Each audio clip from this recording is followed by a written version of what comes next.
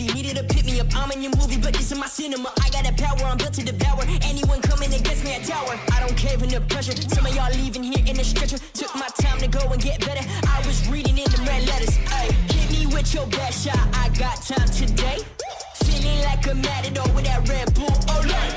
No, you can't stop me, I'm running my own play. For the game win, I came to pin anything that gets in my way.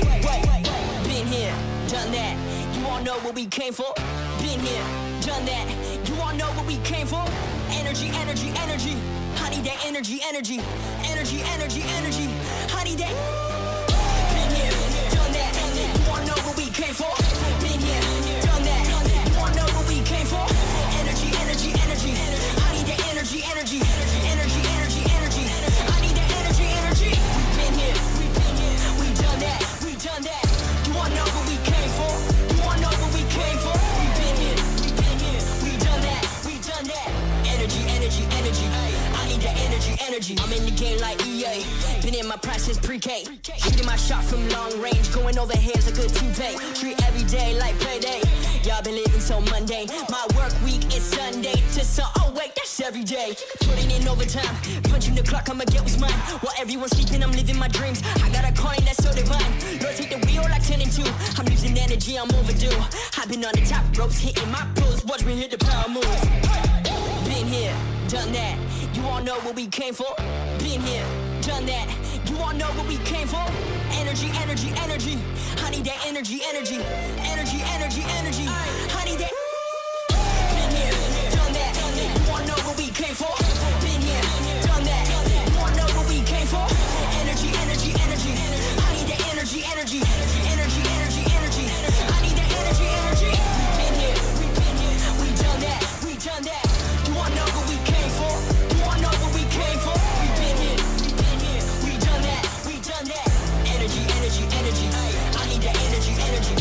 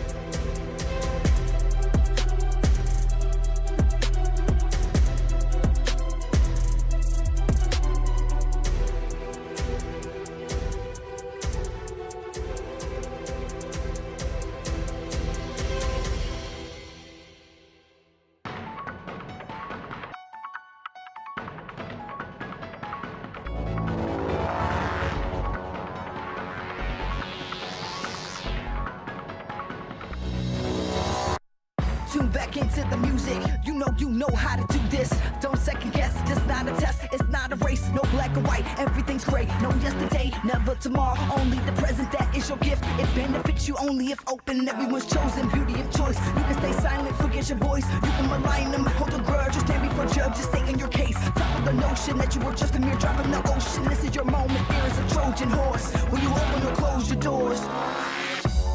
Just when you feel like it's too much, just when you feel like you've had enough, take a step back from the edge and take a deep breath. Dance like you'll never, dance like you'll never, dance like you'll never, dance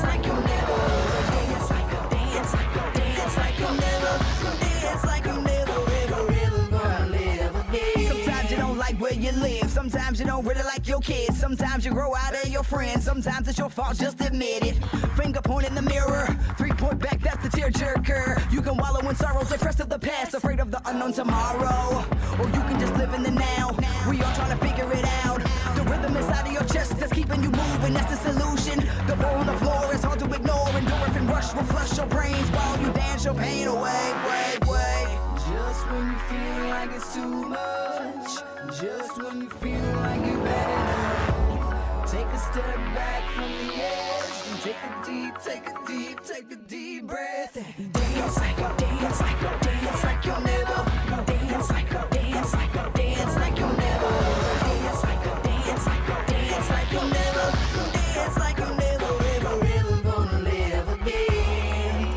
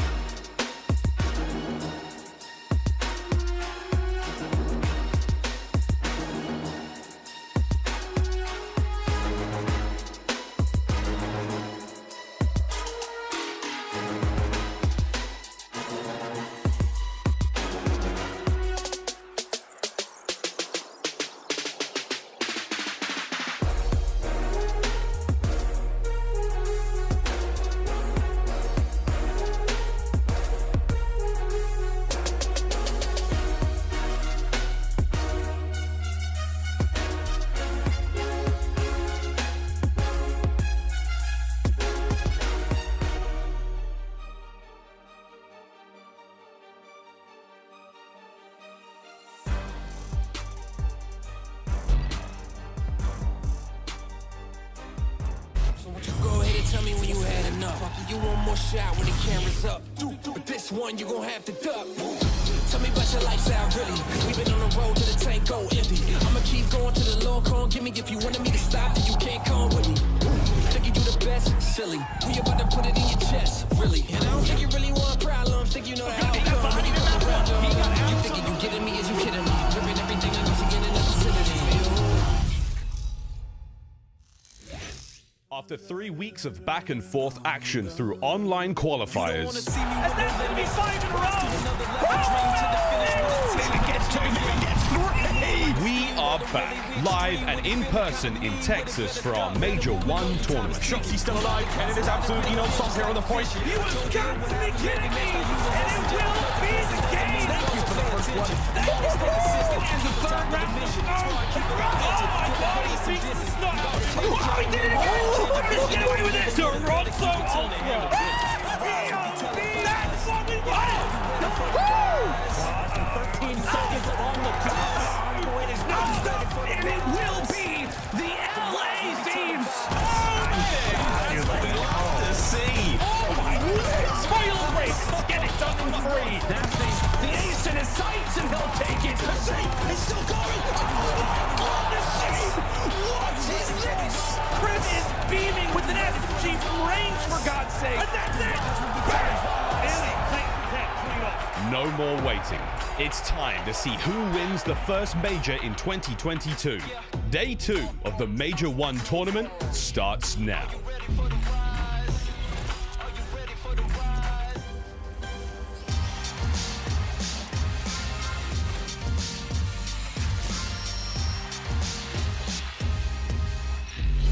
With 4 teams moving forward on day 1, it was almost like it was written in the script with how well it went. The Atlanta FaZe and Simp showed why they're the best to step on that main stage, and the day was finished with a dominant OpTic victory. Things are just getting started, and you can see from the fans right there.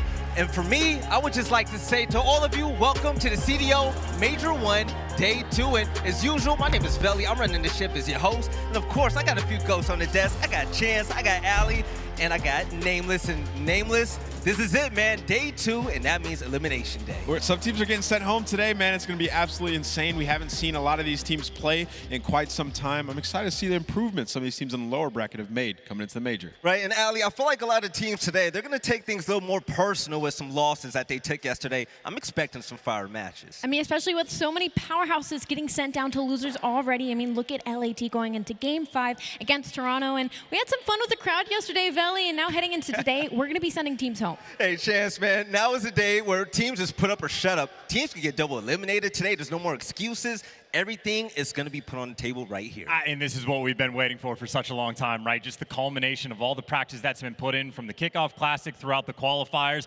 And it's a good time because I'll say these matches are getting incredibly difficult to predict, so I'm just ready for the results. I'm loving it, man. And aLLeY, speaking about the crowd yesterday, you and I had a lot of fun with the green wall when it came to our predictions. Yeah, we was wrong with that one, but this audience was crazy. We had a laugh, right, guys? But, I mean, it was only day 1. You can see it here. Everybody was going nuts. The entire stadium lit up green. And, again, that was only Thursday, guys. We have 3 more days to go. Yes, and speaking of the days to come, the bracket is going to be fire. Me personally, I'm loving today, but Saturday is going to be crazy for the simple fact that we're going to see FaZe, who beat the Boston Breach, facing off against OpTic, who are so hot after beating the Seattle Surf. I mean, that is such a spectacular, just round 2 matchup for both of those, right? FaZe OpTic, you can literally never complain about that. And especially, we're in 2022. Yeah. It barely feels like it. The last time these guys faced off against each other, I mean, what, 3 years ago, back in 2019?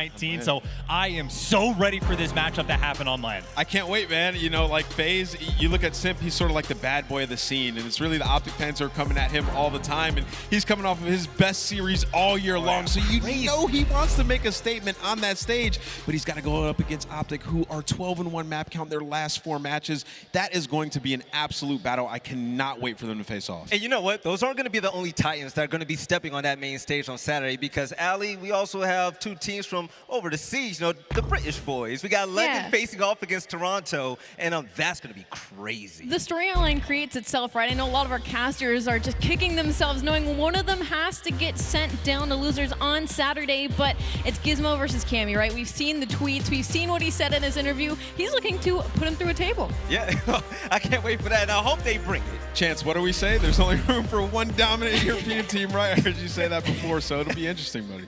Right. Now, let's go ahead and take a look at the matches that will go on today, because yesterday we had a stacked schedule, and today is going to be even better. We're going to kick things off with the Los Angeles Guerrillas facing off against the Minnesota Røkkr. I can't wait for that one. But also, the LA Thieves are going to have a hard time because they're going against a team chance known as New York Subliners, who I think are going to be really looking for that big win. It'll be interesting, right? I think if you're looking at like Paris Legion and even the Subliners, they've sort of looked like the pushovers of the league, but both of those teams have made the roster changes. They've had that extra time to practice, so I think it'll be super interesting how this can play out, because even when I'm looking at the LA Thieves, right, their hardpoint, godlike, arguably best in the game, or certainly among the top, but that's not true for every single game mode. They absolutely have their weaknesses, and if I'm the Subliners, I am staring at those weaknesses, looking to explode. You know what, Chance, I respect that you're even giving them a glimmer of hope. It was two powerhouses that they were either going to face against, LAT or Toronto, and honestly, I think they got the worst of the two. New York Subliners is 0-9 in hardpoint map count. LA Thieves is 10-2. That is two maps of the series basically chalked across the board, and they've already been struggling with search and destroy and control as well. I don't think it's going to be a good day for them. Well, you know what, Envoy, we actually got some time to go ahead and talk to him, and he tells us all about the loss that happened yesterday, which was really upsetting, right? It could have gone either way, but also the mindset heading in today. Let's go ahead and take a look. Here with Envoy, the LA Thieves made a tough loss yesterday, a stressful series. How have you regained and how are you feeling coming into today? Feeling great coming in today. Obviously, Toronto is a really good team, and we lost 2-3-5 to them. We're the best hardpoint team by far, in our opinion, and we're going to keep trying to make strides in that, but we really have to take a search if we want to win these series. I think everyone agrees. You know, the hard points have been exceptional. The search and destroy is a little hit and miss for you guys, obviously. How's control going for you guys in terms of the tournament, like looking forward? Is that a game that you're worried about at all? Control's been really good for us in practice. One thing that has looked for us in practice is that Tuscan was better than Gavitu, and Toronto was 2-0 in Gavitu yesterday, and we beat them twice on Tuscan. So I saw some people questioning that, but we were super confident that we could beat them a third time, but obviously that was not the case. New York up next. How are we feeling about this one? They're not looking that strong coming into the event, but anything happens on tournament day. What are your feelings? Feeling great. I mean, we're all still super confident. Obviously, Toronto was a hard matchup for round one. But as long as we, get a 2, 3, or 5 win, I think we'll take the series. Love to hear it, mate. Well, I wish you the best of luck. Thank you for chatting. Good luck in your match. Veli, I'm pretty sure I saw Octane warming up on League of Legends in the background of that interview. They are getting twisted heading into this match. They're going to get twisted at the end of that game if that keeps up too, right? Absolutely. That's the ritual, man. Those guys are vibing. They got the music playing. They have good chemistry out of game. Well, actually, they were talking about their struggles. Let's talk about that matchup. And aLLeY, the thing is, New York are looking to capitalize on that big LA Thieves loss. I mean, they're on a very big slippery slope, though, across the board. They had a rough schedule, to be fair. Seattle, LAG, LAT, Boston, Atlanta. They ended up taking the dub over Boston, but this is one of the teams that made a roster change very, very early in dropping Neptune, picking up Royalty, and we have yet to see that kind of elevate them to the next level. So Royalty is definitely going to be the player to watch heading into this match. This is a rematch up against LAT, but again, they've been struggling so much in hardpoint across the board, last 8th, 11th. It is just not looking good for them. Yeah, if you look at the statistics, it's a little bit of a smaller sample size for Royalty versus Neptune, but it's identical, their individual stats. So really, it's a team thing. These guys in hardpoint, they're making the wrong decisions. They're slow on rotation. They're not able to break. They have to revamp their entire hardpoint game. We see them making moves, new head coach and things like that. So maybe we'll see a difference here on that stage. Hopefully, honestly, I think that's going to be the most popping match of the day. But let's also talk about Boston versus Florida. And Chance, you said it on the desk. You made a prediction before the match went down, and you said, man, it's not going to be even close when Boston faces off against FaZe. And to be fair, Boston did kind of hold their own. It was no slight against Boston when I made that call, right? That is just all the props in the world towards FaZe. I think Boston's match against Florida maybe one of the most difficult ones up to date to predict, potentially the entire tournament. Very comparable. I think Boston has been a very solid hardpoint team. At times, an incredibly strong search and destroy team. Of course, their control has been lacking, but it's one of those things, if they find those improvements, we know they can have those pop-off moments. The team, like, they have the mix. And considering this is a squad that came in 12th, right, is a new squad that had to get built. They had to make their squad after every other team got organized. They got dealt an incredibly difficult hand. So, in all honesty, I think the bigger story for them is how successful they've been. That being said, you need to actually start getting these wins at the major, because a tough loss today could be a dagger. Well, hopefully they can bring it, because the team that they're facing off against puts up a fight against just about anybody out there. The Florida Mutineers and aLLeY, and their journey here so far, we've seen good things and bad things as well, such as Vivid and whatnot, but Florida, I feel like they can pull away with the win. Well, Florida only has 2 wins right now, one of them on Paris Legion, which we've kind of been writing that off, but they are coming off a hot 3-0 on Seattle Surge, which was actually pretty high in most people's power rankings, so they definitely are on the high road heading into this matchup, but I have yet to find the vibe with this squad. Vivid, even though he has been having these crazy engagement maps, overall is still negative in KD. So a lot of this team is they're getting a lot of unimportant kills. They're having a lot of small streaks, like the 4 rounds straight in Berlin S&D, but they have yet to actually win it. So Florida, they need to find the consistency somewhere. Yeah, I don't really mind, you know, Vivid having a negative KD. He's #1 in hardpoint engagements and damage. I think he's been doing his job for this team. I really, it's just a teamwork thing, and maybe his KD will get a little bit better. But for Florida, they had a tough schedule, right? Like a Thieves loss, an Ultra loss, and then coming off of the hot win versus Seattle, they looked way better. And one player who stood out to me was Dave Patty. Had incredible series as the main AR on this team. It's going to take some time for him to get comfortable. We've heard he's the in-game leader in some of these situations, so that takes time. And what we see out of Florida is they do have a very fast pace. Sometimes they just play a little bit too individual. So, you know, maybe a little bit of the same as last year where they were just really inconsistent, but when they do hit that top level, they can play against the best of them, man. So they have upset potential. And speaking of which, Florida Mutineers, they 3-0 Seattle Surge for the last game before the major, right? And Seattle Surge lost yesterday 3-0 as well, aLLeY. It was not looking good at all, and they didn't stand a chance against OpTic. This doesn't look like the same team. It's mind-blowing, because even though some of the devs predicted OpTic to win, all across the board we were like, we didn't think it would be as 3-0 fashion as it was. So Seattle Surge has continuously to struggle. They are 0-3 right now so far, and coming into today, it's do or die, right? It's elimination day. Seattle, if they lose here, that drops them so far, I feel like, in stock when it comes to where they were. Everybody was expecting them to be top 6, top 4, and now they're 3 losses straight in a row. David, you're right, man. I think it's a trap game because they're facing off against Paris. And aLLeY, you were talking about it earlier on, how this is like a honeymoon phase period. And Chance, I'm going to come to you for this one as well.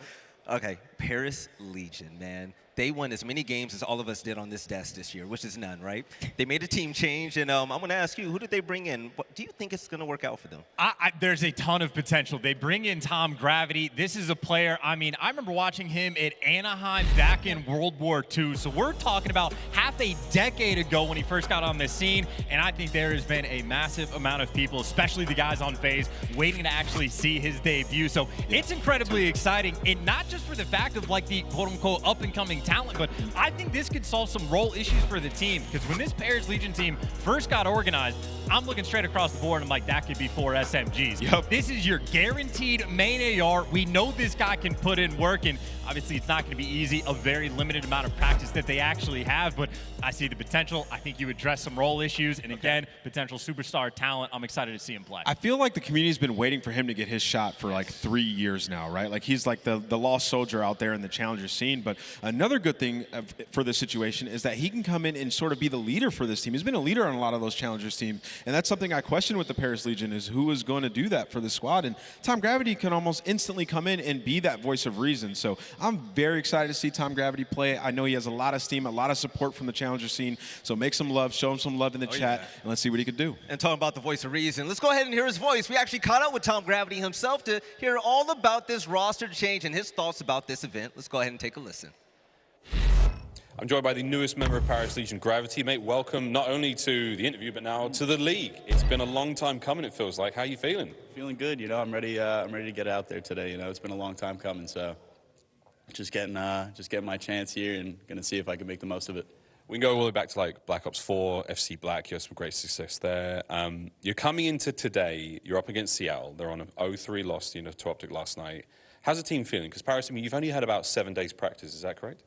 Yeah, it's been a good 7 days, though. We've been getting better every day, you know, seeing progress with the team. And they're all players I played with before besides Don. I've known Don forever, though. But John and Fellow and I have had success last year. And I think it was just picking back up the pieces and just getting together again, you know. So mate, it's going to be exciting. Obviously, you're playing Seattle today. It's going to be an interesting one. They come off a 3-0 loss. What's it going to be like going up against not only a team like that, who are quite exciting to watch, and you've got a lot of fans now, it's also your ex-teammate Sib. How does that feel? Yeah, that's my brother, you know. I teamed with him in MW and teamed with him last year, you know. I've known him forever, and even Sam Phoenix, their coach, was my coach last year. So definitely have a couple friends on that team, and definitely excited to play them and take them out of this tournament, yeah. Well, mate, I love it. Good luck today in your game. I cannot wait to see what happens. Hope you can turn the ship around for Paris. Best of luck. Thank you.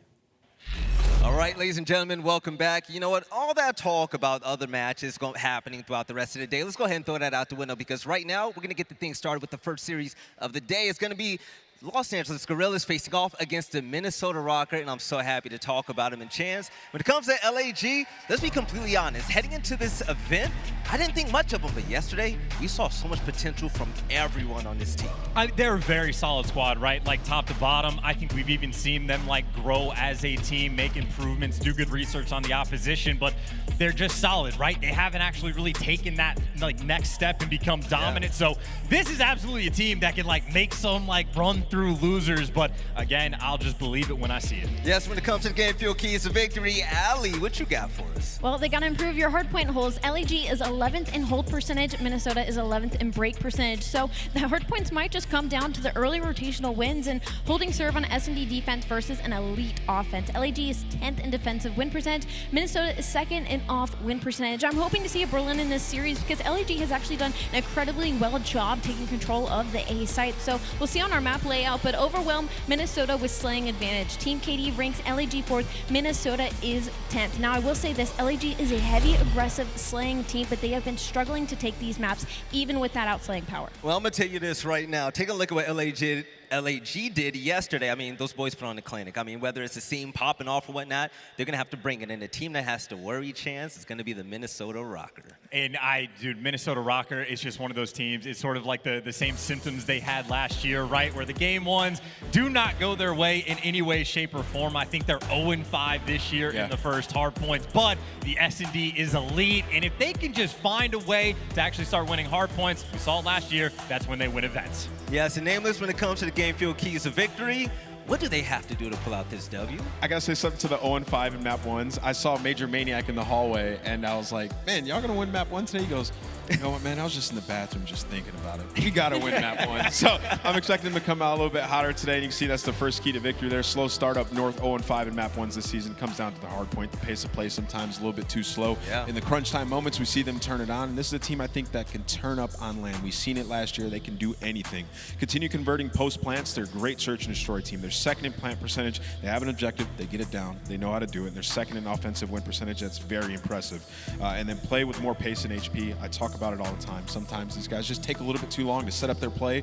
It's a communication thing. It is good teamwork. It just needs to be faster, right? More trust in each other to go ahead and make the right play. So we'll see if they make those improvements. I think they can make that change of pace happen, man. But when you were talking about this team turning up on land, it's time for us to turn up with our talent pick'ems. You guys already know the deal, baby. So on me, of course, I'm gonna rock with LAG because of the simple fact when I saw Gunless and Slasher doing their thing yesterday, I really liked it. And seeing Gunless have moments like that, it pushes this team up another level. So I'm thinking it's going to go to a Game 5. Chance, what you got? I mean, if you're thinking it's going to a Game 5, I might not necessarily disagree with that, but I'm definitely thinking Minnesota for that one, right? Like, it's got to be the Røkkr. 0-5 record, I don't think is going to continue.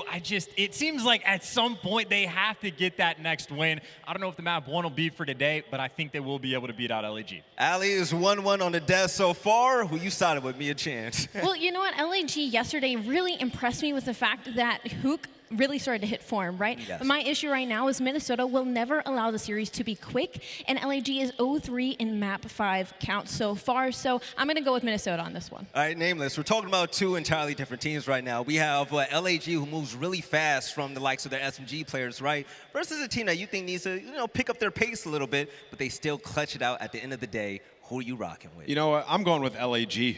What I saw yesterday were some necessary improvements in control and search and destroy. The hardpoint, you know, took a dip in performance there, but Asim not losing the series. I think he's taking this W. He's not going home empty-handed. Not at all. Chance is the guest analyst right now. If there was a player to watch in the entire lobby, who are you putting your top dollar on to perform the best? Oh, to perform the best. Well, so Priestahh is the guy that I'm watching that like I want to see step it up, but actually perform the best. Standy's never a bad pick, and I think Asim, honestly, the great call. He's been great on like revenge tours. Whenever he gets dropped and plays them the next time, he did it to Minnesota originally. He's done it to the Subliners as well. So maybe that little extra fire that he has will give Asim that edge. All right, aLLeY, also when it comes to LAG, I mean, do you think they have it with them? Because, okay, my honest worry about this roster, take a look at some of their star players. I mean, Asim going 2-7 yesterday, still finishing super positive. Now, if that drastic turn doesn't happen mid-game, I think it could look bad for them.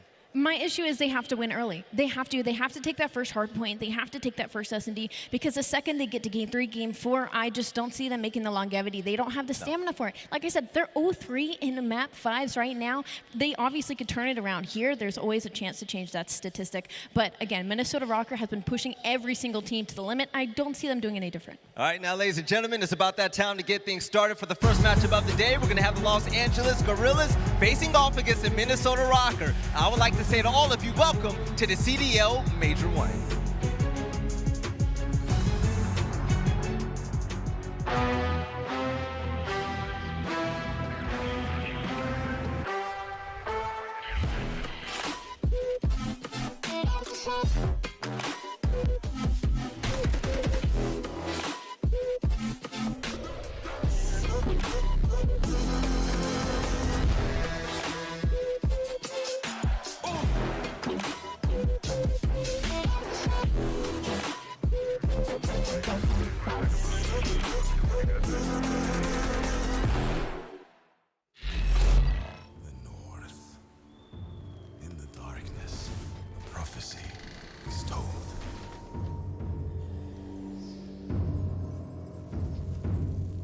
Four warriors. Confronting them like challenging the winter itself. The snow that blinds you gives them strength. And the ice belongs to them. Prepare yourself for a cold wind blows.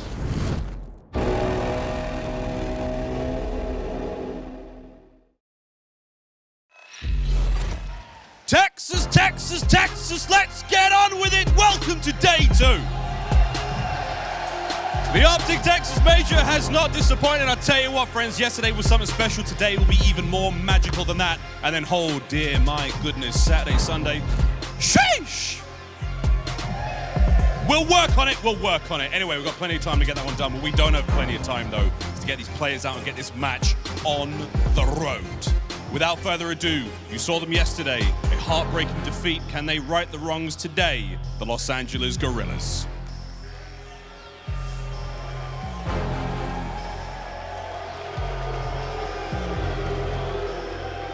Slasher, Asim, Gunless, and Hook. With boos and cheers, the audience is currently mixed. And I'm going to be completely honest. From what we saw from LAG yesterday, all eyes are going to be on Asim and Hook, because to me personally, I feel like they could kick it up a notch a little bit. And Miles, the Guerrillas are looking to come back even better today. Well, they have to. We're in the lower bracket now, friends. That means losers are going home. Now a team we're going to welcome for the first time their debut here at the Major. Ladies and gentlemen, Minnesota Røkkr.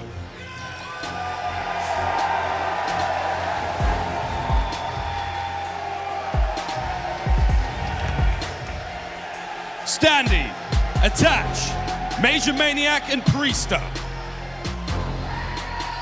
And from the cheers, it looks like the crowd chose Røkkr. This team, it's the Battle of the Purple, right? But I'm looking at MajorManiak right now, with everybody in the league knowing that he brings that veteran leadership and the fact that he's played with some of the best out there. The fact remains that this guy knows how to win, and seeing the Røkkr on the main stage for the first time, this event, Chance, are ready to get the games going.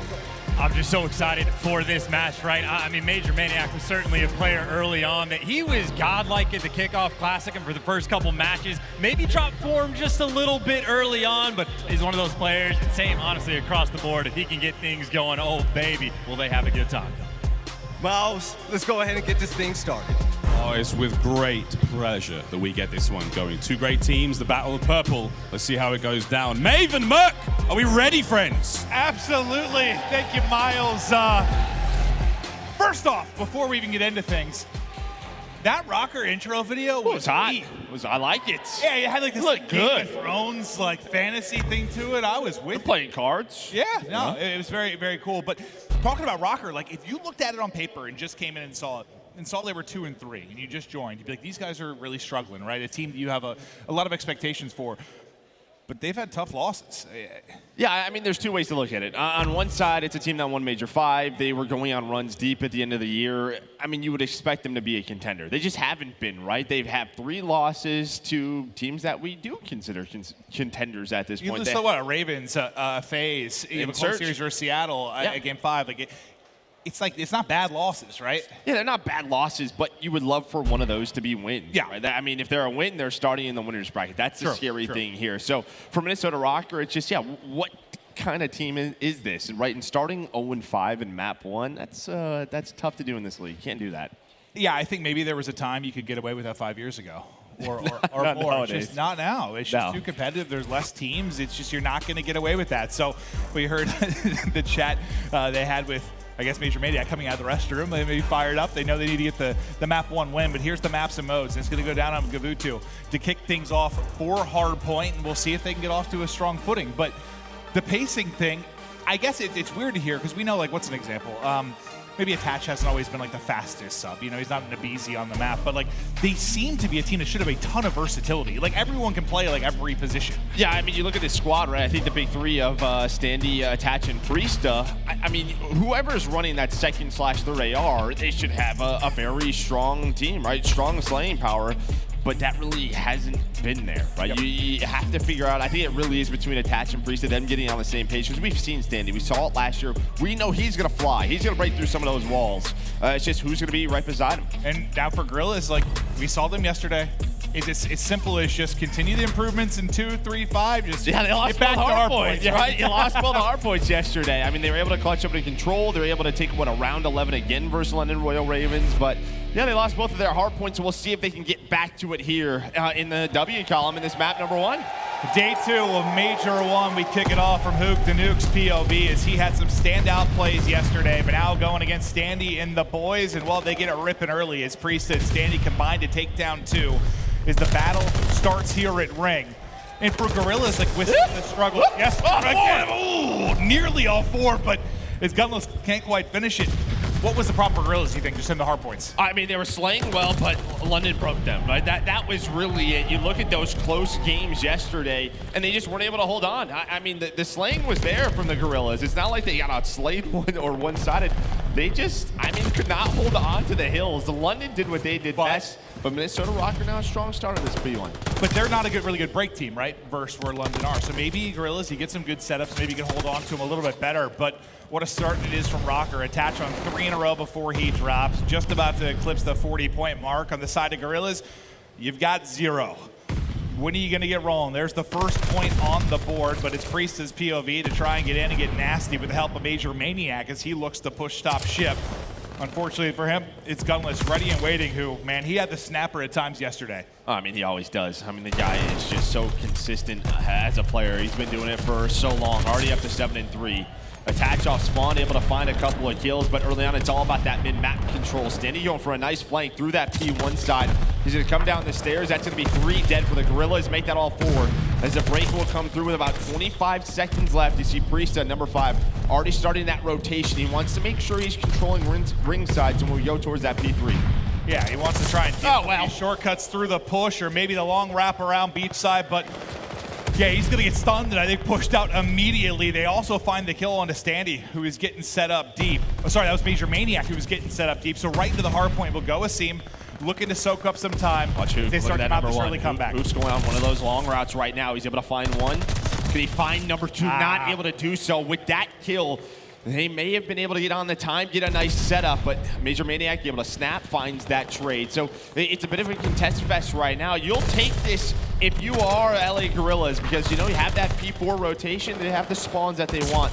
But Standy off spawn, trying to do what he can. Well, this is where the rotations change a bit, right? Like, you've got some pretty short rotations, 1 through 3, but to 4 and then to 5, it can be a hike. You can really punish teams. Oh, it's a hike. I mean, we all know it, right? Playing range, just watching the CDL at 20, 30 seconds across this map. It can be difficult to do so.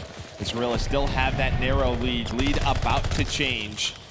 But now the focus on that rotation. Priestahh trying to get cliffside control, not going to happen. Next step's going to be attached, as the Guerrillas going to try to get set up as they can. Well, this is one of those examples maybe yesterday where if you're Guerrillas, you're in a pretty good spot, you just weren't able to hold. This is where you need to rack up a lot of time. You've got the good position, but there is a big push coming in beachside. You see at number 6 and number 8, MajorManiak and Standy starting to work up, but the cross is there from Gunless, and he's able to hit the shots and start to punish the aggression, but it's Priestahh with a lovely double. Just tries to hit that gap, but is that an opening for his teammates to now get in? Yeah, and to me, that's good enough. I mean, those are those sort of the communication between LA Guerrillas. They have to know what is open. Where could someone be sneaking through? They get into the point. They're slaying from the point right now. Slasher trying to do what he can. One of his teammates is going to push all the way through for that next rotation. But yeah, it happens again. It's a 2-piece from Priestahh. Opens up this hill. It's what we talked about, a break that LA Guerrillas, they have to work on that. It is just a weak point from what we've seen here at the Major. And if that happens with like 15 to 20 left, sure, not a big deal, not right? 45. Exactly. It's just too early. You'll take that a bit later. Now look at that number 5 though. In Priestahh. He's going to do it again. He's got the deep wrap around as he's trying to make the play. Minnesota trying to get huge. They built a bit of a lead here. I want to hear the comms as the pinch is about to come in. Let's go to a listen-in with Minnesota Røkkr. Pick up here, side. I'm needing time. Go on, quick challenge. One time. Top right green. Go. Top green. Yo, run up on the guy, time. He's one shot, dead. Nice. Top green. I did it. Yo, what's T2? T2, guys. Last guy T2. I got 3. Nice, good job. Take your time. Look at it close. I need your heal. I'm nading over. I'm gonna rotate your top down. Pitch back green. One shot on time. Nice, good shit. I got one. That's us. Yo, look at the cross. Good time. I'll look at the cross. I'm top 3. I'm at ring, guys. I'm at ring. I have the cross. No. Shut up. It's crossing deep. Crossing deep. I'm jumping off. I'm helping you. Stun deep. Dead. Play for them. They have to go beach. Okay, I don't have beach. You need ace him deep. Yeah, I'm dropping them. Hold on. They can go my ring stairs. Don't go my ring stairs. Deep one shot. They can be up close. Run. Yeah, close. Ace him. I have outer. Our side outer. They're gonna be looking for me, guys. I'm gonna try to stay alive. Did you kill the guy mid? There's one team. T1. Coming back up our side. You press hold. I'm nading outer. Yeah, just stay in circle. We got their side weak. I'm in circle. I don't see him. Circle. Our side, you. Seps. Yeah, our side, you. Slasher, me this side. AR. Nice, let's go. I'm behind him. Someone need to help me heal. Yep. Go home. I'm here to help mid. There's 2 tower, Dill. There's 2 tower, okay? And Preston is getting fired up. Priestahh on 6 in a row. You heard him at one point just shit on. Like, he is fired up. He's making the plays. And, well, they got the lead. This is the intensity you would want to see, right? 0-5 map 1, just trying to get this figured out. And that's called bringing the intensity in the communication. I think we know that these guys, they've been playing on the main stage for so long. Attach, Priestahh. And, you know, sometimes it's like, you know, backs have to be up against the wall. But this is a little bit different here in the game 1. And you see the slaying coming out. This is what we wanted to see. 3 ARs. You have such strengths across the board. Priestahh's on a 7 spree now. Attach almost up to 20 kills. And, well, a 70-point lead. Did you hear anything listening that maybe you didn't love, though? Like, there was a little sequence there around ring where I think a timing might have got mixed up a little bit. Yeah, but that just happens. I think the big thing was you just heard the intensity from those guys. Yeah, and you got to love that, 100%. You've just seen what these guys are capable of. You know, you're never out of it. They have some of the greatest come-behind victories of all time, but right now it's them holding the lead, up 50, 30 to go on the hard point. Is Guerrillas slowly working to climb their way back as Slasher is soaking up the time, as Priestahh keeps the gunny hot, finding one on the gunless, and that's the hot hand you need to slow down. I mean, gunless was really carrying the slaying load completely on the LAG side. Yeah, I was gonna say that's a big break there for the Minnesota Røkkr. Just slow this down. Gunless almost does find the second. Hook on this rotation, you gotta try to get pushed up towards this ringside. This is actually a good setup already for Guerrillas. With Hook in this position, he's gonna be able to cut off the reinforcements, and this is gonna be some good time early on. I mean, these next two kind of decide the game, right? Like, you just can't give up a big break. Yeah, but Priestahh, he's got that spree. He's got the glide bomb. 3 go down for Guerrillas. The last one is who? Trying to hold the line, but Major with a beautiful shot, and well, they're in the hill. Yeah, that might be the break. You get the streaks beautifully from Priestahh. What a use it is. And then the rest of the teammates come up clutch. And now, once again, behind the break, just soaking up the time over the 185 point mark.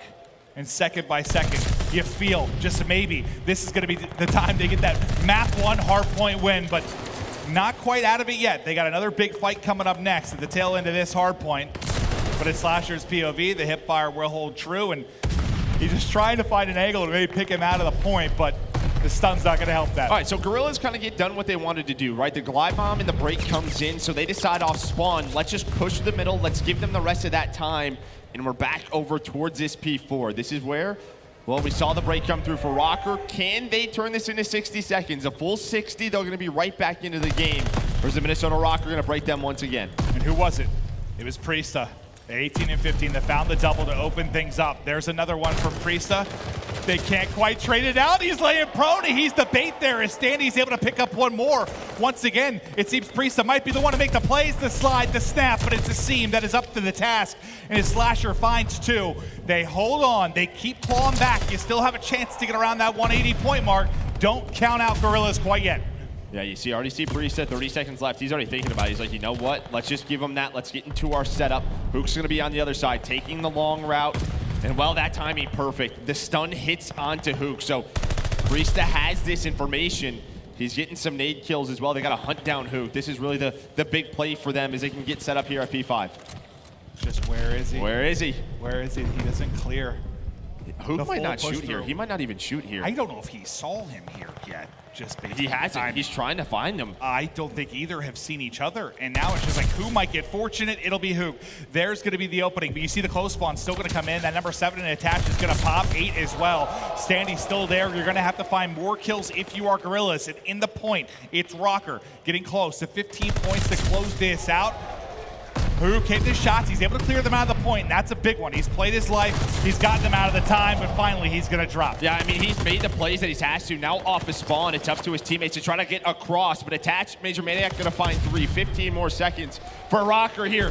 Maybe they're going to win a map 1 here at the Major. They're finding all the kills, the slaying. Just so darn good across the board for them. You heard how fired up they were. Is attached now. The 30 bomb in the books. The final second there as well. And Røkkr, they can win a map 1.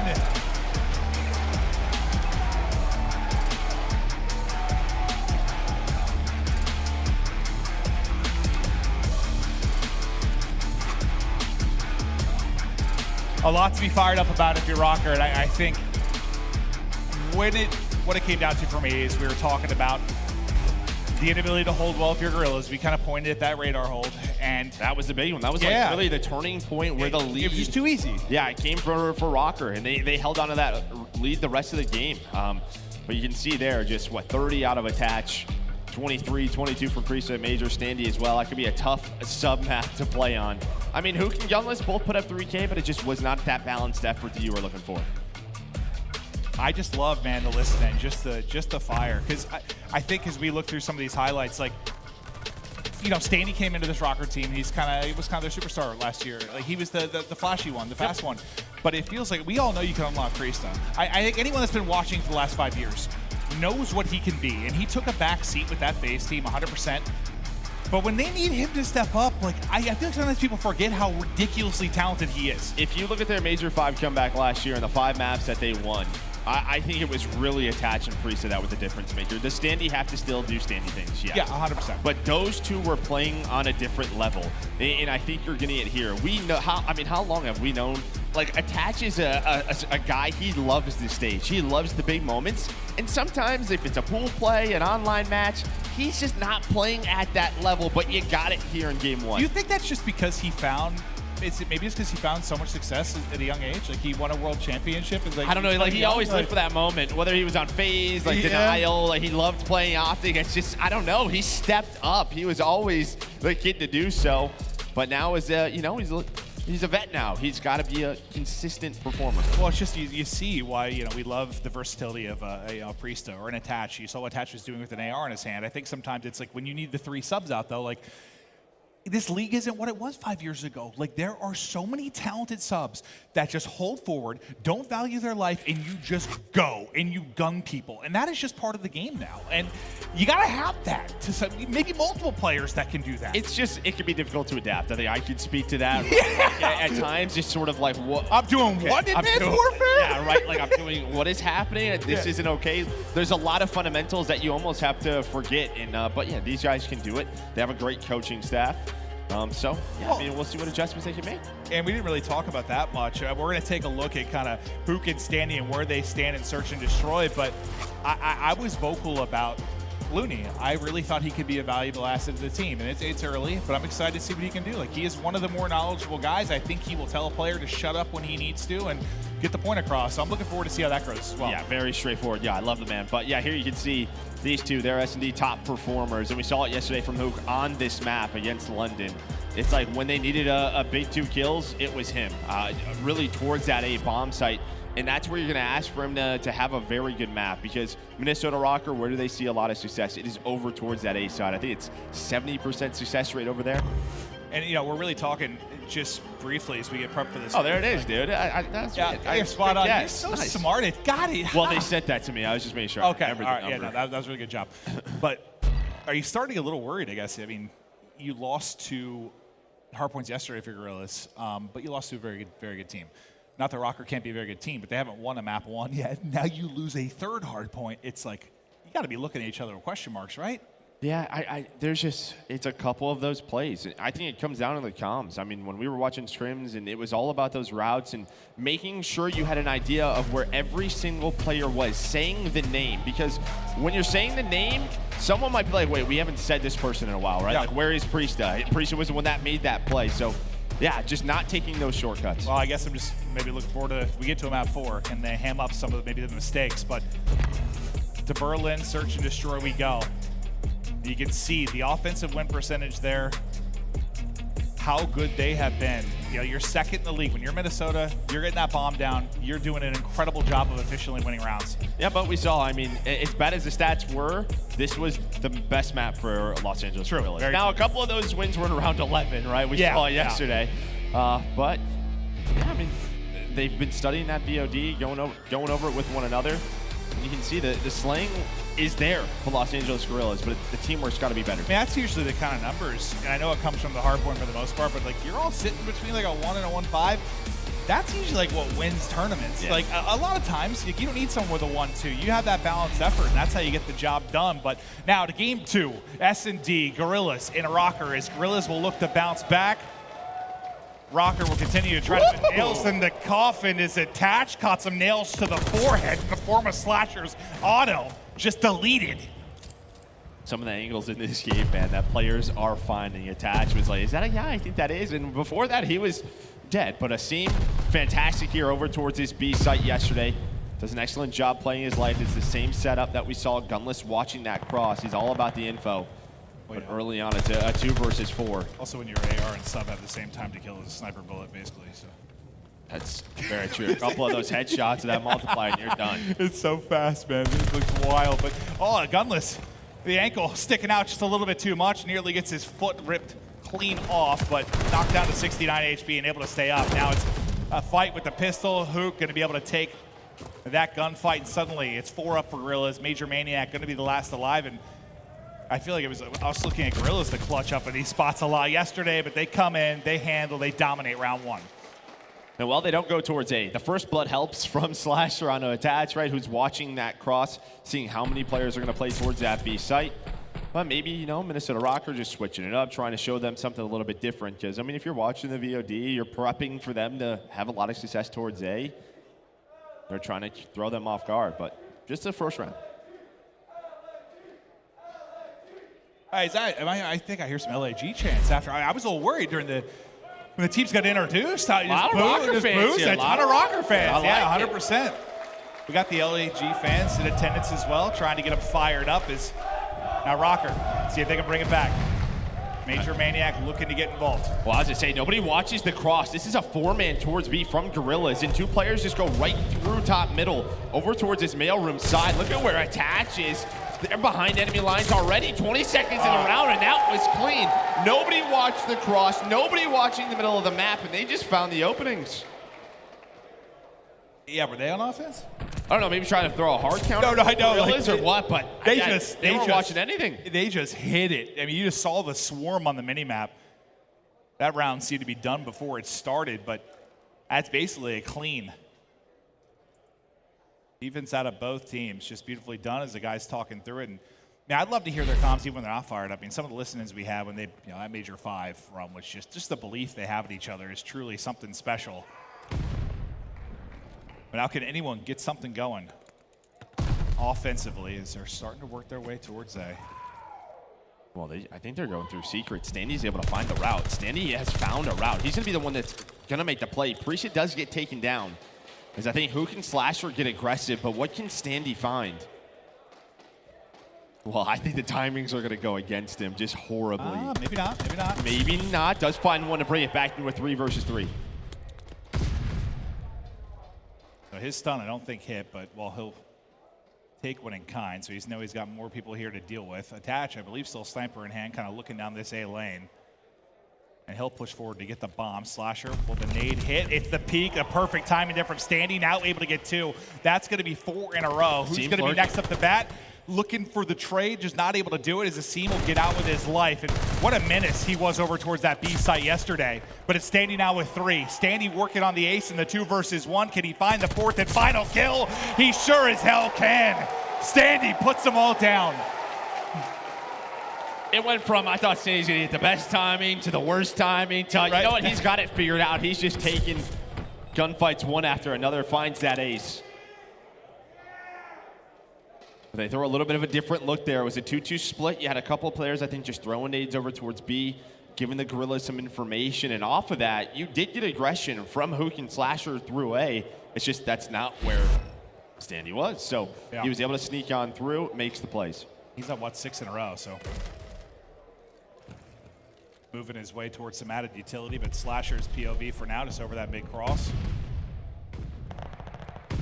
Somebody watch mid this time. Yeah, that's good. Yeah, that'll help. That'll help. That's gunless. Now with the pick, is a swarm not going to quite be there. The kill will come through on that B bomb site. Now they'll try to work the plant down behind it, and it's Standy just trying desperately to find a freebie, find an opening. But now you can see that setup as Guerrillas took the wrap deep, find their spots. Yeah, they find that first kill on a Major, and there's no shots that coming down the cross, so they get the bomb down, and you see Hook and Slasher immediately back on up. They know where the push is coming from. It's through this flank towards the warehouse side.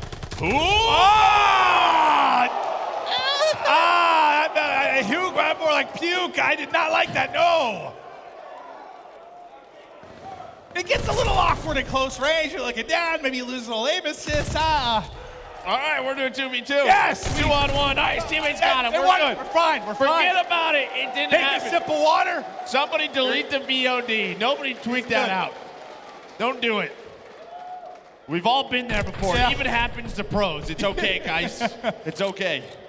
Those are always, honestly, I don't know what it is. He's just sitting there like, yeah. Did anybody see that? No. All right, good. All right, we're chilling. Guys, I lost the fight. No, but for some reason, when it's like close range, I'm looking down. Like, that is where I get screwed up all the time. I don't know what it is. You got pre-fire, dude. So lucky. Oh, yeah, no. Hacker? Oh, okay. Round 5. Standy's crazy stretch will come to an end, but still to his POV as he's sitting at 6-2, and he's trying to get nasty. Inside the A point, just looking for an opening on Slasher, and now to work the plant down, but peekaboo. Up with the hop comes Slasher, able to pick him off the site, but the trade is through, and the advantage will go their way. Now to a 3v2 for Røkkr, bomb in hand to MajorManiak. And this is where they go. This is where they find success. Over towards A. Happened last offense. And I mean, listen, we saw it yesterday. We know Slasher and Hook are going to be in the area. They're going to be playing sort of duo setup on the outside, but Asim busts on through, able to make this a 1v2 for Gunless. And he had his fair share of moments yesterday on this map when he needed the clutch. When he needed the snap, it was there. The first, he gets behind a bit of cover. Attaches just peek in. He's able to hit the shots. The reach out comes in. They close out the round, but I wasn't counting Gunless out. Well, I think Priestahh's probably telling him, I hit a bullet on him, right? Like, he's weak, dude. Yeah. Priestahh snapped on a Gunless. That kill got a little bit scary, but Itachi, he just has the trade, has the positioning. You know, the shaker is contagious. Yeah, no, it is, dude. It certainly can be.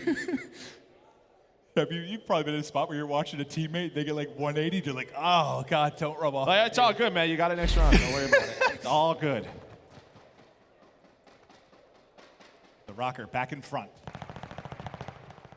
And Priestahh right back to it. There's the first blood.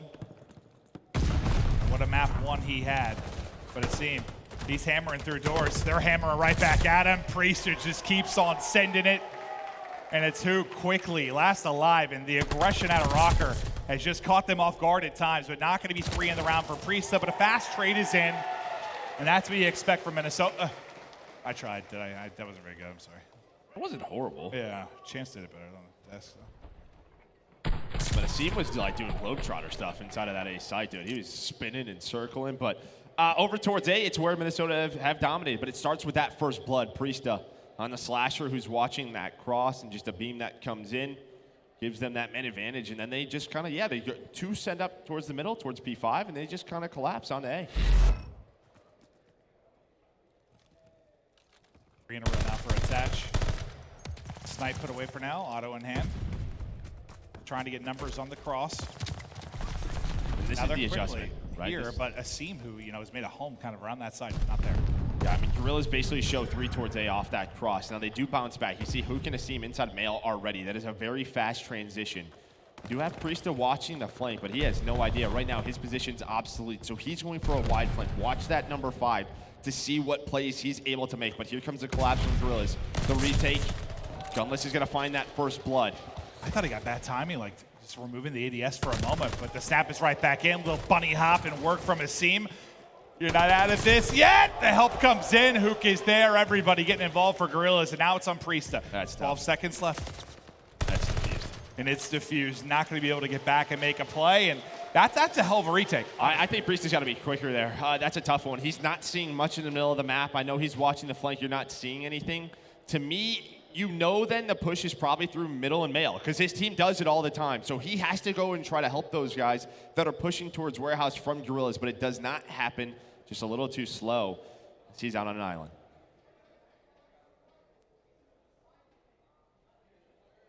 They get the retake. They bring it back, and that's where, like, remember, that's where Røkkr's been so good. Like, they get bombs planted on offense. They've been clinical, really, with that. So really good stuff from Guerrillas in a massive round. I mean, you don't want to be down 5-2, obviously. That goes the other way.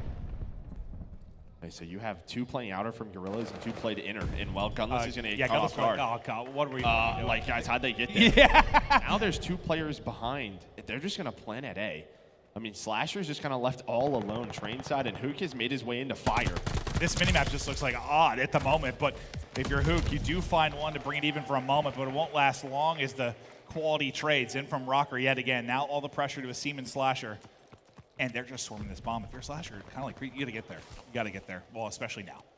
Yeah, they're already on it. He might have an angle for it. He might have an angle right here. Oh! Wait, did he go through? I did. Oh! I mean, it would have been. Might not have mattered. It might not have mattered, but it was set up for him. But, you know, that's just kind of what happens some of these timings when one lane is kind of split into 2 or 3, right, with the doorways and the different pathways. And, yeah, Gunless is thinking, okay, my teammates are A side, like, I'm good from that way. But that doesn't happen. They just push through train, able to find that first blood, and then they, again, collapse. It was similar to what we saw in that previous round. That's depending on, what game and developer we have. Sometimes it's like, it is, I guess, yeah, it's 3 lane, but some of the 1 lanes feel like 5. It's just depending on how the buildings and the doorways work. It can be nuts. And well, the reason these guys are pros, they can adapt every single year. Standy's just going right through the middle of the map. Send it! What is this? He's gonna find the first blood. You have a 2-2 split, and Gunless is just looking at the cross towards B, trying to get into that position. Hook's gonna answer back to turn this into a 3-on-3. It was a frustrating sequence if you're Gunless, just these past couple of deaths, right? Sure are. Like, guys, what are we watching? Are we watching anything at all? It is Gunless. But a chance to take a 2-0 edge right now if you're Røkkr. If they can take the 2v2, now down to a 2v1. It's all on Hook to keep it going. That should be a first, but it's not there. He's able to get the headshot. Now, can he get out with his life? Not going to happen.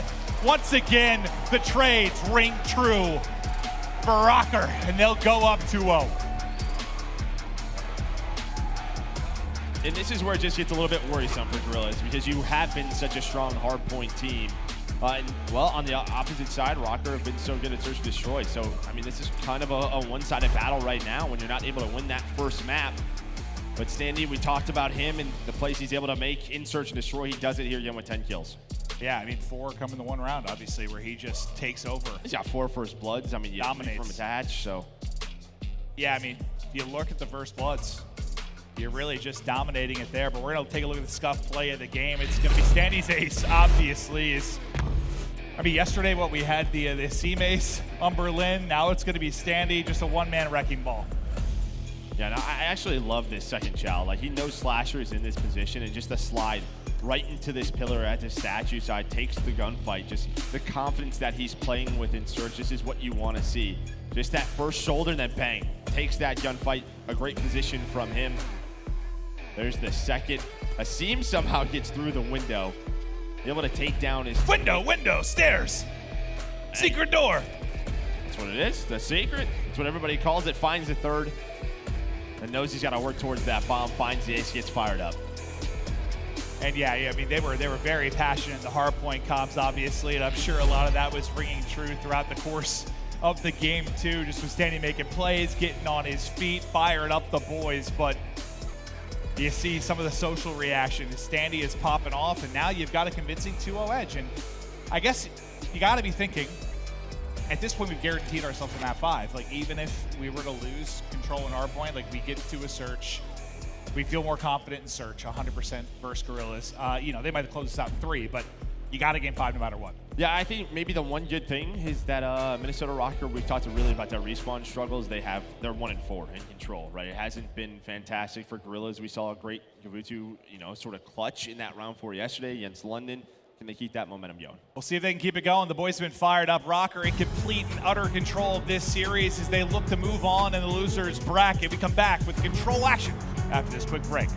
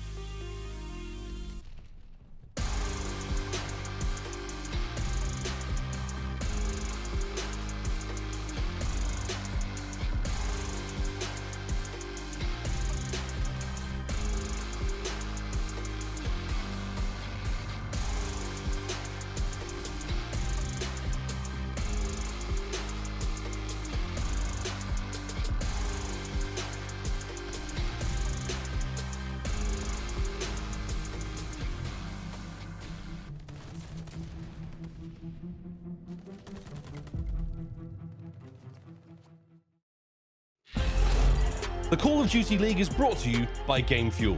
Victory in a can.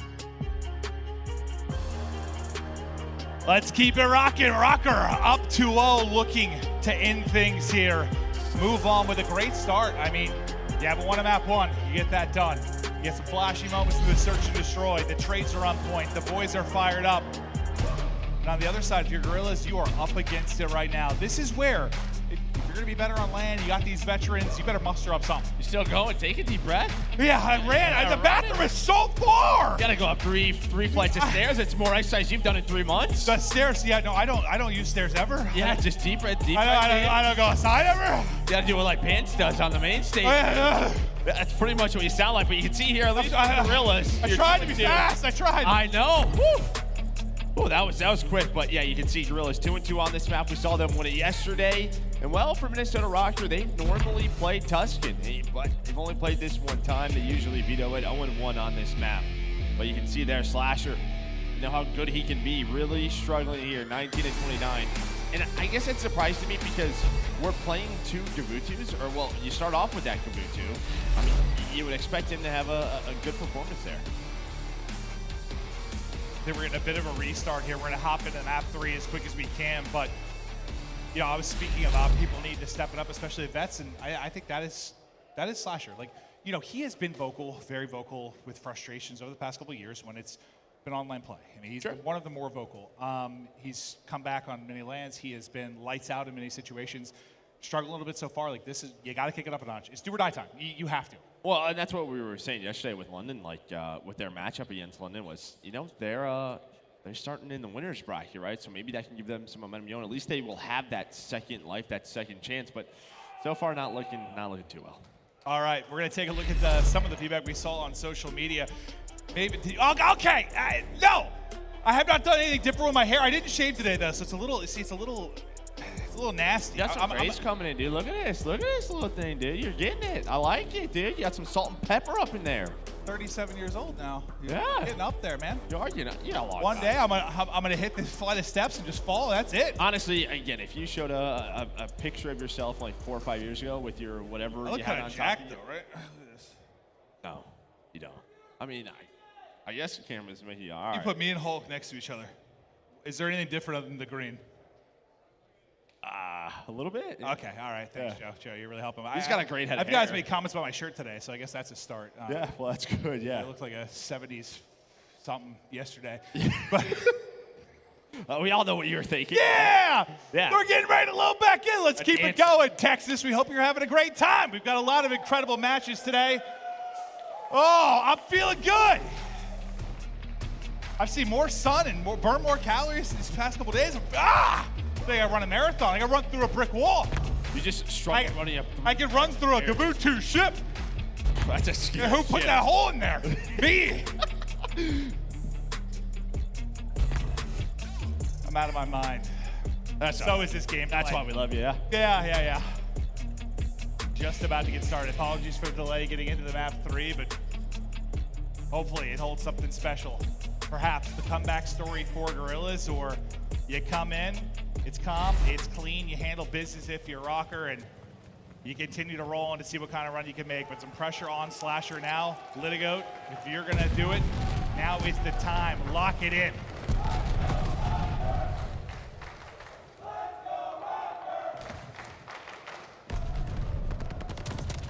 All right, I was getting there, but I mean, yeah, 4 dead right off the start. Priestahh with that MP40 off spawn almost catches Slasher.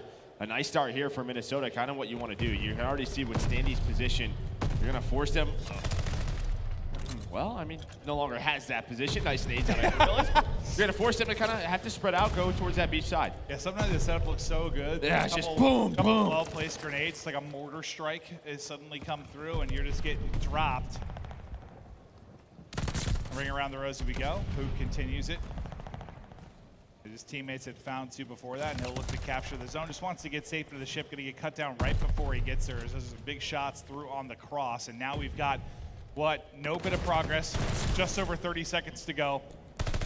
Asim, though, with a little bit of pre-fire, I thought a chance for the third, but the help comes in on the side of Røkkr, and they continue to hold strong. Yeah, you've at least paused the clock for a little bit. But I like that from Hoot, that last life, right? Just trying to get on to B, trying to just slow things down. We saw that from Zero yesterday. I mean, listen, if you can get into that chip, just kind of play your life, be a nuisance, you pause the clock. It's basically everything that you could ask for over towards B if you get some progress done. But so far, so good for Minnesota. Røkkr, you do have one take done, but they're not finding a lot of those kills. They have not established that sort of map presence that you're looking for on offense. Yeah, there's just not a ton of kills all around. You still have 17 lives on Røkkr, 15 on Guerrillas. It'll be a minimal edge, or will it? Now you get in with 1.9 left. You get 3 through, a chance for an extension now. Wrapping all the way around the flank is going to be Standy.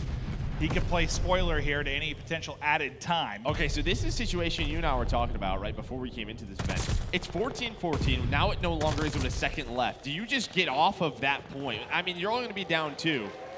I mean, that's not like the worst thing for Guerrillas. With how it currently works, right? Right. Like we know it's going to get back to being objective tick focused, but with the live now, like, yeah, do you just take that as like a right? win? Like, Yeah, all right, even let's just like, post up. Because what if they get that minute extension, then they get put in a spawn trap and they're down 10 or 11 going into round 2. It could be a much different story. Yeah, it's just that's probably percentage-wise, I guess, maybe the smarter thing, because it's the only time it's going to punish you is if you come and then get punched in the face and lose a defense. Then it's a very different thing. But if you would have had maybe a chance, a sliver of hope to win the round.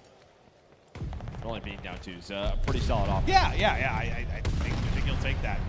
Everything exploding as, Gunless, just sorry, buddy. Your body's all over Gavutu. A little bit on this ship, a little bit on the one by B.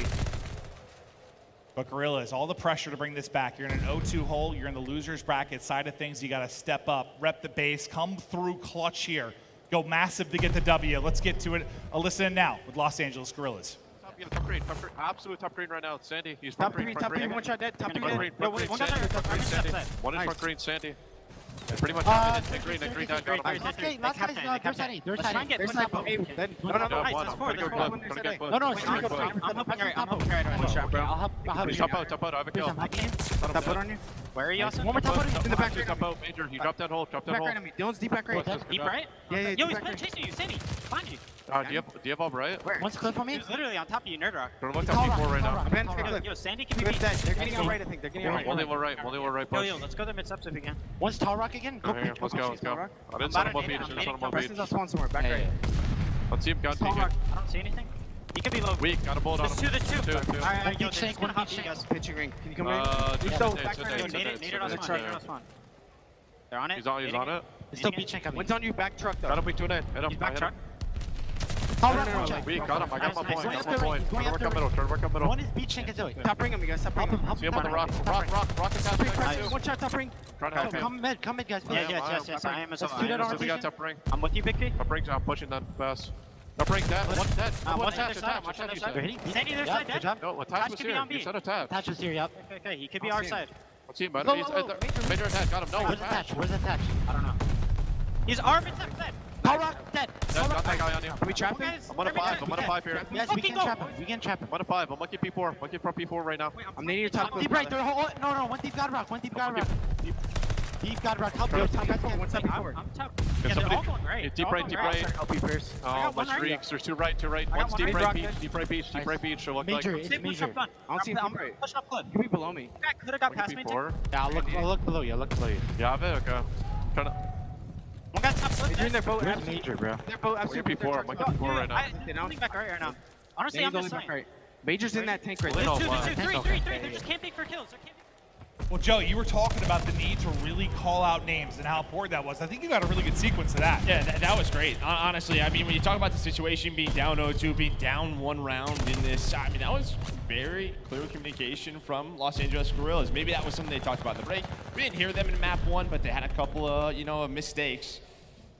But for the most part, they've settled things down to life advantage, so that pretty much has the game tied in terms of that stat. I did like one thing from Major. Sometimes teams, you want to cheat, you want to get out fast. He goes the whole way deep to that rock, and you kind of heard how frustrating it was for them to deal with. Gunless ends up dropping off of streaks. I think he was able to pick off a seam as well. It's like instead of having to watch kind of one lane, it's like you have that extra cut, right? Yeah, just taking your time, right, getting into that position. Exactly. Take your time sometimes. You're not, even though you feel like you're in a rush, the game is fast.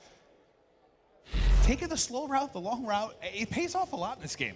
Yeah, I mean, Six and Six would be like, man, this guy's just not really playing at a slow pace, but he's only died 6 times. So, I mean, that's kind of what you're looking for. Is I think across everything, it's a 1 life advantage for Guerrillas in terms of who could have that defense for round 5. But we'll try to keep our eyes on that. And now, for LAG, a much better break-off. They lost both break-offs, I think, in clean 4-down situations in back-to-back rounds. Back over to Major, can't win that one. aBeZy gets the better of it. aBeZy actually gets a second off of that with Priestahh as well. So aBeZy starts to get rolling. That's going to be 4 in a row for him, sitting at 11 and 10, and now starting to work the zone. That'll be the first bit done. Push coming in, hip fire range. Trill will get the headshot behind it and able to dip away with his life. 5 in a row. Looking for number 6. There it is. aBeZy going beast mode right now. The call is in. That's just the shots coming through from top boat, and he's 1 off. That's got to be tough. Yeah, you had gunless streaks on the last round. Now his streaks, right? They would love those glide bombs, right, to break those B setups, or if they need it on a defensive round. It's just, yeah, that extra utility you would have. But so far, you will take this now. They need that second kick towards A.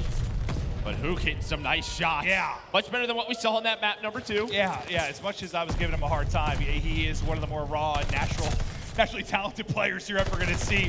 As you're watching a bit of flash and magic right now, is back to work at 13 and 11. Now close to getting his time extension. There's his second bit of work. Is the help there as all the fights are going around green. His teammates dropping all over the place. Is going to bring the pressure to him, and after the first chow is good, he falls to Slasher. Still here trying to recenter desperately, but next thing you know, you got 2 in front of you, under 30 seconds to go, and still need to finish A if you're going to try to, and you see that killing spree pop up for attach. Yeah, I think that's really frustrating, though, too, because Gunless and aBeZy were in a great position watching the front cross from green into ship. You had, I think, Gunless that was pushed up all the way towards the outside where P5 is. Yeah, you had one player in the middle of the tank. I think that was aBeZy. And you think they would have those crosses, but that does not happen.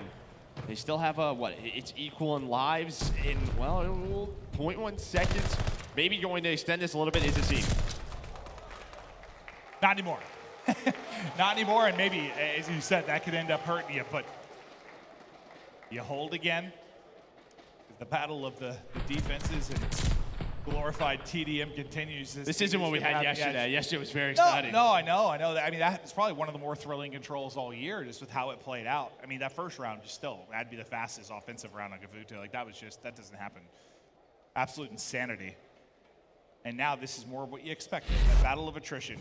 Just chipping away, trying to keep the lives edge for a round 5. Luck and Røkkr get rolling early. A Slasher who has struggled, though, on the Guerrilla side, he's still having a rough one, like at 8 and 14. That matters when it's the current rule set for control. Yeah, 100%. Definitely does. And again, with the maps that they played, Gavuto and Berlin, this is where you want to see sort of one of your main ARs really popping off. As well, who is? Attach is popping off on an 8 streak. He has those streaks as well, has that glide bomb to use. They are 1 round away from moving on to losers round 2. A nice nade from Standy, going to give him some help. Yeah, you got to think maybe these streaks can be crucial. And if you get into a spawn trap, or you get into a bad spot where the life edge what they're doing, right? Start to dwindle. You've had Major just kind of sneak on through. I don't know if they've noticed yet that there's someone on. Maybe Slasher. Okay, it looks like he's going to have that first one-on-one. With his position as attached continues. But there we go. But the clock still has paused. Major, though, isn't going to get found out. And you win it on both fronts, kind of, right? You still have 1 up mid. That'll be Standy, but you're able to clear both sides. But 2 parts of A done, 1 at B. They want to work it back towards beach side. That's going to be Standy once again, trying to push through for some kind of opening, and he's actually flanked all the way through. So Hook, unfortunately, thinks he's in a great spot at ring. That's not going to be the case. Gunless through the stun is at least able to take down 1. Now 40 to go. You're up, 3 in the lives department. You've got the streaks on attach. Standy is just going to find a triple before aBeZy's finally able to take him out, and that's going to be everybody basically back to spawn. Now, so what do you want to do with your Røkkr? Well, it looks like they're done with A. They're going to have some time to work with. Now, can they just starve them out lives-wise? A minute 30, you have Priestahh in a great position. Okay. He's on a spree here over here. You still have that glide bomb on attach if they need it. aBeZy does go on the flank. There's the glide that comes on in. You have Standy working his way on up. Standy able to find 1. Still, though, aBeZy at ring control. Gonna pause the clock for now. Only 11 lives remaining. Make it 10. That headshot comes through. That's a win and a half. Do you go for the jugular here? They're trying to choke him out and get the W, but Slasher finally starting to come alive. Just his 10th kill, but those 2 ones cleared for a second. But it's Priestahh through on the backside, who's found an opening. His 24th kill will be a big one to turn heads now as they try to fan out across the map. Under a minute to work with. The rest of the team working out. What can Priestahh do to help his teammates get out of this? And you know, he's thinking about the people coming up off of spawn, but his teammates not gonna get any kills, and what a wipe that is. That is 4 down and brings you back within 3 lives if you're Guerrillas. Yeah, it just felt like you didn't know that they were all out. I mean, maybe you're thinking he was waiting for a spawner or something, right? For someone, maybe they just play a deep corner, run into your pre-aim. You would have loved for Priestahh maybe to just get onto that B point and pause the clock, because now the key is there's 25 seconds left. You had a chance to put this one away with the life advantage. But you can see Røkkr, they have completely slowed down. They have a 4-kill life lead. Yeah, they're in round. a good position life-wise. They should be all right, but they went for it. They used the streak. They try to close it out. And we'll see who it ends up being for the round 5, unless they can get on in the next couple of seconds. But who's going to see want no part of that as they start soaring forward. We get to a round 5. Now, listen, not the exact scenario, but let's say I expect it's probably Guerrillas offense. I thought they were done the round 4 yesterday versus Ravens. They pull up some kind of miracle. You know, Slasher, I think it's 2. It's Hook making crazy plays around the boat at beachside. They did it once. We know they're capable of it. Can they do it once more? Because, well, their tournament hopes depend on it. Well, I think the key here is that Minnesota has not made it clean towards A, right? Like, they've always kept it messy. They've regained ship control. That's going to be the key for me here. Can they have a better start here, Guerrillas? Can you really just pause that time, pause the clock, get some progress done, and then move over towards B? But it's a 1-for-1 trade. As attached, you know, we've all been there. Just blows up to that barrel. A nade does hit, so you have a 3-on-3 in the middle of the map. The Røkkr chance start as they look to close this out and move on. They'd set up for a match later this evening. If they can get the win, and look at that number 5 in Priestahh already doing dances around the spawn of Guerrillas. How long can he be an issue? I think he's about to flank Gunless as well. He's trying to get the angle. He's able to finish it there. The shots ring true. Finally, they'll drop him, but second by second, time dwindling. They're finally able to get the pause, but only 40 or so to go. And this is what I mean. I mean, Standy and Priestahh both running subs. We don't often see that here. But on defense, if they can get Mixy over towards ship, over towards ringside, this is where they could just be so difficult for Guerrillas to deal with. You love this out of Standy, just throwing the shoulders, getting the info, making sure he has the advantage in the gunfights. Now he's on a 5 streak. That didn't last long. I apologize, Standy. That's on me. Attached with a tough gunfight, top ship. He'll go to the utility of the lethal to try and pick it up. 30 seconds left, but on the point are Guerrillas just looking for that crucial extension. It was Priestahh the first time trying to leak towards the spawn. This time it's MajorManiak trying to maybe set up a pinch. Can he win his one? Not able to do it. It's a Seam taking that fight topside. And now as he gets the B, that's a big one-on-one win. Now you can split this a little bit. Can you clutch up on either side of it? You can't get smoked, and it's Priestahh with 2. They might be in trouble, but next thing you know, it's only gonna be a Seam there. You don't finish the A point, and time really becoming a hurdle. And again, in one life it's Priestahh, in another it's Standy. They've done such a good job over towards A, not making this clean. Look, everybody's worrying about them because they're running that MP40. They continue to find kills, pick after pick. They finally deal with it, but guess what? When that happens, there's another one. Standy's punching you in the face. Ah, yeah, coming in with the Mayweather, just laying them out. Finds a second after that. And just 10 seconds to go, and it's a hot 3-0 for Røkkr. Standy standing tall right now, looking to eclipse the 30 kill mark. He has been a monster throughout, and Røkkr get it done clean. It's a convincing 3-0.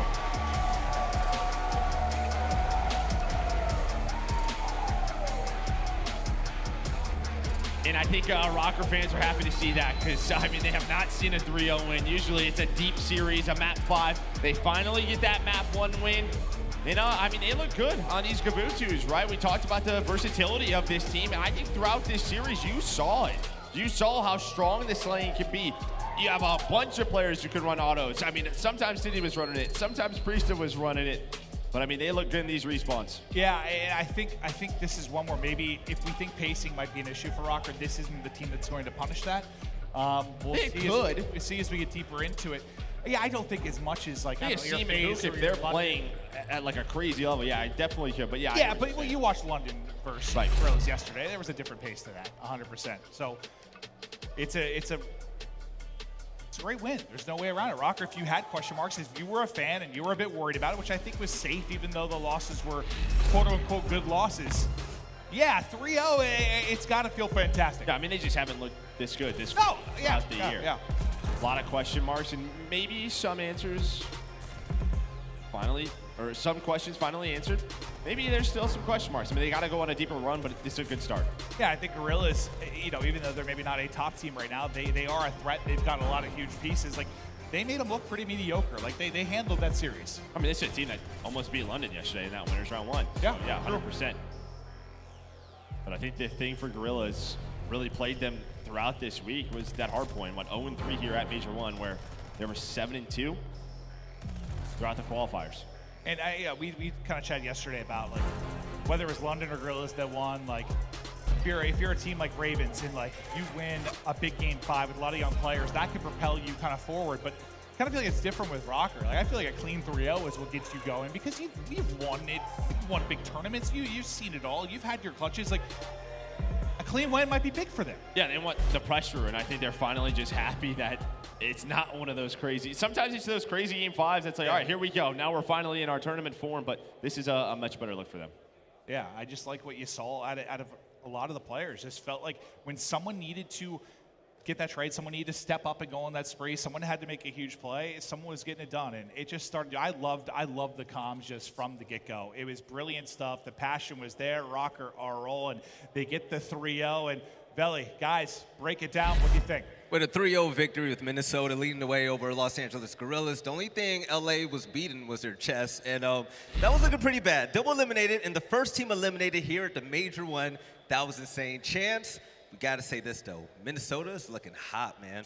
I don't know if I would actually go that far. Okay. I mean, like, to me, that was very much LAG. It seemed uninspired. It felt flat, like Slasher just going like nearly double neg on Gavutu of all maps. Like, it just felt so bad in that category. So, like, yes, Røkkr looked good, took care of business, won the map 1, but I think it's more of LAG just not showing up. But to that point, this was an LAG favored map veto. LAG favors Gavutu hardpoint. They get smoked out. It's a toss-up with the Berlin. They're 3-2 in map count. They lose that, and they're 0-2 in Tuscan control. So Gavutu was their only chance, and Røkkr is 1-4 in control. Now 2-4 that they've taken it in the Series 3-0 fashion. So, yeah, LAG was flat, but they had all the map vetoes in their favor. You're right. And Nameless, I think it all started off with the first map. And this was a battle between who could actually win the first map of the series. Yeah, you know, like I said, when I was talking to MajorManiak, he's like, we got to win map 1. And man, they look fantastic on that map 1. These guys were breaking hills. There were multiple different times where, you know, even on that P5 where they were able to stop LAG from getting time. Attach popped a crazy 3-piece. There were just huge plays across the board for these guys. But the most important thing for the Minnesota Røkkr was that Priestahh turned up with the AR. Him and MajorManiak completely shut down Slasher throughout that entire series, and they dictated the pace of play. It was beautiful. Right, and you know, enough of us here on the desk. Let's go ahead and send it over to the main stage where Miles is with Attach for the Game Fuel post-victory spotlight interview. Thank you very much, guys. I am joined by Attach. You've done it, man. Map 1 in the books, a 3-0. You're back, baby. How you feeling? It feels amazing. I think we were 0-5 in map 1s, but now we won the first one that we played on LAN, well, during the real season. But shout out to all the Røkkr supporters out here going crazy already. We got a huge ovation when we walked on stage. Hopefully we keep the run up for you guys. Thank you so much. Hey, what clicked? Because like the run up to obviously to the major, it was a little shaky here and there. There was a lot of doubts coming into this one. In your mind, obviously the vibes are through the roof right now, but what was it that really clicked in game for you guys? Our communication, our teamwork, like literally the basic things that you work on every single day that we couldn't get working. It just felt like everything was perfect there. We knew what we needed to do. We knew where we needed to pick up, hold a hard point, break a hard point, make a crazy play in SND. It just felt good. I mean, the team is playing really well right now. So up next, you are waiting obviously for the result of this one, but you've got to feel great. First match in, 3-0. Where do you go from here? I mean, it's one match at a time. I told the team earlier this week, I was like, yo, let's go try and make history. First team in the CDL to win from winners or losers round 1. So, I mean, that's the challenge this weekend. But one match at a time, one gunfight at a time. Let's go have some fun. Dash, you've been blessed on this stage before. We'll see if you can do it again. Congratulations. This is our Game Fuel Victory Spotlight. Belly, take it away. I'm loving the words coming from him. And Nameless, that's a true competitor. And looking at his stats so far this event, he popped off almost going positive 20. That's what you need out of Attach, man. We haven't seen Attach play like that in a long, long time as well. I mean, he's a guy he sneaks by, gets a one event win a year, and he's just that guy, man. He's extremely clutch. You can see right here, this is what he's truly capable of, especially when you get on some of those bigger maps when he can really be annoying, be a nuisance, and pull that AR out at times. He can just take over games. So I really love what I saw out of him. I expect him to continue that going forward because they're going to need it if they're going to win a championship, like he said in that interview. And it's like what? I mean, pretty unreal stats, like as high as a KD is going to get for an individual series. 80% of the kills, you're not getting traded. So, like, Røkkr absolutely showed up for the 3-0. Again, for me, though, it just felt like LAG wasn't there at all. They were allowed to do whatever they want. And even heard in the interview, right? Like, all the little things they work on, the fundamentals, the comms, it just, like, came naturally because there was no pressure put on them. So, I don't know how I feel about LAG going forward, but obviously, Røkkr, I also appreciated Attach saying, hey, man, the first team to win coming from losers, they're trying to make that run. I like that. Now, speaking of grinding and running through the losers bracket, this month is going to be a grind in March because we actually have Major 2 right around the corner. And if you think this event is showing off good events, you're definitely going to want to check this one out. It's going to take place the 31st, and it will end on the 4th. And make sure you get it. And the good part about all of this is that for a 4-day pass, the ticket starts at just $70. And by the way, Nameless, this is the first Call of Duty event in the Midwest before the pandemic. I know the fans going to be happy out there. Bro, it's going to be lit. The last day is my birthday. I'm going to be turned up there on Sunday, bro. I can't wait for that one, man. You know, Majors are always a good time. We're here. It's only Friday. We're having a blast, one match in.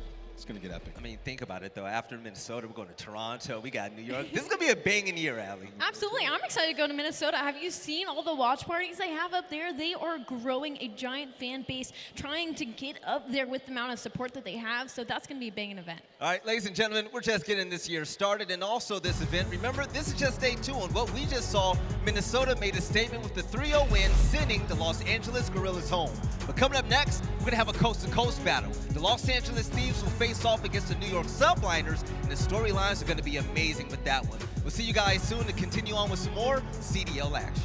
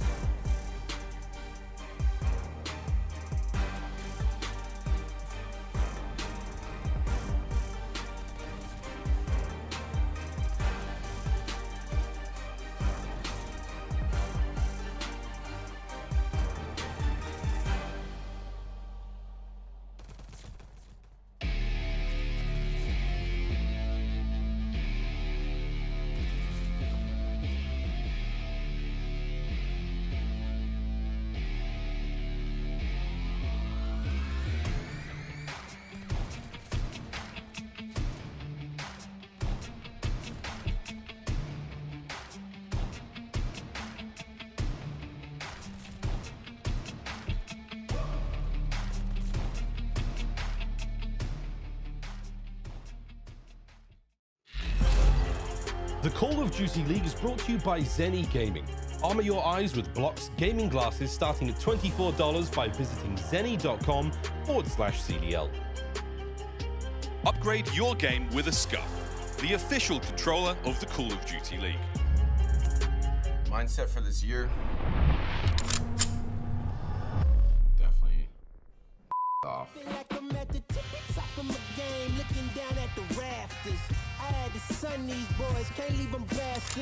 Fuck them all, us against the world. That's how it's gonna be, and that's what's gonna get us to win. I'm pretty good now. Pretty good. Dude! Oh my God. That part of me that drives me to not fail. So you're one shot and you tell. Failure's not an option. Like, I have to succeed. No. Nice. Let's go. Whether we succeed or fail, we're going for it. This year is like refreshing as hell.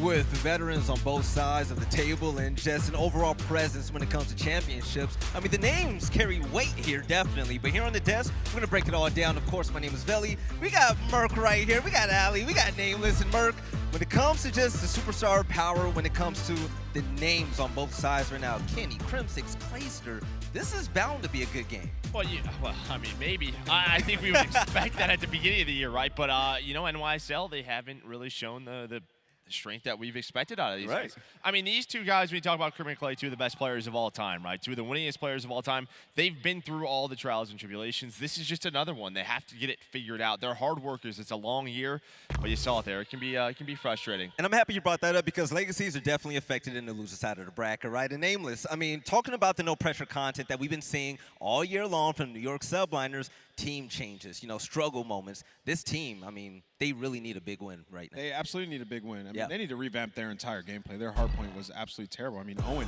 that is something I never would have expected out of a team of Crim and Clan. I mean, recently when they won a world championship together, they tried to recreate that, you know, by picking up two young SMGs, and Hydra's been fantastic. Neptune's starting off a little bit rocky. So you go and you bring in Royalty, sort of familiar territory for these guys, a person that they've competed against for a while. They tried to bring in somebody with better communication, and it just hasn't translated towards wins. Like, he has the same exact stat line that we saw Neptune have. So they really need to pick it up. It's a team issue. But as for the game fuel keys to victory for the New York Subliners, you need more slaying versus the Thieves. I mean, point blank period, these guys have not been slaying. So you need Clay to pick it up. He's been underperforming. You need either Royalty or Crim as well to start going off in these respawns and then win a hardpoint. HP records across this season. NYSL is 0-9 and LA Thieves is 10-2. And maps 1-4 for the hardpoint. Both those maps that got through in the vetoes, LA Thieves have never lost, right? So it's going to be very difficult. And then hold the line. Thieves' hardpoint break percentage is second in the league. They know what they're doing. The communication is there. The breaks are. Yeah, this is going to be a tough challenge right now, Joe, for the simple fact that when it comes to hardpoint and just weaknesses that NYSL has, looks like Thieves is smiling on the other side of the table. I mean, they should be. I think for NYSL, honestly, for me, like, it's almost like they have to win the searches. You have to extend this series, get this to a Game 5 somehow. So I'm looking at the control, obviously. And then Game 5, with the people that they have on their roster, you're hoping for the vets to step up. There's one weakness for LA Thieves. They've shown it all year. It's S&D, right? So, I mean, if you can get to that Game 5 for NYSL, maybe there's there's some hope. Little silver lining right there. We're hoping, sure, lead. But aLLeY, when it comes to the game field keys of victory, the Thieves, even though we know they could have won yesterday, they found themselves in the loser side of the bracket. What do they need to do to stay alive? You know what, aBeZy, there are some incredible stats on the board right now, but it's just summarizing it up in two things. Fix S&D and keep doing what you're doing because your hardpoint is looking lights out for this LA Thieves squad, and I'm really just looking at those first blood conversions. They haven't been slacking on the aggression, but they're really struggling to capitalize when they know they're up a man. They need to make the decisive gameplay and just push right in. You have the aggression in Kenny. You have the follow-up in Envoy.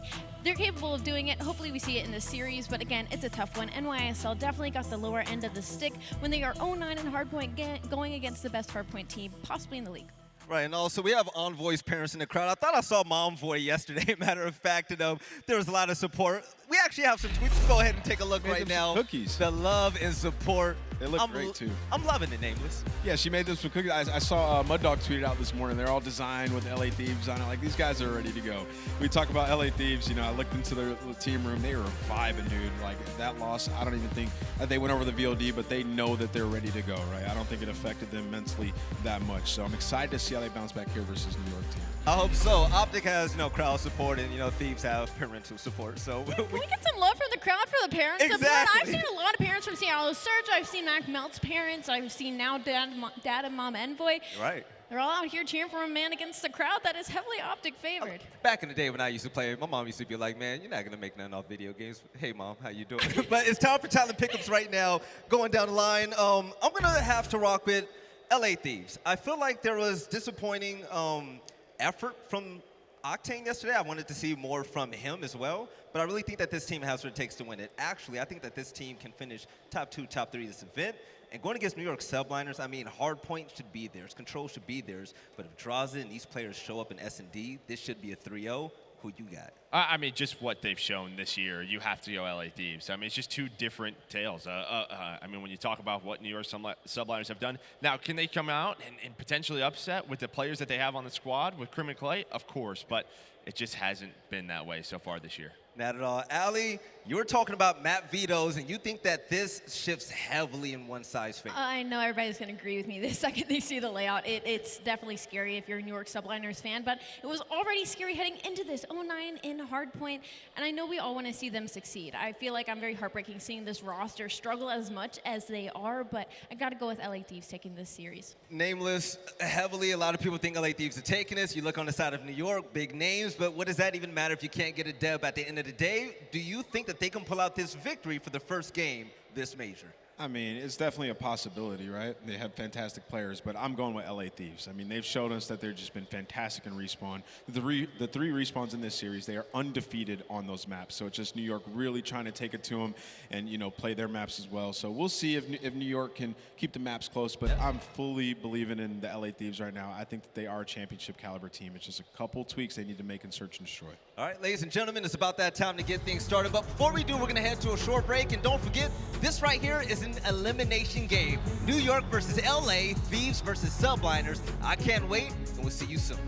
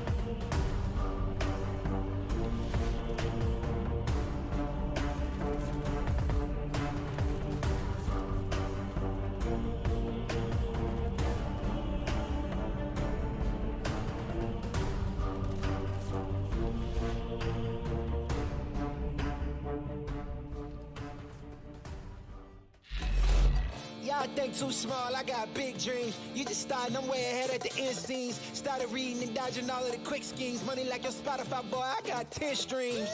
And I'm still looking for more. My people, they got a soar. I'm putting that on the Lord. Ain't accepting, ignore, just kicking down all the doors. Guarantee you, boy, if I ask for it, it's gotta be real big. I gotta make it just for my kids and for their kids, just kids. That's wealth, years and years. Promise my brother soon as he out and finish this bid, we finna do it bigger than anybody ever did. The odds is real big, job that's real big. Satan trying a little, my God is real big. Stayed up on the grind on the cars is real big. I gotta do it big, the only way that I can live.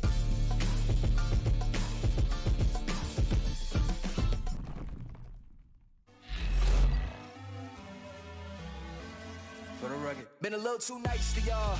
Now I gotta up price on y'all. Snake eyes on dice for y'all. Shoulders on ice for y'all. 8-6 all the hay. I won't get involved today. Got lost in the ball and A's. I'm flipping the bars. I'm flipping the Octane. That's what we wanted. That's what I'm talking about. He don't miss. Off record deals. Tell him talk to Colin with a quote. All record, off record eyes. Still want to act, not the ghost. For the record, I'm done trying to make y'all comfortable.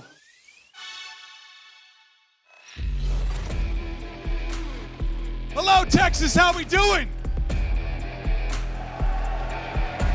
It is good to be back, and we've got a doozy as we continue on here for day 2. Coming up on one side, Los Angeles Thieves, the other, NYSL. Let's get into it. Let's keep getting busy. First up, let's meet our squad. Here are your Los Angeles Thieves.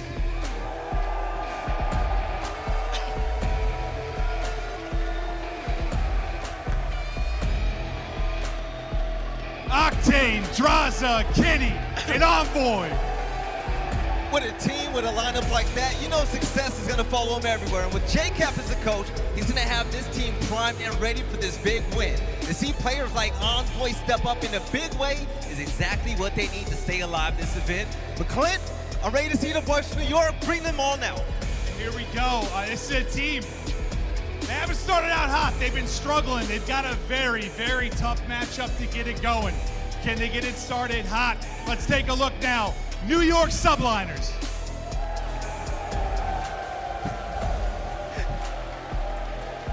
I thought they would like that. All right, here you have it. Their first time this event, and just look at the names. Clayster, Crim6, Royalty, and to me it's gonna be all about Hydra. This player right here has superstar potential. You get him going with the SMG, and there's gonna be no looking back. Maven, this is gonna be one hell of a game. It's time to get it started. We've got a juggernaut matchup to keep going. Who will take it? Let's get rocking, Texas, up to our casters, Lando and Standy. Oh, thank you so much, Clint. You're such a beautiful, bald man. I am super excited to get into this game. It is an elimination match. We're sending 5 teams home. We've already done so with the Guerrillas. Now it's time to find out which group of, a lot of veteran players is going to be going home at top 12. Jay, I know it's terrifying. Also, New York's your team. How you feeling about this one? Oh, this one's scary, man, because the Thieves obviously coming off that tough loss yesterday versus Toronto, dropping both search and destroys. They definitely went back and just fixed those adjustments, because one thing that Ultra did so well was just slow the game down and just slowly pick apart the Thieves players. You cannot allow that to happen today, because that's basically the only opening for NYSL to get into this series. They're 0-9, like the Death said, in Hardpoint, 0-5, like Minnesota Røkkr were before in that Game 1 Hardpoint. This is a tall task for New York. Yeah, I'm not sure if the Subliners were looking forward to either playing against the Ultra or the Thieves, but when it comes down to Hardpoint, the decision has been made for them. The worst Hardpoint team facing off against the best. We got Kuavo to start, Bocage Search and Destroy, Kuavo Control, Tuscan Hardpoint, and if it can go the distance, a Berlin Search and Destroy. Jay, the desk was touching on it. I think it was aLLeY. It was Nameless pointing at it specifically. The map vetoes. Talk to me about the maps that we have got, because it's not looking good for the New York side. Yeah, so the first 4 maps that we have in this series, LA Thieves have never lost it. On the opposite side for New York, they're a little bit, obviously their hardpoint is atrocious, but their search and destroy, when they get to that Bocage, they're 1-1, courtesy of Hydra dropping 17 in their last match. Yep. But this is just, like I said, it all starts with this first map. They have to build some early momentum into this series. Yeah, I mean, that's the thing that I think that we are looking at specifically. Obviously, LA Thieves off the loss versus the Toronto Ultra, but it's really a matter of what New York are we going to see. Is this going to be a team that has utilized that last week and a half, really worked on their hardpoint game, really worked just in general on their overall game we will have to try and find on out. The problem being, though, is that you're facing off against the LA Thieves and on Gavutu. So a lot of that practice may not mean a whole lot when you're facing off against a roster like this on this very map and mode combination. Jay, Kenny has talked about it a number of different times. Don't play us on Gavutu. The Thieves managed to get it for the opening hard point.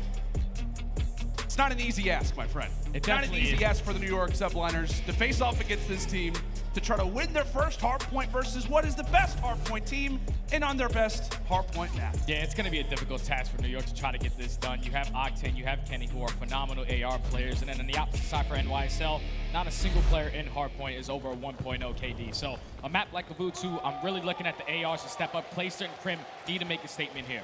Arlington, make some noise. Here we go.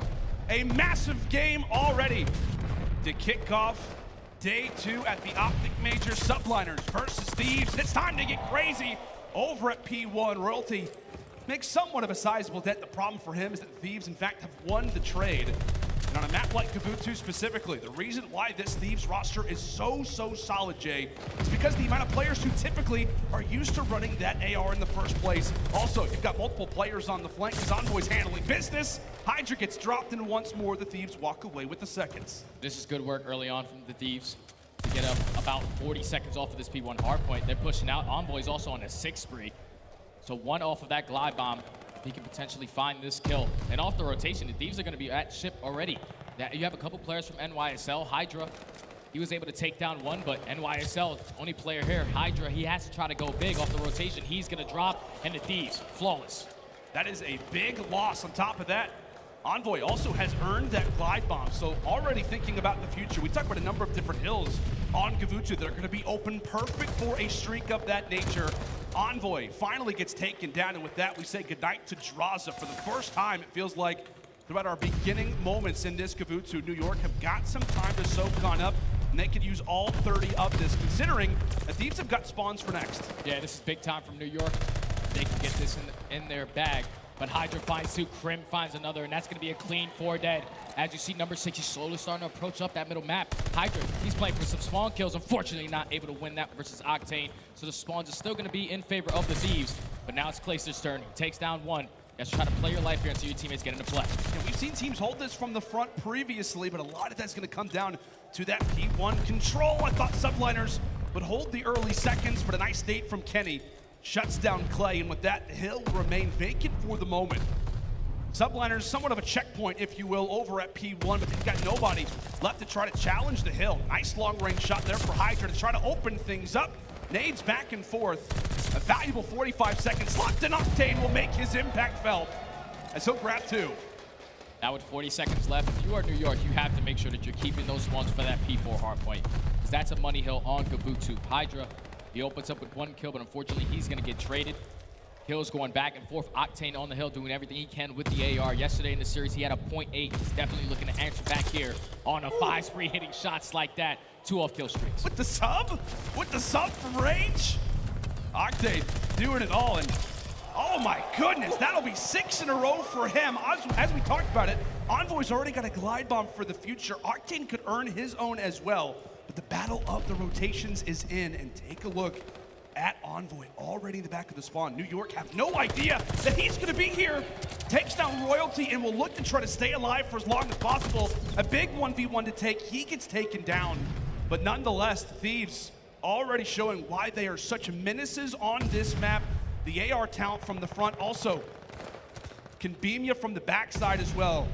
See if Octane can earn that streak. As we said, still sitting on 6 in a row. He's going to get his opportunity. And with that, the Thieves, despite falling, they've got double streaks to work with. Picks up the glide, but with 30 seconds of New York, they have held down this P4 for every single second. Now, the only thing is you have to try to get out of this. You do not want to allow the Thieves to continuously trap you in the back of this P4 spawn, as there's so much pressure still here. Crim's able to find 2 on the hill. But here comes Drazah from the back. He takes down 1, Kenny with the assistance. But Hydra, unfortunately, gets taken down, and this is the worst case scenario right now for New York, because now you have to go for the long rotation. You see Royalty in a great position, but the Thieves are already going to be ready for it. Yeah, it's going to be up to the new guy. It's going to be up to Royalty to try and make a sizable dent in the back of the spawn. As you said, a great moment right now for Thieves. Are they going to read that he's back here? Looks as if they will. The shots come in, and LA, aware of his position, they'll take him down. Thieves right now sit in a wonderful position right now at P5. A few of the spawn outs begin to take place, so just like that, the Subliners have now got the spawns in their hand. A current dicey moment right now for the Thieves. Let's step aside and see how the comms sound in what is a very mixy hard point. He's not weak, rest. He's not down. I'm looking at it. Nice. 20 seconds. Nice. Mid-stairs, absolute. He went up top circle. Play this kid. I'm playing over. I have a glider. We need top three. Yo, push outside. I can get that guy. Tree rock, guys. He's bottom boat. He's oil me. Boat. Trying to help you. I'm playing a top circle. Chris pushed out our tree rock. Go up circle, Ken. Our side, guys. Our side. Top green. Crimp is still our side. There's that. Røkkr, you hit once. I need it. Rock still. Top green. We're gonna cut. Hard side cut. I need it.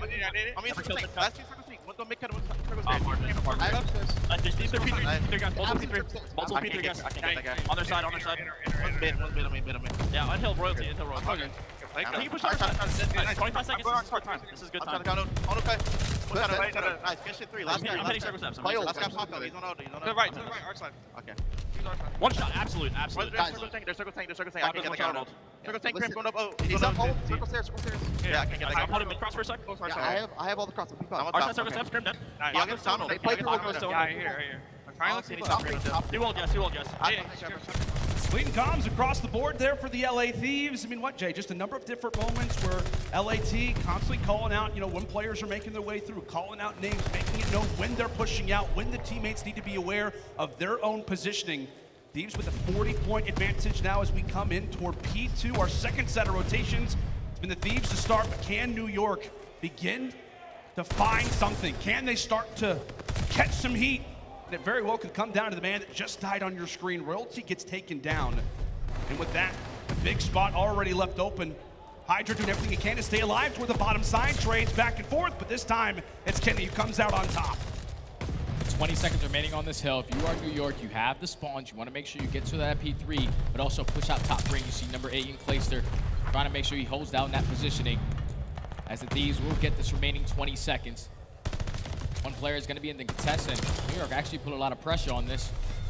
Eventually, with 5 seconds left, Thieves take control, and now this is where New York have to get back into this game. Even though I'm pretty sure Octane still has that glide bomb to work with, that's the only way that they can break on in this hill, as that's going to get called in. You will remove the player from that point as Clayster drops, but 2 NYSL do pick up kills, so that's going to slow down the pressure from the Thieves. That's a great answer. That is a perfect answer out of NYSL as Royalty. Round the corner he goes. Meanwhile, it's Drazah over in the flank, so LAT actually spawn up on the preferred side, and they'll not just invest one streak, they'll invest the other. Doesn't find any damage, but it at least gains the information for LAT. A big investment for one of the best hills to hold in all of Vanguard, and it appears that it was, in fact, a worthy transaction as long as they can win the fights up close. A slower game for the Alaskan Assassin, but he's at least able to put one away. The nade will come through over the top. New York looked to clear things and set up for this next hill. And I think all things considered, I mean, LAT get a good 15, 20 seconds, but they invest both the streaks moving forward. You're happy about that if you're New York. We'll see if this hill, labeled the money hill, will be that for them. This hardpoint, Jay, could decide the game. Yeah, last time we saw New York, they were able to hold it down for the first 40 seconds. But only being down by 50 points now, if they can hold this, they basically tie the game up. See all of the Thieves just trying to slowly approach towards the middle of the map. Just trying to open up with the kill. Envoy able to hit the backside. Takes down one, but Crim and Clay answer with 2 of their own. A lot of gunfights going back and forth. Spawn still coming in from New York. The pressure's here from the Thieves. Kenny ends up walking away with the trades. I mean, these are some close spawns right now for either end. NYSL with the preferred spot, but Kenny taking players down left, right, and center. Is that 4? Nearly makes it 5 in a row. Does get dropped. But NYSL will hold valiantly for as long as possible. They've got the time, and the hill will be a successful one. But looking ahead, as we said on Gavutu, it's all about thinking ahead. NYSL will get the same spawn as now they will send all 4 over toward P1 and through the beach side we go. It was a chaotic kill last time, and NYSL will have to do the same thing. A big spot already for Kenny. Crim6 is able to read him as Thieves will be at P5 first. And spawns do flip. This is exactly what New York want to try to do. He just has to get out of this red tower spawn. Drazah doing everything he can to just stay alive on this point. 227 to 175. The Thieves are able to get this time. They will be able to close it out, but New York, they find 3 kills. Last player on the ship's area is going to be Octane. 30 seconds remaining. You have to start thinking about that rotation because the Thieves, they would no longer be able to win it here. As they are going to be early towards that P1. You see number 3 on your minimap, Kenny, ready for the rotation. This has been an impressive comeback from the Subliners. We talked about it, 3 hills in a row where they had to work from the back foot, and they've managed to do so. Hydra falls, but as the final 8 seconds will tick away at P5, we're now going back toward P1. It'll be the Thieves to start. Subliners are gonna have to work out a strategy, have to generate some bit of success, either through their front side or even through the middle side of the lane. Trades back and forth we go, and with that, Subliners gonna have man count advantage. Kenny's gonna have to go big in the meantime. LAT sitting on 232, but the Subliners get 4 down. That's 4 down. Now with 40 seconds left, New York are trying to make the comeback happen. Crim on a 5 spree. If he can pick up these kill streaks, potentially pick up that glide bomb, it could be so big, but Kenny shuts him down. Now with 30 seconds remaining, the Thieves, they find 3 kills. Only 2 players left from New York. Royalty has to go big. He takes down 1. Fortunately, he does get traded. 1v1 all left up to Hydra. He actually wins that one-on-one. So now Clayster and Hydra have to try to go big here. Envoy finds 2. Envoy almost with the 3rd, but eventually the Thieves break in, but they cannot win here. They cannot win it at this hard point. The Subliners are aware of that as they look to set up for next, but Drazah's picking them apart in the middle of the map, as that'll be 2 for Drazah. 7 points away are the Thieves from walking away with this game, and they've cleared out the middle. NYSL now with panic have to get to the hard point. Can they get here? Can they at least stop the time? They will for a second, but it's not gonna matter. A back and forth game, but the LA Thieves will hold on here on Gavutu. You felt the desperation, the importance from the Subliners' end. And that hardpoint losing streak will only continue. Don't play us on Gavutu. We learned exactly why that's the case, but NYSL gave it their best shot. They really did, man. It was a close game, number 1. Keep in mind that the Thieves still picked up 2 glide bombs. They had those streaks to work with to break any hill when necessary. But New York, they were just fighting back towards the later half of that game. Hydra put up 40 kills, 27 non-traded. The only player to go positive on the side of NYSL, and they only lose by 30 points. Let me tell you right now, if NYSL are gonna go back and watch this VOD, only thing you gotta do is just step up in the slaying. Because if that guy's dropping 40, you're losing by 20 points to the best hardpoint team in the game. You only have little mistakes that you need to fix. And that's the problem that we talked about, right? I mean, it was a matter of, like, what, 3-4 hills in a row where LAT got the early advantage, and New York are constantly working, trying to generate spawns, trying to have the advantage. I mean, what, it's like LAT getting 20 points to New York's 30. I mean, at some point you're gonna catch up, but it just felt like they were always on the back foot. But a lot of the reason why they were even in a spot to try and challenge, to maybe walk away with this hard point, because as you said, Jay, it was all on Hydra, 40 and 24, a fantastic game. But really the story from the Thieves end, right? More consistent across the board. No major slayers taking off from the LA Thieves side. And when you look at the stats, right? When you look at their hard point, there's not one standout player. I mean, everybody, for the most part, sits around even. A very consistent team is this LA Thieves roster in hardpoint, and they showed that in this opening Gavutu here. Yeah, they're just playing fundamentally correct. We saw a lot of the rotations for NYSL. It was 1 player, possibly 2, but there was always an opening. Like that one time where Envoy was able to sneak his way all the way through Cliffside to get towards the back of P4. Right. It almost caused an issue for NYSL, and that is where you can tell like their setups, their teamwork is still not fully there. They need to make sure that they keep the fundamentals in play, because when you allow these SMGs to hit those open lanes, they allow them to make plays, and that's what allowed eventually the Thieves to start off with such a great lead. Well, as we've said it, right, the struggles for New York, it's been clear. It has been in the hard points. While they do drop it, you can't be too mad, I guess, if you're a subliner. I'll tell you what, you can actually be very frustrated. You're sitting 0-10 in hard point. You got to be ticked off, but you are dropping to the best hard point team in the game is the LA Thieves. But now looking ahead, right, I'm sure a lot of people were thinking about that Bocage search destroy. You and I were talking about it specifically. We knew coming into it, it's the best hardpoint team with their best map, most likely going to take it. NYSL on Bocage, last time we saw it, it was the Paco party, wasn't it, partner? Yeah, it was all Hydra, and so far to start this series, it's been all Hydra. At 41st map, last time we seen him play on a bold cage S&D, he was at 17 kills. I'm pretty sure they won it in the 6-4 all the way into Game 5 versus Boston. But as we take a look at the replay towards the later half of this game, this was such a big kill from Crim. Like, if he gets a potential kill streak towards here, it allows them to try to close it out on his P1 hardpoint. But you see Hydra and Røkkr, they try to go big. Røkkr finds one, but Envoy, he makes his way through the lower side of that beach. Once he takes down that first kill into Røkkr, he eventually finds the second and then finds the third. That eventually allows his teammates to get into the play, contested time, and even though they couldn't win it here, just putting yourself closer to that 250 mark, you're gonna make the New York players a little bit panicky on their side. So they're gonna just start head bashing, just trying to get to the hill, contested, and unfortunately they were not able to do so. And it was such a great transition as well, from P1 to the middle of the map. Yeah. Those 2 kills from Drazah, then it sets up Envoy, then it sets up Kitty. It sets up the entirety of the team to then be prepared for boat and really make the Subliners have to scramble coming in toward bottom ship. Great plays coming through from the LA Thieves. As we said, a roster that is absolutely dominant when it comes down to having that automaton in their hands, as they'll get the job done here in our opening hardpoint. But now, I mean, it's starting to change up dramatically. We're going from a Gafutu hardpoint to a Bocage search and destroy. We talk about Bocage, Mixy is the word that always comes to mind. I feel like everybody's casting. It's like, oh yeah, Bocage, it's Mixy, it's crazy, it's chaotic.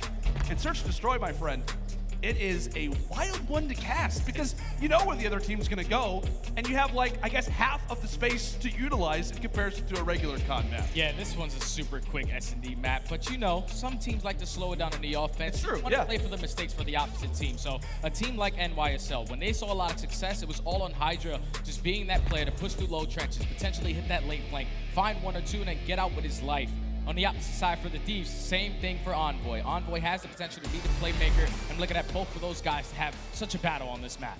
Yeah, as you said, last time around when we saw New York play this, it was a Game 5 versus Breach, and that man, the French Phenom, dropped 17 in the game.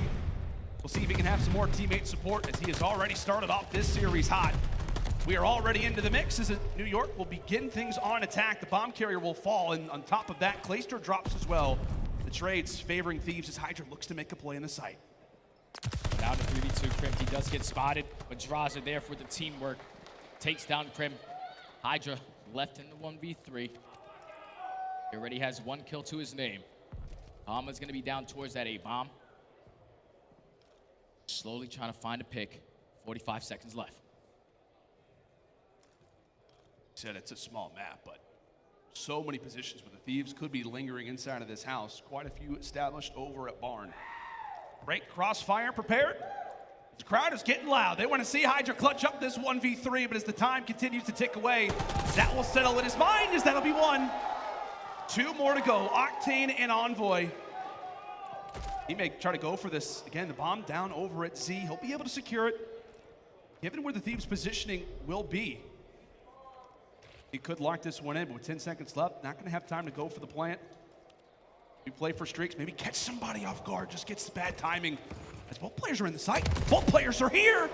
Doesn't get his chance. The Thieves will wait him out, and they'll grab our first. And that's a tone setter round from the Thieves. I don't think I've seen that yet on both cage S&D. To start off on your defensive round and just full out attack middle map, break every door, break the top window, get to the balcony, and just challenge the gunfights. Great work, great adjustments, and great tone setter from the Thieves to start off this map.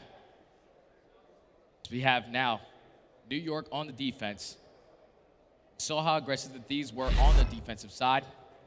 What do they do on offense? Envoy on a 2-streak.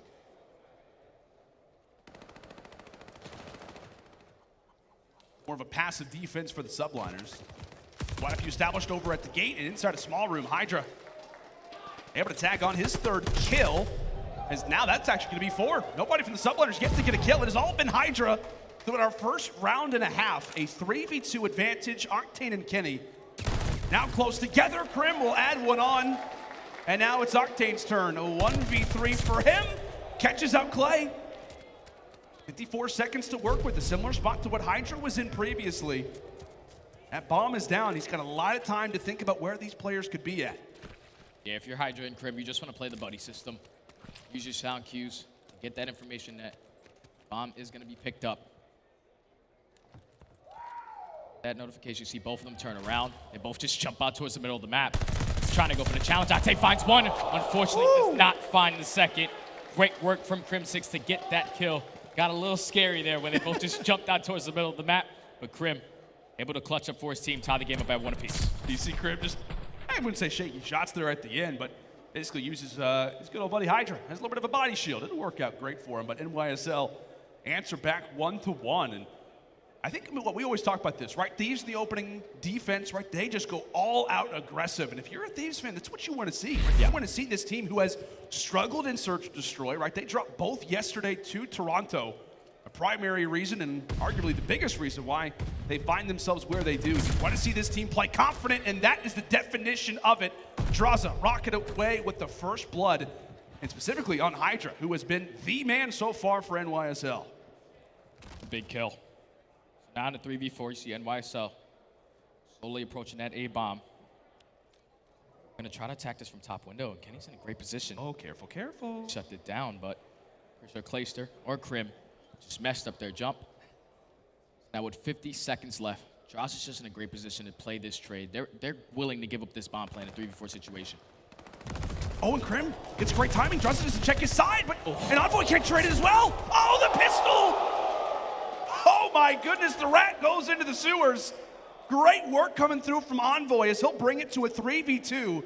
Thieves with the man count advantage as Crim drops. It'll all be on to Clay. A 1v3 in a round where the Subliners need him the most, but 20 seconds to work with. It feels like all of our rounds have been brought into this moment. Finds one on the Octane, 13 seconds left as he'll snatch up the bomb. No time to go for a plan. It's all gonna have to be based off of kills. Based on where both these players are, he'll have an opportunity for the first. Not able to win it. LAT, a big round for them, and really, it comes back to that pistol play from Envoy. That was wild. And the reason why we saw LA Thieves drop both Search and Destroys yesterday to Toronto was that a majority of these rounds, they were getting first blooded. And so far in this game, they have opened up with 2 first bloods. Drazah opening up with that big kill onto Hydra. Such a tone setter. You shut down their most aggressive player, you're going to make everybody else just play super slow. That now that they're in a man disadvantage, so the Thieves take the round. Now they go back on the offense. New York, they played it pretty slow on the defensive side last time. But look at the aggression coming in from Røkkr and Hydra to the middle of that.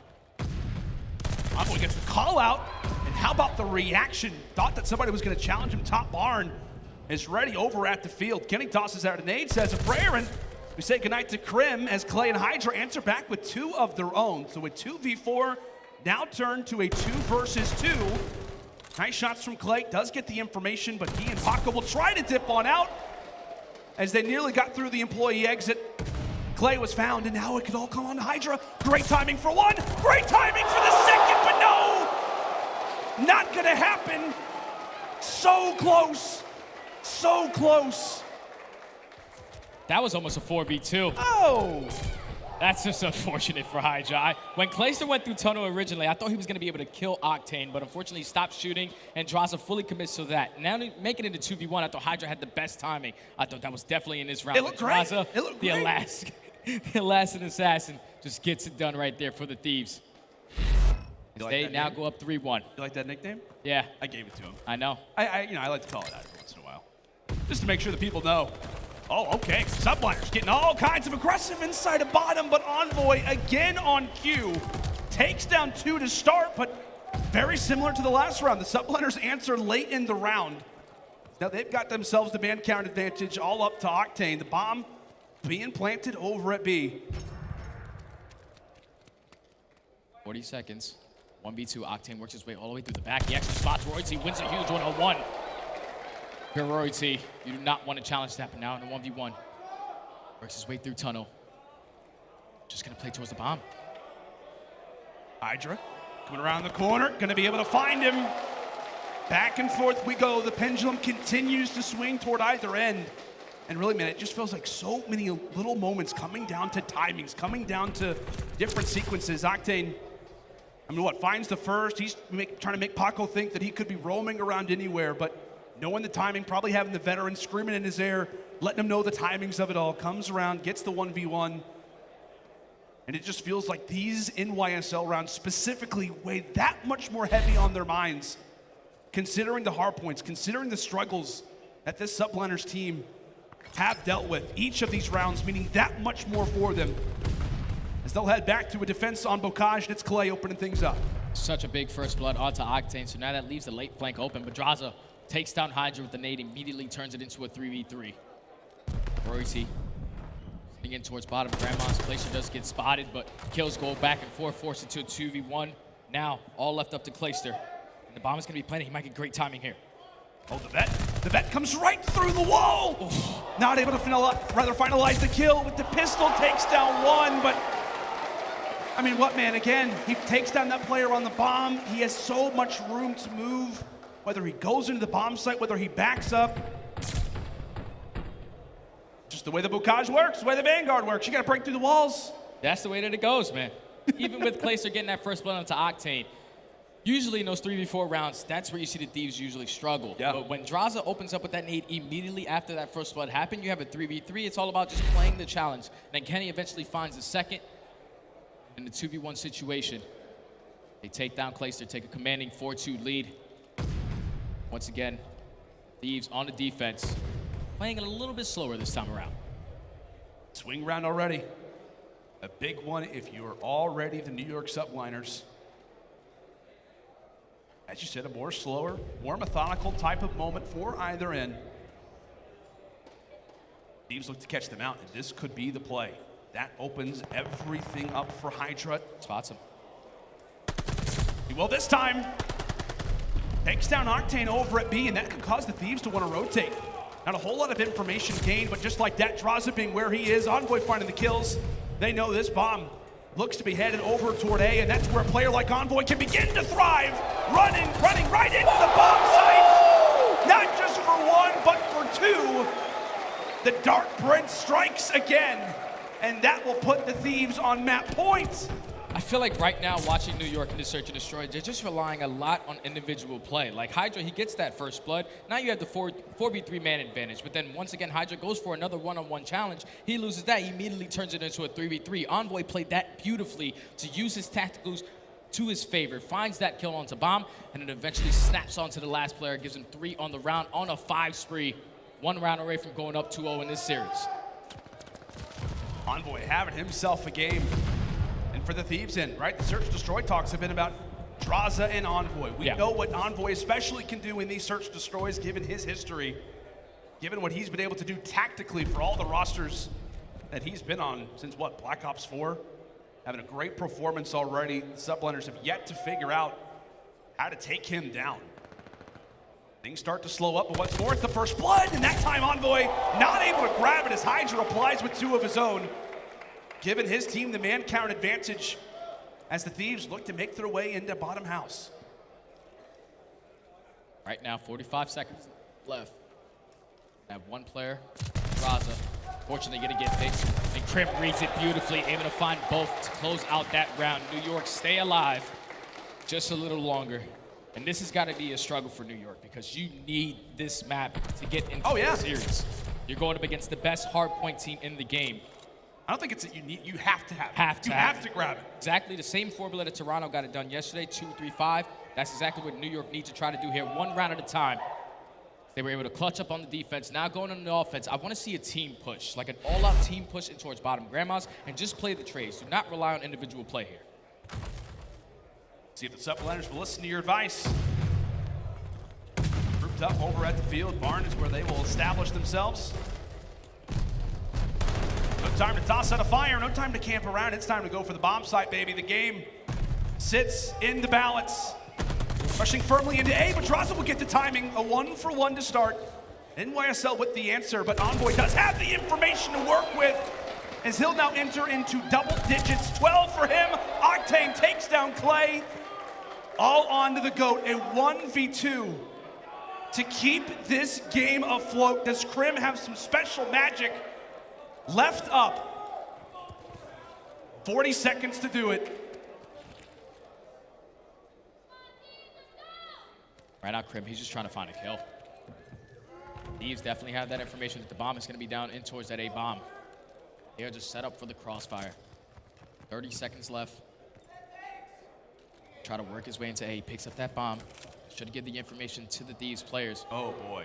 This is gonna be quick, Jay. This is gonna be quick. As soon as he plants this, Octane wants to slide on in, but they run right past each other. Crim's still alive. He runs right on in. A few missed shots, but it will be the trade. Oh, it's the trade. That was like a double door. Like, hey, you go in, I'm gonna go out. This went through a revolving door right there. You notice, I mean, from Crim's perspective, I mean, the shot is all over the place. Yeah. My goodness, a crazy little situation with the Thieves. Able to secure the search and destroy. I tell you what, man, it just feels like, as you said, like a little discombobulated at times. Yeah. It felt like constantly players from the Subliners in, left in 1v3s, left in 1v2s. You talk about how you want to see the strategy really begin to formulate. You want to see them be confident, but never really able to get it. But walk me through this search and destroy again. Right here. This final round. Right here, Crim gets the bomb down, and from great camera view from our observers, shout out to them. Oh, Catch no. Crim go in, out, back in, back out, hit him with the old school drop shot, but then he eventually gets traded by Envoy. Who other than Envoy, right? That was just a beautiful search and destroy from the Thieves. Like, great tone setting right off of the rip of the game, just being early aggressive on the defensive side, even aggressive on the offense. And then towards the later half, that's where you're getting closer and closer towards the finish line. And it's all about slowing down the game, getting your picks. And even though a majority of those last rounds, New York are able to get that first blood, the Thieves are able to answer back immediately. Yeah. And then once it turns into a 3v3, it just came down to a huge one-on-one gunfight. Like, Hydra, when he was heckling that A-bomb right there, B doesn't challenge Envoy. He probably doesn't know that he has an automaton in his hand. Totally different round, but New York need to fix their search and destroy going forward. Yeah, they absolutely have to. But, you know, from one side, obviously, you're feeling quite down if you're the Subliners. Let's go and put it that way. On the other end, for Thieves, you're happy that your search and destroy is looking that much better. And by the guy that you think can potentially lead your team in search and destroy, it is time for our scuff play of the game, and it is none other than the Dark Prince himself. Let's take a look back at this play from Envoy, Jay. And I said it before the map even started. It was going to be a battle between him and Hydra, and he won that here. He finds that first kill, but then it's all about the tacticals. He finds that second and then just easy reads the last player. The Dark Prince was ready to play search and destroy. He said, nah, we're not going to lose both today. I'm going to make sure I do what I need to do, get the first bloods, get the trades, and close out these rounds. Yeah, I mean, what? I think it was Miles who had the interview with Envoy earlier in the day. He said, as long as we win, right, a search, destroy, or control, we feel good. We feel confident, and if you are a Thieves fan, you got to be feeling all of the confidence in the world. You walk away with the hard point. You walk away with the search and destroy, but can it be a 3-0 sweep to start off the Thieves' potential losers bracket run? We'll have to find out when we come back after the break. It is time for some control, and we're headed to Kuavo. Stay with us.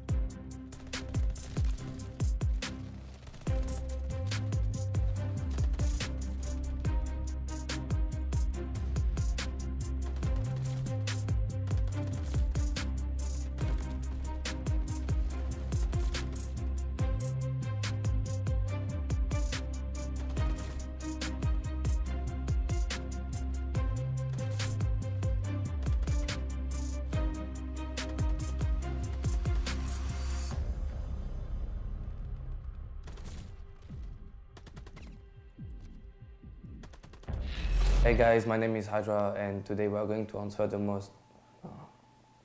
Good. Yeah, okay. Hey guys. I forgot my name. Hey guys, my name is Hydra, and today we are going to answer the most Googled question about Call of Duty and about me. What is the point to Call of Duty League?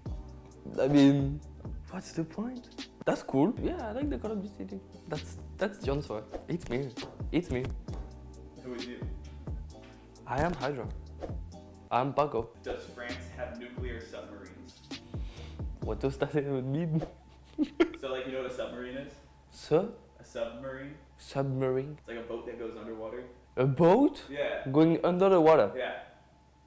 That's not a boat. I don't know, that's not a boat. That's a submarine. So does France have them? Bro. I don't know, yeah, we do. Do French people eat snails? Yeah. No, we do, but not like, it's not everyone. It's like weird people are doing that, not everyone. So you. Are you ready?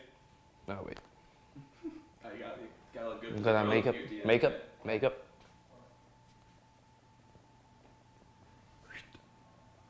Up.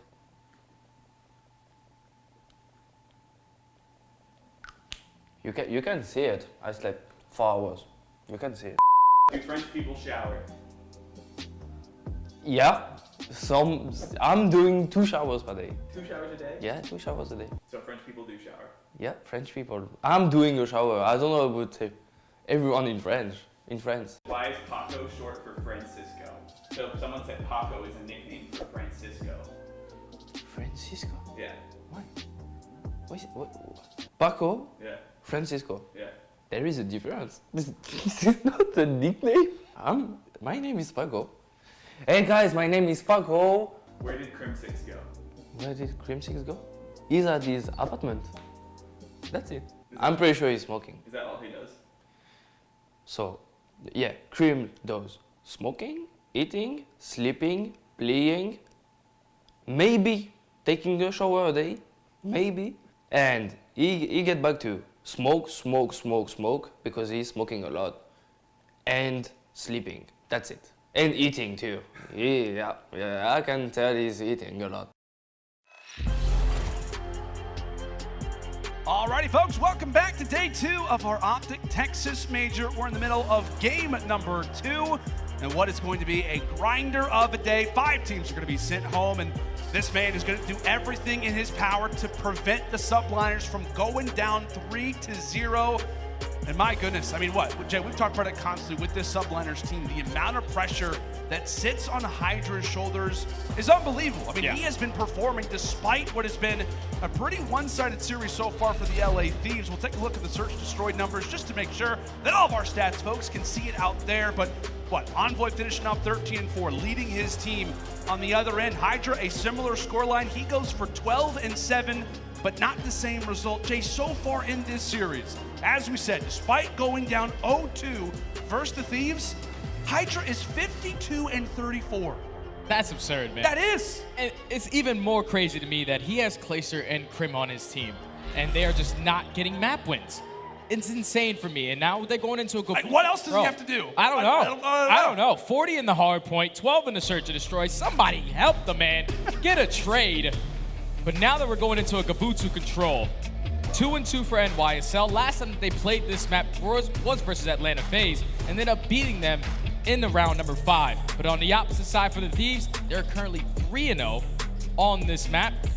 And it's just got to be scary because all momentum is on the side of the Thieves. They have great AR players. The only player to go positive on that map number 1 was Hydra. It has to be Crim and Clay to step up here with those ARs in their hands. Yeah, I mean, I don't think it could be more specific than we've already laid it out to be. Hydra, we know what he's going to do, but it's going to come down to vets. It's going to come down to an overall team effort. Can the Subliners dig deep? Or will this be a Thieves 3-0 to kick off their losers campaign here at our first major? Starting things off, it is the Thieves. Feeling extra confident, making their way over at B, and so far it's not been the greatest of starts, as it's a 3-for-1. Clay finding 2 of those. Maybe 3. Okay, not 3. And Kenny actually finds 3, so now this opens up this beat point for him to just allow his teammates to eventually get towards A. Picks up another kill onto Hydra before he eventually gets traded. But now this leaves this A point wide open. They're gonna have 3 players already pushed up towards that green area. Octane, great shots, able to take down Røkkr. First take of progression is about to be completed. Right now the Thieves, even with starting off at B, getting 2-piece, they have a 2-live advantage, and they're playing this beautifully so far. Oh, and Kenny over at the top gun. I was going to say, we all know how great of a spot that can be. The Subliners off of that kill there versus Kenny will retake toward the bottom A objective. And keep in mind, Thieves, they did not grab that second tick. As Octane, nice shots from range. Will try to hold off this one again. Royalty doing everything he can toward the top side of the boat. As we said, the Thieves so good on Gavutu, not just in hardpoint, but in control as well, undefeated when they have got this map on their screens. We've seen a lot of pressure at B, but the one playmaker, the guy who made the overall difference in the search and destroy, trying to make the routes happen on that flank, doesn't, in fact, find success, but it will lead the Thieves now to generate their positioning now over at B. That's a great kill from the flank from Kenny, as they look to pinch at both of these zones. Great movement right now from LAT. 10 seconds stopped on the clock. And right now, the Thieves, they're playing this beautifully. Octane is actually watching over Envoy. He wins a huge one-on-one, which is going to be Drazah. As they still have pressure towards B. They still have pressure towards A. The second tick of progression is going to come in and get completed at that A point. Oh, no! Octane hitting shots like that on a Grim, staying alive. Just allowing his team to get this A point freely. Time will be extended by a minute. The Thieves up by 3 lives. I mean, that kill from Octane just basically cements the A zone, right? Because the Subliners have to focus everybody at B just to make sure they can get him out of that position. LAT winning all the fights that they have to, and Stride as Drazah will lock in 6 in a row. 1 more for the glide bomb. Crimsix able to slow down the momentum, so the streak will be denied. But the presence from the Thieves has been felt. 12-6 in lives. Kenny, Octane, everybody continues to find success. No respawns left. The point is going to be captured. Wow. And the Thieves will come out strong on the opening attack. And that's what makes them so good at this map, because even with 20 seconds left, they said, hey, we're down 1 life. We're not going to just flood towards cliffside and give you guys a better life advantage just in case it goes to that round number 5. Right. We're just going to overextend towards B. Envoy opens up with that first kill, and eventually he does get traded. But once he finds that kill, it opens up that B point. You can stop that clock, and then Octane going huge with that one-on-one engagement allows his teammates to eventually get back towards that A point. It's got to be devastating on the side of New York, because defenses, you need to be able to win on Gavutu. Absolutely have to. We'll see what the Subliners can try and muster up. I mean, what a task that they have ahead of them. A Thieves roster that just cannot seem to miss. Team that will start off with a nice 4 down. NYSL, the comms are going to have to be filled with some moxie. They're going to have to come through and really make something happen. Let's step aside and see how the comms sound in a massive moment for the Subliners. Mid. Like the burning tank mid. Oh, look over you. Close, man. You got me. Nice. Yo, we're good. Envoy was on the right. Drazah was on the right. Ivy. Go left. Go. Yeah, go left. Come on, fast. I'm going. He's close. Stop on you. Weak. Drazah one-shot Ivy. Envoy's top ring weak. Drazah's one-shot Ivy, guys.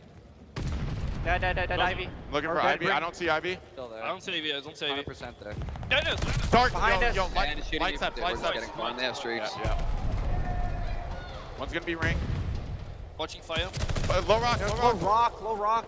Dude, you got me. Dark tank one-shot Envoy. Outside Ivy. And he pushed up. Damn strap power, guys. Watching back left. Trying to watch your Ivy push He's out. outside white. Top white. Don't feed kills. I'm gonna push A. Yeah. I might be able to touch. All right.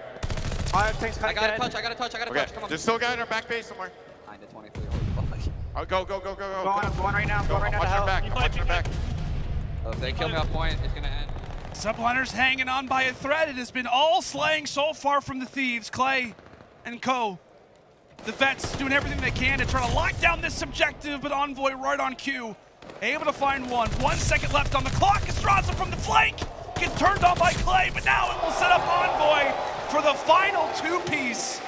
A great opening attack established by an even better defense. Jay, the comms from the Subliners, they sound defeated. Yeah. And they should, because they're getting outslayed by like 50 kills. Yeah, I'm pretty sure as soon as we went in for that listening, they didn't get a single kill until we got out of the listening. Might have That been is a an curse. insane stat. Potentially a curse. That's insane. I'm pretty sure if you're the Thieves, you have at least 3 glide bombs to work with. This is not looking good for NYSL. They're going back on the defensive side, are already down 2-0. Momentum is definitely not in their favor. No. Someone's got to get a trade. We Yes. have to put up some kills if we're going to try to win this map. Yeah. You said it quite nicely. We'll see. We'll see. Envoy, all kinds of confident, 14-8. As we talk about streaks, I mean, he very well could be in line for some of those. That's 3. Make it a 4-for-1 trade in favor of the Thieves. Envoy goes for a nice little fly through the skies. Corpse does burn, but Kenny starting to heat up himself, making himself all kinds of comfortable inside of the base from the Subliners. Gets a little aggressive, but with that, he will push things out and allow for his fellow ARs to be put in such great positions. The Thieves yet to get on the objective, but as Octane continues to find players in stride, they'll look to make that happen as Krem6 able to wipe away 3, Glacier for the 4th. So there you have it.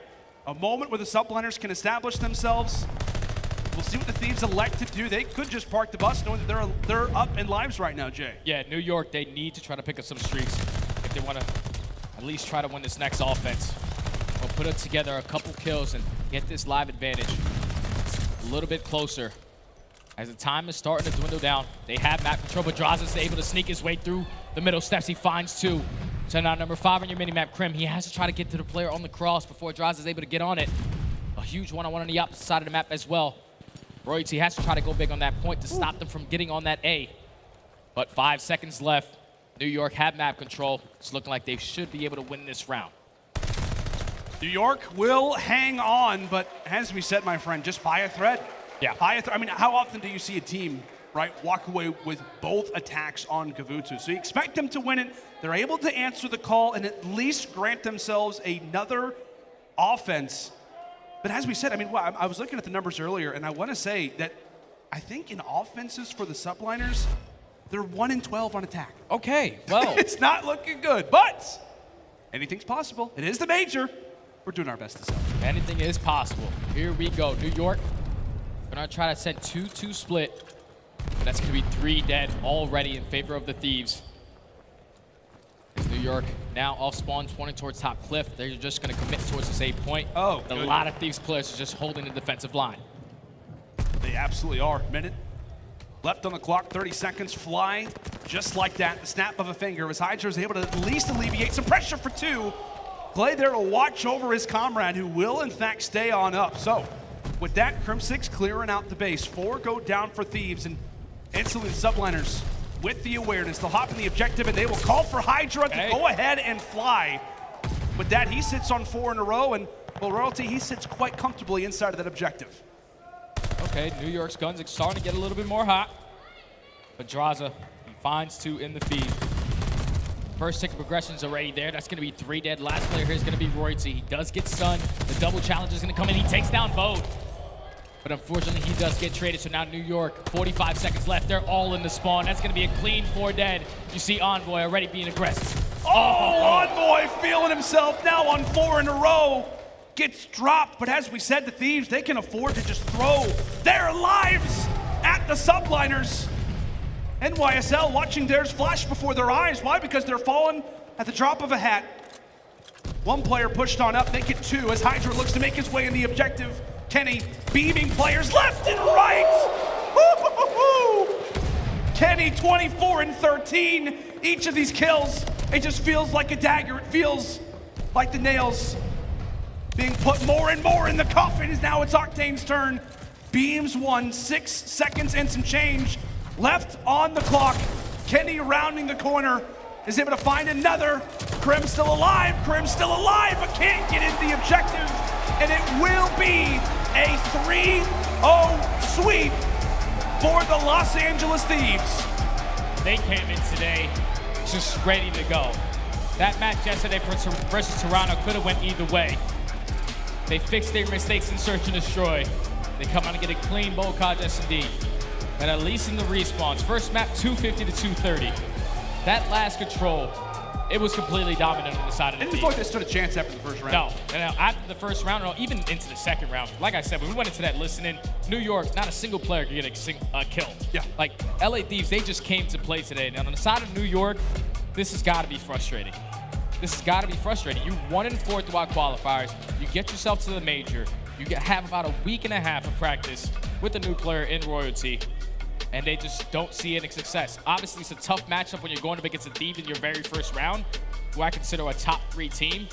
But for New York to come out so flat the way that they did, there's a lot of stuff that they need to work on. And I know those are passionate words. Obviously, coming from a fellow New Yorker yourself, I mean, as we said, when we come into, we try to lay out the series, right? We try to tell the story of the underdog, but the story, I mean, it's basically told for you. As we said, the hard points, those continue to be the biggest struggle out of anybody in the CDL. They lose the search destroy, and when you're going to Gavutu against this Thieves team, it just never feels as if they're going to drop. It never feels as if they're going to lose their mojo. A nice 3-0 start for the Thieves, but Jay, I mean, I know we're looking at the highlights, and really it's basically just a highlight reel out of everybody on the Thieves. It felt like all 4 of these guys had their moment on Gavutu control, but what do you think is next for the Subliners? I mean, already looking ahead, I mean, this team is going to go instantly to the back of our minds. We have got a lot of matches to go.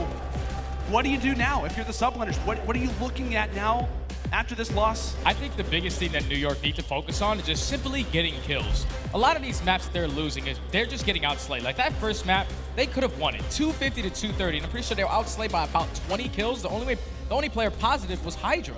Like that's insane. When you have such a well-calibered, highly calibered team in Crimsix and Clay, these guys are world champions, 3-time world champions each. And they just cannot put up a positive map to save their lives besides Hydra.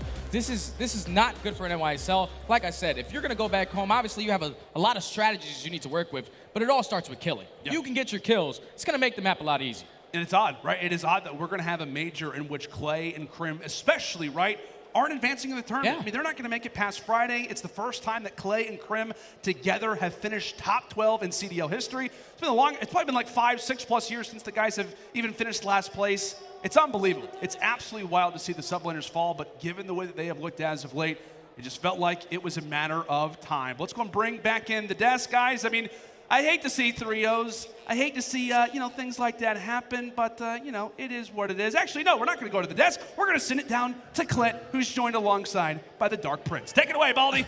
Thank you, boys. The one, the only Envoy, sir. How you doing? Pretty great, man. Nice to get a win today. It's got to feel good. Now, I was told you've got your parents out here in the crowd supporting you. Yeah. What's that like? It's got to be great. It's great, man. It's always awesome when they get to come out to the event. They're somewhere out here. We appreciate everyone else, too.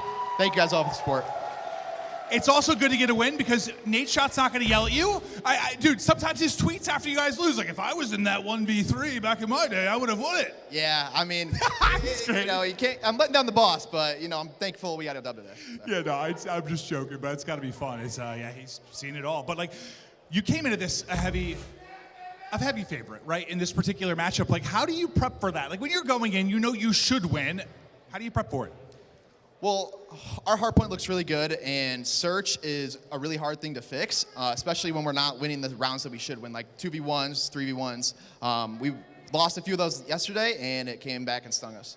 Yeah, absolutely. So, like, the search side of it, like, what did you do last night? Was there a lot of VOD prep, just talking through situations? Not a lot of VOD prep, just because we don't have much on them. And I think we just switched up our map pool a bit today of, like, what searches we wanted to play, and that was really it. Well, now that you got the win under your belt, you can start to feel the tides are changing. Can you guys make this run? We definitely can make this run. We know what we're capable of. We just got to, keep bringing it and show it. Well, you were frying, man. That 3-piece ringside might have sealed you the map one. You're an absolute beast. Good luck the rest of the way. Envoy, thank you. Back to the desk. Don't chalice on Gav. I love it. I was going to bring up a point about LA Thieves is looking disgusting with players like Drazah popping off, ending that map 25-14, right? But take a look at Envoy stats, 70-47 throughout that entire series, aLLeY.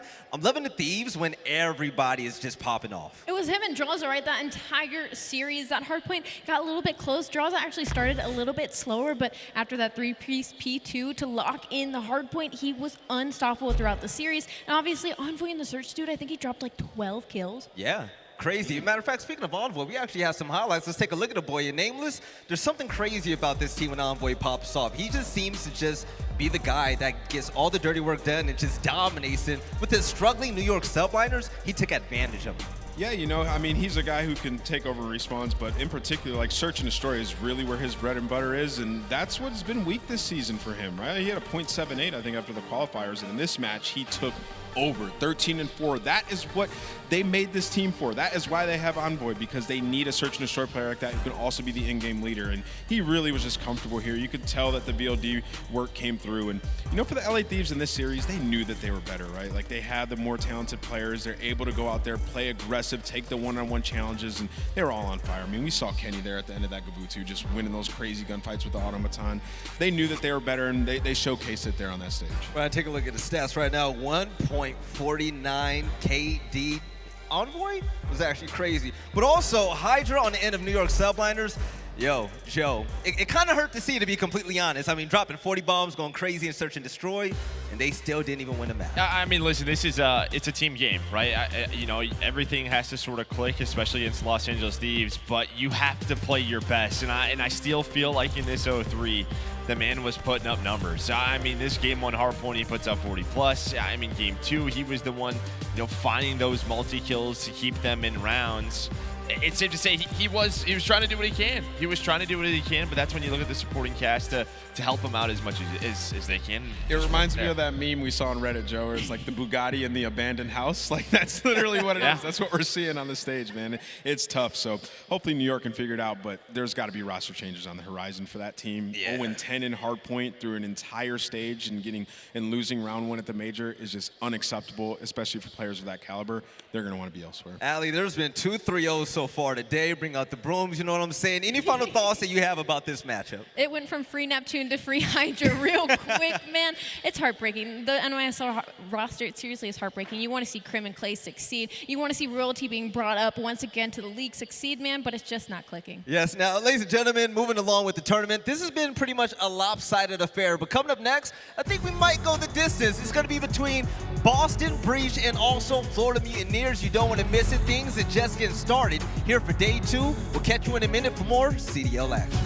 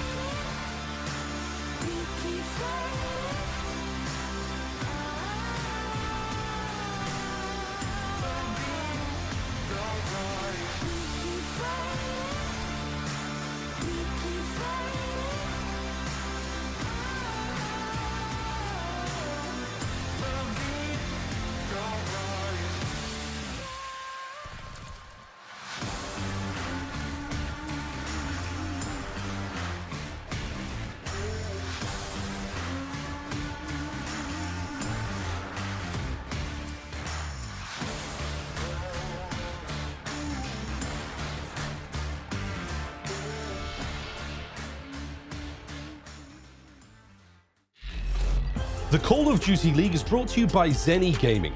Armor your eyes with Block's gaming glasses starting at $24 by visiting zenny.com/CDL. Upgrade your game with a Scuff, the official controller of the Call of Duty League. Hello, and welcome back to the CDL Major One right here in the beautiful state of Texas. And here on the analyst desk, we actually have another guest here. It's going to be Standy, my New York brother, man. So far, you casted that New York game. Yeah. Did they make your state proud? No, definitely not. Definitely not.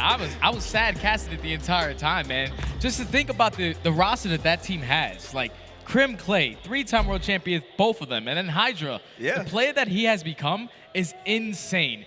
The fact that they have not seen any success to start this year is mind-blowing to me, but you can always expect them to be better towards the later half of the stage. I just don't know if they have the quick fix in them. You know what? That's going to be the story throughout the day, right? Especially with it being the first elimination day, right? We're going to see teams such as Boston Breach facing off against Florida. And the thing is, man, everybody's going to have to bring it today, no matter what's been doubted. Now, when it comes to Boston as well, one of the newer teams in the CDL, they came out swinging. Nobody expected Capsidal to pop off. Methodz picked it up, especially in that second week. But seeing players like TJHaly start to slowly get in their groove, I really like this team's potential, man. I really do, too. The only thing is they went up against Atlanta FaZe yesterday. That's the best team that we have in the game. So even though they ended up getting 3-0, they're going up against a team in Florida who are just inconsistent. They're either hit or miss. They're on point or they're going to get 3-0. So if I'm Boston, you just have to be as confident as you were yesterday. Even though you were going up against Atlanta FaZe, that confidence for these young players is what's going to be able to get them through this series. You're right, and Nameless, when it comes to this team, man, I mean, the fact that they were even able to put up a fight against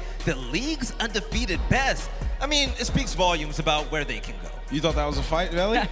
They showed a little bit of promise. They got I like Boston. Listen, it was Bocage. I heard some people saying like some of the maps they were blown out. But like you look at the Bocage and like that's just how that map is, right? It's going to be a very narrow score line. But for this team, I mean, I think the biggest story is that they've just been terrible in control. Like 1-5 in control is just not going to cut it. But Allie, tell me what the game fuel keys to victory are. Well, the game fuel keys to victory are bring your breach charges. Boston is 3rd in break percentage. Florida is 1st in rotation and win percentage. So Florida's going to be set up early. Breach is going to have to bring the aggression and get the bomb down in S&D. Boston is 4th in plant percentage, but Florida is the last in neutral retake percentage. So if Boston gets that bomb down, it's not looking so hot in Florida if it's a neutral situation. And when the Berlin S&D battle, both teams are 2-0. And I'll tell you what, after seeing the maps and modes, it looks like Boston Breach might have won the vetoes. Now, the funny thing is, this team is going to be facing off against Florida Mutineers and, Jeremy, this team is actually pretty hilarious because they keep the games close and it's like, they just let it slip through their hands, right? But in this match right here against Boston,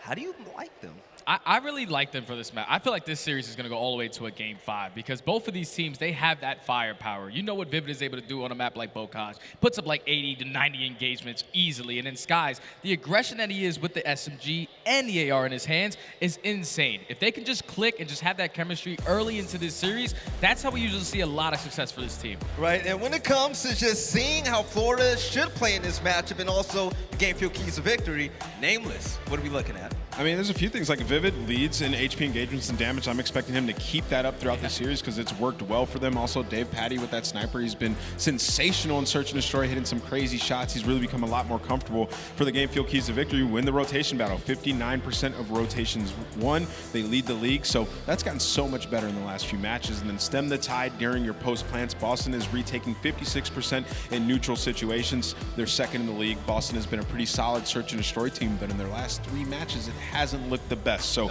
maybe Florida playing them at the right time and then step it up in control. Boston is last in control round win percentage. Like I was just saying, they're 1-5 in control and they haven't won this control that they're about to play in this series. So that should be the auto lock map for Florida. Well, one of my favorite parts of this season so far, Allie, is seeing Dave Patty pop off. And when it comes to him, I mean, what comes to mind?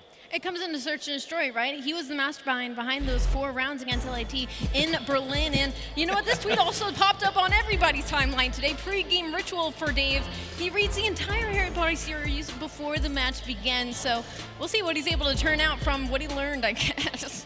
I mean, he looks smart, don't he? He just looks smart. He does. Yeah. It's the class. I know what it is. Exactly. Now, when it comes time for the talent pick'ems right now, hey, hopefully this is not another 3-0, but I'm going to definitely rock with I like Boston, okay? And even though you guys are like, Belly, come on. You might I be the think they have a Boston lot of curse, hope. no lie. You pick The them every Boston series curse, that they exactly. get You know what I'm going to do? I'm going to Florida Mutineers. You know what? I just like scrappy games. I think this is going to go to distance as well. I hope it does, actually. But Florida for me. Jeremy, who do you got? For me, I feel like today is the day that we see Boston win the control. And it's going to be on Tuscan, right? That's what they're playing? I believe so. Yeah, so if they're going to go all the way to a Game 5, they're going to win a search and destroy, get back on that right track, and take it into Game 5. Allie, we've seen both of these teams go through it this year, but who do you think is going to pull out as a winner today? Belly, actually, it's a little too bright in here. I can't quite hear you. All right. Ask me that question one more time. Wait, actually, hey, I hear the crowd out there. If you guys go for Boston Breach like Allie, go ahead and make some noise. Back her up a little bit.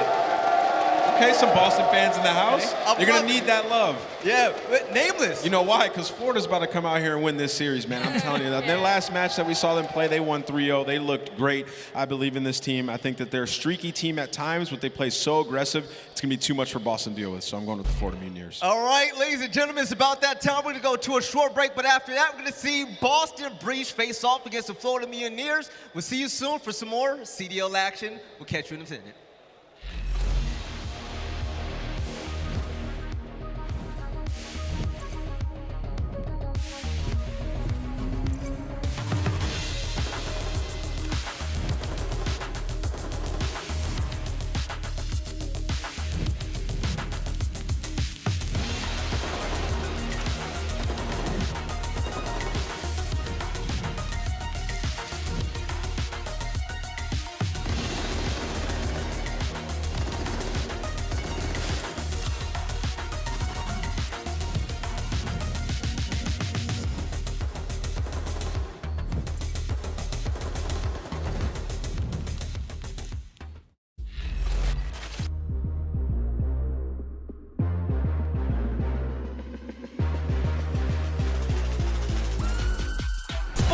And he'll have some words for Prim 6.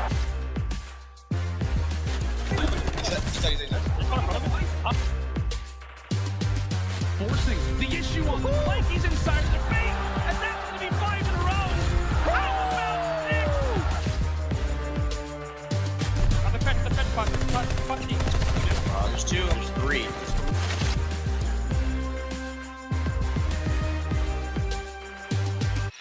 Hello, everybody. We continue on. Hello. How we doing? It is only day 2. Sorry. We've got so much ahead of us. It's the first major of many this year, and coming up, we got the Boston Beauties. I call them that only because the Italian sensation that is Methodz. On the other side of it, the Florida Mutineers, but it is time to meet our squads. Let's keep it rolling. First off, let's check out the Boston Breach.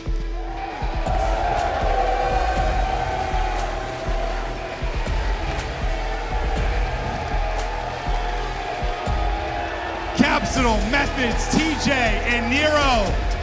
I was distracted by Maven's amazing haircut, but the simple fact remains that I like Boston, and I'm not even afraid to hide it. Listen, man, Chef Tony up there, Zinni. Methodz coming off of a bad performance yesterday with a .76. I'm expecting him to turn up today and make the city of Boston proud. This team came in last in the CDL.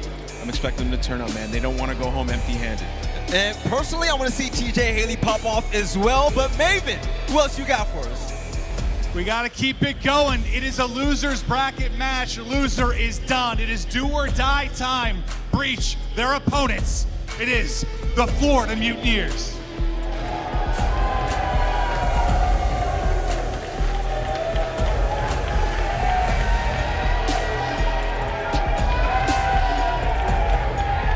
Vivid skies, Dave Patty and Awakening. Let's get it, big weight. And at times, we've seen this team have pop-off performances separately, individually, and aLLeY, hopefully they can bring it all together today. Man, you saw those signs in the crowd. A lot of love for this roster, but Dave, man, he was all business. He was like, screw this, man. Let's get to our station. Let's get locked and loaded, ready to go. Maven, I'm ready for this game, man. Let's go ahead and get this thing going. I'm ready. I'm ready. I'm not going to mess it up this time. It is Chance and Miles. Take it away. You did it! He's done it, ladies and gentlemen. We're ready to roll now into our next matchup. It's going to be a fun one indeed, Shots. Again, lower bracket. We're sending teams home today, and that's tough for some, but for others, they enjoy that violence, they enjoy sending teams out here. A lot of villains in that crowd, but we love you very much. This is going to be fun, man. I'm excited to see this go down. A lot of rookies on the stage. A ton of rookies on the stage, and I think we talk about like the LAN vibes, right? Some of the rookies have been struggling. I think even on Seattle, right? Sib didn't have that bounce back. Pred's killing himself with nades. So some of these guys feeling the pressure. And we have a ton of rookies now on both sides of the stage, and even not just like the rookies, right? For guys like Methodz in TJ, some of the vets. I mean, Methodz hasn't played on LAN in like 3 years, so it'd be interesting to see if these guys can handle the pressure while facing elimination. But taking a look at your maps and modes, we have seen these teams on these maps quite a bit. Florida love themselves Bocage, and well, we get it for the first two. A double dose of Bocage to start things off. 2 Tuscans and a Desert Siege, and that sounds like a recipe for fun to me. That's going to be our entire series here. Going to lower bracket matchup. Lose 3, go home. That is that. Chance, what do you make of the maps? Well, nothing too crazy, right? Obviously, again, the Bocage, Florida's happy to play on it. The Desert Siege, Florida 0-1, dropped a .31 KD, so they got slaughtered the one time they played. But Boston, we haven't seen them there at all. And of course, that Tuscan control, it got mentioned on the desk. It was part of the keys to victory when you're talking about Boston. They have been getting destroyed, absolutely destroyed in control. But most of that's been on Gavutu. Tuscan, we haven't seen him as much. Maybe there will be potential for them in that game 3, but obviously we have a long way to go before we get there. We start in the cage. Both of these teams have that experience. I think yesterday we saw Boston against Atlanta. They got heavily outslayed, but they still kept up in the stat line. Maybe they can just pick up the slang a little bit. They'll be good to go. Well, here we go, ladies and gentlemen. Please keep your arms and legs inside the vehicle at all times. Hold on your personal belongings. We're going to the cage to start this one off. Whoa, baby. This is going to get the blood pumping right off the rip. How are you enjoying the show so far, crowd? I can smell that popcorn. I'm seeing the drinks flowing. Somebody just walked in with a pizza, and let me tell you, hungry, hungry hippos up here on the stage. For the cage, it is going to be an exciting start indeed. Here we go. Boston Breach, Florida Mutineers. Let's get it. And I think about setting that pace on this map, right? We already know Vivid is going to be running the show. Just the engagement lord on this map. And well, there's the first blood. Effectively, he's able to take it down, and that is the man that I think Boston are going to have to try their damnedest to keep up with. But of course, it is back and forth as always on P1, looking for some of that distance, a little bit of that separation. And honestly, it's Boston, at least for that early time, try to get a few points inside. We'll take it. Not a lot of early time goes the way of many teams here on the cage, but so far so good. TJ trying to find a few more. Again, eyes towards P2. That's the name of the game here, friends. 20 seconds remaining on first. Nero, sneaky, catches at least one out there. Rotation still looking good. Actually now cleaned up, so this might be huge for Mutineers. We'll see if they can capitalize on those kills. No, TJ last man up in the point. Dave Paddy now. Definitely, oh dear, I don't think he finished the Sorcerer's or Philosopher's Stone chance after a kill like that. Well, I mean, maybe he'll be working up to the Chamber of Secrets as we progress through this series, but either way, that rotation over towards P2. Boston doesn't necessarily have the spawns, but they should at least have a bit of that map control, right? Players inside a barn. Dave Paddy is alive, but he should get spotted and taken care of. You see him fall in the Thief. Boston get that clearance. Now try to run up the score just a little bit, but obviously, they're dealing with those back spawns. Florida should be quick to bounce back. Nope, trying to flay their way through. It's Capsidal.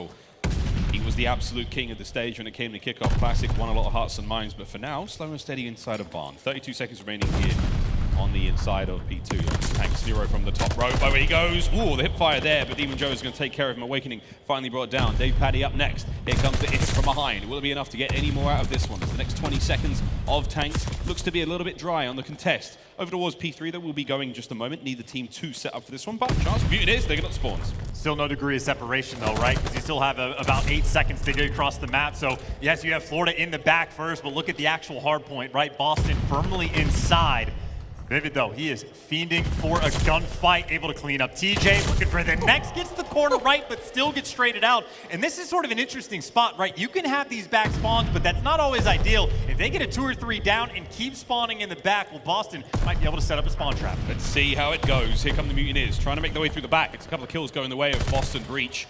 Awakening slow and steady on the push, and Nero's going to punish him for it. Dave Paddy, the only player now for his team to maybe get anything out of this one. It's Big Zin, though, going to cut him down. Time still ticking in favor. Oh, for a brief moment there of the Boston Breach. Mutineers now with a slight lead change. Capsidal, next entry onto the hard point. Time's ticking away now. Boston Breach as back and forth we go. There's not a tremendous amount of action on either side as they're still trying to get things going here early on in the cage. Final 15 chance on Grannies, and Florida Mutineers once again, nice spawn. And this is the man you're trying to look to get warm, right? If Capsidal can get the ball rolling, he could try to take a couple players down, but it's Dave Patty in the feed with the automaton that's able to pick up two, and I think we have seen a bunch of teams make that adaptation, right? Atlanta FaZe, very early on in the season, running that 2AR setup, and well, looks like a couple of these teams are learning the power of the auto, because Awakening, he's rocking it as well. A dangerous assault rifle player. We saw him really shine in Modern Warfare way back when with the MP5 in this game. A little different look. TJ trying to make his way through the back. Not able to get much done so far, and it's Big Vivid. He's finding all the kills. Here comes TJ though, top bar, and gets himself a pair. That's gonna be a nice break for now. Stun check, lands it. Here come the rest of the team though. Close spawns now for Boston, flying on in. Will they be able to find much here? A little bit of trepidation chance on the outside there. No one really committing to the fight. Couldn't tell you what that word means. Don't have my dictionary nearby, but at the very least, you see the bounce back inside the hard point, right? Even when TJ is getting a couple of these opening kills, there's always that very quick response by Florida. Even if they're rocking a 2AR setup, they got a guy like Vivid on their team. They will absolutely be pushing the pace, but nothing too crazy so far. Again, fairly close game as we expect on this map. In that rotation, I mean, number 5 on the mini-map, Vivid, he is trying to find that opening. He just went past number 4. If he can find this kill in the back and flip the spawns, this could be Florida potentially running away with this game. Well, Vivid, you are completely surrounded. Unfortunately, not going to be that much more out of that one. Dave Patty's spree comes to an end. He sat on 5, I think, before that went down. 10 and 8 overall for him. No streaks.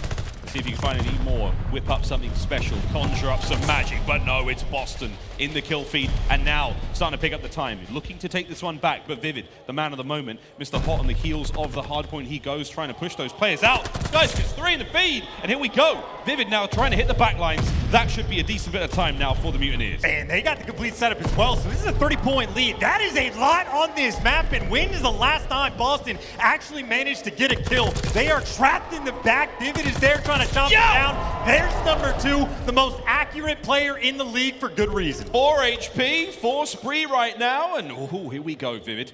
Putting on a show for us here. There's another in Nero. That's going to be the 5th. And he's out, baby. He's gone.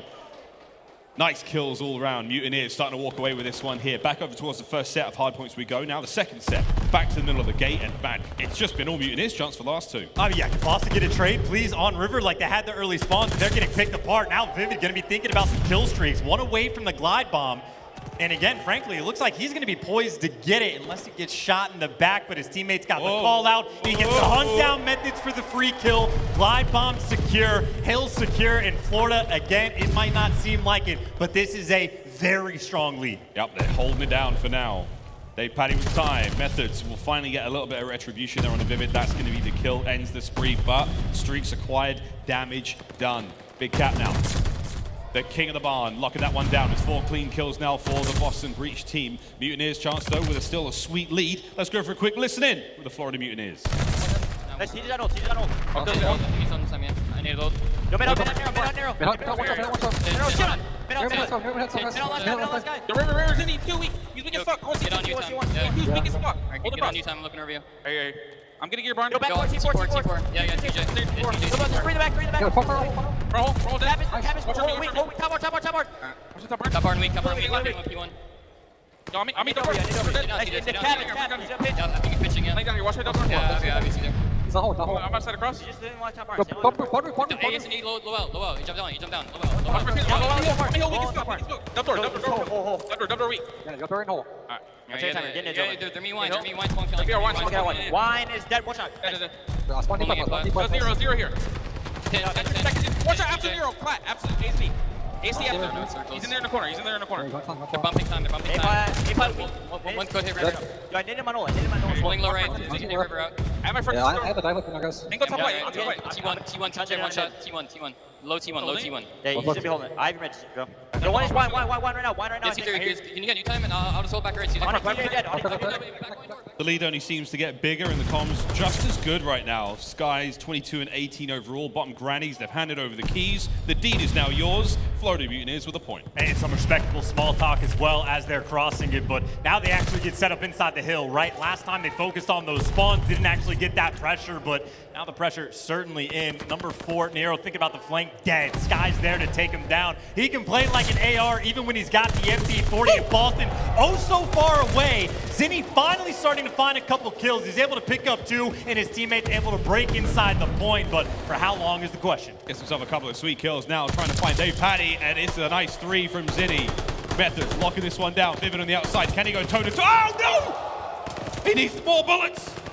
ChefTony back in the action. He goes. Oh, with the good crossfire. This is nice out of the breach. DavePaddy, though. There was a rat in the kitchen, and that's a big kill out of Cap, trying to keep this one down. Boston breach, signs of life chance, but is it too little, too late? I mean, again, this is a pretty sizable lead, right? I think the most we saw was about a 70-point margin. Florida let it slip for a moment, but they just bring it right back. And I mean, they can honestly just play 50-50. They can fight so hard on this hill, by the way, because they have that glide for the rotation. So, I mean, they can just force it here on Barn. And I mean, they've got a little bit of clearance. You already got what? Number 5, Vivid. He's watching the mid cross. Number 7, he's got outer. This is the setup that they want. Now you just got to play for the kills. Here we go.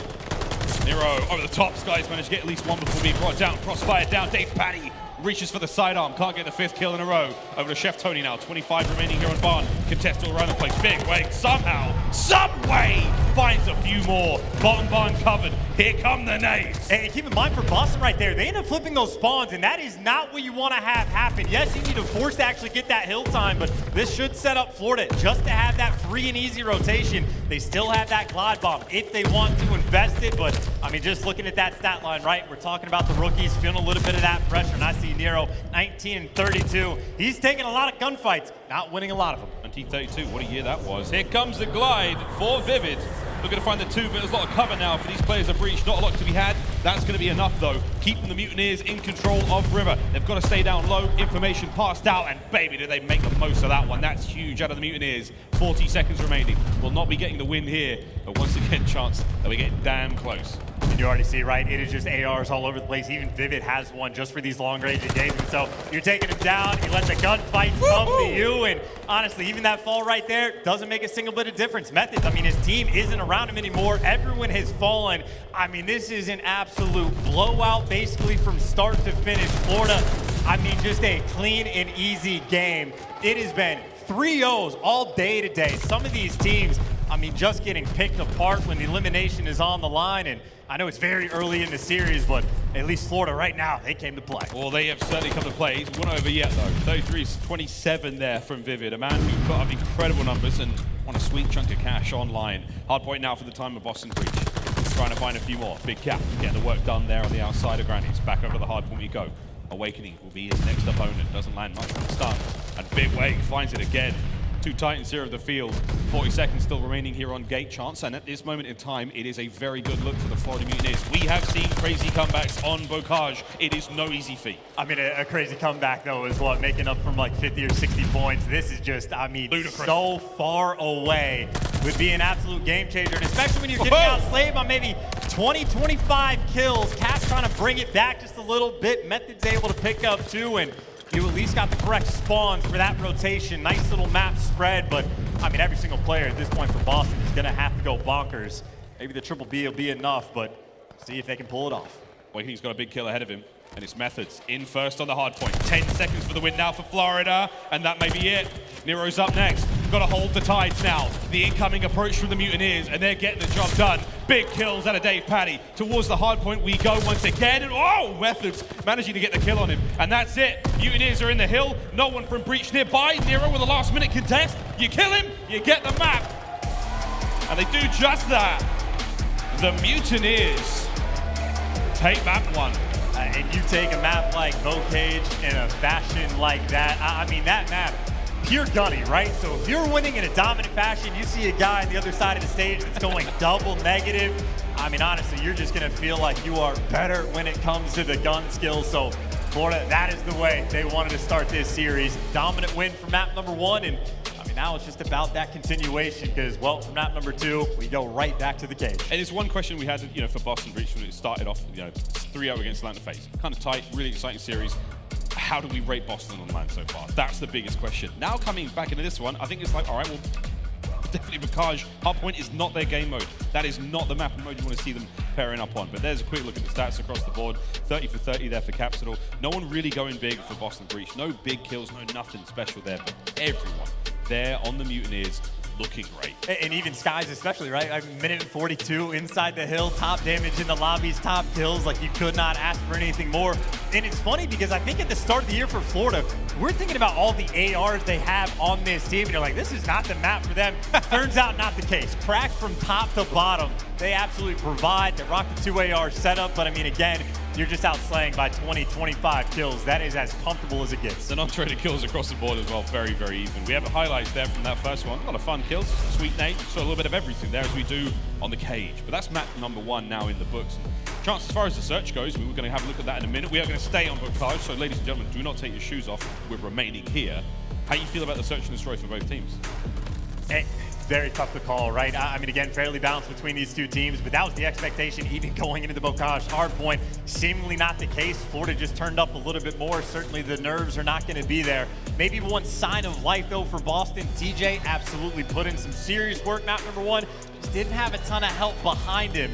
And I think even when he's sniping in the S&D, it can be good, but you want to see him be the playmaker. So if he had a bit of a hot hand in map number 1, if he can carry that into the next game that we have, maybe he will be the go-to guy for Boston to try to open up some of these rounds. And we go back to the idea of, rookies here in this matchup. And again, there's a lot of players in this stage that comes outside of what Skies, at times Vivid, Methodz, TJ. Not everyone's got a lot of experience when it comes to the big stage and these LAN events. And that was the biggest question for a lot of these teams, a lot of players coming into this. Who's going to deliver on LAN? Is it going to be like we saw at kickoff where the rookies ran the show there? It doesn't seem to be the case here at the Major. A little bit of time in the game, a little bit of time practicing, and the old guys, they still got it.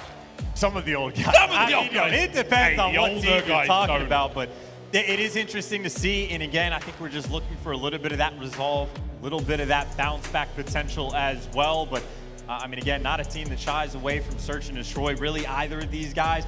Fairly balanced across the board. Boston is solid in every game mode with the exception of control. So it's not like they're necessarily uncomfortable when it comes to search and destroy, but a little bit uncomfortable on the stage. Well, we'll find out again as that search and destroy is moments away. We're going to stay on Bocage for that one. Tuscan control after that. So what you're saying, Chance, this is a must-win right now for Boston, because if we do get to that control and they're 2-0 down, that's not good. Well, I mean, the one thing about, they have terrible, KDs, but they play a ton of Gavutu for the control, and I was thinking maybe Tuscan more of an SMG-sided map, because I think Cap is like a 0.82 in control. I think Nero is like a 0.83, so it hasn't been great. So in my mind, I'm like, Tuscan to be better for him. Well, map number 1, not the case, right? You just dropped a 0.5 on Bocage. I mean, that is, it's just tough. I can only say it so many times. Yeah, look at the team there again. It's serious looks across the board for the team. They're going to be finding a brief moment of respite here now to go over S&D strats, talk that one through.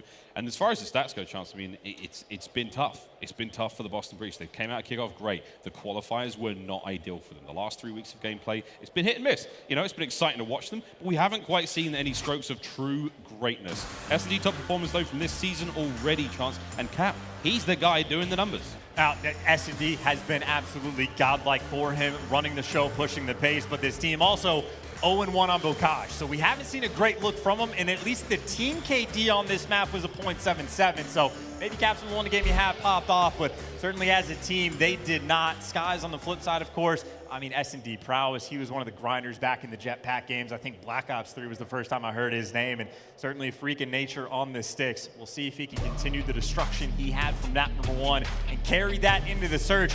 And we mentioned Boston's record of 0-1. Well, it's the exact same for Florida, 0-1. But the difference is they played it a lot tighter. I mean, their team KD on this map was like a 1.03.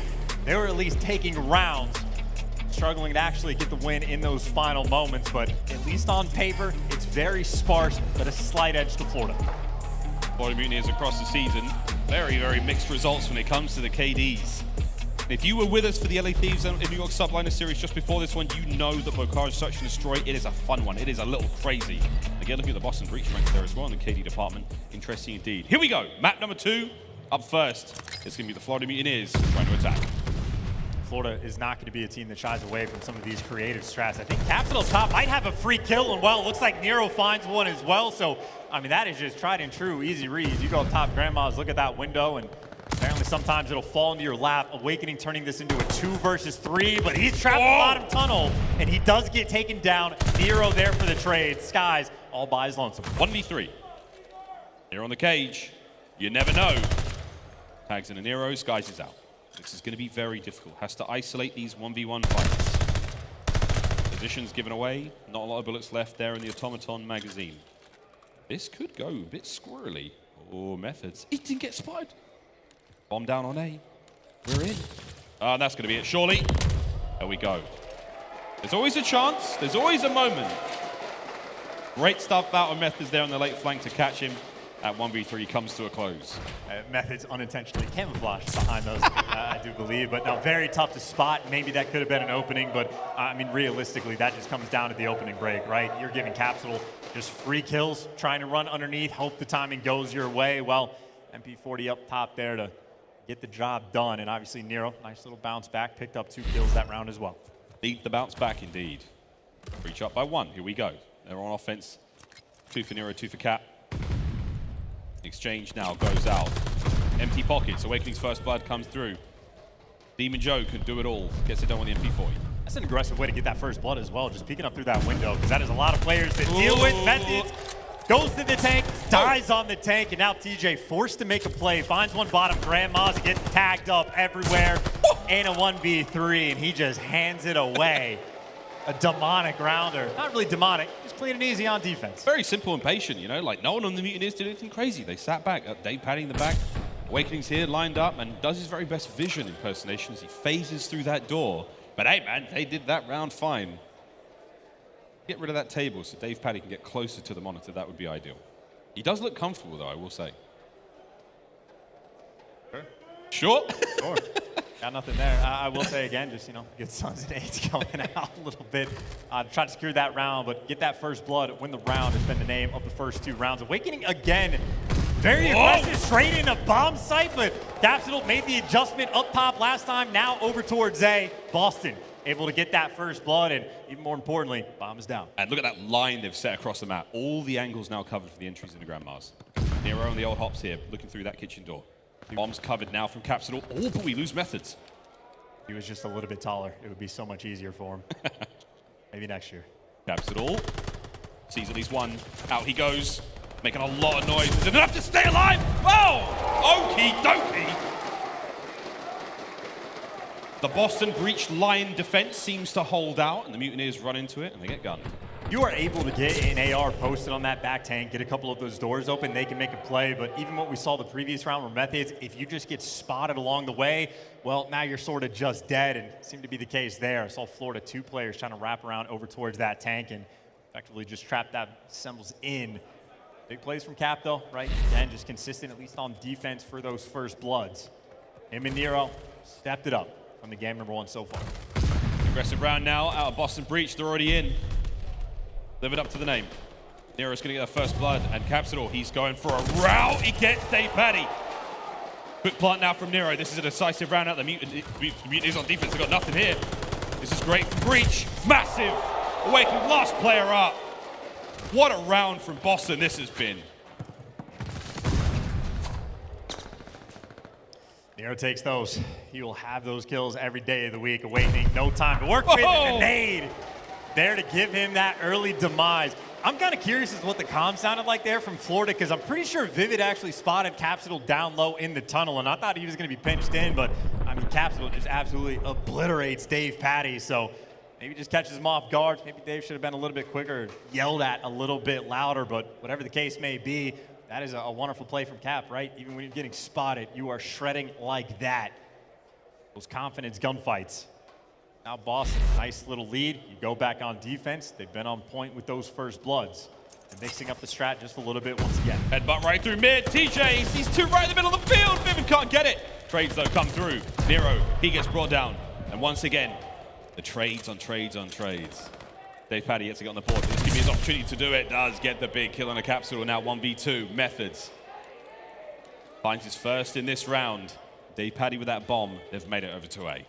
A clutch here would just be a dagger for Florida in this round. Bomb is going to get planted. Methodz should know that they are going to be using that buddy system, at least for the bomb plant. Oh, he didn't see it. Oh, did it work? Finds one. 1v1. And Florida, Skies with the big brain plays to remain top barn. And there was a moment there, chance where Mizini could have been gifted something special, but great positioning there out of the Mutineers. Power of the buddy system, right? You don't necessarily have to hold hands, especially not on Bocage, because as long as you are within a 50-foot radius of your teammate, you can always be there for the trades. And I mean, again, fairly standard rounds for the most part. You try to make a play up towards the middle of the map, trades back and forth, a nice nade from Methodz as well, but eventually just Florida overwhelming for that round. Trying to tie things up on 3-3. All these rounds have been so standard. Whoa, it's crazy once again. Vivid, Awakening, first kills go their way. TJ's gone. You may as well get us to the next round. As Methodz now in the 1v4. The Mutineers have blown the doors wide off of this one. We're looking at 3-3 after this chance. And Zinni, this would be something special in the straight-up 1v4. He did it once in Cold War. One of the only players, if not the only player to do it. Can he do it again? Maybe. There's one. He's clutched a few times, right? Not even just last year, but the previous one too. He's good for, like, what, one clutch for every year at the CDL. Maybe. None of it yet, but look at this fan out from the Mutineers. All corners of the map covered. Zinni's about to walk into it. aBeZy's up first. Zinni. Oh, he's alive. 30 seconds on the clock.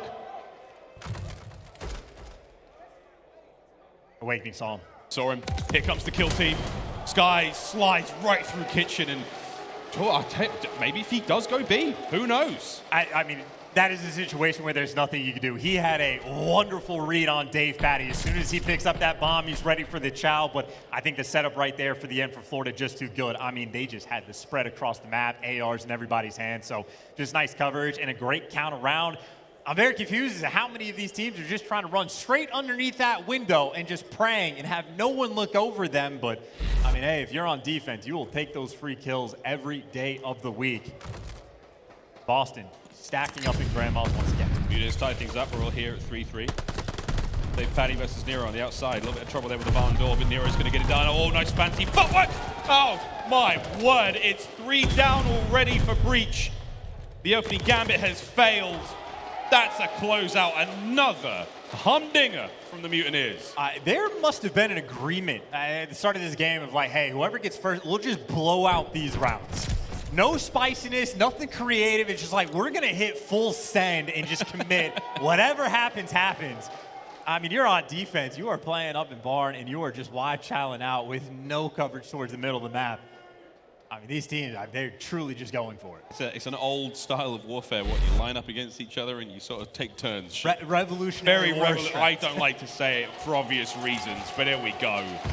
Once more into the absolute calamity, chaos that is the Bocage Search and Destroy. This one a little slower, finally. Mutineers have turned grandmas into a fortress. Breach just on the outside, not quite ready to knock in yet, but I think Nero building up the courage to. He asked for some sugar from these neighbors. And it's, can someone please, thank you for, watch the window before, not after, especially when Nero's sliding under without any dead silence, no ninja. You expect the peek to come through, but at least the trades are there for the 3v3. Awakening gets caught as well. Methodz picking them apart. But you got the flank coming, DavePatty there, boom, just like that, 2 versus 2. A blink of an eye, it's done. TJ at range. Oh, DavePatty! Just handing kills. Can someone shoot back? Just keep feeding him. Capsidal now, 1v2. And he's staying there. DavePatty, number 7 on the minimap. He's staying there. Grab that bomb. 25 on the clock now. Capsidal going to fast plant this one. The defenders have yet to move. It's on Vivid and DavePatty. 1 kill and the defuse is all they need. 40 on the clock. Oh my, chance. Oh my. They've jumped straight on it. Capsidal, finding the first. 30 seconds remaining. Vivid now the dance. Will he find anything with a stun? No. Quick check once again. Capsidal!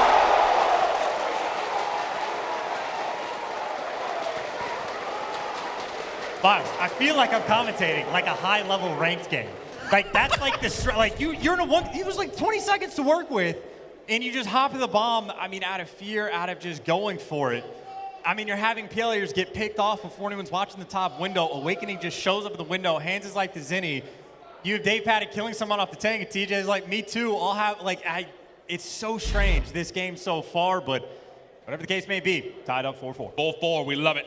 Are we going to go back to the absolute madness of mid? Maybe. Exchange is now being dished out. Boston Breach go back to that deep line defense all the way at the back. We saw this fail for them in a previous round. Now, will it come to something other than Methodz getting first blooded? That's the major question. Uh-oh. Vivid. Meet Capsidal. Awakening through the window. TJHaly trying to help out, but Big Cap finds himself too. Capsidal making the big plays, right? We talked about it, 1.3 S&D KD. Haven't seen a ton of them on this map. Well, these past 2 rounds in the entire game as well, he has provided. Skies and TJHaly trying to make something happen, but they're both rocking autos. They gotta find me. Pigs can't find it because Cap is there on a 5 spree, 10 kills to his name, and I think Skies is now trying to figure out how quickly he can get off this map. You cannot afford to feed these kills to Capsidal. There it is. As he literally, by himself, won his team this round. Yeah, he has done an amazing job. Sky's still looking for it. I don't think there is a way off of... no, open the through the tanks, yeah. There you go. No one's looking for it. Skies is out. He's a deserter. Or a mutineer. Thank you. Thank you. I'll be here all weekend. How long have you been waiting for that moment? Been waiting for 3 long years, my friend. For that one. Another good round from Boston, but it's that man on your screen that made the difference. A perfect call and a perfect round right there from Capsidal, right? By himself on the A site, maybe has a little bit of that intel, but literally just guns 3 people back to back to back on a 5 spree, but you don't need the kill streak. Just send them in first and let them wipe them off the map. They're taking things a little bit slower. Maybe this is the game of 2 different paces, right? First half, everyone just wants to die. Second half, slow things down just a little bit. Boom. Methodz finds that pick over towards the B site. Now number 6 might have to wrap back just a little bit. That might be the opening to encroach over towards this A site. Whenever Boston want to make that call, or TJ gets picked. Sure. We'll take the pick for now, and it's a slow approach. Staying on with Capsidal. Yet to really get anything going just yet. And again, this is the tension of 5-4 right now. This is map point for Boston. Guys with the nade check over towards the B-bomb site. Won't find much. Capsidal will be brought down. Nero with a quick trade. And just like that, chance, JV2. That is one of the hardest jumps in the game, just to mantle on that gate. At least in my experience, it is very tricky, but a 2 versus 2. Vivid gets spotted, but Vivid wins the gunfight. Methodz not quick enough for the trade. Dude, I don't... He faked him out. He faked him out with the window hop. Dude, or he made a mistake. If he hits the jump, then he's up top. He can't shoot you from there. You have to look down low. Ooh, we'll take it. A sloppy game to go to round 11. Oh, I love it though. It's fun. And this is it, round 11. Mutineers have fought back. Boston have done so much hard work to make this journey. And again, this is to tie the series up 1-1 for Boston. Their round 11 records 0-2 for both squads. Someone's getting a dub today. Oh Through my. Grandmas, the nades are in. Ears be ringing. And this could get interesting real fast. Top positions now covered from Capsidal. He's got eyes on the middle of the map. If he chooses to go for it, he'll be pick of the litter. There's players everywhere. In Vivid's presence, by the way, he gets stunned down low, and now Boston have to be constantly concerned about this situation. They're feeling the pressure. They're a little bit scattered. Nero doing the window jump. Cap looking for the first move. Stays alive. Stays alive. The hipfire works out, and here we go. Mutineers starting to walk a little bit further forward. Trying to make something happen. Nero from the top window, and the second. He strikes and gets himself 2. Now 4v2. Skies and TJHaly now on the back line. Tagged up. Nero's looking for his 3rd. TJHaly's there. TJHaly all alone. Boston. They bring it back on Bacage. Well, line up 1-1. Yeah, we have ourselves a series. Map 1, not pretty. Frankly, map 2, not too pretty either, but the bounce back games, well, Cap basically took over a couple of those rounds, but even Nero struggled in map number 1. What does he do, though, in the round 11? Picking up the 2 pieces, securing it for the team. The rookies went massive there in game number 2. Boston again, yes, indeed, it can be clean. 10-6, Capsidal, huge stuff out of him. And it was an incredible run. That 3-piece he got in that round basically wins the whole thing for them. Methodz, a couple of nice runs out of him. Slow and kind of scary start, I think, for the Boston Breach fans there in the search. But hey, they got it done in the end for the Florida Mutineers. It was so close. A couple of sweet, lucky moments go their way. But that is the way the cookie crumbles, especially here on Vanguard. That is our series tied up 1-1. We love it. Have a look at those highlights in just a moment. I did get a DM before this match started, but they will remain anonymous. But it was You're trash. Mutineers get it done in 3. Something along those lines. It was close, but it was no cigar. At least half of that statement is true. But hey, Chance, a fun one. Indeed, on the cage. That is absolutely an adjective you can use for that match that went round 11. But Tuscan Control, again, very interesting. We've talked about Boston, their struggles in that game mode. Tuscan, not necessarily the case. It's not necessarily their preferred map because they never play it, but Gabutu hasn't gone well. So this is where I'm looking at Capsidal. I'm looking at Nero to step it up and continue what they just provided in that game number 2 and let that SMG prowess try to run that show on the Tuscan. I mean, obviously they got bullied out map number 1, so you thought the guns were hot from Florida, but hey, it's the bounce back. It is tied 1-1. Boston will be feeling good. We'll see. With that, we say goodbye to Bakaj and hello to Tuscan Control coming up after this break.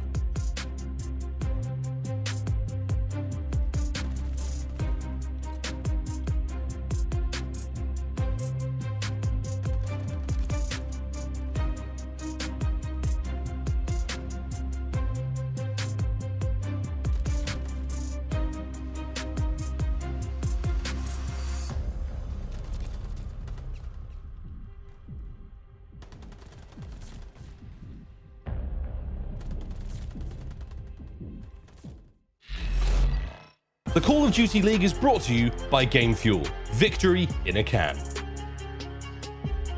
Tied up 1-1, Boston breach Florida Mutineers after a scrappy but very interesting search and destroy there in Røkkr. We bid farewell to the French fields and we say how diddly doodly to the towers of Tuscany. I don't know, the towers, they're sort of lovely bell towers, you know what I'm saying? It's really fun, but we're going to be playing Control in just a brief moment, ladies and gentlemen. Welcome back to the Major, day 2 of 4 so far, and let me tell you, it's been very, very fun indeed. Last chance to take you through this one. Mate, excited, genuinely excited to see Tuscany. Yeah, absolutely. Get us away from Røkkr for these two teams is, I'll be honest, if that sloppiness sort of continues in Control, who knows what can happen, right? It can be difficult to win offensive rounds, but if there's some setups getting broken down like this, it might very well just be a wild performance where the slang makes the biggest difference. And well, we can take a look at exactly how that slang has been. We have some Control stats for you. Hopefully to be on the KD side, and there you go. TJ, not super sweet on the flip side. DavePatty, very much so. And the fact that TJ has a .93 and that is your top performer, not ideal. You're a wizard, Paddy. Does manage to find the KDs in there and get your top performance this season as far in our matchup. We go to Tuscan, and a chance for me. I don't know, we're excited about a kind of a scrappy game. I'm down for a close one. The today is what, been 3-0s after 3-0s. We've finally got ourselves a little bit of back and forth. I love it. Players loading into the map now. Let's get it. And again, just the battle between these two teams. We've talked about the rookies, but also the fact that they're fairly comparable, right? Like the teams that got sort of separated at the top half of the show. I mean, if you're at the bottom of the league, that is not going to be a fun place to have to bounce back from. Not going to be fun when you're fighting for CDL points. And again, the record itself does not look good in the slightest for Boston, but the majority of that has been on Gabutu. And the same thing very well could be said for the stats, right? If you're not having a good time on that map, your subs are going to suffer. With Tuscan, a little bit different, right? Still going to suffer a little bit more, but the subs more so will be running the show. Cap had big energy there in that game number 2, and even Nero was right there next to him. I think finished with 9 kills. Big plays in that round 11. Those two guys, obviously, in my mind, the focus point on this map. Boston, it is the long-term issue. They got to turn their Control around. And that may be the case here. We find out as we get into the matchup. And Chance, I think it's one thing we talk about when it comes to the younger players, the rookies. They seem so full of ability, so talented, right? You want to give them the momentum. If you can keep the series going in their favor, a couple of decent Control rounds, who knows, they can go the distance. It's the more kind of like the vet teams that have got more structure to their gameplay. And Boston feel like, you know, you just throw them in the blender and see how they go, and it kind of gets a bit crazy at times. Do you feel like the rookies need the momentum to get things going? I mean, if that's what they need, that's exactly what they just got, right? At least on the side of Boston for the map 2. I don't know. I'm willing to just chalk up map 2 in my mind and just be like, all right, it was just that one. We're there. We're back to respawn. And we'll be making better plays because, I mean, we had the listening for Florida, right? Like their small talk was pretty good. They're covering each other's backs. I think DavePatty especially, I think, has shined in that role. Maybe once we get one for Boston, we'll see how it's going for the other side. I know Methodz can certainly be a chatterbox maybe to lead the way for the squad, but I mean, the name of the game, it has been set in stone since before this series started. How well can the rookies on both sides perform in this game? Dave has been a machine, and honestly, at this point, Cap has to. Thumbs are up. We'll see how we can get into this one. Sky's taking it easy. A slight moment of rest now before we get into Tuscan. Control coming up in just a brief moment. Capsidal, one of the more exciting players we've seen break into the scene when it comes to Vanguard. Again, took kickoff by storm. That what 8-9 spree was one that we will be thinking about for a while, and I think very exciting long careers ahead of them. But you got to start writing that history now, friends. These maps, every single one of them counts. As Major 1 continues to impress. Here we go into Tuscan. We're looking at the Control ranks now, Chuck. And the most obvious thing, again, it just comes down to that KD. If you, it's actually a little bit impressive that they are last in KD and not last in everything else, right? Maybe a similar situation on Røkkr when they're getting heavily outslayed, occasionally able to keep it close. Not very much this game. By the way, fun fact about Capsidal, only 5'10". Only 5'10". Crazy. Wow, how short's the rest of the team? Unbelievable. Fun facts though about Tuscan, again, that 90% capture first time, that's aBeZy. Usually vanishes. Although we have seen teams making the B hits work out, that's been very interesting to watch. 32% there on the offensive wins as well. And Tuscan, not an easy one, man. You've been in rank play, you know how hard it is when you finally capture A, you try to hit B, you get brought back a couple of times, then you find them in your spawn. It's a wild one, man. It really is. I am genuinely like almost desperate to see more B hits. Not necessarily like a 4-stack off the rip, but just more creative ideas. We have OpTic times cutting through the middle of the map, but I think the most success we have really over towards capping B, it's when things get mixy. Like once you get like pushed out to that roof spawn and you just get that quick route to actually go over on the attack and get a couple bodies on point, then the team on defense, we've seen it a few times, are a little bit scattered. They send 2 over to defend B because they don't want to lose control over towards A. That's the kind of mixiness I'm looking for, right? If the entire league, it's like a 32% average to win on offense, I mean, you're going to have to start mixing things up because we've seen time and time again, even when you're getting the 4-man setup, you get that P5 control, you get that church control. It is just so difficult to break through that defensive line. If either one of these teams have something cooked up for this tournament. We have had a lobby crash, so we're going to get the game restarted ASAP. Again, a brief pause now just to get the players in the lobby. It's all smiles and good vibes across from both teams, but chance again, that vibe is one thing. We use the term quite interchangeably here in the COD League, but players' moods, players' mindset, incredibly important when it comes to these longer days. And today is one of the longer days we have here in the Major. 5 matches being played today. Desperately trying to make it into Saturday and Sunday's games. How do you keep the heads right? How do you keep your mindset straight? What do you do? Well, I mean, are you asking for us or the players? Because with players, it's 1 match a day, at least for these guys, right? Like, you know exactly what the game plan is. They have had all the time in the world to prepare. I mean, if you're looking at this from, like, what, the perspective of Florida, they knew what series that they were going to be dealing with, whether it be Boston or whoever it was that Boston lost to yesterday, but I think they just can be cold and calculated. Or, yeah, Atlanta. So there was no question about who Florida was going to be playing today. They've known since the bracket got made that they were going to be dealing with the breach in this moment. So no lack of homework can be an excuse. Honestly, even the long days, no excuses either, right? You only get that 1 match. You know what the game plan is. At all. Capsidal again, that's 63% non-traded kills. That is a man who wins his ones. Gets to go a little rogue on the map more often than not and has a great time about it. Well, funny, 63% is actually fairly low from what we've seen from the league. But that's purely because of the maps that we were playing, right? On Bocage, if you're able to get a kill and stay alive for more than a few seconds, that is impressive. Indeed impressive there on the cage. Tuscan. Very different looking map though, man. A lot bigger. We talk about this rotation becomes a hard point. 3rd time's the charm, friends. Here we go. We're going to roll back into this one. Tuscan control awaits. When it comes to the game mode though, man, it's, you know, Merc, maybe they talked about it. We've been talking about it since the kickoff of the game. Glorify TDM at times. There may be 2 objectives in play, but the kills have a tremendous value in all moments of the game. And that is why you need to have a little bit of that creativity, right? Because you just can't expect to be winning the gunfights every single time you play a match, right? Especially 2 teams. I mean, if you're not the main Slayers, or if you're not one of like the top 3 teams in the league, you have to know that you will be dealing with consistent offensive rounds for the round 5. So, I mean, again, especially for Boston, right? I mean, I don't know if it was necessarily the expectation that they would be coming to a Tuscan control, or maybe we'll never see Tuscan control. Who knows? I'm not sure. Well, at this point in time, yeah, the lobby we've had another issue. The lobby has crashed once more. So my thing, I would love to blame TJ. That's what I would like to do. It is his fault. Because I could just see his face whenever anything goes wrong, and I think, TJ, what have you done? That's not the case, though. Ladies and gentlemen, there it is. He's definitely done something. Look, he's up to some mischief. He's been breaching things. There you go, TJ. Well, we're going to get this lobby back up and running ASAP, ladies and gentlemen. Come back after this break. We've got Tuscan control waiting for you.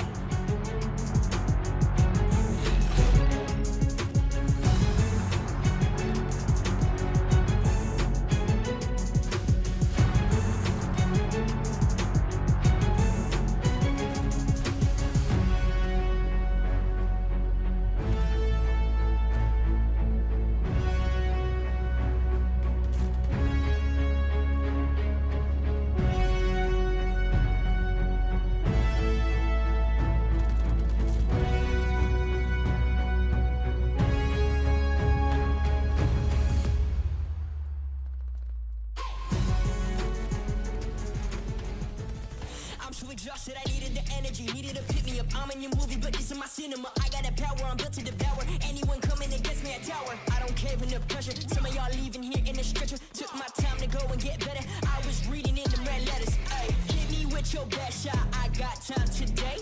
Feeling like a matador with that Red Bull. Oh no, you can't stop me. I'm running my own play. For the game win, I can't pin anything that gets in my way. Been here, done that. You all know what we came for. Been here, done that. You all know what we came for. Energy, energy, energy. I need that energy, energy. Energy, energy, energy. I need that. Been here, done that. You all know what we came for.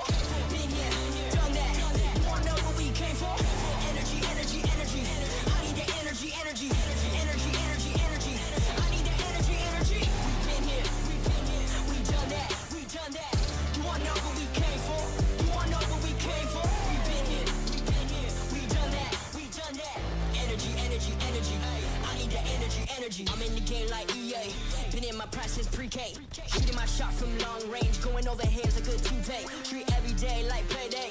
Y'all been living so mundane. My work week is Sunday to sun. Oh wait, that's every day. Putting in overtime. Punching the clock, I'ma get what's mine. While everyone's Ho, ho, ho, ladies and gentlemen, Santa's back, and let me tell you, my sack is full, and we got some breadies for you. I think we got a Tuscan control. Chance, I think we have a Tuscan control. I am so happy to hear you say that because I had zero follow-up for that intro, but It's Tuscan a little control, early for Christmas, I know. round 4 for a game that potentially will end up going to a round 5. We'll try to get this going. We are familiar towards the music. We have talked about all the players in this lobby multiple times. Harry Potter references on deck. Lord of the Rings references. No, not yet. Potentially on deck. Ruin my big finish. I would never do that. It's just the setup. It's the teaser. I think we may be in, ladies and gentlemen. Don't jinx it. Everyone cross everything you got. Legs, toes, eyes. We're in, baby! Oh my God. Let's get it! Map number 3. And look at it. It's the 4-man B-hit off the rip. Boston. Oh, how I love you. Vivid is about to lose it or not. First blood, nice kill. Single shot. In we go, straight towards the B zone. A couple of shots in, they're gonna make it. Capsidal makes it to the back. That's gonna be good enough for now. We'll take it, slow progress, and skies! Nice 3 to get things going. And again, I did try to specify, right? Not necessarily a 4-man stack over towards B, maybe when you get things mixy, because obviously if you get dominated on the defensive side like that, going back towards A, well, you actually have to fight your way out of it. Right now, Boston taking their time, so I appreciate the energy. Now they've at least able to stabilize, only down by a life, maybe able to even things up. It is not the worst case scenario. About 15, 20 seconds they got wasted. It's a nice sort of opening gambit. It's a bold play, but you know, it certainly works out if you get the kills, and they kept it even. Here we go though towards the A zone, and look at the clock though, Chance. We've got about 40 seconds remaining here in our opening round. Boston Breach on offense. He's yet to get the kill, finds it finally with a nade. Over we go, finally able to stop this one slowly but surely, but Dave Paddy, oh, here we go. Nice wins. Oh, never mind, team kill. Team kill. For either way though, kills keep coming through. You do have Boston on the point there, paused at 29.5. His players on the front side, awakening, shooting, nothing. And well, his position's known, still wins the gunfight though, so he'll be happy to take that one, and he takes 2 with him, and then another team kill. Oh dear God. Oh, it's big though. It's just kills keep going. Clock's flying. You're struggling right now. Dave Paddy's yet to die. He's on 5-0. TJ though, trying to be the hero, and he can for a brief moment. Paused once again. 14 seconds now. Boston Breach starting to get the capture done at A. And I'm really trying to remember whether or not Dave Paddy actually got team kills. So I don't know if this is actually a streak or not, but we'll get back to that. It's over now. We're towards A. Guys again on the defensive end, able to pick up 2. 9 seconds left on the clock. Boston, they got punished for trying to go to B, or maybe this is the opening, because now they're forced to go through. This is actually the respawn I was talking to, but 2.3, all that's left. Oh, Awakening can't stop the onslaught now. Closer, more players on B. This is great looks now of Boston. It's a last-ditch effort now here in the opening round to try to get something done. 1 segment gone, seconds on its way out. Big Wake's winning gunfights. City's got to go big. Finds at least 1. Good progress on the 2nd segment as well. And oh baby, we may see it. Vivid though slides in. The clock's open. Tej can't get there in time. Man, I mean, 2.3 is just not enough time to have on the clock, but even then, I mean, you got to be sprinting towards that hill in that moment, because Dave Paddy actually just took himself out of the fight. It was sort of like I talked about in the setup. Dave is still wanting to keep control of A, trying to make sure you manipulate those spawns, but if he's out of the play, Boston certainly have those deeper spawns, so it takes a little bit longer, but and they had a couple 4v3 opportunities, but that being said, he is 6-0. I do think he got team killed. Absolutely. Did he? Took a lot there, but not enough to bring him down. Awakening there with that first blood. On A we go. Only for a brief few seconds. Vivid's up next. Halfway through the first segment. Opening gambit, not towards B, but they're going to see it on respawn. Oh, sorry, for the Mutineers on the respawn. They're now, yeah, going towards B. There we are. Who's going to be there? Nero, brought down immediately by Skies. Vivid, eyes on that back tank position. You will see a player here almost every single time, and this is an interesting look right now for the Florida Mutineers. They're truly split. Player in church, player back A, and there were 2 players there on the B push. That's a very big gunfight win by Nero, and well, Skies going to be looking for the trades, or maybe waiting for it to come to him. He doesn't, and look at the defense from Boston. A little bit of pressure over towards B. They send everybody that direction. and take care of business, now you're back to Old Faithful, the standard. You know the push is going to be coming over towards A. Boston right now, nice and secure. Capsidal even thinking about a potential flank. Boston on the defense. We'll see if that flank comes through. But for now, let's go for a quick listen in with the Boston breach. Far side, you. I'm about to back up. Okay. You can try to pinch it on mid. Yeah. Okay, try it. Nothing. There's side, Go. Put one mid on me. Okay, yeah. They're out. Like, over there, mid lane. Up mid lane. Fire, Reese, Okay. fire. Okay. Their side you. Fire, weak, and one's their side you. On top church. I'm P5. I got P5. Pick up low church, guys. I got Top church. That was a guy fire.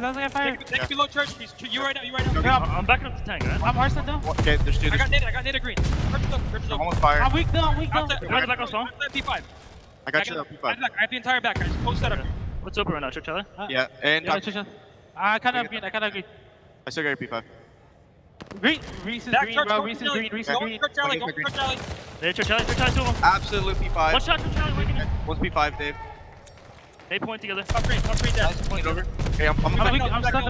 I stuck the back hill. Okay. Top green, one time. Absolute. Top green, Dave. Top green back hill. Fine, they point Back element. top green. One shot. I'm hitting back out. Cut your church. One shot. Yeah, I'm pitching. Back out. And one's top flat, Back out, one shot. Okay, Point. you're back, yep. Let's go, come on. Hey, I'm going. Team on point. That was the wrist still. They can be plat, right? Another one. He's weak. I'm green heady right now. We do red already. Yeah. Okay, I'll pick it up on my spawn. No, we're down two. I got deep look. Give me the setup. I'll watch top green from the heady. Yeah, I got What's the Hey, don't die. What's the setup? Watch your own plat. Watch your alley. Can you come like low? Actually, no. Double plat. I'm one shot flat. I'm watching. I'm looking up. I'm looking flat right here. Yep. I have top green. Watch church alley. Oh, you gotta watch. Yeah. I don't see anything in the back. They ain't flat here. So if you need help in the back, I'm right here. Okay. Church alley. Arslan, Church alley. I didn't see anything in the back. They have one. He's to the green. Top green dead. Top green now. What's gonna be in the back? Watch the back. Nothing in the back. Nothing in the back. Hit the point, touch the point. He's under you, Teach. Under me, yeah. I don't see him. 22 seconds left in the round. You heard the quiet go there for Boston Breach. They had plenty of time to make it happen. Here comes the last few hits. One player left up. Boston Breach hold the line. The defense remains true. And they might have had to have a conversation about what exactly the setup was supposed to be, but the setup was clean. You get the kills, and Nero popping off of that three-piece to hold strong on that defensive end. And I will say a couple moments like that, right? Of like saying, hey, do the setup. Wait, what's the setup? And having to like go back and figure it out. There's a moment where TJ is rotating over towards the two rookies, and he's having to ask, is like, hey man, what's open? Like, what's actually going on up there? So the communication, maybe not as clean, a little bit lackluster from the rookies. A couple setups get punched through, but I suppose in the end, all is well, all is good. Get that defensive win. Yeah, things got a little crazy there, but Breach managed to keep it together there on the defensive round for now. The life count, not too far off either. Here we go, though. Another round. Boston Breach on offense. Florida Mutineers defending. And this time, it's a two-hit through mid. One either side for Boston Breach. And those stuns are great, right? Number 7, Dave Patty, he was in Church Alley. I think if he wasn't connecting with those stuns mid-map, he hits that quick rotation over towards B, because then you'd expect that pressure. But now, actually, B is open, and this is the mixiness I was talking about. How many players right now do Florida want to have to actually wrap back to you with Capsidal? They send 2. And Cap right now just trying to draw their attention away, but unfortunately for Boston, in spite of that, I mean, over towards A, the ARs right now for Florida just picking them apart. Yeah, Capsidal pulls the aggro for a moment, but they're still here now. They know he's in the back lines, but at this moment in time, they're still keeping an eye on the zones. All the progress at A came so close to being closed out in that first segment, gone. B, almost the same. Here comes the push, though, from Boston. Methodz, he's going to be up first. 13 and 9, trying to lead from the front. Teach hits you. There's the pinch. Skies, can't get it done. Good stuff out of Zinni.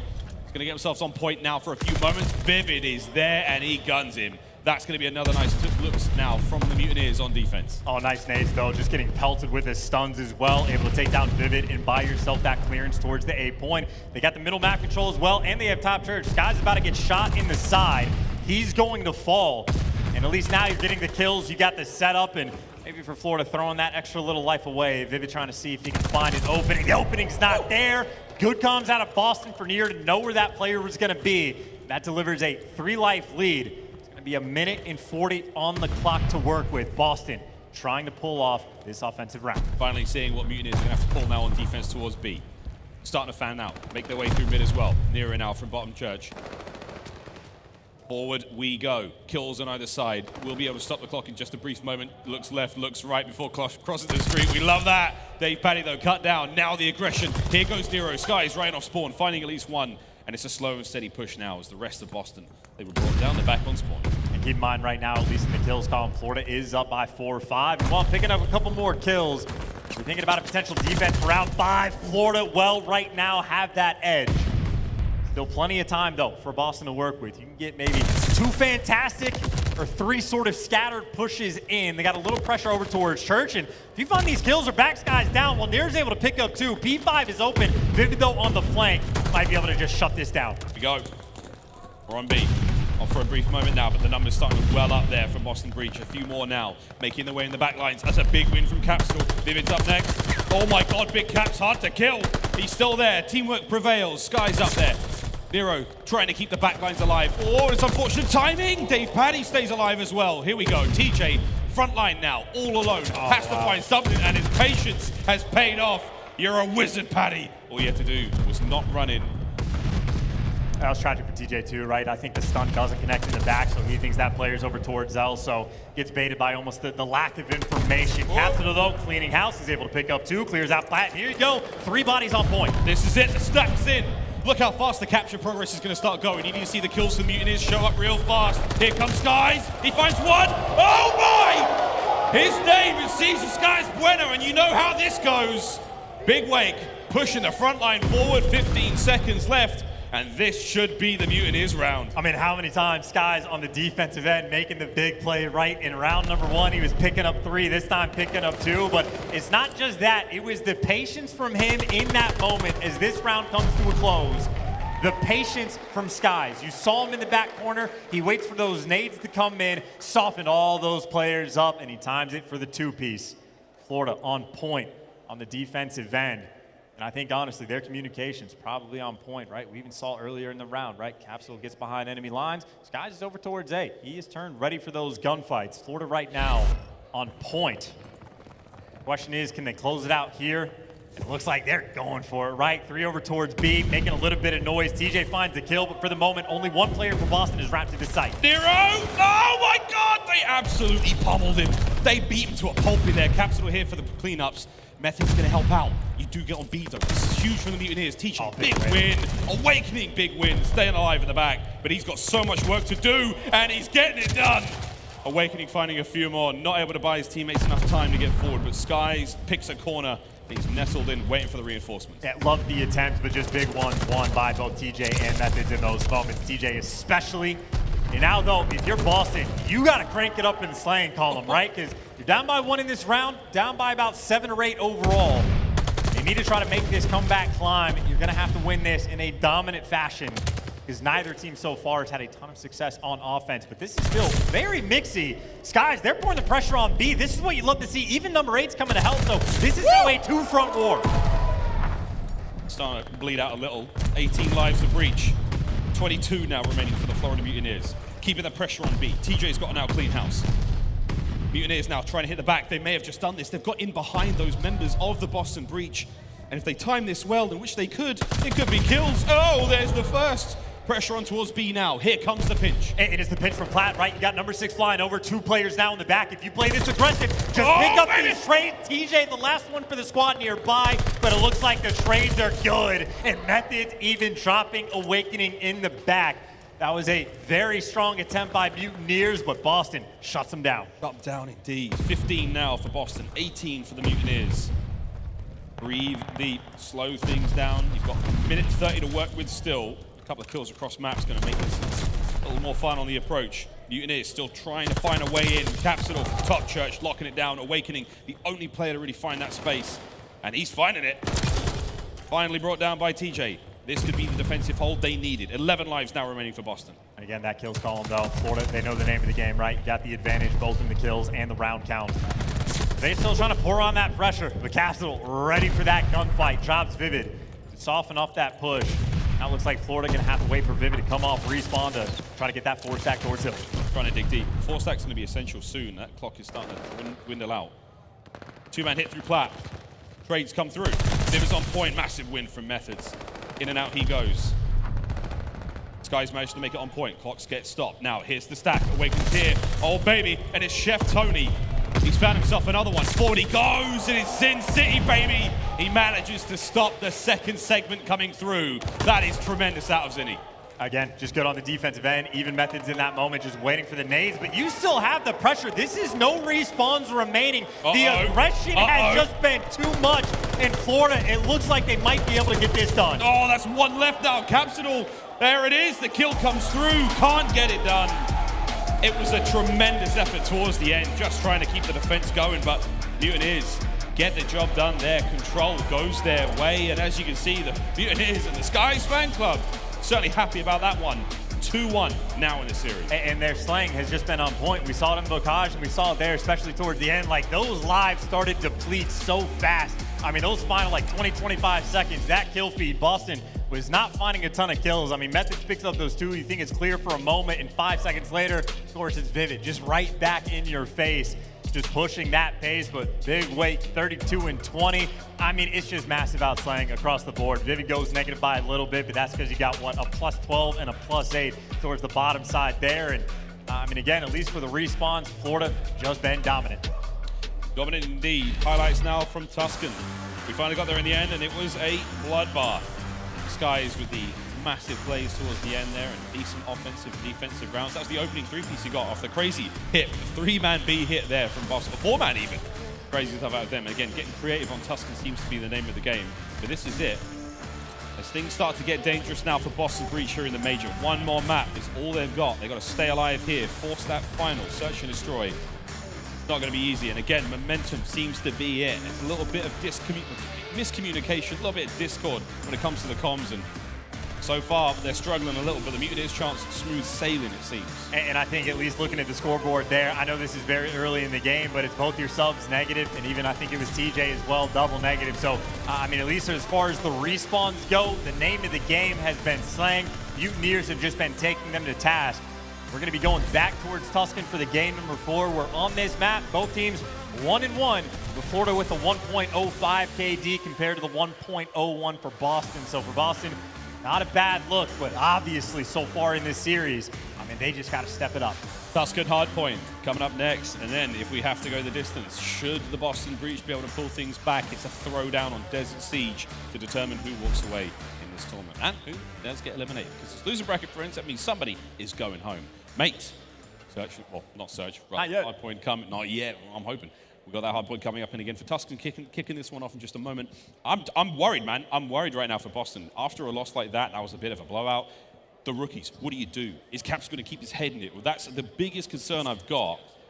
I still think he's an amazing player, but hey, man, when you start losing the big lights on you, things get a little bit shaky. I mean, there was a strong bounce back for game number 2, though, right? I mean, Capsidal was popping off, so if you could do it after map 1, you can certainly do it after map 3. Not that it is an easy thing to do again. I think the advantage, certainly in the slaying category, at least has been slightly towards the Florida Mutineers when it comes to the top performers. Well, Big Wake, a big reason why. I mean, just even the rotational kills, by the way. I think the way those work, it's in the first 15 seconds of a hill, or the final 15 seconds of a hill, excuse me, leading into the start of that rotation. I mean, that is where Awakening, one of the best in the league. He has been a menace on top of the fact that his KD has been out of this world. I think when you're looking at the stats across the board for the individuals of Florida, some players pick it up in certain game modes. Awakening has been a monster in hardpoint for the team. Obviously, we go back to Tuscan. He was feasting on them in game number 3. No reason for him to slow down now. Awakening making his debut back in the MW 2019, the inaugural season of the CDL. He had a wonderful run in Cold War, one of the most terrifying players on the map. And right now, it seems he's finding a sort of teamwork form here in Vanguard in our 3rd season of the CDL. It's been interesting to watch, the progress of these players, and we'll see, though. The fist bumps are out, the final moments of hydration there from Chef Tony, from Methodz, and this could be it. The last chance Boston Breach have in the tournament to keep themselves alive. For Florida Mutineers, a 3-1 looks pretty good, but here we go. We remain on Tuscan. Hardpoint awaits. Facing elimination, not fun. Not easy for the confidence, especially, I mean, if they lose here, right? You go 1-6 in map count, smacked around just a little bit, so this is time to clutch up. And fun enough, we talked about how the KD is ever important, but that rotational battle, well, Big Wake can be 6th in the league on winning those gunfights. Talk about how important rotations can be on a map like Tuscan. maybe the most sort of like normal COD sort of for this game that we have, where there's a couple swings that you need to be on point, especially that 2-3 battle, but off the rip, TJ, that first one to strike. Boston, just based on where they spawn, they get to this hill first, and they take full advantage of that fact. Nero flying through. Nero's in, and he's in the back line. DavePaDi! Can't get it done. Nero, 6 HP, keeping the team going. Big Vivid, no, he's brought down as well. Nero's on a tear. I mean, the best he's done on the opening break is 9-0. 4-0 is not too shabby. They have flipped those spawns instantly. This is what Boston needs. Number 5, number 6, lighting him down. When this man starts this map, you need to trade him or he will kill you all. He certainly did. What a start for Breach. 40 seconds out of a possible 60. They're not going to be able to get all of it, but my golly, they got a lot. That was an explosive opening. I mean, hey, you flip the spawns back and forth. Maybe you want the deep ones, but you will take a 52-0 lead after P1. I mean, you get a break here for Boston. They're feeling fantastic, and they're trying to gear up through church to make it happen. Maybe the fact that you start 7-0, calling the glide, and everybody right now is inside of church. Dave, though, wins 2 massive ones to keep his team with that slight advantage. Crucial. Awakening now on a 5, 6. As Florida Mutineers have bounced back. P1, all Breach. P2, Mutineers now trying to get it going. How are you 6-0 when Nero killed your entire team twice? That does not even make sense, but maybe now he's thinking about the glide, how to kill stolen from him, gets shot in the back, stays alive, and I mean, maybe Florida, this is the opportunity. By the way, this is rotational kills time, Awakening. This is where he's at his best. There's the glide, there's the rotational kill. In the back, DavePaDi wins a massive 1. Florida have turned this game around, or maybe not turned it around, but certainly make things interesting. Going into P3, he's gonna fall, but he'll spawn right back up towards New. This is where Florida trying to bounce back. Yeah, trying to get the bounce back. Not quite as explosive as Breach were on the first point. Nero tagged up. His teammates making the push on the other side of the map, though. Awakening's got that back line covered. Very difficult to break in. Capsidal with the angle. Damage dealt. Wow, what a fiery squad that is out the Mutineers. No one's getting close to that hard point. And this should be it. They should be able to level things up after this stronghold. But there's another push now from Boston, making their way through iBeZy. Trying to get that timing down, right? Nero working the fire, his Methodz is shooting him in the back. And I think that timing might be perfect as Nero just waiting for the next kills, but maybe Methodz will just do it all. He's able to pick up 2, but I think right now the name of the game for these guys, keep them outside the point. Nero!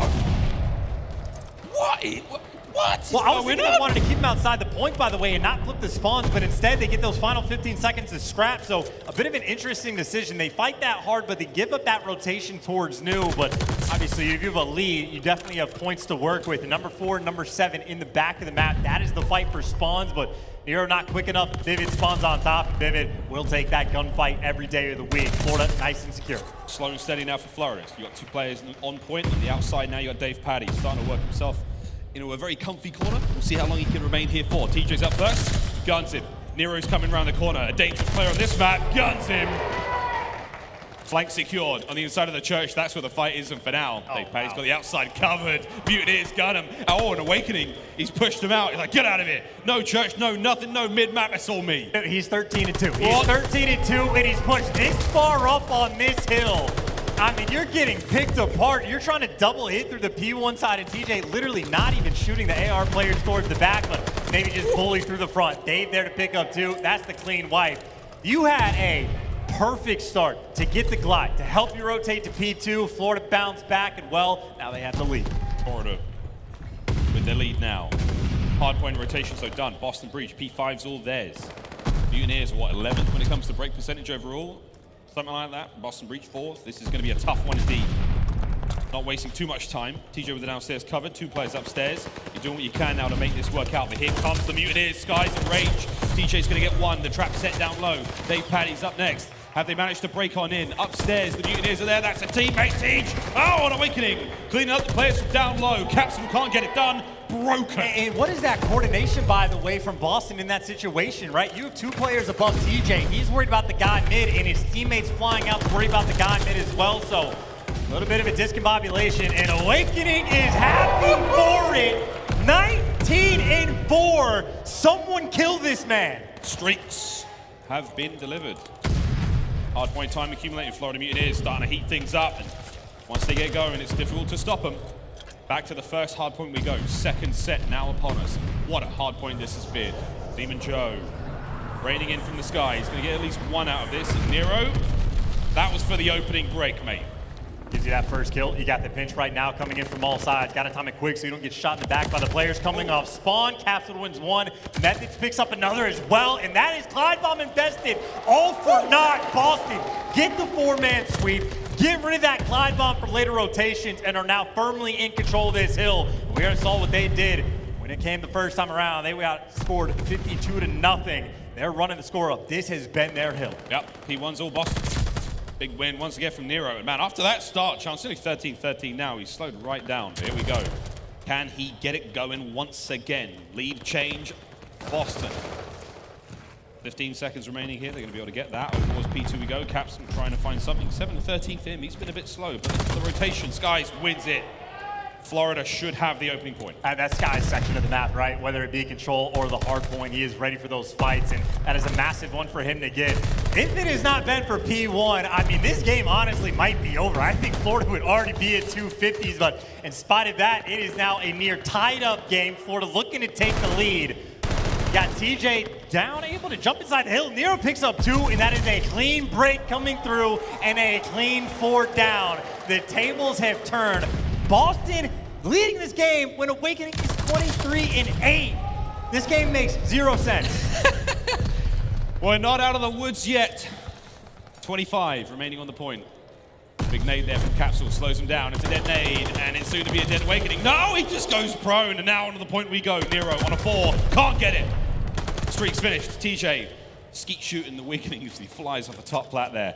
And there's a bit more time to be had. 10 seconds remaining here. Quick rotation to the other side of the map. Mutineers, they did a great job in the first set. Now in second, they've got it again. Can Capsidal change the script? Can he reverse this? As the kills from the Mutineers keep on coming. Rotational gunfights, man. Awakening is here. He is not the player to mess with in these situations, and he is, again, pushed so far up the map, so aggressive. I mean, Florida, they've had all the map control in the world when they get set up. They get set up for this rotation, but now Boston don't want to deal with Awakening. They're trying to go through vines. Guy's the only player there. Capsidal with a present over the top ropes. Nails it. Capsidal's now on the point with Nero to back him up. Time going their way. Vivid big win. Awakening still there, though. Whoa, he pushes the front out. 29-9. A 4-3 overall. 30 seconds remaining here, and this is Awakening in his element. Any more to be had? You know it. 6 now. Oh my God. Dude, Awakening is just putting people on skates, but they are still struggling to actually pick up this time. Thank God for Skies, I suppose, because he's able to win 2 inside the actual point to get that scrap. And you'll have Florida going into Duke. They will take this lead. And honestly, send Awakening in first. Let him just kill everything in sight, and you get the break. DJ, there's plenty of players down low. Over to church we go. Lead change, Boston. TJ still trying to clear these players out. Dave Paddy brought down 3 now brought. As Boston still hold the line. Front church is going to be where the hit comes from. Methodz trying to watch that right flank for now. And that's a great kill. Here comes the flanks though. And it's going to be Vivid. Will he be able to find anything as we are in the business end of this hard point? TJ's got the back covered. You'll love to see that. The fight now on the inside of the church. Awakening. What have you got? Will the crusade continue? No! TJ, a massive kill. And that could be the dagger. It's 3 spawns in the back though, and you need to fight for this time. If you are Florida, you need this. Scrap TJ, taken down. Next one up, Nero. Can't find the kill. Taken down. The break might be in, but Cap is there to pick up 2. Still 2 players alive, and this scrap means a ton for both of these teams. He's taking the long route, he gets dropped, and at least the fight, you're able to break, you are still alive, but look at that rotation. 1v1 gunfights potentially. Number 4, number 7, who can get P5 control first? They're desperately trying to get it done. This is Awakening fighting for mid-map. City's done. Who's going to be up next as the explosives continue to find their way in mid-map, and it's Boston once again in the hard point. They've got P5. It's 10 seconds before we go to the next map. You've got to find something. There's Dave Paddy, Vivid, trying to cover him forward. We go. Big kills, the coverage, the hip fire. Sky's on a 5, and you just managed to stop it in the nick of time. You took your time to set up that break. Dave wasn't challenging those gunfights early, but now you need that perfect hold. 1 break for Boston is all they need, but one they need to get. Facing elimination in these final moments. Guys trying to keep it alive. Here comes the pinch, and it's Capsidal. Has he been gifted the kill steer? And he goes, finds it! Oh, baby! 1 kill was all it took, and now we've got a game 5. a Game 5 in the most absurd series of this year, in the most absurd hard point of this year. Nothing makes sense. The COD gods have gone to sleep, but they have gifted us in their slumber a Game 5. I mean, none of this makes sense, dude. Like, Awakening, 37-13, 3,700 damage, took the L. Nero started out 7-0. He went negative, and they won. This is, oh my. Everything you think you know, forget it. How many, dude, how many kills did they just get outslayed by? 8, 11, math, 14. They got outslayed by 17 kills and won the game. Getting out-rotated, I start to finish, nothing makes sense. And now we go to, all right, whatever, Moss. Go to Desert Siege. That's what we got for the Game 5, man. Good God. Well, look at this. What a series this has been. I mean, when Boston win it, they like to make it a little interesting. Let's be honest, mate. It's been wild. We have our scuffed play of the game. We're going to give this one to Nero because, hey, let's face it, he had one hell of a run to start things off. This is 4-0. And Chance, you called it, man. Opening break, the record he set for himself was 9. That was a screamer. It's so wild, too, because, like, obviously, if it's that close to the game towards the end, it is a play like that that effectively gets them the win. Granted, they need 10 of those plays across the board, but it was so weird. They flip the spawns back and forth. They pick up the glide to break P2. You could break that game down forever because it will never make sense to me, but I think Desert Siege to end it all. Desert Siege on the other side of this break. If you've seen the series so far, you know it's crazy. You don't want to miss this.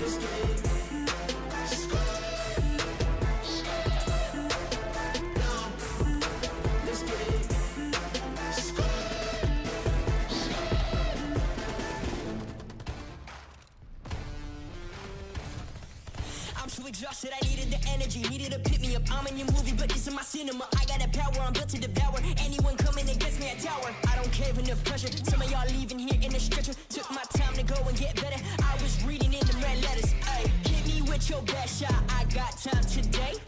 Feeling like a matador with that Red Bull. Oh, no, you can't stop me. I'm running my own play. For the game win, I came to pin anything that gets in my way. Been here, done that. You all know what we came for. Been here, done that. You all know what we came for. Energy, energy, energy. I need that energy, energy. Energy, energy, energy. I need that. Been here, done that. You came for. Been here, done that. You wanna know what we came for? Energy, energy, energy. I need that energy, energy. Energy, energy, energy. I need that energy, energy. We've been here, we done that, we done that. You wanna know what we came for? You wanna know what we came for? We've been here, we done that, we done that. Energy, energy, energy. I need that energy, energy. I'm in the game like EA. Been in my prime since pre-K. Shooting my shot from long range, going over heads like a toupee. Treat every day like payday. Y'all been living so mundane. My work week is Sunday to Sun. Oh wait, that's every day. Putting in overtime, punching the clock. I'ma get what's mine. While everyone's sleeping, I'm living my dreams. I got a coin that's so divine. Lord, take the wheel like 10 and 2. I'm losing energy, I'm overdue. I've been on the top ropes, hitting my pros. Watch me hit the power move. The Call of Duty League is brought to you by Mountain Dew. Here comes Game 5 as this series has surprised, delighted, bewildered, and now will deliver in what is going to be a very tense showdown on Desert Siege. One of two things will happen on this map. One, it will be the most perfectly played by both teams, close contested, round 11, mistake-free game of Call of Duty you've ever seen. Option number 2, Awakening is gonna drop 23 kills and they will lose by like round 8. I think that's the only thing that can happen. It will be the only thing that makes sense because, oh my God, he might be going for the kill record so far this year for the combination of a series. I mean, 37 and 13, I think it was for the L, doing 32 and 20 on the control. I have a bad memory, so who knows what happened from map 1, but if I had to take a guess, he was frying. We have been taking moments across this series as Awakening has continued to disprove the laws of physics and reality and bend them to his will. Demon Joe truly is a man possessed, but now, one more map for these teams in this tournament. You lose, you go home. You win, you get a very good sleep, right? Chance to get a real good rest until you have to play next. But here we go. We're throwing it down in Desert Siege, final map of the series.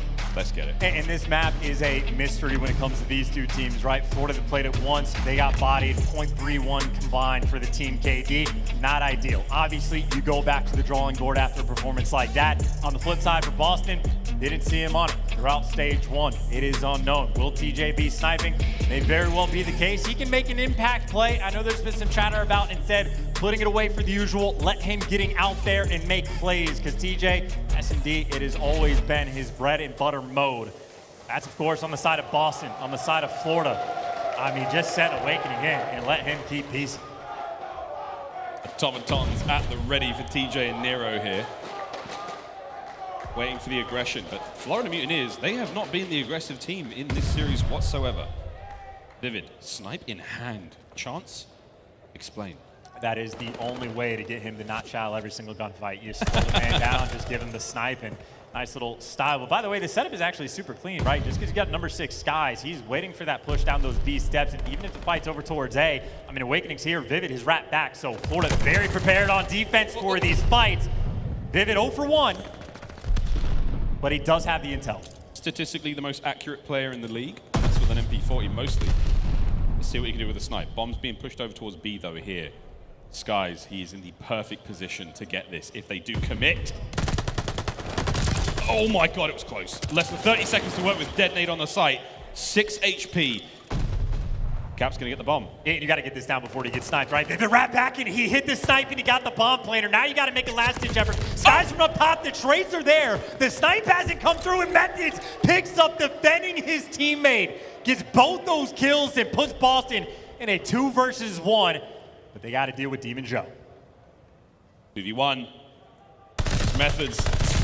Oh no. TJ, you're up next. Oh.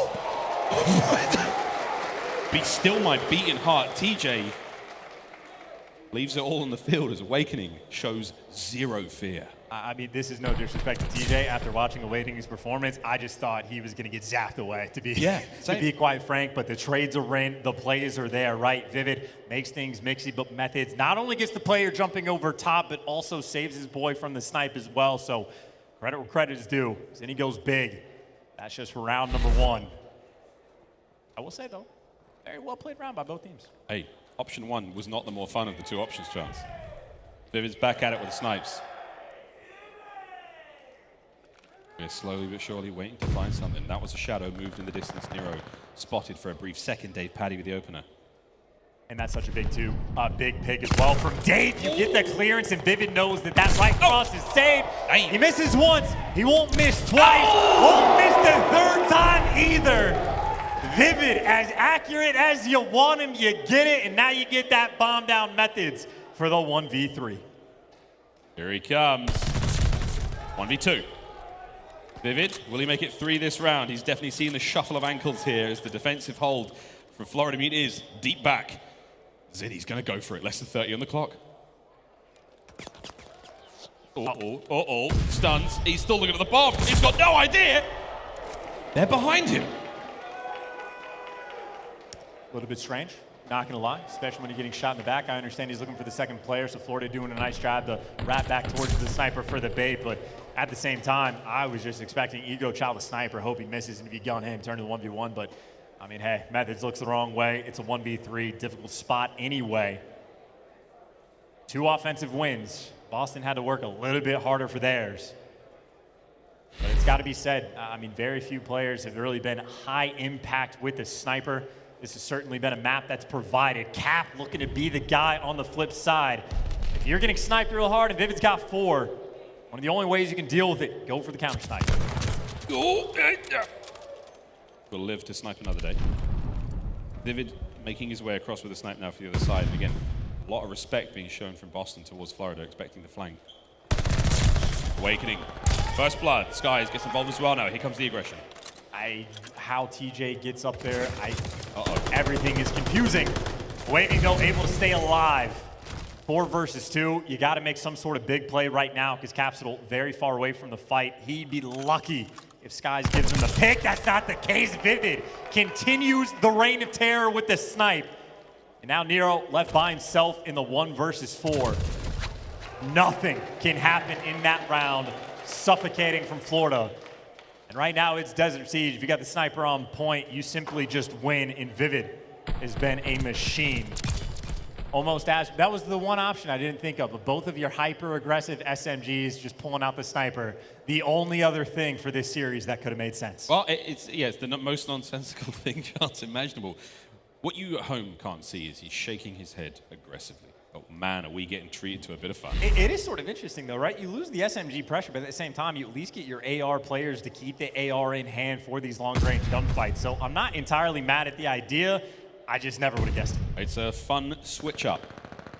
He's gonna hit this. He's gonna hit this. If Teach jump checks it, man. He's dead. Nice shots from Methodz.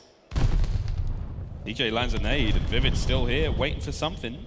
TJ did jump that spot, but now it's going to be waiting now on the other side. 4 spree still there for Vivid with that snipe. Oh, and this is going to win them the round, right? I mean, already the 4v2 is enough. The Capsidal, I mean, so polite. So closing polite. the door, so gentle, and obviously the perfect flank. Vivid, he's going to be pre-aimed. He's going to be waiting for the sniper kill to come his way, but whenever Capsidal wants, he can go on this flank, and it's looking like it should be free. Yeah, you know, the gunshots in the background, that's going to be the signal to go, go, go, and you see the bomb making its way in towards A, and here comes Capsidal. He's going to be behind that player in a moment. Dave Paddy.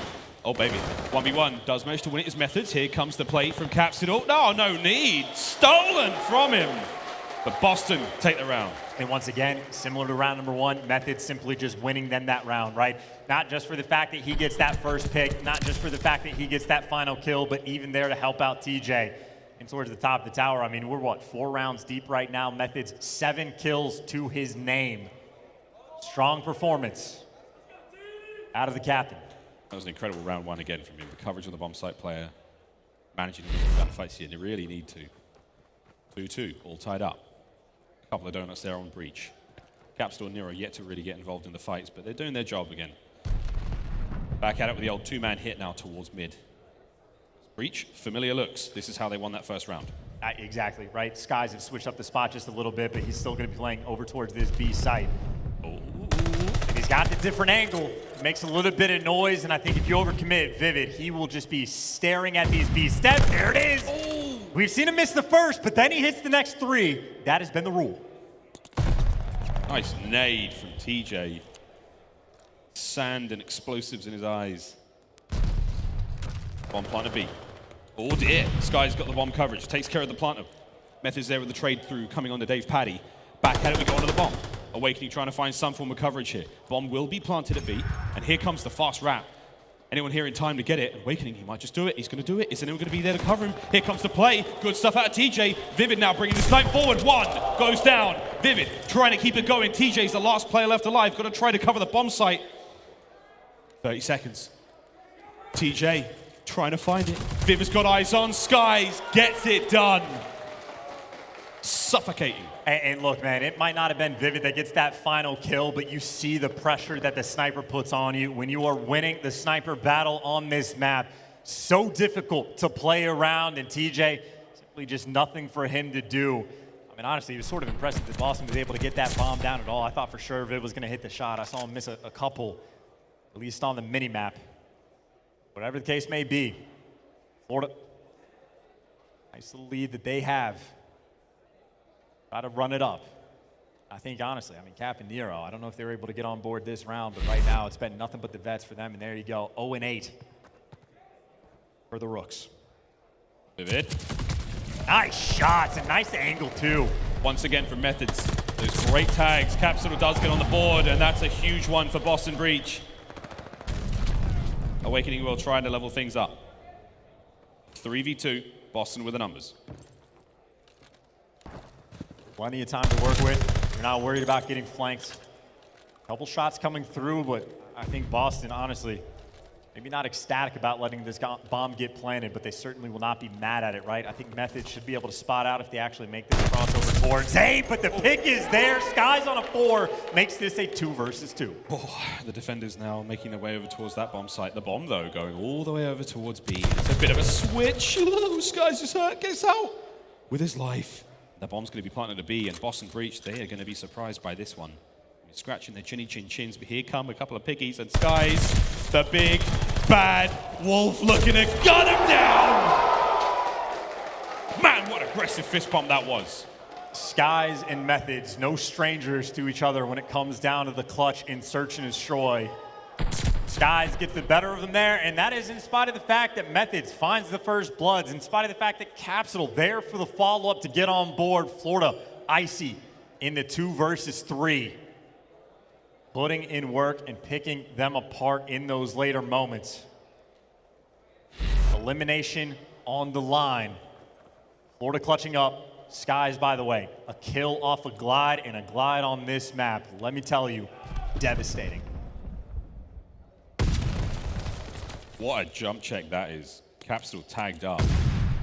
We're teetering towards the B-bomb site. Vivid. And that sniper is making it all the way through the trenches. He will get an angle soon, and that angle is going to be devastating. And I love the repositioning, too. I think Skies, well, he has the option to actually come back and watch the deep cross for Vivid, so he doesn't have to worry about his back. And whether or not that's the case, I mean, this B site, as far as defense goes, effectively on lock. But at least if Boston is forcing it over towards A, it'll be Dave, the player they need to worry about. There we go, Dave. Your time to shine. Nero with a peek. Oh, wow, what a kill. The first blood. Nade over the top. Awakening finds himself one. Swift revenge. As Vivid brings himself in. Pistol trade comes through. 2v2, less than 30 seconds on the clock, and we're going to B. Skies with a fast read. Yeah, you kill the sniper. You kill the sniper. You know that B is going to be open. You got to be quick about it. And you got to also watch so many things, right? Because the pinch is in. Pinch is in. Here we go. Bomb planted. It could be Awakening with the dead silence play through the back. Oh, here's the pinch. Oh, my word. They were coming for them cheeks. Awakening finds one. Capsidal now in the 1v2. Has to defend the bomb. They've got no idea where he is. If he doesn't move, they can't see him. That's the rules, right? And Skies, he's got eyes on one. Here comes the push. Awakening on the bomb. Capsidal finds one. Now it's a 1v1. This is for the glide bomb, too. Skies has got to get the kill. Oh, my word. He shoots the shot a little early. Capsidal. 10 seconds. This is for the glide for Skies. And it's not going to happen. Boston Breach will win the round. The B-bomb site will go bye-bye. And it's 4-3. And okay, Skies, don't die, Skies. Don't die. You need that glide. How the tables turn. Early on, it was the Rooks. 0-8 combined, Methodz doing everything. Who couldn't clutch for Boston? It was the vets. Who turns up there, doesn't give away the glide, clutches the 1v2. It is Capsidal. making the big brain plays. I mean, it is so delicate in that 1v2. You have to be hyper aware. People love hopping the bomb over towards B. Plays it like a stone.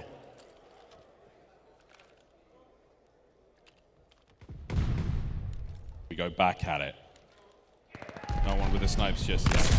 Oh, I take it back. Capsidal, the hero of the last round, now the first to fall. Nero with the swift trade. There we go. Bomb making its way over towards A. Oh, City runs out of bullets once again. The rat at range manages to hit at least one of those. And it's a 3v3. Nades exchange, trying to flush Nero out of the foxhole towards the deepest recesses of the map. And here we go. Less than a minute to play with. Hey, keep in mind, we've seen Boston like struggle to play around the snipe, but they don't got to worry about the snipe anymore. That was the first blood, and Methodz finds a pick from his perch. But a 2v3, dude, it's the exact same 2v3. Is it happening again? TJ, dead silence. Now maneuvering around that B-bomb site, waiting for the play. Saw at least one set of feet. Will the Awakening call it? Will he make the jump? Sky's up high. Shots are in. Methodz does have the coverage at the back. Less than 25 seconds now to work with. And this looks great for Boston Breach. Surely at this moment in time, it's their round. And yes, it is. We're all tied up. That 2v3, I can't remember if it was TJ or Nero, but that was almost the exact same setup. I mean, every player on the map almost in the exact same position. I mean, deja vu all over again, but we are tied up 4-4. Take a big breath. Calm those nerves. Vivid. I mean, he certainly had that early impact with the sniper. And he got a kill last round as well. So, yeah, keep it out. No big deal. Oh, absolutely. He has hit. No need to acquit. 11-6 for Methodz. He has been the absolute playmaker, the first blood machine here on Desert Sea. At range with the automaton, no problem indeed. That's that classic two-man stack there we see from Boston Breach on offense, and they're going to wait for it, but Vivid, he's seen this play happen enough, and he's got a sense that it may be up again. Our situation, right? It is Skies. Man, that will make that first move. It's him and Vivid working together on this B side, but TJ making a little bit of noise, but he is playing a dangerous game. I think he can feel that pressure. They're trying to lean towards A. Dave playing the perch in the back, watching over. A couple shots ran through. He's forced down. This might be the opening. Try to go to the site. You know where Awakening plays. TJ looking for him. Oh my, and it's just a little figure through the sort of wooden slats. He's not going to find a single thing, but TJ, is he about to bite off more than he can chew? He could potentially eat the Mutineers alive right now. Oh boy, Vivid. Oh, no, no, no. Get out of there while you still can. The salvo of fire comes through as 46 HP. Methodz once again finds that first blood. And here comes the pressure from Boston Breach, overwhelming the bomb site, planting the bomb. Here come the kills as well. Nero's going to get out. Oh, God, no, he won't. 3v3. You need so much more, though. You're going to have to hit another snipe almost certainly. Sky's trying to make a play. He gets caught. Now it's a 3 versus 2. Vivid, you got the snipe. You got to go big. Oh, it's a huge kill from Tej. Vivid now last up. 3 bullets is all he could need now with a snipe, and that is not enough. Oh, how the mighty have fallen. And I've lost track. Methodz, I mean, 4, 5 first bloods he's able to get. These have been patient rounds. He has taken his time, and he is finding these openings for the team. Around 11, we had in game number 2. Only round 10 is where we're at now. Elimination on the line. Match point, Boston. Can the Breach pull this one back? My man's out there slithering, having a good time, just bobbing and weaving out in the furthest recess. Is Cap! Feeling very confident indeed, finds the first blood, immediate trades, planting towards B, and that's going to be Dave Paddy on that one fast. Here we go. Vivid! He gets brought down, and it's Methodz once again. 4 kills now in a row for him. He's going to go towards that bomb site. Where is the coverage? It's Awakening in the back line, trying to find something here. Nero with that tight coverage. It is going to be City for the winning!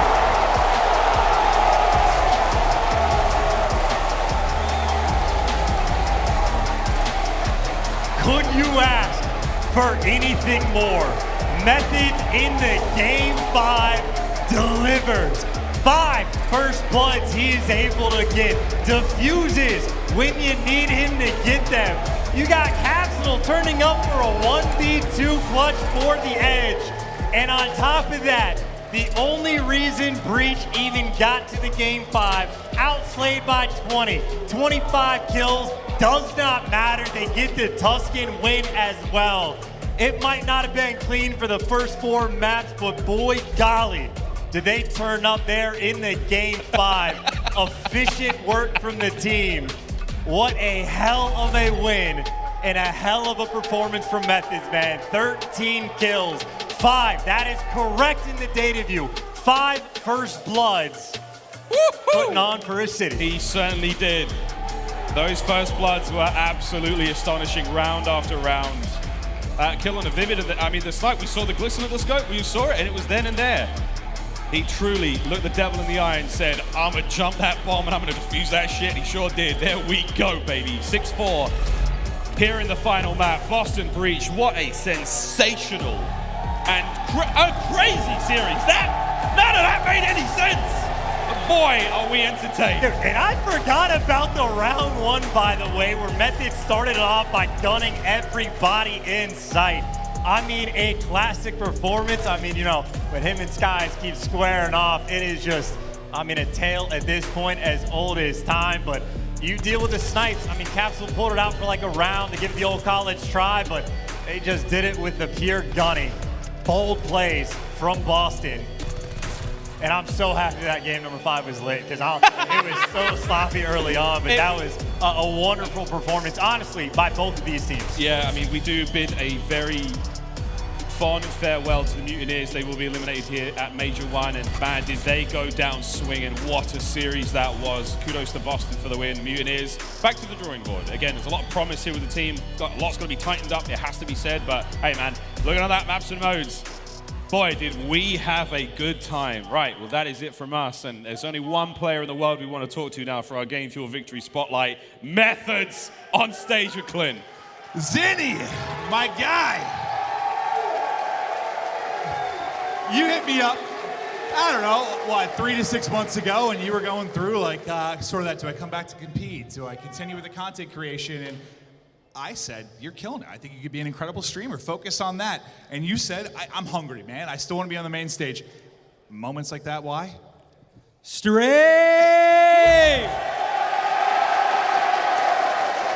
Yeah, I mean, when you want to compete, like, I can always go full-time content at some point, so right now it's competing. Yesterday I played like a hamster, so had to make up for it. Map 5 there, obviously FaZe is a tough draw, but Florida's a tough team. I mean, we're just so new, right? We're still trying to find our footing, 2 young guys, just really trying to gain that confidence, and that's a good way to start. Well, I guess that's kind of a question, like what, with this young team, like what's been maybe the most difficult thing to get going, just with a bunch of youth around you? Yeah, I mean, it's a lot of frustration, right? Because I guess my mindset is not to treat them like rookies, right? We have a lot to play for, a lot of money, a lot riding on us, so I hold them accountable as they hold me, but it's frustrating just because 2 young guys, like, especially in the SMG role, they sort of dictate the game, and they've been killing it so far, but just like tiny little mistakes that we need to fix. Me and TJ as well, right? Like me and him obviously got benched nonstop, so I think we're all trying to find our footing. Well, it was really, really fun to watch. I want to hear about the map 5. Like, you dominated. What, 13 on the board? Like, it feels like for me, and correct me if I'm wrong, like, sometimes when you start slow in search, it almost feels like the confidence isn't there as you go deeper. When you start hot, when you get a couple kills in the early rounds, like, you're just taking every fight and you're winning it. They finally gave me an AR map, dude. I'm playing Bow Cage and I'm playing Bow Cage and Tuscan every series. So that probably helped a little bit? Yeah, that's my map. Yeah, no, it was very impressive to watch, and I'm excited, man. Just the young players around you, see what you and TJ can do, and it's obviously a redemption story of sorts. If you had to choose between teaming with TJHaly, though, for the near future, and never eating any sort of Italian food again, what would you choose? Like chicken parm. Chicken parm or TJ, basically, is my question. Nah, he's done. He's done. He's gone. I figured as much. Hey, good luck going forward, buddy. Let's get it back over to the desk. Thank you, everybody. I'm loving it right now. Game 5, the crowd woke up. Texas, and most importantly, Boston fans, y'all loving this event right now? Yeah.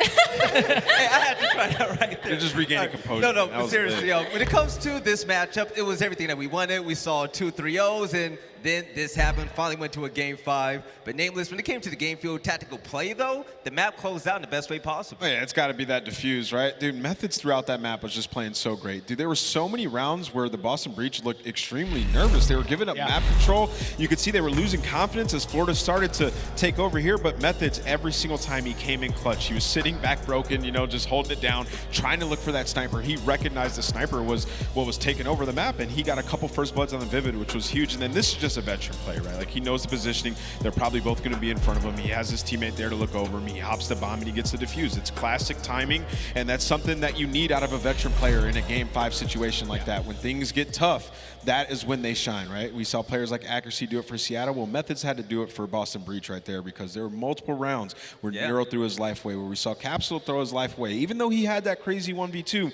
there's a lot of mistakes that happened in that game 5, so I'm just happy Methodz was able to turn up for this. I'm happy you brought up that point for the fact that Nero and both Capsidal were 0-4. It's tough, man. Game 5, main stage. Yeah, that was scary. But aLLeY, the most important part is Boston, they were able to come back, and they put up a crazy streak to win, not just the last map, but even in hardpoint. I'm literally a cursed watcher. During that hardpoint when they were about to lose, I was like, I can't watch. I just stopped watching. I just looked down, and I was listening to them cast over it, and suddenly the momentum totally flipped over to Boston Breach, and we head into that game 5, and when I saw that Cap and Nero were both 0-4, I was like, I can't watch this, man. They're getting put in a blender by Vivid Sniper. I stopped watching, dude.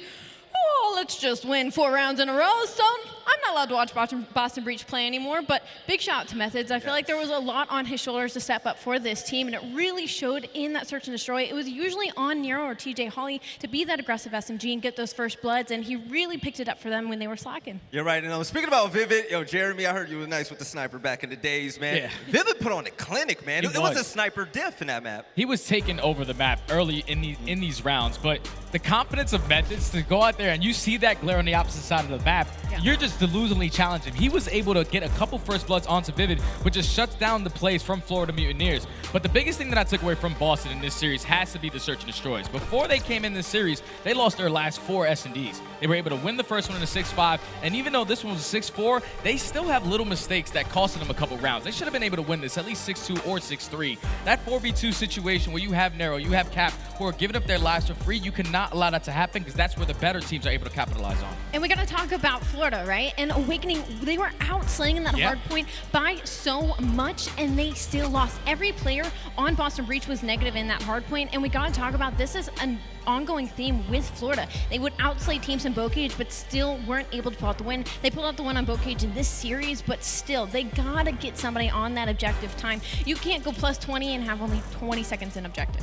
Major shout out to the coaching staff of the Boston Breach. They had not played Desert Siege S&D going into this series, and that was a big gamble to take that, right? Like, they're confident in their search and destroy play. They know they have playmakers on their team. They go into a Desert Siege where they really don't have a sniper player to go toe-to-toe with a player like Vivid, who's popping off, and they still come out with the win. So good decision there. Now, flipping the switch and talking about Florida for just a second, aLLeY, this has been a story for their whole year, right? They're so close to tasting victory, and even having a map lead, they were unable to hold on to it. What do you see for this team in the future? They're a young team. I think they have so much more to go. Their ceiling is incredibly high. I feel like with both these teams, this was young guns against young guns. In Florida, they have a couple more kinks to work out, but still overall, it wasn't a slam out, right? So they're still a light at the end of the tunnel for this squad. They just got to get back to the lab. Yes, and ladies and gentlemen, with Boston getting that big win, 3-2 over Florida. Coming up next, we're going to have Seattle Surge, who we're trying to get good luck on their side. They're going to be facing off against Paris Legion, a team with nothing to lose and everything to win. We'll see you guys in a minute for some more CDL action.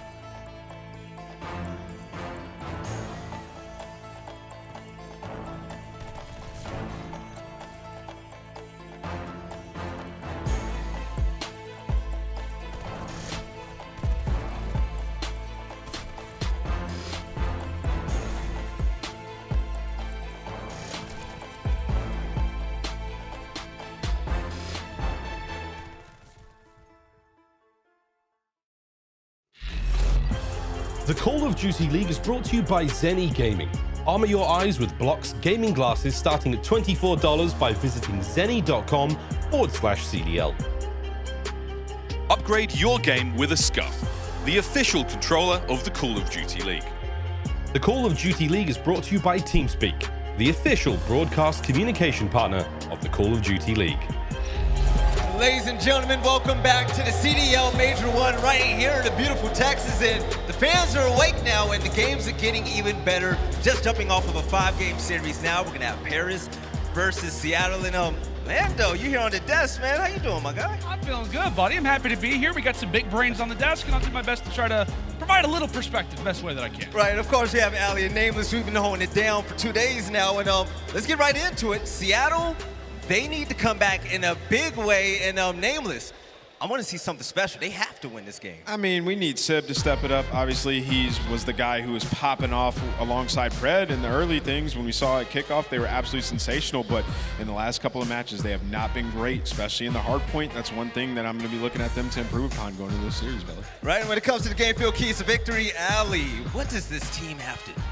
Well, they got to find the hard point setup gap. Seattle is 10th in break percentage, Paris in 12th in hold percentage. Play the aggressive push in, but I feel like that stat for Paris might change a little bit with the likes of Tom Gravity getting sent in the back, but it is a good opportunity to bounce back. Paris is 0-5 this season.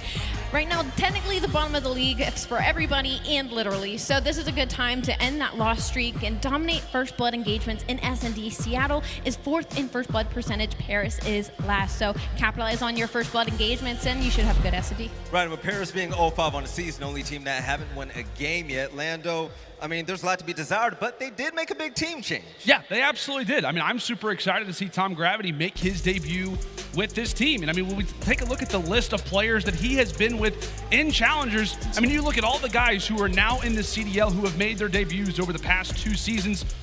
Odds are he's played with them. Odds are he's taught them how to play the game. I know people like Crowder, a lot of the FaZe guys are high on this guy, Tom Gravity. And I think for the long term of this Paris team, this could be a really good move for them. Not necessarily in this match specifically, but at least moving forward.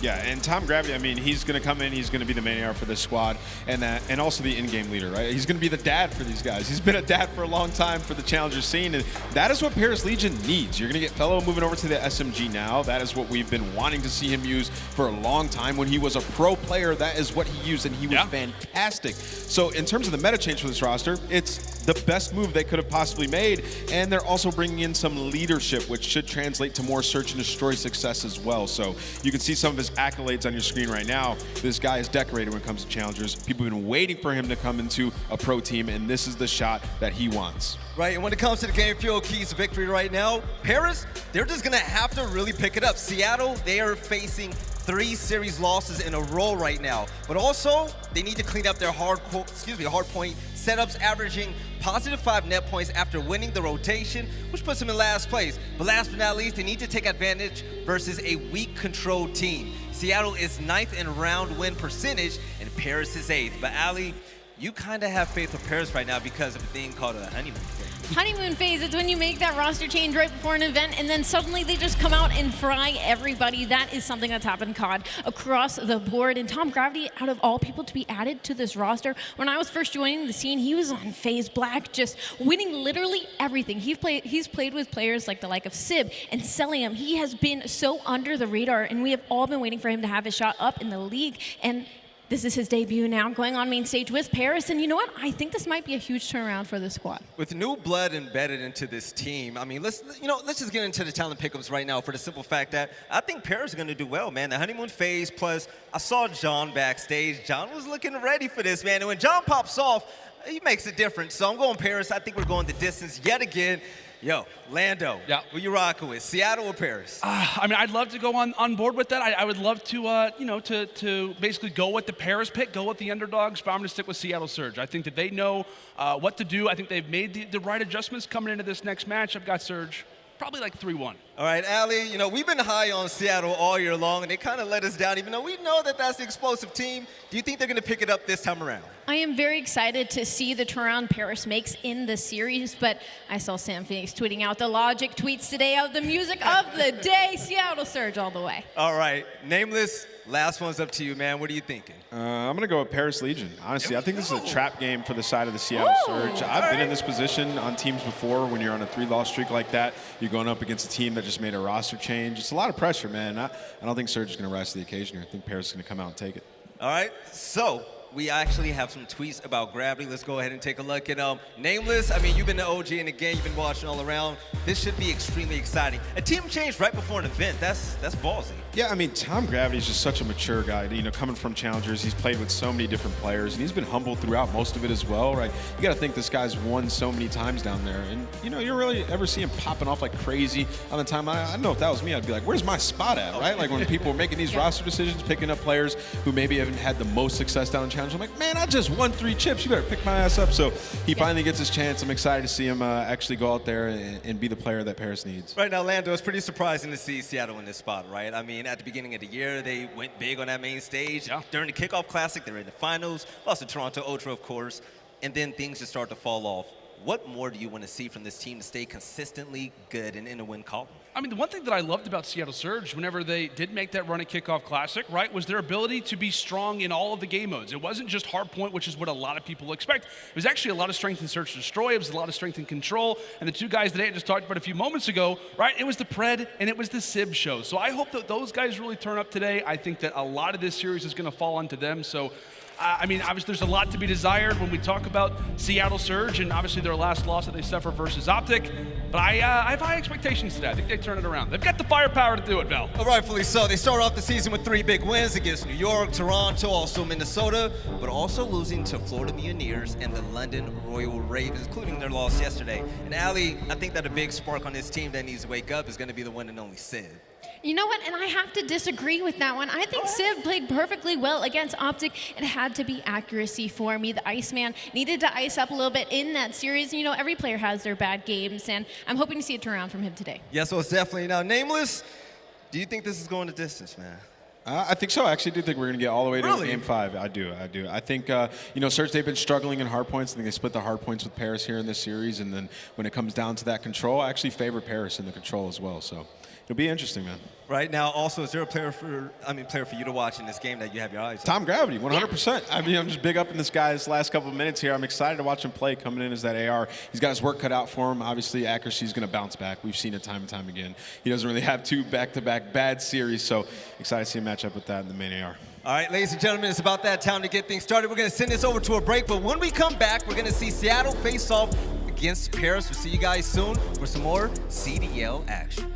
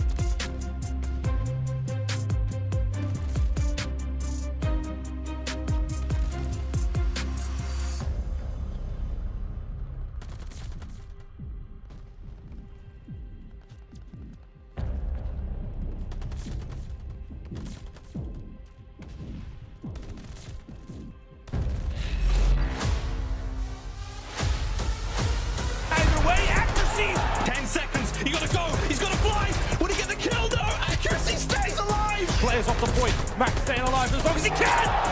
What a beautiful flank this could be. The second. Oh, God, the round's gone. They are. Brent has an opportunity.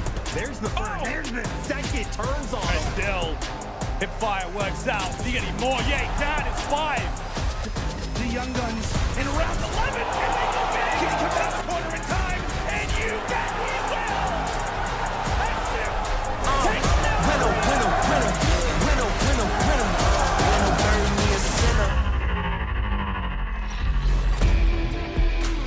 Texas, the major continues. And boy, have we got a treat for you. How about this tournament? This is crazy. We've never seen a major like it. We may never again, but for now, the lower bracket run will continue. These teams are dropping like flies. We have to say goodbye to one more after this. Ladies and gentlemen, let's get this show on the road. Let's get this thing up moving.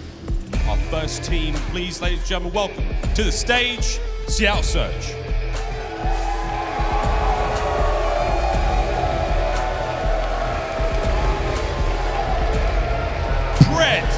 Mack, Accuracy, and Simp.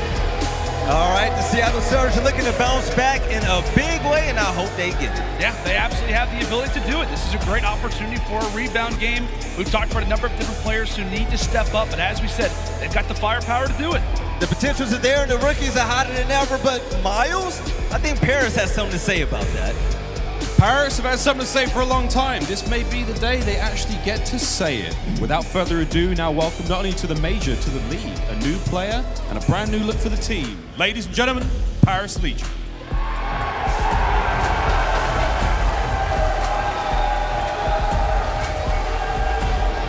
Fellow, Temp, John, and making his debut, Gravity. It smells all around. Yo, thanks, man. Smiles all around. Look at fellow dude. He is cheesing on that. He's infecting the other players, would you say, as Temp cracked soon later on. But man, I know we are all so excited to see Tom Gravity on that main stage. So well deserved. I know he's going to kick it up. Miles, I have no idea what to expect with this matchup, man. Let's go ahead and get it going. Let's get this show on the road. We've got a brand new looking team and team full of rookies looking to prove themselves. And who better to take us through it? Bryson Dunn, boys, take it away. Thank you. I could kiss you. I could kiss you. Oh, I love that guy. Oh my goodness. Oh, it's a good day for some Call of Duty. And it could be a good day for Paris. They have not had a very good time in the CDL. Not this season, and probably not the last 2 years. However, on the other side of it, Seattle Surge seem in free-for-all. How do they come back from this? It's a slippery game, it has to be said. As said, we've talked about the honeymoon period over the past 15 years of Call of Duty at this stage. It can happen with these teams. They bring in a new player, and a player of the caliber of Tom Gravity is one that the Seattle Surge have got to be a little bit worried about. I said they are an absolute free-fall. The last 10 maps they've played, they have lost 9 of them. It's a lot. It's not great. Surge, as said, in free-fall, Paris Legion, it's your opportunity. It really is, and this is the biggest story of the day, right? Tom Gravity. It's got to be about Tom Gravity. We've spoken about the honeymoon period. Is it a real thing? Is there an opportunity for them here? Because there's an awful lot of pressure now on a player who's just stepped into a roster who has impressed, well, let's face it, nobody over the last stage. Yeah, absolutely. We talk about the honeymoon period. This needs to be, I mean, I'm talking 5-star Maldives honeymoon period right now for Paris, because so far it's not been great at all. We have sat at home, watched their games. We have slaughtered them time and time again. At times it has looked like a lot of the players don't care. Now is the opportunity to put that to rest, and you know what? Just do themselves the favor of putting that time in, making sure you get it done. The changes made, is that going to be the inspiration to do it? Look, if you want some context, if you want some real truth about Paris Legion right now, the highlight of the year so far is losing to Atlanta FaZe, right? That's the only slight uptick we've actually seen from them. On the other side of it, of course, Seattle Surge, power rankings, they were going to the top. Since then, unfortunately, a couple of big losses have put them in this position, right down at the bottom. This is a redemption story for both teams coming into it, but only one will get that opportunity. Let's find out who it is going to be. Tuscan Hardpoint has come up. A lot of people have seen this game and understood that Paris will be playing either Seattle or OpTic, and a lot of people would have thought it'll be nice and quick, but everybody at home and everyone in the venue, if this one gets a little bit spicy, it will indeed be very, very spicy. Into Tuscan we go. And Seattle, it's very much the pressure on them. Paris Legion, new man on the roster, what can you do? No pressure, let's see if you can get it done. Well, straight on board with the man in question. And it's all going to be weighing heavily on the shoulders. At the moment, Paris do have control of this point, but already a few players coming through, and it will be Gravity picking that one up. They've cleared them out for a second. Seattle Surge are going to have to reset. But I say that, but Simp gone in with 2. They've taken control away from it. Yeah, well played from Simp. A couple of kills coming on through. Seattle Surge will get some points on the board. They got the side of the map that's a little bit more preferred, of course, as you move over towards the statue side hard point. Good control from them so far. Paris just struggling to break on through. It's really going to come down to the ARs, the flexes. Yeah. See where the difference is going to be made. Specifically for Paris, can they get something done? But Simp finding two. The question was asked about him, but he's answering that question immediately. And at the moment, Seattle Surge are taking back control here. They also have the rotation, and that's so key. Paris are going to have to stack. They're going to have to find a way into this one. Can they make a little bit of noise here? Very, very slow from Paris. Obviously waiting for those players to get in a position for the trade. Already, Temp's gone in. No trade there already. Where is Paris Legion? Simp's going to take down John. John's going to eventually get a kill with the nade that he's ended up dropping, but there is no Paris Legion pressure. Yeah, there wasn't much pressure coming in from over towards the balcony. That's the kind of area we would expect the push to come from. This is 3 points for Seattle Surge. It's a very hard hill to break, though, when this setup comes on through. I might see that rotation just coming in a little bit earlier, but here come the kills. John, we know when he gets heated up, and Paris can get themselves going. There's momentarily 4 dead. They break the hill. They're trying to get into this one eventually. John will wrest control away. Legion getting some points on the board, but it's not an awful lot. We are off to the races, though. Keep an eye on that mini-map. You can see they are setting up for this one that Paris Legion desperately need after a slow start. They do have control to begin with, Ton. Yeah, it's still early on, though. 30 points is all that, isn't it? Good player from here, from Temp on the outside. We've been told he's been playing very well in scrims, and speaking of scrims as well, these two teams are apparently splitting maps over the past couple of weeks. Let's see if Legion can turn that into something that matters. That break, though, is going to come on through for the Surge over towards the back. Temp, yeah, he may well be finding the kills. The rest of the team, though, towards the back hard point, we're momentarily dying, but it's just up to Mack to try and lock it down. Paris get the rotations, should start getting points. Well, look a little bit shaky there for Paris, but they will now have control, and I don't see them losing it for this next rotation either. At the moment, you can see already Seattle Surge not being too aggressive on this one. They know they're not going to get an awful lot of time, even if they do break it. But Paris holding firm. Good play from Paris, plenty of time on the board. Tight game so far. Rotation's been very, very important. Of course, for P2 and 3 on Tuscan, it very much is the case. Good challenge from Temp coming on through, finds 2 more, 6 and 7 from him. It's a nice start for Paris Legion. They find themselves in the lead, but once again, that rotation seems that little bit slow. Fellow will find a kill over on the outside of Church, though. They're going in for the break. Well, at the moment it is Seattle Surge. Chip just holding down you. Has gunned the Legion players that have come his way so far. John looking to make an opening for his team here. He's going to try and get a kill top Church, and that will hopefully allow his players to put some more pressure on. Temp gets a kill as well. Fred is there. John exchanging bullets, but no kill yet so far. Eventually goes for the challenge at the wrong time. Seattle Surge still hold control. Yeah, they're setting up very, very slowly for these pushes, our Legion. Every time that Surge are inside, it's just easy pickings every time the push comes on through. John very starting to get aggressive. But it's time and time again, Surge are there, and it just seems so slow from the Legion to try and find a way through. Can they get this break? No, they cannot, and they are just staring at the respawn screens now as Gravity, the only man left remaining. Really good hold from Surge. They haven't let a single point slip there. They certainly haven't now, however. The pressure comes over. Pred trying to make this kill desperately. Doesn't want anybody left alive. They go for it. It will be Legion ready for this next one. Let's see what they've got in the tank, though. Let's go to Paris Legion. Listen in. Radio. Radio done. Yeah, what's it you? Yo, back. What's up? They're weak. They're weak, guys. Got me. Radio. It was pitcher. Oh, yeah, Watch me fire. Come on, radio. Yeah, try to stay up. I'm going mid. Tips, give me one shot back. Tips, we go flag corner. Nice, good shit. You push out or start it? Yo, I went top broken, guys. I went top broken. Alright. Hold on, I'm trying to get our flat. Picked up Page. Brad, he's on bow. I'll see the top fire. Just stun me mid, they stun me mid. Nice, good job. Yo, mid alley, one shot Sib. I got needed. Tips going top radio. Yo, calm down. Sib's going top radio behind you. Yeah, one push out our side. Top church Sib. It is in radio. It is jumping out radio. Yep, in our church Sib, guys. They're all in our shit. You gotta kill them. Yep, one was radio on us. Side door, short door. Church. Front door, church. Yeah, I hear you. Gotta kill Sib. No, radio on you, John. Let's see Dante. Radio got me. He went back into radio, going top church. Okay, that's you, Don. One in new this side. Never kill Sib. Sib could be front. Our side you. Could be our side you. Yeah, I'm gonna hit mid. Front church, one shot. Front church, nice. Good job. Go, John. Yo, let's bring it back. Nice. Just play towards hill. Everyone play towards hill. Yo, fire. Middle. Our side you, Don, quick. One shot, Fred. A bullet still there. Another one. Still you, Fred. I need their side for you. Lamar's weak for you. Give me in church now. Let's move their side, guys. Alright, hit our nades. Yep, yeah, I already was. I'm just holding our side. Just holding our side. Go ahead. Well, the Legion listen in. it was okay. There was maybe a lack of comms, small comms going on there as well, and unfortunately a lack of kills on the map at the moment. Seattle Surge are leading this one, 166 to 84. It's Accuracy who just dropped 3 in the feed, and it's not looking good. It's really not looking good, honestly. If I was Paris Legion in this series, yes, okay, the hard points are absolutely not where you would expect the wins to come from.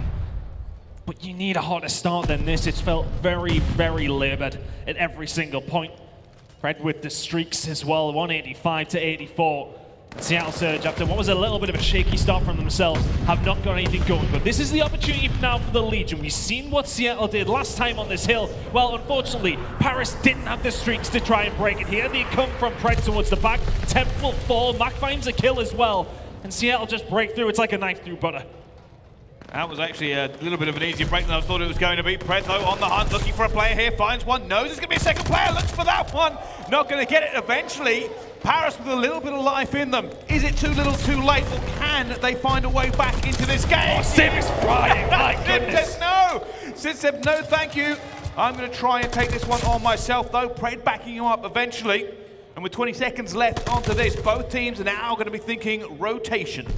And at this point in the previous rotation of hills, it wasn't too bad for Paris, and they had that rotation over towards P3. This time, though, they don't really have anyone there, but Temp is lingering. He's going to be the guy that has to get something done. He's going to get caught. No, Pred finds the kill. And look at this map and how it is set up for Seattle Surge. They are so high up the map. Legion have got to get through at least a couple of 4 downs to even get anywhere near it. You've got Simp in the way. He eventually does fall.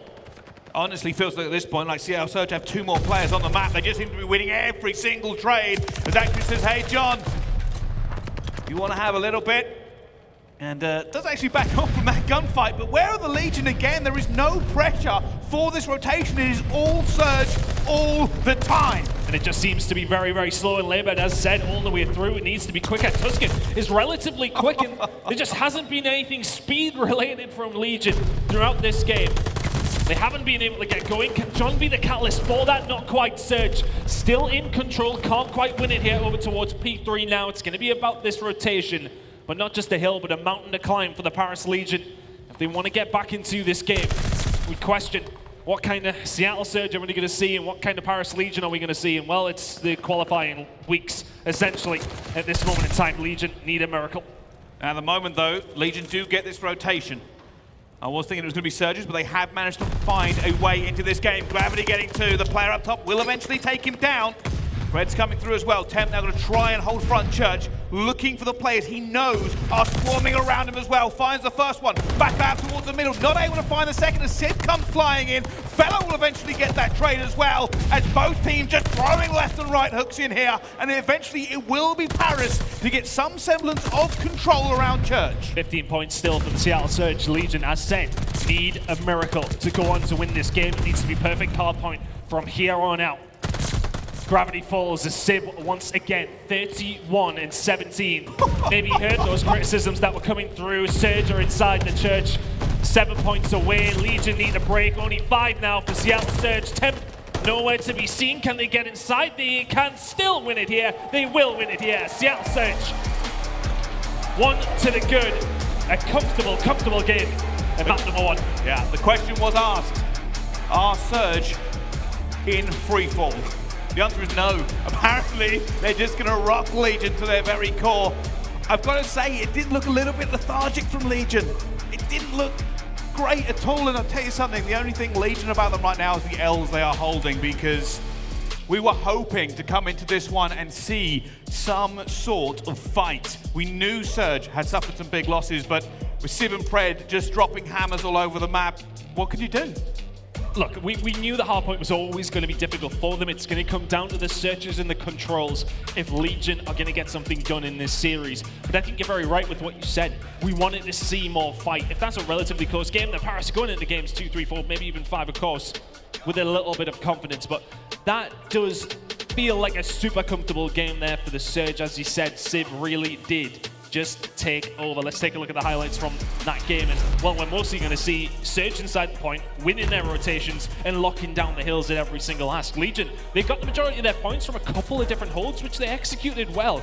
There was only a couple of them. That was the problem. Yeah, I got to point out, I saw that just now. I think Simp got more non-traded kills than Paris Legion players actually got kills. Like, he got 22 non-traded kills. There wasn't a 22-kill player on Legion. Yeah, it's a problem. I mean, Legion, they really need to step it up in that respect. But again, look, they would have known it was going to be a very difficult task going up against Surge on this one, but it just seemed to be, they were getting outclassed. I mean, every single time I see Pred, I didn't see him lose a gunfight. The guy was absolutely frying. Sib on the other side as well. We've seen plenty of him, but my goodness. Pred, what a game he's had. Accuracy as well. I think it's super important for him to have a good series here after what was not necessarily the best of days, of course, up against OpTic. Had himself a solid game, but yeah, as I said, it just felt very slow, very labored. Paris Legion not giving us too much to shout about game number one. Yeah, I will say this benefit for Surge though. They needed that win. They needed to regain fully into this one. Questions were asked about players like Sib, and truth be told, stat padding that one. Yeah, I mean, look, if you're getting your stats back up and running, and here's how the maps are going to break down. Of course, we've just seen Tuscan Hardpoint. We will see Desert Siege, Search and Destroy, and then Tuscan Control. If we need them, we will go double Berlin for Hardpoint and S&D in maps 4 and 5. Again, it is very difficult to read too much into the Hardpoints. We know that Paris Legion have really struggled, in particular on that map mode. But when it comes to Search and Destroy and Control, this is where their potential is in this series. Yeah, this is everything now for Paris. They have to do a good job on this next Search and Destroy to have a chance in this series. We knew it was going to be rough. Surge have looked much better the entire time this year so far. Paris Legion just looking for a little bit of hope, a little bit of magic, a little bit of luck, a little bit of something, to be perfectly honest, here on the main stage. Paris, I believe in you. Something, please. I'm thinking the Search has got to be the start, the catalyst for this team. It has to be. They would have been looking at the performances of that Seattle Surge team during OpTic's game where they dominated them. And one of the guys a lot of people were talking about that did not show up in that game was Sib. However, this game so far has looked so good for him. 1.88 KD on map number 1. The last 3 series, a 0.73. That's not something we've come to expect of a player like Sib, especially from what we've seen at the kickoff and, of course, in the first 2 weeks of the qualifying play. Stepped it up in a big way today. I would say, you know, the opposition is okay. Maybe not necessarily the same level as the home crowd team here, but he needs a confident game. Accuracy needs a confident game if they want this loser's run to go their way. Yeah, and obviously that first map was just huge for them. Just getting that confidence. Booster, yeah, the absolutely huge confidence boost. It's everything for Sib, right? You talk about those statistics right there. 0.73 across the last 3 series he's played. Comes straight into a hard point with a 1.88. Like, this complete mind refresh. You're sitting there going, hey, you know what, I can do this. I'm actually pretty good. He is pretty good. We just didn't see it so much yesterday. But he really has an opportunity to shine here in this game as we head into map number 2. Is the desert where Paris are going to start their comeback in this series. It's a tough one, it has to be said, but I'm sure the crowd in here will get behind them. We want to see the underdog story every single time. Seattle, though, themselves, they need the bounce back. But Search and Destroy, as we have mentioned, is where we see Paris Legion potentially getting something done. Can this be the start of their series here as we jump into the game? Statistics for this one, of course, the S&D ranks don't read pretty for Paris. Last in offensive wins, last in first bloods, and 11th in defensive wins. Yeah, it kind of just puts down the fact that we say that this is probably where they have more luck, and I think that maybe just highlights how not great they've been. Sib, though, I mean, he's just starting off where he left fellow. See, goodbye to your head as John falls as well. Great start here for Surge. Accuracy will find Gravity and Temp is left in 1 versus 4. All right, Temp gets the first. It's never over till it's over. Temp needs another pick, though, so he's got some room to maneuver, because right now Surge are trying to lock him down and not give him room to... Well, never mind, he's down. Good start there. Seattle Surge, it starts with the headshot coming in from Sib. How influential have we seen snipers be so far this weekend? You get somebody with the scope who can do the damage, and it makes your life just that little bit easier when it comes down to Siege. All right, first round done and dusted, but fortunately, many more to come. This time it will be Paris on the defense. Seattle Surge have their opportunity to see whether or not they can get this bomb down or eliminate the extra team. And at the moment, it is looking a little bit like a B hit. Sib looking for the picks once more. Oh, Gravity, welcome to the league. Oof. That bullet is not far off his head, and I don't imagine he'll peek that again for the rest of the round as Surge find their way over towards B. That bomb will go down. Before it, Sib still down that sniper scope, still looking for these picks. With bomb down, it will be Legion who have to try and get some urgency here. Eventually, though, John does get a snipe, bringing it back. Gravity gets one as well.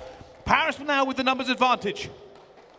Right up top here, just trying to play his life on the outside, though. Isn't going to be necessarily able to help his teammate out. Reveals his position now. For the Legion, that's going to be a thorn in their side. 21 seconds to go. You've got to get something going. You've got to get moving. Gravity putting the pressure on. Fellow from behind. There goes accuracy. Pred lights him up as well. Well played from Fellow. The bomb defuse will come on through. Slow and methodical this time around does work for the Paris Legion. They'll tie things up. Yeah, huge play from the Legion there. They end up losing that first blood, but somehow held composure, got it back. I think it was John with the sniper rifle just managed to get a great pick to open that up for them completely. It is now 1-1 in this search. And I'm feeling like it's anybody's game. Inspire me, come on, tell me how. Legion, no, getting themselves back. The snipe play, as said, is going to be so important. I think if Sib hits that shot at the beginning of the round, maybe we have a different story. First Blood's how important they have been on Desert Siege. Can't talk about it enough. Hit going to be coming in over towards the Palace. A little bit of control here from the Paris Legion. Seattle Surge playing very passively. Well, Temp, maybe the first one in. Just checking every single angle here. Not making a play, but hoping for a first pick. The Legion are slow and steady. Now, this tactic usually means they are going to burn time for an opportunity. They will be looking for information, trying to figure out exactly where they can apply this pressure. But it is slow, and it does come with a risk. You can end up falling foul of the clock here if you don't do something fast. 45 seconds.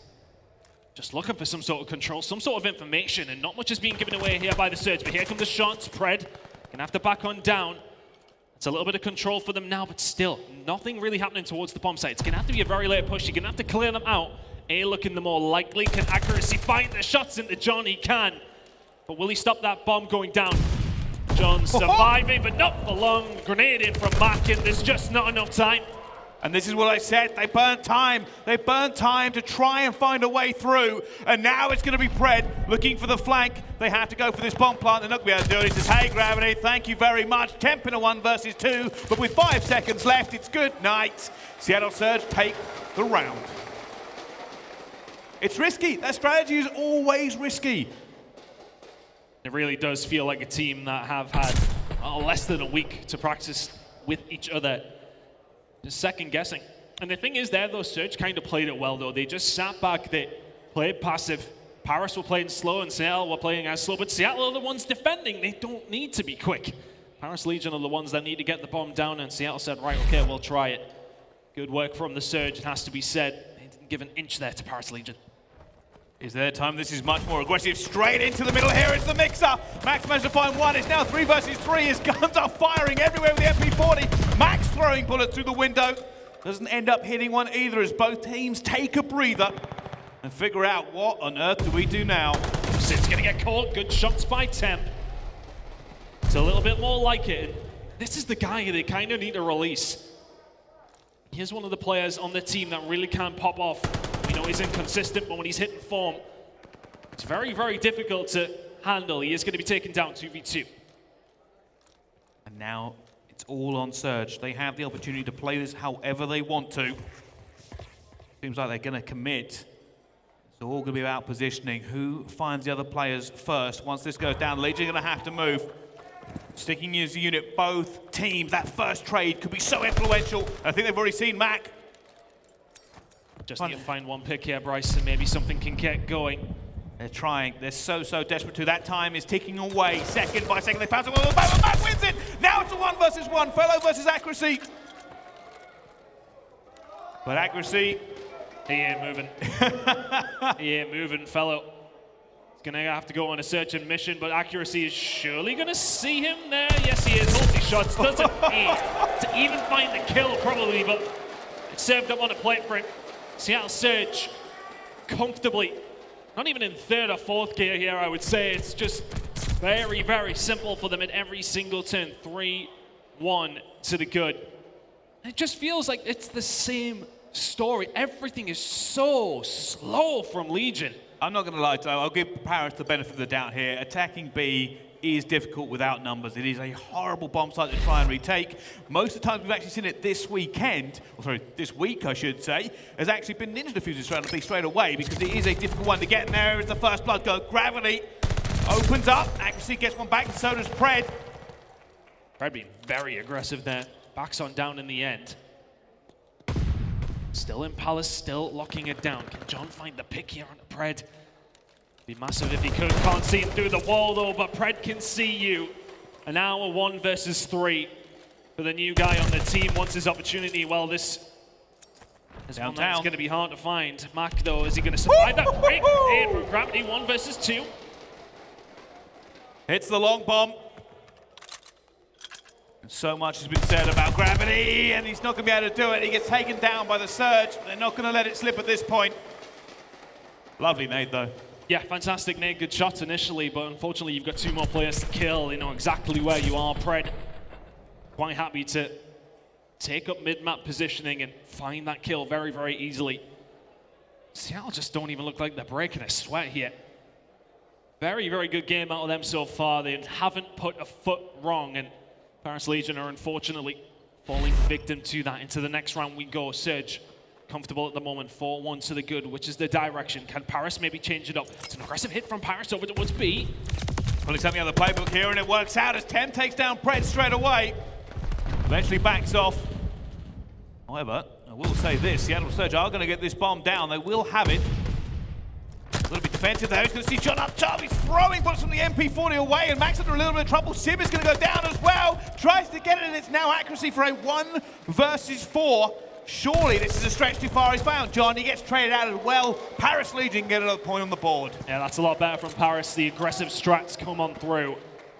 They just completely take over the B side, and then they can move to mid. Good aggressive play. The risk with that, of course, is if, of course, Surge go towards that side. They've got the sniper there. It's always quite dangerous, but they get away with it this time. They make it work. Hey, I'm good with the aggression. Oh, yeah, no, I'm good with the aggression. I want to see a lot more of it. That's the thing. So we like to see it from them, but works out that time. Can they continue with that, though? 4-2 down. Oh, that's come straight out of the playbook, that one. Let's see what else they have up their sleeve. Of course, this time around, we'll be watching them on the attack. Last time, they took control of mid. John got that sniper out here. Gravity putting the pressure on the Sib as well. Looking for the pick on the outside, though. Does see him. Backs on down. Grenades there to try and force him left into John. That's not a good nade. But can he back it up with a good shot with the sniper? Temp, he's got his eyes on him. Sib very isolated.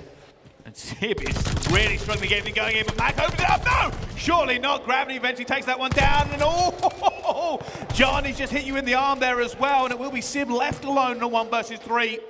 Paris have taken advantage of putting all the pressure on the Sib. It gave them the opportunity everywhere else in the map to draw Seattle Surge in. And the thing is with Sib back there, there's so much pressure being put on them. It allows the rest of Surge to push through, but they don't win the gunfights, and Sib isn't going to win that one either. A little bit of life from the Paris Legion. John's finding the sniper kills. It has to be said, he's kind of went 50-50 with Sib so far. And if he can keep it going, who knows? Who knows? The crowd's getting behind them. I like this. I like this. A little bit of a let's go Paris in the building. There are some fans. They're ready. Let's see it. The underdogs of Paris Legion. It's not over. It is not over by a long stretch in this game. Sib will find nothing over here. Once again, Paris Legion have kind of went the same direction. Take over that B side. Haven't went that step further than they did in the previous defensive round. And because they've done that, Seattle Surge will take that open door over towards A. The bomb is down. Sib is watching over. And this is going to be a hit already, though. John opens it up. He has managed to get a kill as well. They're looking for this Sib with a sniper. It's not going to hit. And it's now back to the 3v3. aBeZy gets another one though, and the pressure on Paris Legion to try and open this one up is not going to well. It's on John. Can he make a move? He's looking for these players. He knows they've got to be here. Players behind him. He finds one as well. Temp gets another. And now it's Pred versus Temp in a 1v1. He has to go though, and Temp is going to win it. Okay. And Paris Legion are not going quietly into the night. They've brought this back to an even game here on Search and Destroy. And that's all on John. When he manages to find his way through, I think the cover is there from Temp in mid-map. And as soon as he gets Simp, it's absolute chaos in the Surge ranks. If they weren't sweating, they may well be now. A scratch to the head from Pred as we head into the next round. This has been quite the resurgence from Paris Legion. Can they keep it going? Wow, let's see how this goes here. Seattle Surge on the back foot. And it will be Legion on offense. This is an interesting strat. Another one out of the playbook by the look of it. Slate passive. Oh, look at the shots. aBeZy by name, aBeZy by nature. He's going to see foul. No! He goes for the nade. I think he might have gone for the tactical, and unfortunately that has cost him. It's back to a 3 versus 3. John looking for this one. Pred trying to make a move. aBeZy's going to find John as well. That ball will not go down. Tron tries to get it, but Fellow will knock him out as well. 2 versus 2. In this mixer of a round. What is the play here for Legion? I think Seattle are getting ready. Mack's going to get caught though, Fellow, and it's done. It's another round on the board for Paris. Oh, the crowd are getting behind them as well. And for me, Pred gets a little aggressive there, finds the shot under the bomb. You've done your job. Get out or stay alive. And Paris punished them there, 1 round away from tying the series up. Yeah, Serge made a few little misplays there as well. Like, actually, he had that first kill. He could have held it out. Decides to go for the stun check and gets taken down. They were riding pretty good at that point. But Legion now 1 round away from taking the second map in this series. Temp's got 7 in a row. 11 and 5, but Gravity, once again, he survived out here for the majority of the game. Simp cannot find the pick quite yet. It's a quick plant coming in from Surge, but I tell you what he's already got, though. And here comes the glide bomb. See you later, Simp. And it's a 4v3. That bomb is down, making it a 4v2. Paris Legion, you've turned up when it matters. What have you? Mack takes down 2. Temp will find him back. It's a 1 versus 2 for the Iceman. aBeZy knows he's here. Temp, he's going to go for this one as well. Actually trying to get away into a good position for it. He's looking for Temp. He's going to see the leg. He stops it. He stopped it as well. aBeZy somehow just took him off by the knee. And it's down to a 1v1, and they thought they had this in the bag ton. Gravity is looking, he is searching, but unlike the hope, he's not going to get it as aBeZy clutches up again. Oh! What are we watching? Was it ever going to go any other way? Accuracy in that position. It's such a free kill, the first one, though. He's defusing, and he just walks up. He's got 20 minutes to shoot him in the legs. 5-5 we go, nonetheless. I thought it was Paris. And Mack did so well from mid-map. It's going to be Paris on the defense. Streaks were invested. They've got to hold this down. Lots of stun checks coming in, trying to figure out where everyone is. Temp's going to see a player there, but he is going to get taken down by Pred. John tries to get the trade. He's coming through here as well. It's a big kill by John. 3v3, Fellow getting the spot over towards A. They back it on down. Simp still alive and presumably still with the scope. Oh, you don't want to fall into his line of sight, though. Not around 11. You don't. Oh, John!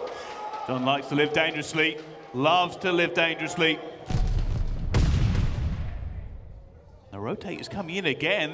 This is checkers, not chess. Both teams rotating back and forth here, trying to find an opening. Seattle there might be one here. Seattle going to fall for it. Yes, they are. John finds one. Can he get away with the second as well? John goes huge! And Simp is left in a 1 versus 3.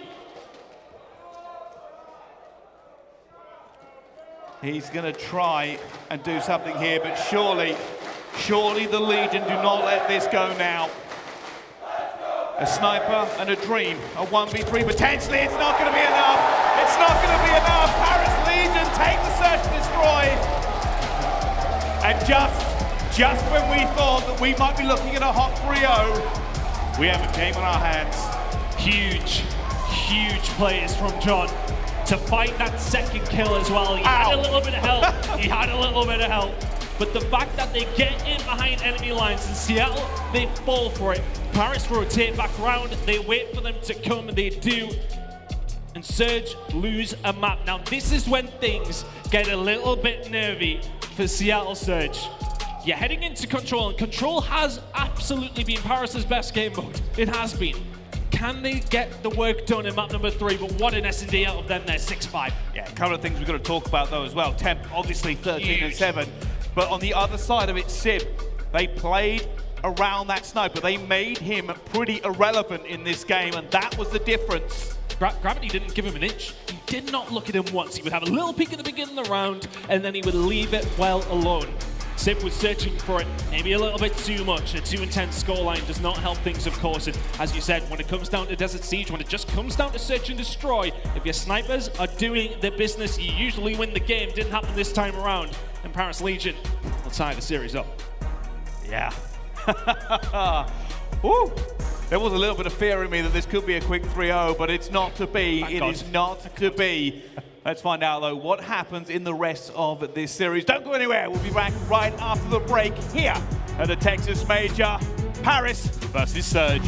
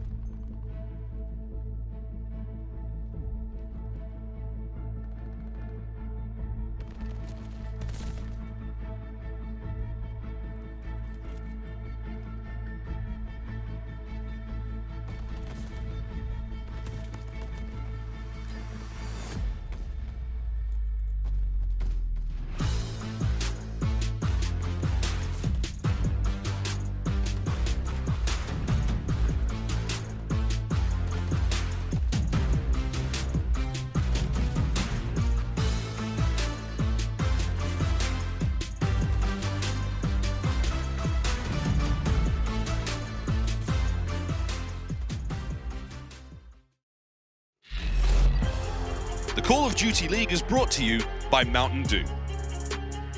All right, we are back and we are live. We are ready to find out how the rest of this series is going to go down.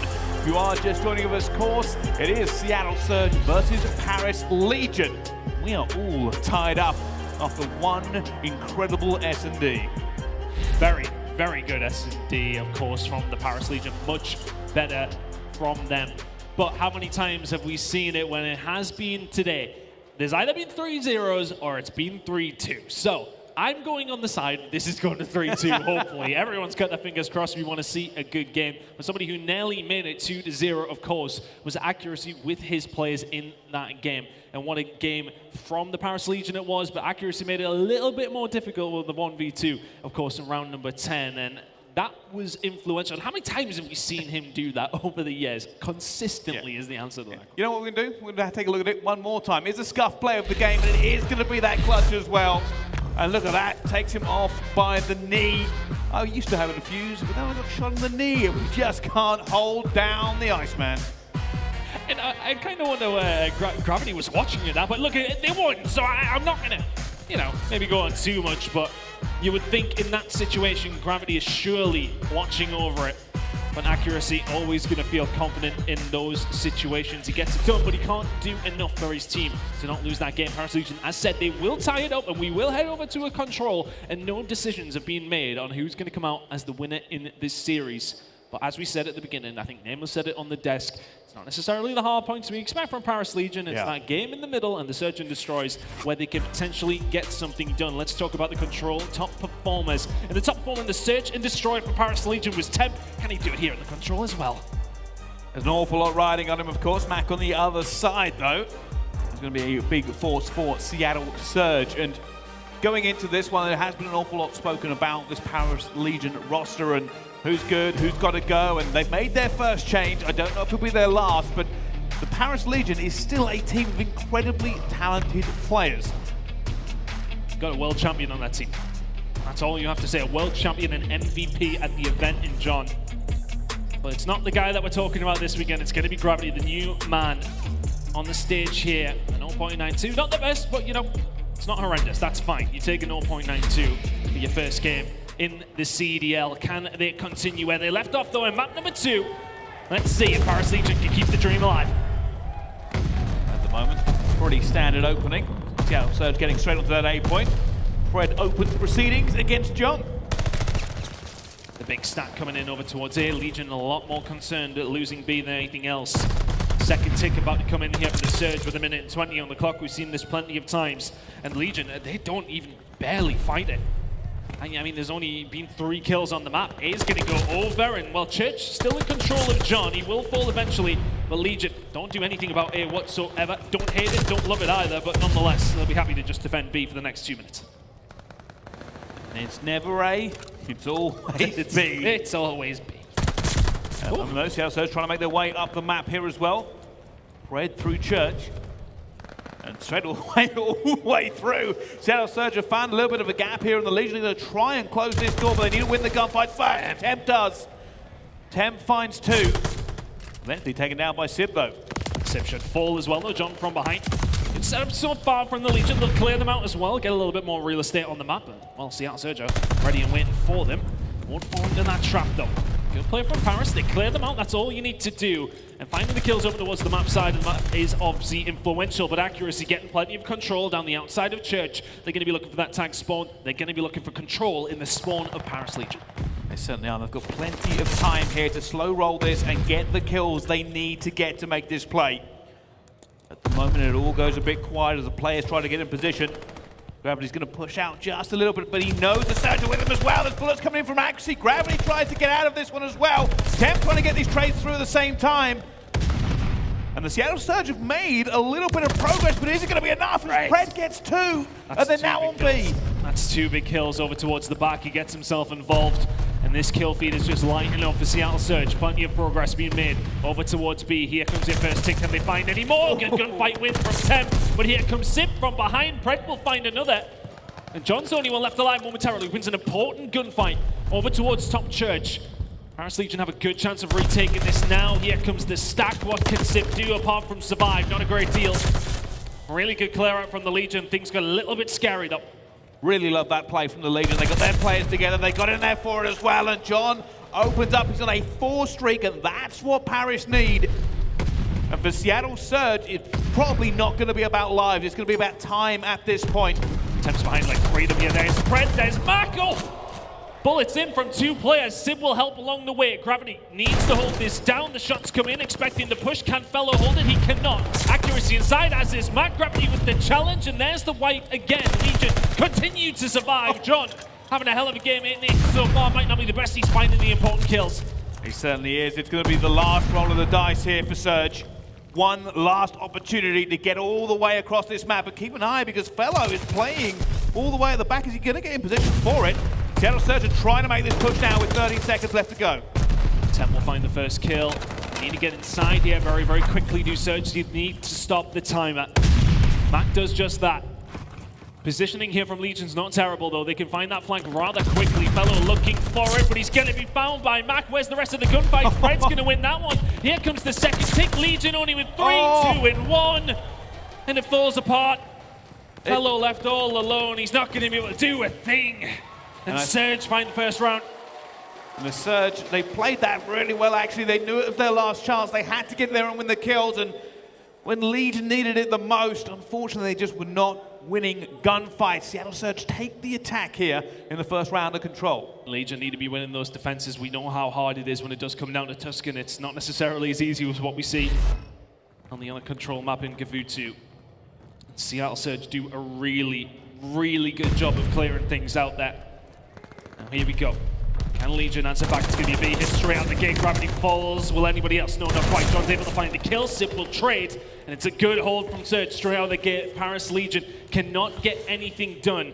They may well have lost the Search and destroyed the Seattle Surge, but in the Control, they are in control. Let's go for a listening with Seattle Surge. Could be outer. I'm coming to help him. Not dead. I'm flanking. I'll pick up mid, okay? You have to outer. Yeah, I'm mid. One stop broken. It's behind me. I'm running away. Top broken, Donnie dead. I'm mid. Look their side A, okay? Yeah, beat down there. Donnie's inside. Go now. I need to nade it. Nothing beat. They're stunned. Mid alley, Donnie dead. P, one shot. P5, Fellow, absolute. Where'd he go? He went to P5. Push up to mid. I'm holding well. He's gonna be out. Fellow P5. Fellow's on point somewhere back alley. Back alley on me. Back alley, our back truck. Last 2B. Our back truck. Yeah, be quick. Yeah, they're gonna go be outside. I'm trying to flank through light P5. Yeah, I'm nading it. No, he's in P5, holding the flank. Gravity. Go up flat. J or hold it. Lead by. Yeah, come B. Yeah, I'm pinching it. What's that short heady? I'm pitching top right the hill. And we through the back down. Right, in the back, he's in the short heady. Right now. I'm coming for heady, absolute. He's back on the stairs. Nice. Oh my god, shit on him. Could be windows. P5. I spawned trees in the back. I'm looking back. Back out your plat. I'm back. Flat dead. Last guy's in that back spawn. He's gonna go back alley probably. I don't see him alley. Someone get that. Archer one shot. He went D2. Playing B. I'm playing B. Is he in D2? No, he's still back guard. I think P5 guys. Back guard. Okay, listen. Mid alley, top gravity, 1 bullet. Okay, on the heady. Ready to go on it. We just play kills. All right, Seattle Surge looking pretty smooth at the moment. They are going to let go of A at this point. But the Legion struggling to try and get that B control. They went for it pretty early on, but didn't really get much out of it.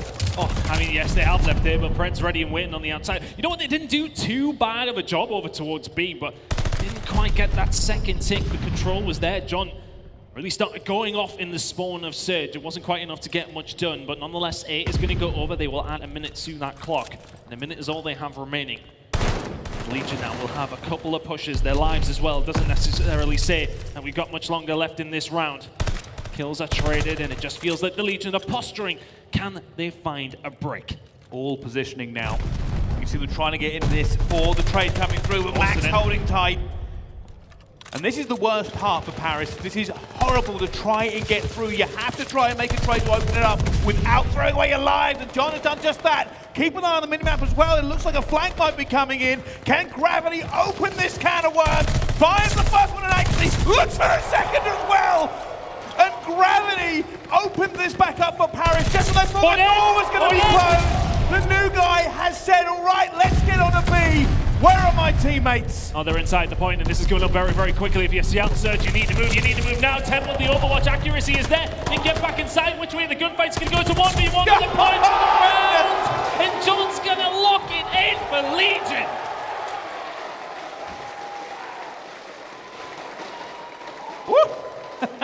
Oh, it's warming up a bit here now. Come on. Keep it going for the Legion. Very well played. And it's Gravity around the back. I mean, I don't know why Gravity's the one that's there, but I'll take it. He finds 2 towards the back. That opens things up. There's already 4 dead. You stack the point. You get the round. There's not a defensive round win to be spoken about in the first 2. Legion back onto the defensive side. That advantage that Surge had has disappeared very quickly. There's going to be a VOD review after that one. Seattle Surge will not be happy with that one player undo their setup.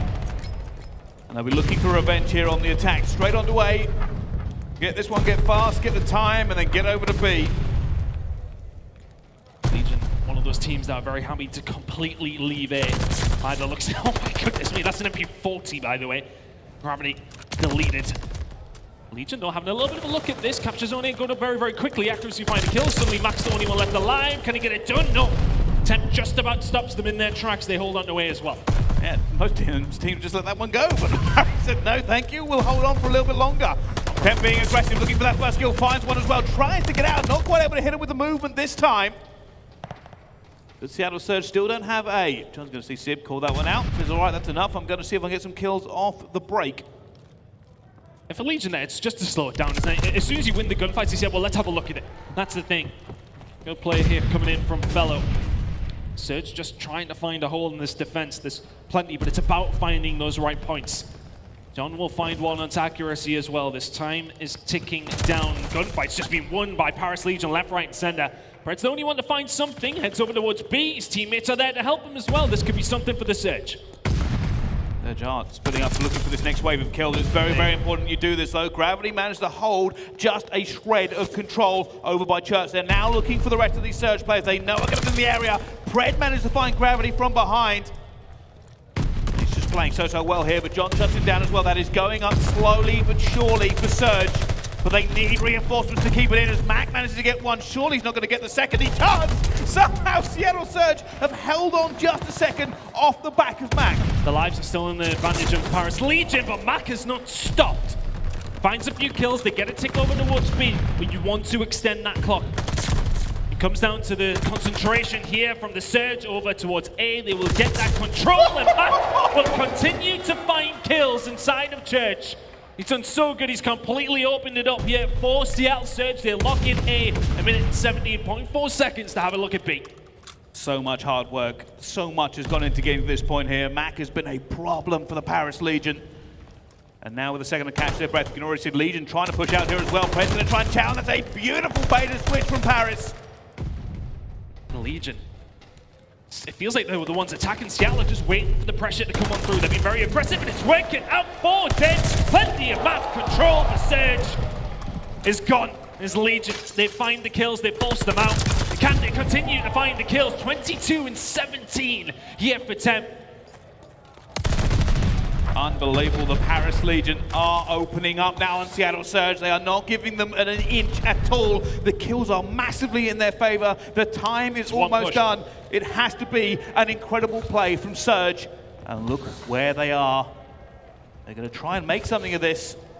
You wouldn't expect 3 at the back is all I'm saying. Or would you? Paris Legion, the gunnies are up, the gunnies are ready, the gunnies are hot, but the kills start to come through here for the Surge, but they need to be perfect. Gravity is going to find one of his own. Surge in the point, they slow it down, but no lives remaining. The 2 players at the point need to survive. They continue to do so. Accuracy finds 2. Simp will fall. 3v8 momentarily. Mack will find another, though that time is still stopped, and Accuracy has not stopped himself. How else is this happening? Accuracy is gunning everybody coming his way. He's put it out to his teammate as well. He says, Mack, there might be one I've let through. I need you to hold fast here as well. As the guns go down and 10 gets a team kill. It's now Pred. It's only Pred, but it's not going to be enough. Paris Legion walk away with that defense by the literal tips of their fingers. They somehow hold on after Surge did so much work. No, it shouldn't have been that difficult though, should it? Let's be honest. No. My goodness me. Paris Legion, they find the round, but by the hair on their chins, just about get it. Oh, they find themselves in the lead now in the control. They won the last attacking round. Can they do it once more? Accuracy really trying his hardest to make things work there for Surge. He's going to be the one that opens up their account here in round number 4. Well, there's John flying out. You can see this player as well who just entered mid. He's skating right now. Thank you very much. Paris Legion really are not taking this one laying down. Mack is going to get it, but he will be instantly traded out. It's now Paris Legion who have full control of A. And they are on fire. Temps on a 5, almost a 6, not Streaks quite. Will be huge. Streaks will be huge. He needs to play for these. He needs someone to bait for him. That call out will be coming through. It has to be. The progress as A is fantastic, but Streaks could be massive. Well, with A done, switch our focus to B. Play for them. You've got to play for them. Doesn't want to bait for him. Surge are not making a single move. John moves forward. Mack will find him. And Temp's got to go on the aggressive. You've got to try and find these. And this is the thing. They want to play for them, but don't waste too much time. He's looking. Look at this. Surge not giving him anything, and he will go down. That's Temp down as well. Mack gets fellow. And Paris played that slow, but haven't found any sort of momentum going on as Simp takes down the last one. Paris to try and regain here as well as Pred gunning in mid-map, but not quite enough. There will be a trade there coming in though for Mack. And Paris might need to reorganize here, try and figure something out, but I say that. And they've let a player through the back again here, but fortunately figure that one out. I mean, look, if you're Legion here as well, you have to be careful when you're on the attack. We talk about that final round. When it comes down to these kills, it's leaning slightly to Surge, I believe. If you're Paris, you don't want to give too much away here that you don't get the defensive round. You need to find the kills as best as you possibly can. Gravity will take down Accuracy. This push in towards B is starting to come on through. Mack in top church, though, he's going to be a problem. Streak here at the moment here, and Pred is locking it down as well. Paris are desperately trying to find some sort of gap to get through here, and Gravity finds 2. He did it last time on the attack. Can he do it again here? John has managed to get one as well. There being an issue. Temp's come out back. He found 2. Temp's found 2! And they're going to get in! Paris are going to get in. There's only going to be Simp who can do something for them right now as they try to reset. He does get John eventually. Legion went in a spot to get inside the point. And somehow Surge have held on here for a second longer. They're looking for it. Temp is still round the back causing issues. He's done his best to try and open things up here, but Simp will find the kill. The Paramla is there for Paris Legion. They weren't in the spot to try and find something. And I don't think they're in a spot to get the defensive round. Somebody do the maths very, very quickly for me. It's going to be relatively close, to be honest with you. Let's see who finds it. I believe it will be Surge as they win the round and send us to a round number 5 on the defensive side. But both teams have leaked them. Gotta say, something I noticed while that was going on. Simp was not having a good game. He isn't having a good game. But that last 5 kills made the difference. The reason there was no Paris Legion players flooding in to help Tem reinforce was the fact that Simp held it down. Wouldn't let anybody come through P5. Defense goes over towards the side of Seattle Surge, as we did expect. I mean, it has to be said, fellow 17 and 28 is not going to be helping things along the road. Pred going to get gunned immediately as John finds his way on through. It's an aggressive hit over towards B. Big gunfight going to go on towards the back as well, but Simp just trying to lock it down as best as he can. Kills are traded, it's 2 for 2. I think he's seen him there as well. Fellow's going to get it. There's just not enough reinforcement. There's no bodies here as Gravity's going to go down, and they are stopping the clock, but Fellow's going to get shot in the back. And Temp, you are here in time, but can you do enough? Accuracy has read that one. It's an easy kill coming through on the Temp. Round the back, though, is John, which is all fine and well, but where are the rest of the Paris Legion here? Can you get something going? If Pred can find this gunfight, it will be massive. Or can Gravity turn on him? Not quite. Pred finds the kill. Very, very confident from Seattle Surge. I think Paris are playing this a little bit disjointed at the moment. That's been the issue the last round of this round, is they're trying to make these hero plays. They have worked out for them in places, but they need to go back to the fundamentals. A full push, the team ready for trading. Temp is firing on all cylinders, but they need a little bit more. They need to win this attack. They're going to need teamwork above all else. They're going to use B as a distraction to get a hold of A. Just keeping that pressure on, keeping the finger on the button. It's looking like A is going to go over. It feels like Surge. Maybe give this one away unless Simp can perform something here. Finds 1, finds 2 as well. How on earth has he found that second kill? Legion may go out with a whimper here on control. They need to grab a hold of A. Surge might not let them do it. Surge may give us one last roll of the dice. You can already see they're trying to be an issue as well. They're spreading out. They're going to give them A by the look of it. Or they're going for this pinch. I'm going for the pinch. They're going to try and actually hold this one off right here and right now. Fellow does get a kill. Mack gets one in the back as well, and that's all Paris gone. But they do get A just in time. But now the hard fight all the way across the map. Accuracy's going to find 2 as well. And Paris Legion still have a mountain to climb. You have 2 goes in here for the Legion, but you've got to clear Surge out. Surge have backed on down. But for the Legion now, it's about to settle. Can they find the break? They have done before. Sib stepping it up in a big way in this round. He's been locking it down. Can he continue to do so? There goes Temp's head. Expecting the push. He gets on. Out good start for the Surge here in this defensive round. Pred can't find the second. Still duel for Legion. 30 seconds to go. This may be their last push. The very last push of the Paris Legion in this control. They're looking for it. It's going to be Fellow gets gunned by Sib. That's not what they wanted. Keep an eye, though, on that minimap. Is this going to happen again? Surely not. They're not going to allow him to. Gravity's trying to get around the back. He's been seen as well. The trade goes down, and Paris Legion are nowhere close. It is not the Cinderella story. It is not the fairy tale. It is Seattle Surge saying once again, we are the better team on respawn. 2-1 up in the series. Very well played from the Seattle Surge. Just solid all the way through. Very, very good final round from them. And you're right, it very much felt disjointed from Paris Legion. Felt like there wasn't a plan, there wasn't a theory. As soon as that push over towards B didn't work the first time round in round number 5, it felt like there wasn't a plan after it. There's no plan B. And now, you need to head into these last 2 maps to find those wins and to find yourself heading in towards another game and surviving here in the tournament 1 round longer potentially. But Seattle Surge back in the driving seat here. They will not want to see a map number 5. They want to close it out before. Yeah, they certainly do. And I don't know, I said this before, right? We said this before this game started. Paris Legion have an incredible amount of talent on their roster. Their teamwork could do with some tightening. And I gotta say, right, when we talk about this and all the highlights we're gonna see coming up in just a few seconds, you'll notice Paris featured pretty heavily. They had some incredible plays, but those are plays in isolation.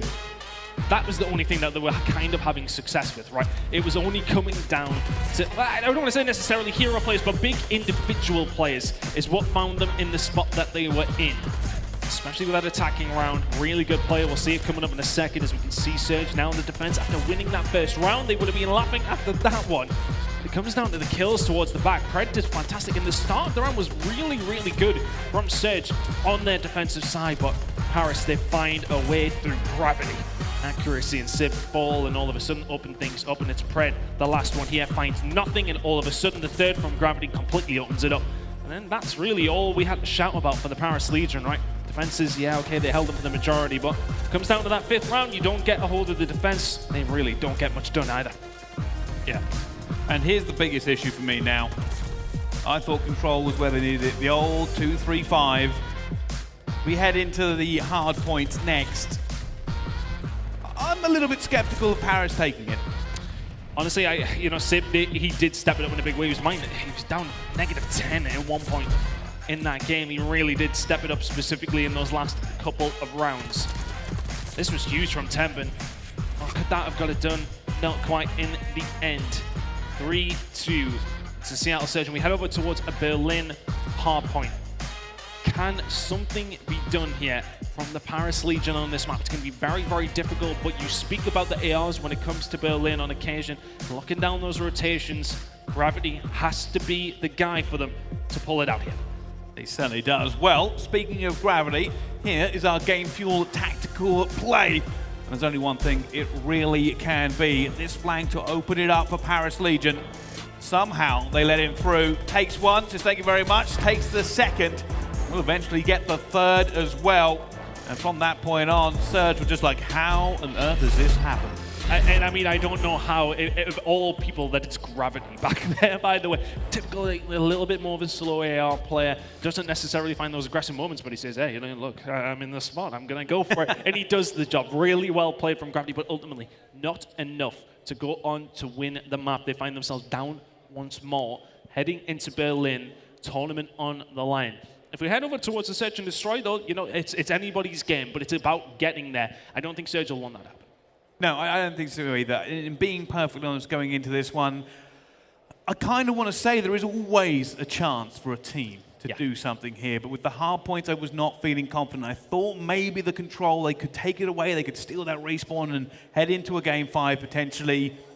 But I've been wrong before, and I'm happy to be wrong again. Paris Legion, they did have some life in that last respawn as well. If they're firing on the same cylinders, it's plausible, it's possible, and it could happen here on the main stage. Yeah, we can't see anything like map number 1, though. They really do need to be on these rotations. They need to be quick about it as well. They need to win these rotational gunfights when it comes down to Berlin. How often do we see the holds that come in, specifically at P2 and 3? Yes, 1, 4, and 5, not necessarily the best for racking up the points. But can Paris rely on their new recruit to get the job done on those rotations, to lock down these spawns? If they can do that, if Gravity can do his job, Paris have got every chance to send us to a map number 5. It's easier said than done, though. We'll have to find out as we jump into this one. And straight into P1, of course. Both of these two teams will be looking for this. Of course, Seattle Surge have a little bit of a better spawn. Do get there first. And I'm really looking for Temp to continue his form here. He really has been the standout player. Well, you can't do much, though. When your team are getting shot in the back like that, it's a good flank coming in from Simp. Temp is still surviving, but he needs to be the guy as well. Talked about Gravity when it comes to locking those in. He needs to do his job, but Temp has been stellar throughout. He needs to do it again. Legion have control. 24 seconds left. Mack just playing the stairs for a second to try and find Fellow in there, and that is a gunny. Actually looking for the player he thinks is normally in that corner. Not going to be this time as well. Goes for the challenge. Isn't going to work out for them. The rotator's now coming in for both teams. Going to be Surge first. One's there. Once again, Legion a little bit slower on the beat here, but they're picking up the points. They'll be happy with that. Pred finds the shots though up top, locking it in. Which way are Legion going to hit this one? Looks like a hit through Broken Sib's going to be super important here for Seattle Surge on the outside, but Legion choose not to go that way. Taking their time with their breaks. Can they find it? It's quite chaotic over towards P2. Kills coming in here for Surge. It's an easy hold so far. Paris Legion going to do this the hard way. To try and get somebody involved. They are just being picked off over and over again. Just have to be careful not to sacrifice too much. You need to keep a hold of the spawns here for P3. Is the break going to start coming on through? It's been mostly Seattle Surge all the way through this hill so far. Back inside the hard point, Pred is there to help him. Gravity breaks on through, but he will surely fall. And Pred does fantastic work. It's 4 in a row from him. We now concentrate on the spawns over towards P3. Paris start winning the fights. It's a little bit better. A little bit of life is there. Keep an eye on number 5 though, Gravity. We said he needs to lock them in. Let's see if he can do so. Well, here comes the pressure as well. Not seen anybody so far. Worst person close is going to be Mack, who just runs straight through him and says, all right, we'll try and go for spawns. But John has managed to hold it down for a second. It will be Paris Legion in control. They got the spawns, but they're going to be careful not to get trapped in there. If accuracy can get set up, then that's where the damage is done. Pred, the Lone Ranger inside the point here. Paris Legion need to get him out. They do so. They clear them, eventually get control. That's everything Paris needed. That is everything they needed to do here. They can take the lead. The pressure will now be coming on from Seattle Surge. Fellow finds the first one. Actually going to get that trade. Street hit coming in. Not going to try and make the pressure, but it's just so hard to break. This is why they call it the money hill on Berlin. Accuracy will find one. I think that's going to be it for this hill, surely. 20 seconds left to go. Just the contest coming in is good enough here for Surge. They've led a lot of points, but they're stopping Paris from picking up a decent amount here as best as they possibly can. They clear them out. Good hold from the Legion. Heading over towards P4, though. Which way are these fights going to go? It's a big win from Fellow. Legion are there. Well, at the moment, the Legion are doing a very, very good job. Famously on this hill, you don't get an awful lot of time, but actually will be in it to begin with. Oh, there is going to be an actual huge fight coming in. To see Simp just got taken down. Oh, sorry, took down Gravity across the other side of the map. Where are those spawns coming in at the moment? It's fire for Legion. It's back train for Seattle Surge. Kills there for Surge. Not quite, though. Legion are the ones to find them. The spawns in towards the back can be quite difficult, though, if Paris gets somebody set up here. Temp ready and waiting. 3 spree for him. Pushing around the back. Sees Mack. Can he get... Oh, my God, it's a James Bond. Look at that with a pistol from Temp. Finds 2 towards the back. Time now on the board. There it is. Well from Temp. We said he needed to do it. It's 6 in a row. Well, they're leaning an awful lot on Temp at this point. Not so much about the actual points they're going to get off this one, though. They're just going to make sure Surge didn't get many. As we go for this next rotation, though, it is going to be just so horrible to get through. Still playing these streaks. Could potentially be a big moment. Streaks on this map, they're so, but still, never a bad thing to have. Temp soaking up the points, and he's going to be looking for that spree to continue. Can he find a kill to lock in the streaks here as well? Maybe forcing a little bit with those shots, and this is going to be a big gunfight in the grand scheme of things. Over onto Mack, can't get it done, and streaks are denied. Looking over towards the point, though, it's all Seattle Surge as they lock in the time. 20 points behind, not for very long, I don't think. Well, Temp played it slow, but eventually Paris League will get control here as well. Simp's going to find the first one, looking for that next player. He knows he's going to be jumping in any second now. He's trying to hold it down as well. Simp continues to gun, eventually gets traded out as well. That happens so much on this hill. Currently, though, Paris Legion still in the lead. Very hard to pick up a decent amount of time over here towards P5. We were discussing in the green room, P5 kind of feels like a P1, doesn't it? It's one of those mixy, can't get much control. But Fellows having a really good game so far. We didn't see it in map number 3. We're seeing it in map number 4. 14 and 9 from him. Constantly lighting up the kill feed and does it once again. The rotation over towards P1, though, is with the Legion, as is the lead. Well, they have control to begin with. There's a little bit of pressure Hello, coming in, and Fellows having the game of his life.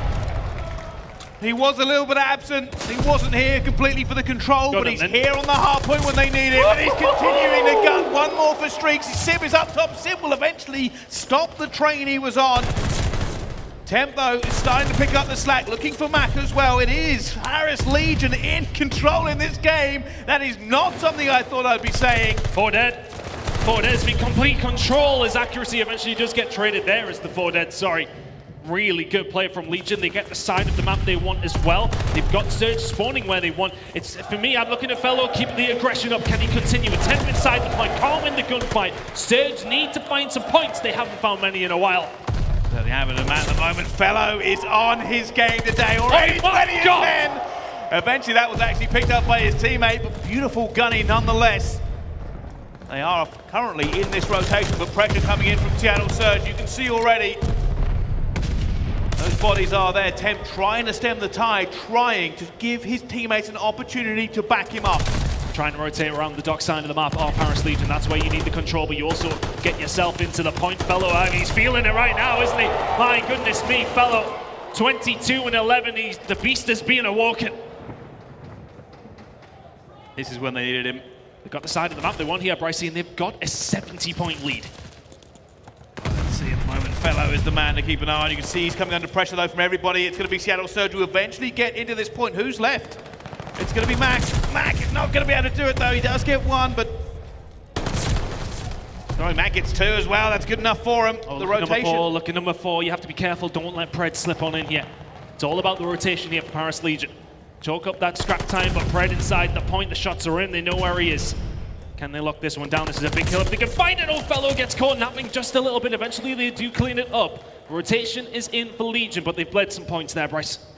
They have, but let's face it, at the moment they're in the lead and they're feeling pretty good about it. As the spawns, he's looking at them, he's going to force them out. Yeah, really good player there from Simp. Can he find the kills as well? Eventually on the Fellow, they're breaking the hill, but don't tempt gravity. They do the wave. Can Mack clean it up? Still the spawns and still the control for Legion. Well, Mack managed to get 2, but Gravity keeps holding on every time. We think Surge are fighting their way back into this game. The Legion are holding strong off the back of John. Simp just holding this contested at the moment. The Surge are finding a lot of these gunfights are not going their way, but eventually do get control. But with 20 seconds left in this, we're off the train. Yeah, we are on our way. Legion really did have control, but really good work by Surge on the outside. It was Simp who stopped the spawns, still coming in here for Legion. Looking towards P4, it is John who was there. They are finding the kills, and Legion will lock in these spawns, but that lead was once around 90 or so. It's now back down to 40, but John finding the kills. They're still in a good spot, still a good lead. Wow. Look how far away Surge are. Famously, don't technically usually get a lot of points on this one unless you get a really good hold in, and Mack has been let free. Eventually I think he's been found. He's going to be calling that out to his teammates. Yeah, Temp knows that he's let him go. But he didn't mean to. He just didn't see him slip by, but that means that they probably won't know Temp is here either. Can he find anything? No, Mack finds the kills. Huge moment here for Surge. Can they break on through? Yes, they can. Legion trying their hardest. They broke the 200-point mark. It's only still 40-point lead for Legion. Well, they've got the spawn for it, and they're trying to get through as well. And like I said, this is the point where it gets a bit mixy. Neither team's really going to commit to this because they don't want to give a player up. Keep an eye on that mini-map, though. Gravity is going all the way around. He's looking for the spawns, but Pred is looking for the kills. He's looking for the points. Still 8 seconds remaining here, and that is a really good hill once more for Surge. That gap has closed once more. Paris Legion. That little bit of adrenaline that was running, that little bit of survival instinct has maybe just worn off a little bit. Surge being a little bit more dominant. Simp starting to heat up here as well. At this point though, we've said it time and time again, you can't find many, but Surge not in a bad spot, plenty of map control. It's a very close game. Yeah, it's P5, and it's going to be a bit of a breather for both teams. They're going to be trying to get control of this map, but they are aware they're not going to get a lion's share of points. It's about keeping the other team off and playing for position over and over again as Pred goes in, looking for it, but instantly gets taken out. Both teams just sending players in to make sure the other team really can't get anything of it. Any time is good here though for Legion. They're obviously the closest. They want to get this locked in. It's about this rotation over towards P1. Legion made it work really, really well for themselves on that previous second rotation of hills. And can they do it here? It's going to be down to Mack actually in a good spot. They're going to get caught, shot in the back though, and it's going to be Legion in control. Can they lock it in? They can win it here on P1. Well, here it goes. Here it goes. Paris Legion are holding P1. A clean hill is a win. A clean hill is a win, and it's everything they need, but it's not clean at the moment. They're still holding it. Tem and Fellow managed to get 2 back onto the board here. Pred's looking for this kill. He managed to get 1. He's looking for the second. Fellow! But Fellow does manage to outgun him, and it's still Paris Legion. They still have it. 15 points away. Legion still in control. Big gunfight's gonna have to come in. Temp's already 1-2. And Surge, you haven't got time for the rest of your team to get back up. Is Map 5 calling? I think it is. I can smell it. The crowd can smell it. You at home can as well. Paris Legion force map number 5. Well, when we looked at this in the schedule, we weren't expecting a massive game, but a massive game we have got.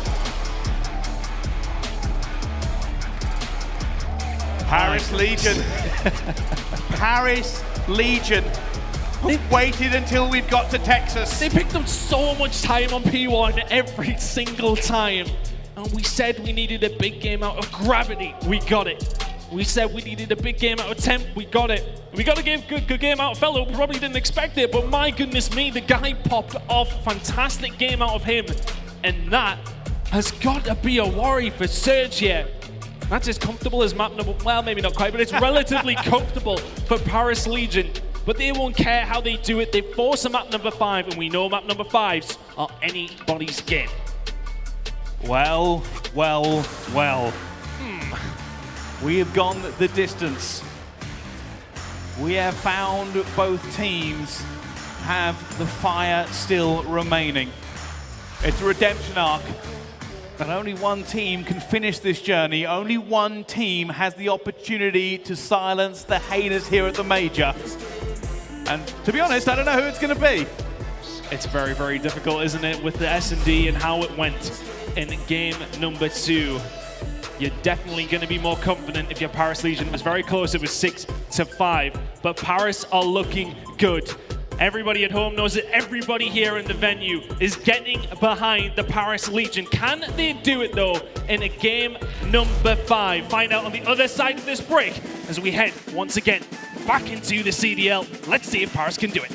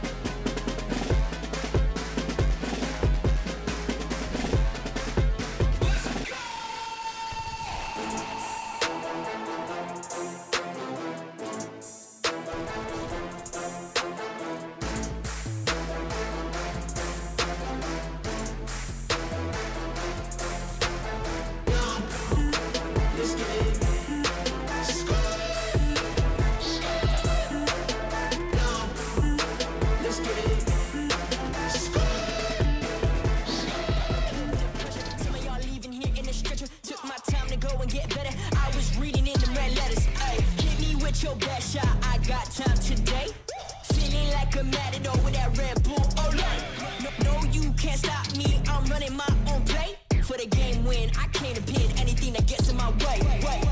Been here, done that. You all know what we came for. Been here, done that. You all know what we came for. Energy, energy, energy.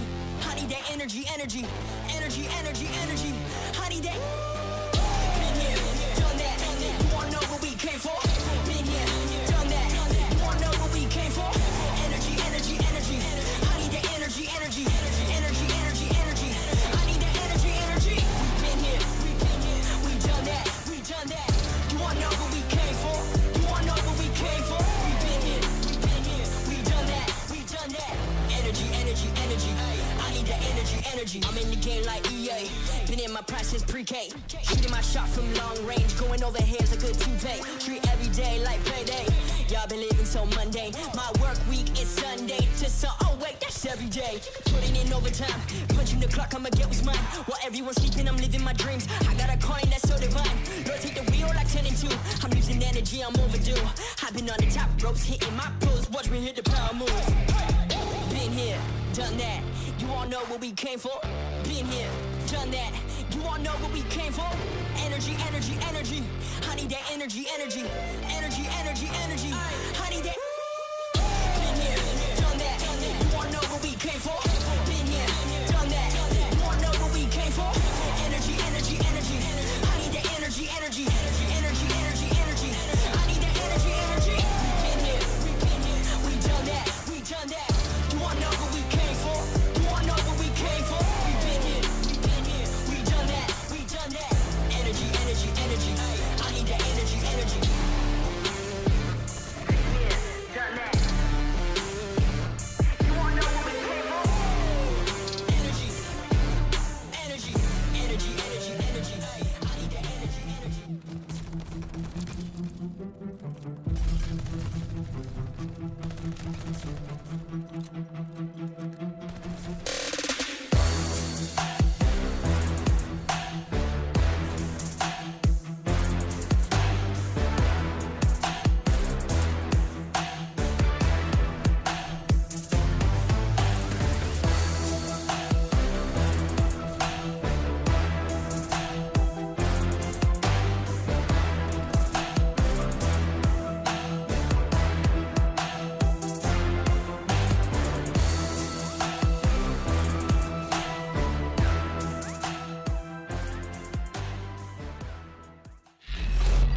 The Call of Duty League is brought to you by Game Fuel. Victory in a can.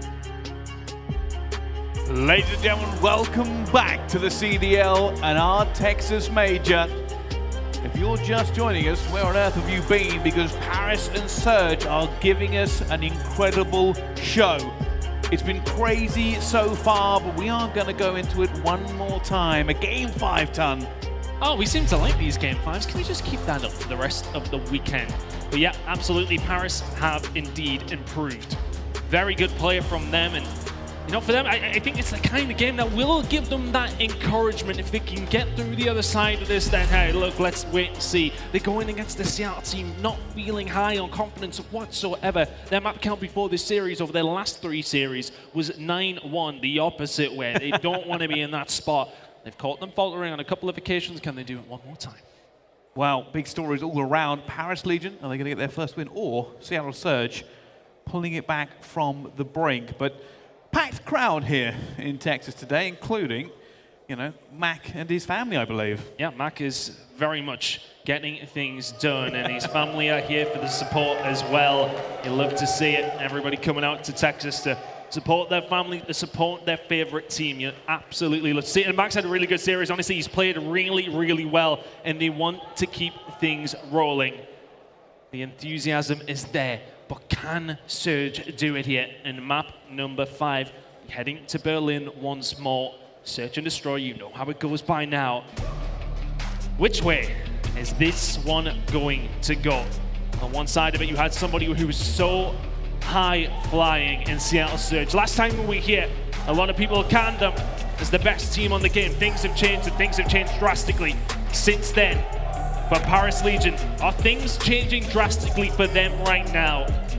Can they get their first win of the CDL season on the board here and loses round 1 up against Seattle Surge. Gravity has been influential, of no doubt, but can Mack do the job for his team here in the Search and Destroy? It's map 5, it's Berlin, everything on the line. It most certainly is.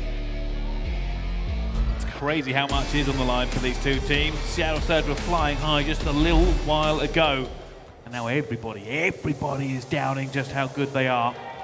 Whereas Paris Legion, complete opposite, has done not a lot this season. But can they finally find a win? Oh, John is right down the middle. That big gunfight coming on through. Simple fault. First blood here to the Paris Legion. John's fighting Pixels. Simp and Mack are being sat down. It's the kind of start that Legion wanted. It's not the kind of start that you want to see if you're a Surge fan. It's a 4 versus 2. Well, you've got accuracy, so who knows?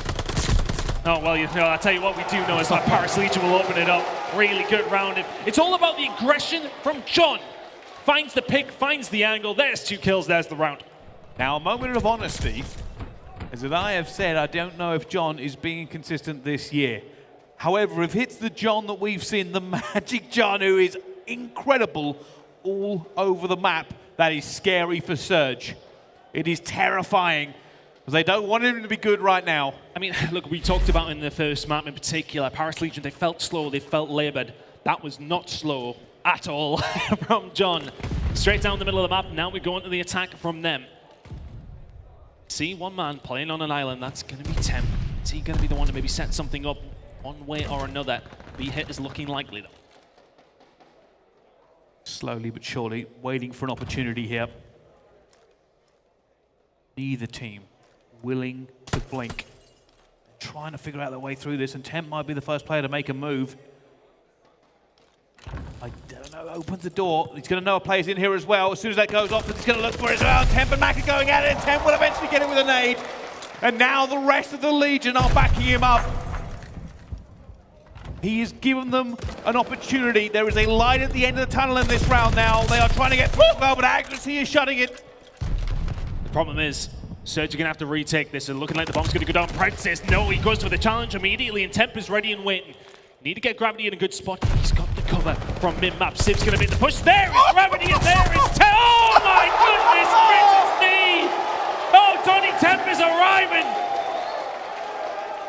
Not even a smile. Not even a smile. Doesn't need it. Just says, hey, I'll take you all of it. 5-0 right now. Paris Legion, by the way.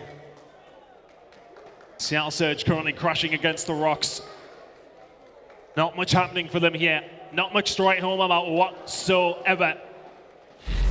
Surge need to find something shortly. The bleeding will be rapid. Temp is 5-0. We'd heard he had good scrims. We'd heard he's been playing well. Case in point. Bomb mode for Surge. Once this goes down, it will be on Paris Legion, but they're going to get first blood as well. He stopped it.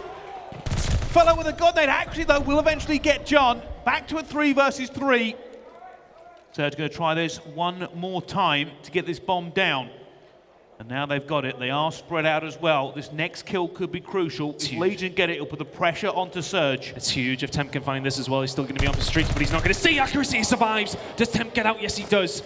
And now that becomes a pain for Surge. They need to get rid of him. They do. They're all over it. Look at this. They're going into it as well. Pred's going to find Gravity. And it's all on Fellow. I don't think he's going to have an opportunity to as well. He gets gunned down the end, and it's a sigh of relief for Seattle Surge. They needed that. They really needed that. They absolutely did. And it comes down to Temp. You just can't quite get the angles on the flank. Really good player, though, from Seattle Surge. They wrap back around. They protect that very, very well. Accuracy had plenty of help. Temp goes down, no streaks are going to be had. Of course, he still needed a couple more, but that was something potential for the Legion. They still have the lead, they still will be happy. But once again, Temp, a couple away. Here you go, the Legion out, looking like a B hit at the moment. Looking for that cross, that information that's so vital. That's been called out now to the team. Red, though, will be defending this, and this is not easy to deal with any player that's ever in here. And never is.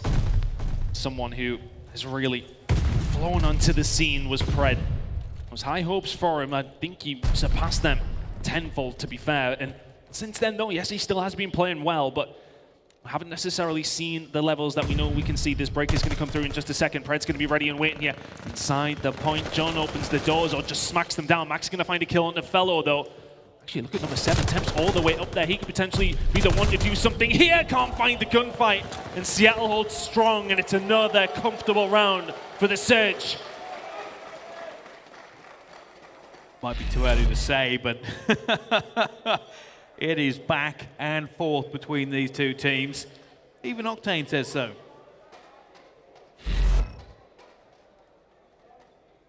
Who's coming out on top? I have no idea. Oh, man, I have honestly, no idea. The first 2 rounds, you're like, this is 6-0, and then they just did 2 straight back from Surge. Just here for the journey. Trading blows, has to be said. Look at the streaks though for Surge with those 2 rounds back-to-back, pretty flawless. Keep an eye on Sib. If you can continue this round, maybe find a kill or 2, then of course streaks are on the cards. Looking like maybe a bit over the way. Look at this push from Legion. Aggressive, it's through the middle. Oh, they're not going to commit to it. They don't see the rotation, I don't think. See them? They thought the players were coming A, they were going for the pinch, but they've been bamboozled by Surge. However, Temp is here. The main man for the Legion is going to try and stop this bleed. Simp trading bullets as well across the middle of the map. John trying to get through and nobody's going down. John gets accuracy. Bomb down though for Seattle Surge. Bomb down, there's nobody at the back here either to protect it. John's going to find another kill in the mid-map. And all of a sudden, Mack, a hope and a prayer. You need to get rid of Simp as well. Simp finds one at the back. 1 versus 3. Temp with the gunny, not quite there. 1v2. He has to go, he has to go. I don't think he's going to go in time regardless, and that's going to be a defuse. Goodness me, the gunny is there for Simp, but Legion get it done. And the kill on that accuracy as that bomb goes down towards the back is massive for Paris Legion. They clear that out. That's an issue they then don't need to think about. They clear out the building next to it. Well, it gave them the opportunity. Paris Legion, he surrounded that bomb site. That player come under so much pressure, had to check every single angle, and they knew they were having an issue. I was going to say, Sib, he wanted to kill on that cross. That's what he was looking for. He wanted to slow them down, but he didn't. And all the work after that, it didn't mean as much. And here come the Legion once again. A 4-2 now would be massive, but accuracy opens up proceedings to get the first blood as well. Sib is here trying to get the defense. He's been stunned, but he's still alive. It's going to come around the back, and it's John again. It's John again so many times this series. He's been influential for the Legion. And that bomb is now down for a 3 versus 3. Yeah, get rid of these doors. That's what they want to do.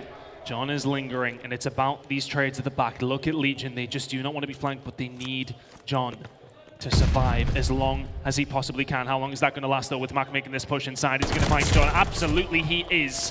Accuracy is there. He's going to be gunned. Gravity towards the back, but what can Pred do? It's all on Pred. It's all on Pred. He has to find this here. Mack's joining the party. They know the players are back here. They know they're defending it from miles away as well. Pred looks for Temp. Temp comes him. Oh! And that's going to be another one. Paris Legion go up 4-2 now in the Search and Destroy.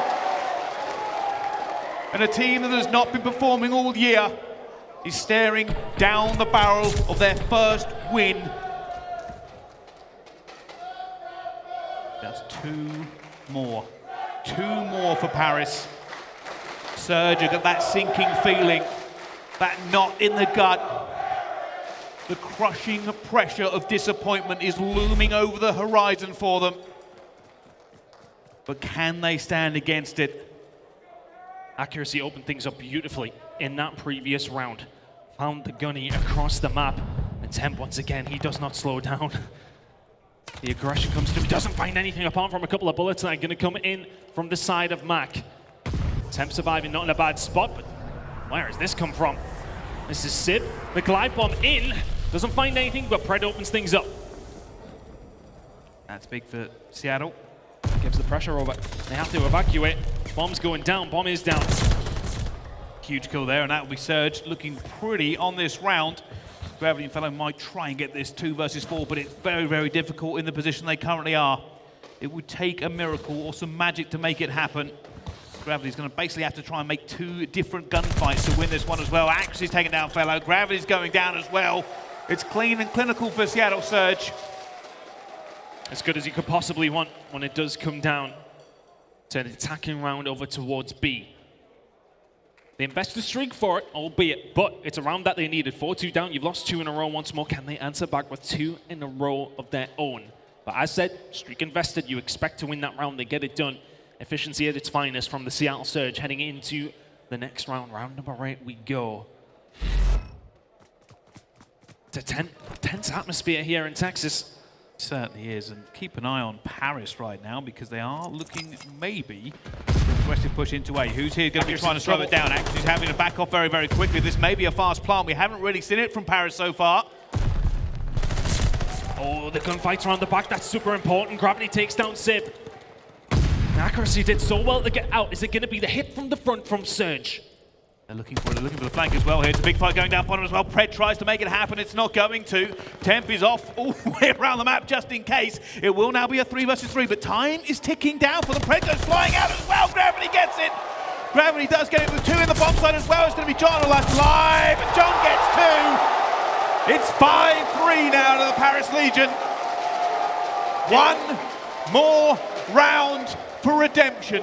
Surge send 2 on the flank, through the spawn, through fire. Temp has hit the longest route I've ever seen. And finds the angles. Look at the anger, the aggression. He knows. He knows. Seattle Surge, they did not want it to come to this. Here's a big A hit from them though. The Paris Legion have pulled one out of the play, but they've gone, you know what, super towards B. They haven't got it. Yeah, doesn't work out for them. It's a 50-50 split on the map. One team on one side, one team on the other. Are they going to expect so many from this side though? For the Paris Legion, the first kill is super important and it's going to come any second now. John's going to go down, Simp is there, the trade comes in. Temp will find one, here comes Fellow. Gets it, Fellow. It's a 3 versus 2. And they're trying to hold on with this one. Gravity gets it, they get it! Paris Legion have won their first game! Cometh the hour! Cometh the Legion here in Texas!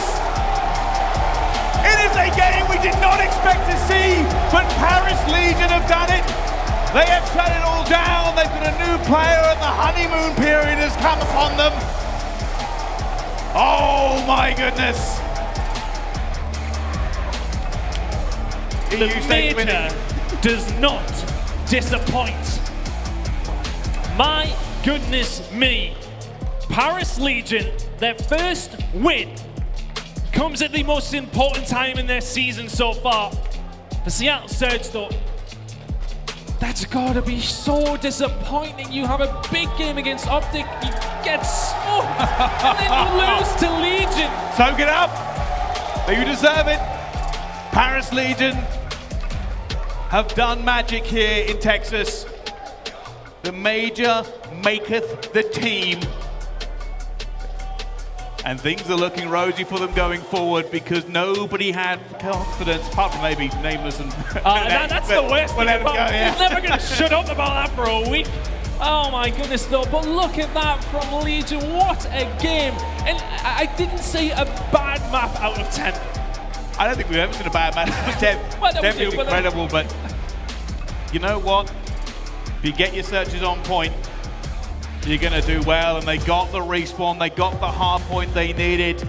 And Paris Legion, they were so good in the S&D, in the last map in particular. But let's not forget, they won map number 4 on the hard point as well. They've struggled so much.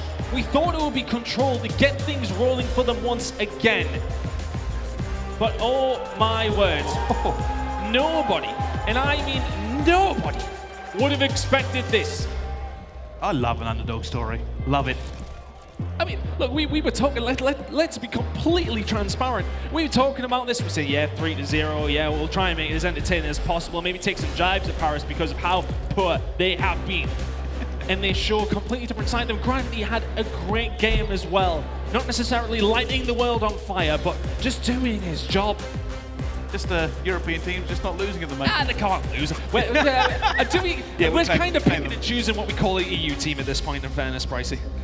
Yeah, just winning teams, that's all it is. But unbelievable there from Paris. They've done incredible. They have caused an upset. Let's not get it twisted. Seattle Surge were the favorite team by the majority of the people coming into this game. They may have backslid, but they are now scraping the barrel Yeah, team changes are a front. It has to be how good they have looked on occasion. Of course, at the start of the year, I mean, we were having the conversation about, you know, when it comes to these power rankings, etc., Surge were right up there. A lot of people had them FaZe at the very top. Yeah. And it has been a monumental crumble from where they were to where they are now. People were talking about them being the best team on the game about 3 weeks ago. And look at this, they're out and losers round 1 to the team who have not won a series. Call of Duty, it's a funny old game. Hey, that's why we come to LAN, isn't it? But let's throw it over to our desk, who I'm sure have got plenty to say. I mean, that was a pleasant surprise. Paris Legion beating out Seattle Surge. I mean, seeing Fellow do his thing in his new role, Tip making plays, John looking comfortable, but more than it was just important to see Gravity really pop off. Nameless, I'm really liking this new Paris squad. Absolutely. You know, I called it in a 3-2 fashion. That's exactly what happened. And here's why, man. There's so much to talk about with that series, but I felt like the Search and Destroy was going to be so much better, and that is what we just saw. We can't hear the comms during those Search and Destroys, but it just feels like Tom Gravity is just cool, calm, and collected, helping them out, right? The change that they needed. I mean, even in some of those big plays, like the Temp 3-piece that we saw there early on that Berlin. Well, Tom was mid-map, putting bullets in those guys on the plat. It makes it so much easier. It's so much more organized. And then also, they knew the odds were stacked against them on maps 1 and 3, right? They knew they probably weren't going to win those. So what did they do? They had to come in and execute. They played a team in Seattle Surge that has not won a Berlin hardpoint. They go in there and Fellow pops off, right? He had a tough first half of the series. He did what he needed to do in Game 4, right? Settling into the new role, and then John pulling out an extra AR. We saw 3 ARs on the map majority of the time. He was going off with that as well. So this is a Paris Legion squad that has upset potential. Let's actually go ahead and see what Timp was doing as well, because Lando, Timp got an ace, and that guy was popping off. Everybody from Paris was doing their thing, but Timp was really grooving, man. He was, man. I mean, I think it was Bryson Ten who called it. Felt like he didn't have a single bad map. Young Kyrie was balling on the Surge. It was excellent. It was absolute perfection in these final moments, and obviously in the start of this Search and Destroy. As we talked about, it was a number of different players, but that guy, Temp, was Mr. Consistent throughout the entirety of the series, a primary reason why Paris got to that Game 5 and why they executed in the end. Right, now it's about time to send us over to the main stage for the Game Fuel post-victory spotlight.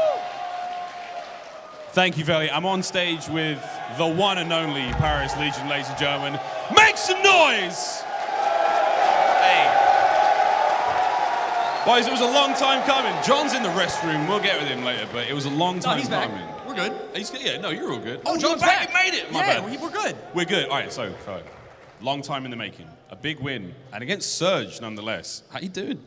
Dude, I mean, obviously we had a really hard online stage. We made a change, made a role swap. So going into this event, man, the sky's the limit. And to set off against these guys, they were just in the grand finals a month ago. Like, bro, anything's possible for us at this point. Our S&D's looking pretty good. That first hard point, you know, we played a little scared. We started off a little slow, got the jitters out, and, you know, not a bad series. I'm happy with how we played.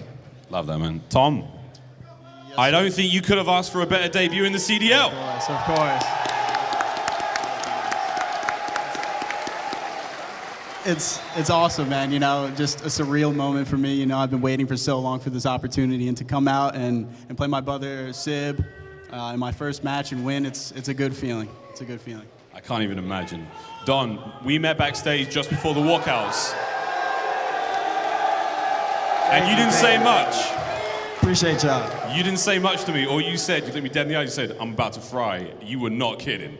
Yeah, and the scrims the past couple days since we playing on LAN, I don't know if it's all mental, but I can't die. They have to pray to whatever they have to pray to kill me. After first map, our coach McGee said, yo, you're playing like an absolute shrimp right now. I said, I bet. We started challenging and we made it a good series and we took the dub, so I'm just happy to win a series, man. Like, we're on the board. We're on the board, yo. Like, we're on the board. John, you had a great series, man. There was a lot of love for you there. I mean, what's it like to be back on the board, for real? Like, this has been a long time in the making. I'm just happy we got the dub. We've been putting a lot of hard work into this. I mean, we just picked Tom up a week ago. We've been putting countless hours into this, so I'm just really happy that we actually got to showcase and actually take out the win, yeah? Boys. You got the fans on your side so quick. It started in that corner over there. They were the loudest, and by the end, everyone was on board. So you want to say whatever you want to say, Tim, let's get it. I appreciate all y'all, you know what I'm saying? I haven't had a home crowd, yo. Y'all mess with us, yo. I appreciate that, you know what I'm saying? We're in this motherfucker. So, hey, We're going to try to win a couple more, yo. We're going to try to win a couple more, yo. I'll see y'all tomorrow. Appreciate all y'all. Could not be put better. There we go. Guys, congratulations again. We'll see you all later. That was the Game Fuel Victory Spotlight. Veli, take it away. I'm loving it, aLLeY. The confidence is there. The swag is back. I mean, everybody is feeling it from Fellow to Tim. I mean, these guys, they're sky high. That team on the stage right now is not the bottom of everyone's power rankings. I'm telling you right now, across the board, Smiles, Tom Gravity, what a debut. To absolutely turn around what was the worst team in the league to get a dub over Seattle Surge. Incredible. Let's go ahead and take a look at the stats right now because Gravity's stepping in and helping Paris win a game right here at the Major Lando. I'm hoping that they continue this honeymoon phase. Yeah, man. I mean, look at the stats right here. A 1.13 in his debut. As we said, Paris Legion, they've yet to win a series so far. The fact that he was able to put up these numbers and take down a roster like Surge is absolutely phenomenal. Yeah, absolutely. And what's crazy is 1.13, he led his team 1.0 KD overall in Challengers. He just went on the main stage and did better than what he does in Challengers, man. This guy, the higher the competition, he's just going to keep elevating to the next level. Right. We can't overstate how insane that was, right? Like, these guys won 2 S&Ds in all of qualifiers and 1 hardpoint. Yeah. They just did that in that series versus Seattle Surge, right? So this is huge for confidence purposes here, especially after coming from, online, coming from LAN and getting that first win with Tom coming in. I mean, dude, game 4 in that Berlin, it wasn't just Fellow going off. Tom was consistently positive throughout that entire map with the AR and also had, a minute and 40 seconds in the hills. So he's doing his job. He's providing organization to the map for this team, which is something they desperately needed. So I'm very excited to see where this develops, if he can really take over that captainship role on the team. Right, and by the way, Gravity had the best KD in that matchup. So shout out to the debut right there on that main stage. But Lando, if you came up to me 2 weeks ago and said, yeah, man, Seattle Surge is going to lose to Paris Legion, I would have been like, yo, you're out of your mind. Yeah, I would have said, what happened? Is somebody injured? Like, what exactly is going to happen here? But no, man. I mean, like I said, the Paris Legion, they make the roster change. And I don't know about you guys, but it literally felt like as we got into the Game 5, that this was a group of veterans who were just in their element. They felt like they had the game at their helm. I mean, to see Fellow going off with the SMG in that Game 4, you saw a number of different guys. It just felt like a confident attitude for this Paris team. And I'll tell you what, man, they're like the darlings of the CDL. We all love Paris. It's great. It's a wonderful story. It is, man. I love him. Let's go ahead and take a look at an updated bracket right now because things are definitely moving along with one more series to close out the day. Day 1 was fantastic, but the elimination day, which was today, is proven to be better than we ever expected. Paris Legion finally getting their first win, knocking out the Seattle Surge, sending them home with a 3-2 victory. And now we have Minnesota versus the Thieves.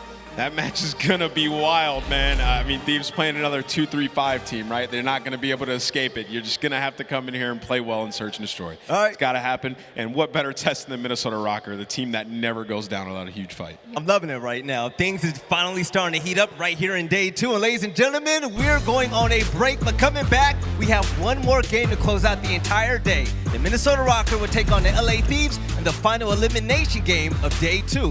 We'll see you soon.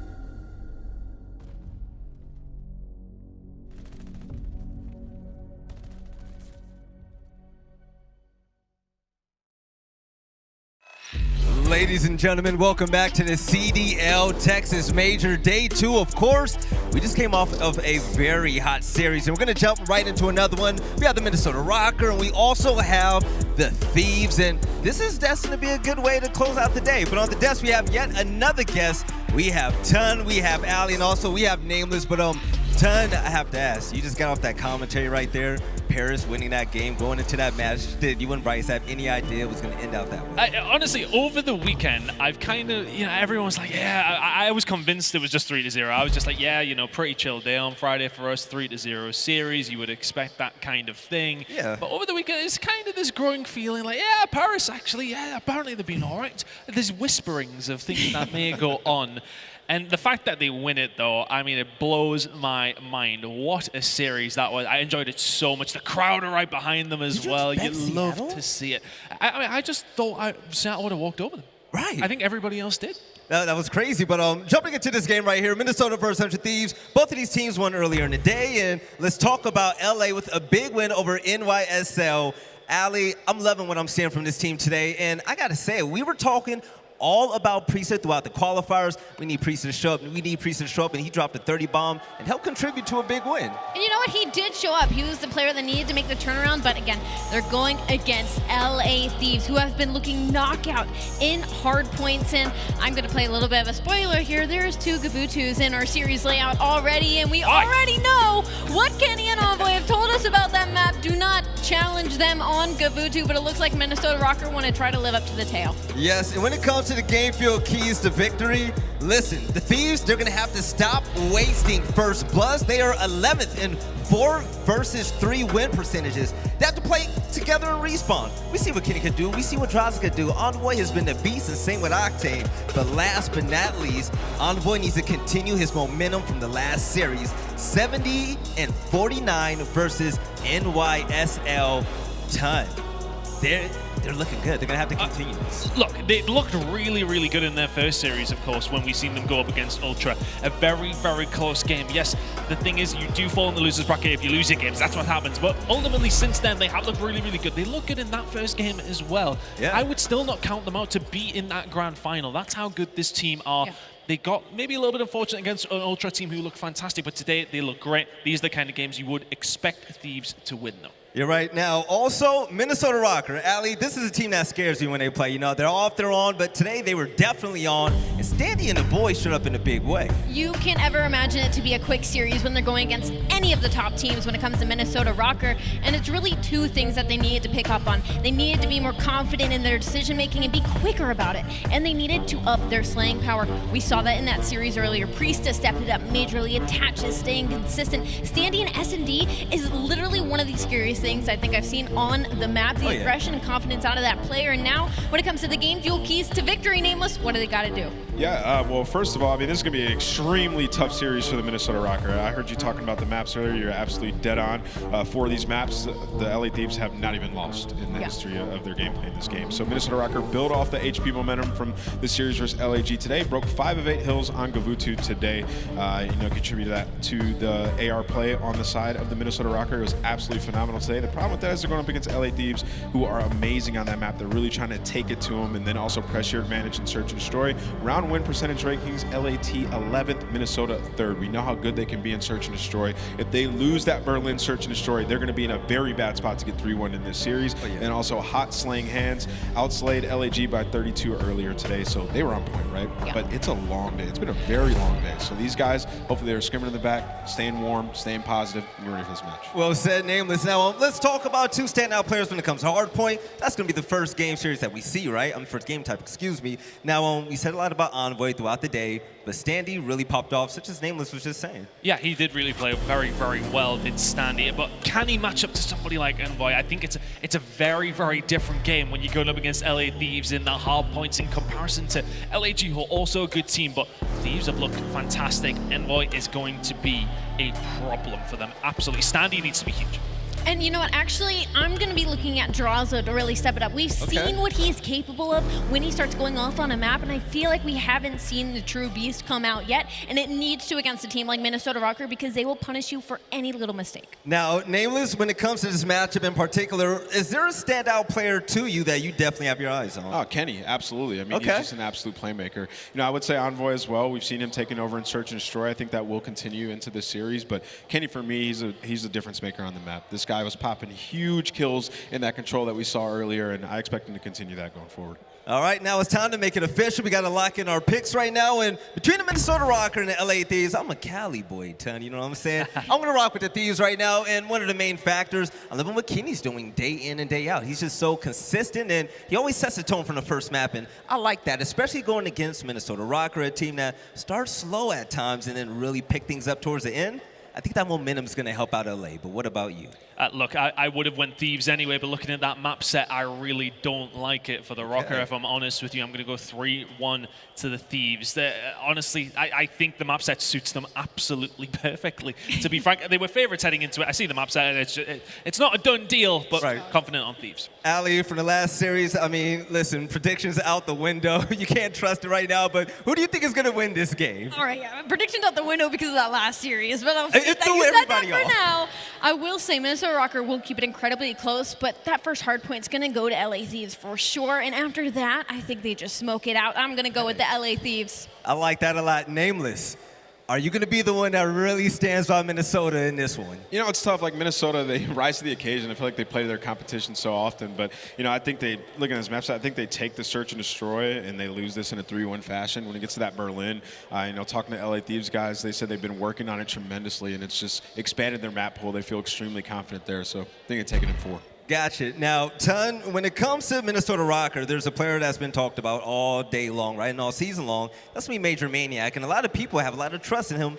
to really help this team elevate, right? Yeah, he is consistent. That's the thing. We have that kind of player in MajorManiak who's going to dictate the kind of player around it, but I don't think he's necessarily been a huge problem in Røkkr's failures. Although those failures have come against very, very good teams, I don't think necessarily it's landed at his door. We haven't seen enough from Priestahh. We haven't seen enough from Attach. We have seen a lot from Priestahh today, though. He looked a lot better in his series up against LAG. If he can step it up, this team does have a chance to go far. We know, looking at this roster, how many years they have looked fantastic. Priestahh has not lived up to his moment quite yet. Looked better today, though, so if he can continue that, they've maybe got a small chance. Exactly. Now, ladies and gentlemen, before we get ready for the first matchup of the day, we're going to send this over to a break, but when we come back, we're going to have the stage walkouts and the series finale of day 2. We'll see you guys soon.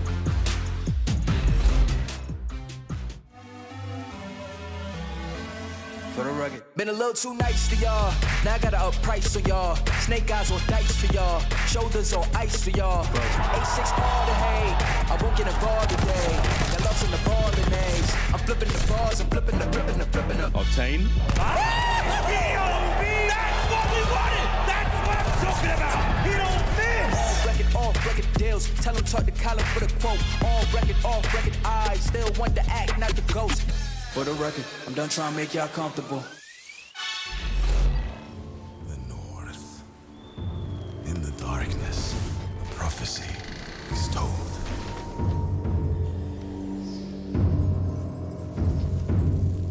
4 warriors. Confronting them, like challenging the winter itself. The snow that blinds you gives them strength. And the ice belongs to them. Prepare yourself for a cold wind blows.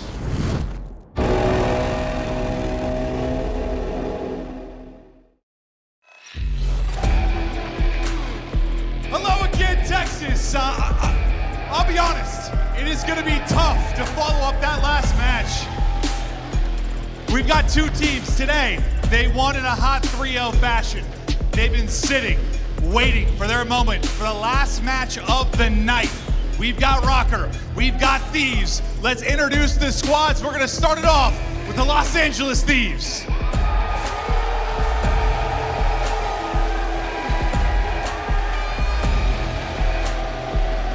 Octane, Drazah, Kenny, and Envoy.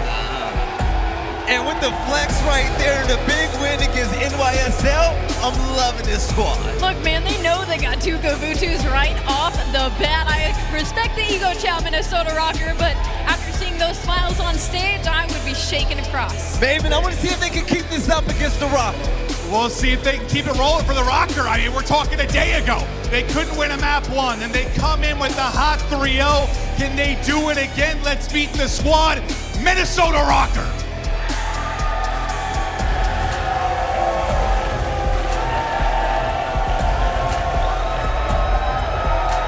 Priestahh, Major, Attach, and Standy. I'm trying to see Standy on this demon time right now. With that win over LAG, they almost made it look too easy. Look, Belly, everybody is predicting LA Thieves to win this series, but you know, us included. But people forget this is a team that came back 5 maps in a row, the exact same roster to win a championship. These guys know they can do anything, and they know the rest is just chatter. Hey, Maven, get this crowd going, man. This is the last game. Let's go, Texas. It is the final match of the night as we get it up to the incredible, the beautiful, the brave Miles of Chance. Thank you so much. Oh, baby, what a day it's been. How you doing, mate? I mean, after a series like that, I feel like Paris almost just won COD champs. Dude, we had a crowd that just got behind the Paris Legion for their first win. At this point, I believe that anything can happen. I'm going to buy a low ticket. No, that's ridiculous. But Paris did get their first map win, and yeah, it was an absolute banger. Sorry, the first series win. Speaking of the series, maps and modes, bring it on screen. Let's get it. That's right, friends. Do not adjust your sets. Do not refresh your devices. There are 2 Gavutus in this series. Kenny, he started giving out warnings like a month ago. He said, if you find yourself in a lobby against us on Gavutu or Hardpoint, just do yourself a favor and leave. There you go. In advance, months, he tweets it out every time, but teams continue to square up against them. Well, on that map, they are 4-0. Minnesota better have something special. They will. I mean, that's a big hat. We'll see if that's capped at the moment. But here we go. This should be a fun one indeed. Again, 2 teams who have run the gauntlet today. They've had a lot of fun. And of course, Minnesota Røkkr got a taste earlier on, Chance, and very similar maps there, right? The exact same maps, actually, the very first 3. I mean, as it stands, right, obviously the Gavutus, you are certainly looking towards Thieves, not just for the hard point, the control as well, but that map 2 Berlin S&D has to heavily favor the Minnesota Røkkr, right? I mean, 3-1 overall, ridiculously good KD. These guys are machines in the game mode. On the flip side, not really Thieves' best, right? I think that's been like the metric for success to actually take them down, get that 2-3-5. And funnily enough, the 2-3-5 team, if there was one in the league, it would be the Minnesota Røkkr. Those hard points are very, very difficult to take away from a team like the LA Thieves. But ladies and gentlemen, strap yourselves in. It's the last match of the day. It's the last match here of the Friday. Major 1 has been unbelievable. Here we go into Gavutu. And we know how dangerous it is for Minnesota to be challenging them on this map. That being said, when we saw him play against LAG, the players we've been saying need to step up for Minnesota. Guys like Priestahh absolutely stepped up earlier today, balled out on this map, had a fantastic KD, and Attach was right there with him. Attach walked away after the series with like a 1.39 overall KD. Had an absolute blinder earlier today when the Røkkr got that 3-0 victory. Of course, it's not just them with that hot hand. The Thieves in their match also walked away with a 3-0 win, but Gavutu Hardpoint, we'll see what favors shall be done. There we go, nade, stun, the kitchen sink, it's all being thrown. Standy, the first player in here for Røkkr, and for now, the time trickling their way. Envoy, on an unbelievable day he's had, and again, amazing stats. Chance, we'll talk about those rotation kills, with more on that a little bit later, but a lovely start either way for all Røkkr. They're managing to hold this one down, a little bit of time either side, and Octane's doing the very best job he possibly can to break on in. We'll see what he's able to pull off. A couple players left alive, really just one for Minnesota. Trying to do the dance around the ring, eventually gets dropped, and that is the eventual break on this hard point. And this is not a fun one to actually try to break through, so looks like Røkkr might just be chalking it up. Try to get set up on that rotation. Envoy gets taken care of, and maybe Kenny next in line.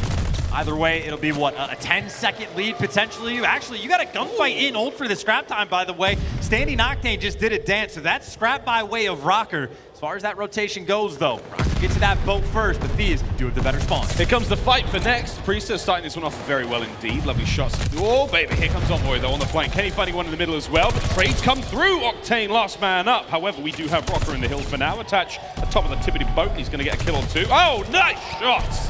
Out of Attach to hold that one down. Hard point, still Røkkr. 6 kills to his name, right? I mean, funnily enough, it's actually MajorManiak that's yet to get a kill on board, but hey, but that's just frying. That'll make a little bit of room for you. Couple trades back and forth, and of course, it is Tatch still there, top of the boat on a 5 spree, looking to be the main slayer for the squad. There's number 6, and now he's looking for that glide. Looking at the glide, almost not enough to get it though. Kenny does catch a pair there, so that's gonna be a few kills going his way. Rotation's already down. Priestahh in the furthest, deepest corner now of the edge of Gavutu, looking to find the rotation. The rest of Røkkr are already here. Final 10 go the way of the Thieves. The boat now all theirs. We'll see how this rolls over because again, breaks on this hard point, not terribly easy. We'll see if Thieves can make the impact, but here comes the opener. It's going to be Røkkr in the driver's seat. And this is, by the way, what a 4 automaton setup right now. Maybe not for P1, but after that, you're going to be seeing a ton of ARs. A lot of teams making that adjustment, and a head ripped off by MajorManiak. Only his 2nd kill, but you see the nades actually coming through. Thieves from the front, stripping away that time. Maybe not able to get that break, but hey, if you don't have those spawns and you just take away a few extra seconds, you're feeling good about this P3. Clean break, melee Thieves now over to Røkkr to try to do the same thing. Not able to get too much time out of this one. Finally, you see the Thieves getting the point, get a bit of time. Here comes the pressure. Envoy, forward he goes. 25 remaining on this one, and that should be the bulk of it going the way of the LA Thieves. Not an easy thing to do, Chance. You get Røkkr in there. They keep Thieves off for most of the time, but 25 in this situation, massive time to have. I mean, this is going to be 2 hills back-to-back, by the way, where LA Thieves are playing off the back foot, but as far as P3 goes, maybe they're unhappy about losing the rotational gunfights, but still, you go away with a 40-point lead going into new, and now it is just Operation break into new once again. Couple players trying to push down the cliff. P1 control for the moment for Thieves just to try to block those spawns, but there's not a lot of wiggle room on the map. Drazah, the only player for his team, making move, does it by himself, takes down 2, and gets Røkkr out of the hill. It comes to spawns though. Close ones now for Røkkr. Attaches first up out of the respawn into the gunfight. Standy finds 2, attaches, nades are good. 2 members of the Thieves left on point now. They can get time. They've got to try and stay alive. Here come the reinforcements. Standy on a 5. Oh baby, Standy keeping the kills going. He'll stay alive for now. That's 30 seconds still remaining on this point, and it's all Røkkr. Close spawns indeed. The kills keep going. Problem is, you're stuck on that side of the map, and every time you die, you're going to stay on the left. You need to make it all the way over to the docks now. 20 seconds on the rotation. No, number 8's that guy, actually. Well, the hill's not popped yet, but if he can actually find his way around backer, this is the gunfight to catch him. Drazah, I don't know how deep this player went, but the gunfight happens. MajorManiak takes him down, but he needs to stay alive before this hill expires, but he gets hunted down. Kenny there. That could have been squad spawns in a heartbeat, but Kenny on a 4 makes the big kills. Might not get the next one, but Thieves in the time, starting to run it up. Kenny gives the top spawns now to the hard point of the teammates, all that low right-hand side of the map. That's Thieves territory now. They're going to lock that down, soak up this time. Here comes Priestahh though, up at the top with a right hand. Whoa, nice moves. Not able to get any more kills out of that one, but he put on a, oh no, attack! Finished him, finished the kills. It's a hard point to break, and you've got to go for it, Standy. Into the fires he goes. Thieves hold on. Gotta finish your gunfights, kids. Always a problem, right? And funnily enough, man, that was 2 money hills back-to-back where Røkkr get there for the early spawns. And in spite of that, look at that score. Nearly a 60-point differential. Even when things seem problematic for Thieves, it's Gavutu. They make it not matter. They're one of the teams who've said time and time again they want to play it. Don't chalice on it, just leave if you do. Well, see if they can put their monies where their mouth is. Let's go for a quick listen in for the LA Thieves. Okay, I'll go on our side. Yo, watch it. Take our time. I'm looking at you both. This is the game right here. Look at P4. I'm looking at P4 cross. Look at P4 cross. I'm here. Dill, you can hit him mid. Yeah. I'm on for a second. I'm netting up. Yo, on P3 rock. Ask P4, Standy, P4. He ran back to hill. I'm on top. I'm Nero town. On rock. Nero town. I hit Nero town, bros. Here's our town. Absolute town, Major. I'm going. There's not stairs. He's left corner. There's right there. Yeah, there. Nice. Absolute. Really. Nice. Outer Dylan. One hitter. I can't get him. Inner and circle sides. All good. Two here. Yeah, I'm low beater. This is good time. You are set. Alright, Sandy. I'm going to hey, Dylan's on the body. Dylan's still on it. I went right. How many P5? Look for Major. Dylan outer. One shot. Dylan, we got to. I'm on I'm top of. Yo, hey, I'm Sandy. Absolute green boxes. I'll go green boxes. Dylan green boxes. I know that time. It ain't be our left side. I'm bunker, bro. Nice. Dylan's playing his streaks off. I have your mid. Alright, I'm down on hill then. Hold this time, bro. I have your top green. I'm looking back. Top green. I mean, Miles, you heard it in the comms. They were saying this is for the game. If they could get that break on P1, they knew what the deal is. But Minnesota, when the game was on the line in that moment, clutched up and attached in that moment, goes on a 7 spree. The money hill of P1, they bring it back and keep things close. But honestly, I mean, it's still 25 points. Still a little ways to go. Still a ways to go. And Octane finds himself 6 from the point. 35 remaining here on ship P2 in our second set. We promised you about, friends, and we are delivering so far. LA Thieves, what a matchup this has already proven to be. Looking towards that rotation. Top side of the map, right-hand side. Currently, Røkkr in control, trying to find these kills. Envoy still out and about. MajorManiak dispatches him indeed. Here comes the push from the Thieves. And you cannot afford to get bullied out of this hill again, right? You can't have this money hill. Back-to-back times where you get the spawns but don't actually collect it. You are down by 60. You need to get this full 60. And keep in mind, I think Attach does have a glide bomb potentially for new, but so does Octane. Here it comes. There he goes. There's no cover on this beach. It's going to be nothing but sunscreen, and that's going to save you from this. Takes care of the player in hill. Standy now coming in for the contest. Attached for covering fire. FMJ, baby, trying to get it. No, Envoy stays alive. That's huge. And here comes Octane once again on a 10 before being brought down. It's too easy for him, man. It's Gavutu, their bread and butter. They don't need the spawns. They will get the time. And now you're forced in a bad spot to call it in for the bailout, and you didn't even kill the guy in the hill. Thieves running it up, running away with this game. 30 seconds remaining here on beach. The fight continuing. Hardpoint open for now. The time still ticking. The kills keep going the way of the LA Thieves. But here comes the wave across map now of Røkkr players, flooding through the south side of the map. This contest is all good. We're in the business end here, friends. It's 2:13. Drazah find another one. Drazah! Can't quite get any more. MajorManiak now over to the other side of the map. You do have Octane in position, attached on the break. Yeah, those spawns are brutal too, right? These, a couple players lose the gunfight, doesn't matter. They still spawn right back up at new, manipulating the map, getting those rotations, and bar some craziness. No way they lose this game, but attached for 4, cannot get the fit. The teammates are there, and you talk about a clean break, doing it with straight gunny. Straight gunny. Not a single tactical or lethal remaining in those pockets. Here comes the counter-attack though. Thieves trying to get back in this one. 40 seconds here on tower. 35 as the time ticks away. Kills keep going. It's relatively even Stevens now. 2 members of the Thieves on the close approach. No chance in hell. The chance we saw last time. MajorManiak, the player, trying to make his way out through beach, trying to get towards next. It is no easy task, and if he doesn't get it right this time, Thieves win on 5. And it is honestly almost unbelievable that Attach can pick up those 3 and just walk through to actually flip those spawns just instantly to get this break, but you need a string of unbelievable things to happen for Røkkr to get back in this, because Thieves pouring the pressure on all over this hard point and all over that rotation. Over towards P5 we go. Octane posted up and ready to go. It's a simple task. It's a meager 25 seconds for the win. Kenny simply has to stay here and not be fallen. Here we go. Røkkr, you gotta get going, boys. This is the time to fly. Octane cuts him out from the side. Here comes the push through the front. Kenny's on the point, bringing him down. Final 10 seconds here, and it's Octane once again, trying to find those kills. You push out Røkkr, you hold down the docks, you lock it down, and just like that, map number 1 goes to the Thieves. Play stupid games, win stupid prizes. The name of Gavutu against Thieves.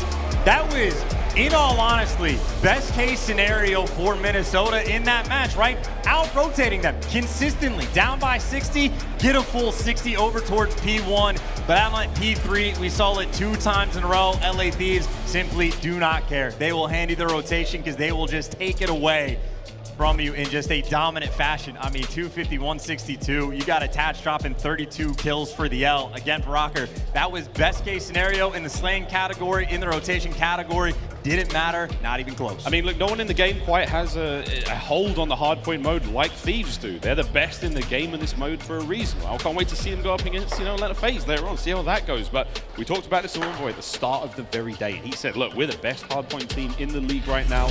That is that. Proving it right here against Røkkr. Here are the highlights. Thieves just, again, about their business, right? Envoy getting the kills when he needs them. I think one interesting thing, by the way, I think Octane more than likely will, maybe outside of Major, had a bit of a slow start, right? Not lighting it up in the kill feed, not a ton of engagements, just sort of hanging out inside the hard point. Once he needs to turn up, he does so. Gets the glide bomb and basically just seals the deal on the game. But I mean, it is just clean, efficient work. It was these P3s, by the way, time and time again. How close this game was in this moment with all this time left on the hill, but again, Thieves, absolute bullies on this map. It's just clinical every single time. Every single time. Nobody does it better right now.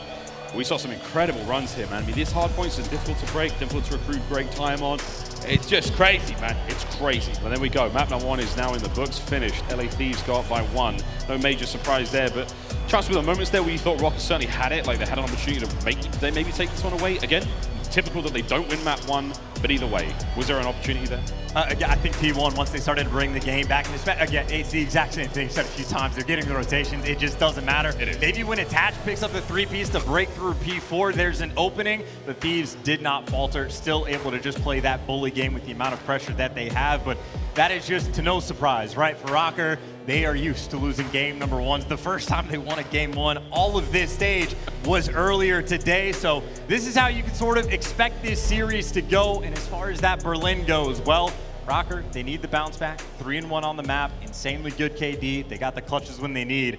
On the flip side, one of the only struggle point for the LA Thieves, it is that search and destroy game mode. Røkkr looking for that quick bounce back. And this is the perfect bounce back map for them. Again, as you said, this is the one that LA Thieves have struggled on. So if you're a betting man, you can see a chance here for the LA Thieves to walk away with the series in a deft 3-0 fashion. Has to come here in the search and destroy, a must win for them. Go the distance, things get a little tricky. So that control, we'll see how we got. Now, this is a lovely way to close out the day. This major has been unbelievable. If you haven't been here, if you've just been watching from home, wherever you are in the world, thanks for tuning in, but you certainly have missed out. This has been one hell of an event so far.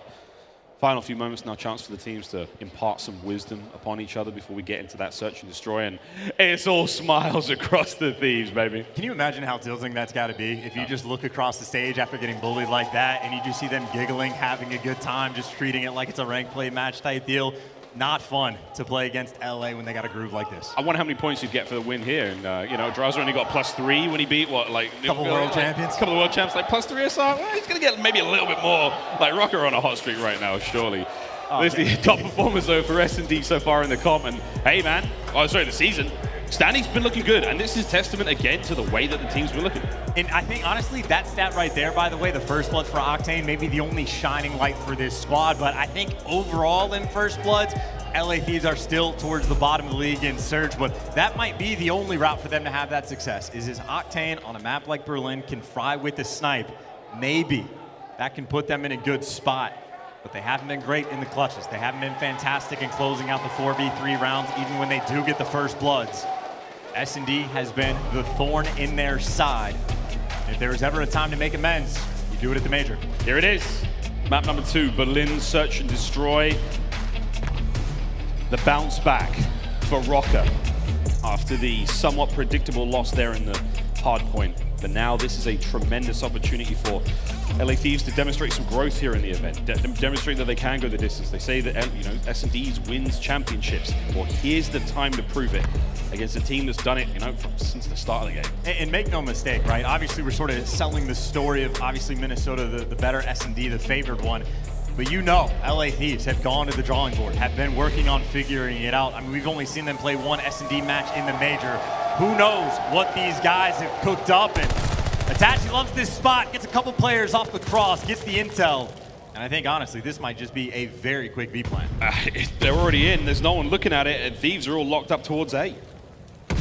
Knock, knock. There's no one home. MajorManiak's got their eyes on the mid. Oh, here comes Drazah and Envoy. Hand in hand, flying through, checking train station, left, right. Bomb's already going down, boys. MajorManiak might be about to go down as well. There it is.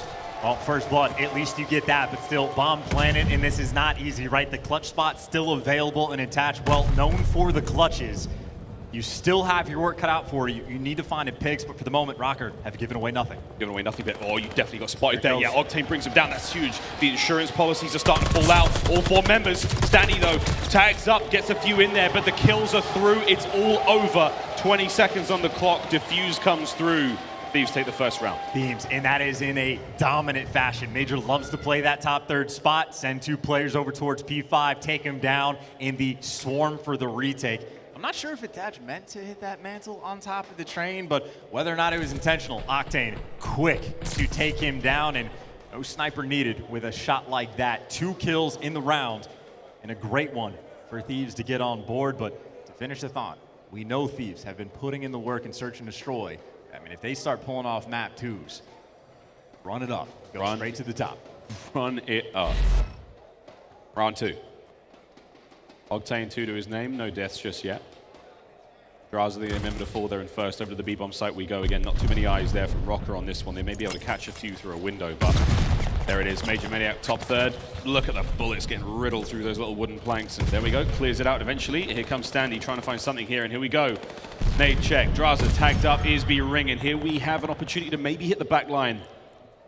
Standy checking his corners, rightfully so, but there's too many members here. Thieves gonna get done. Kenny on the side of the map, trying to slow down the attackers.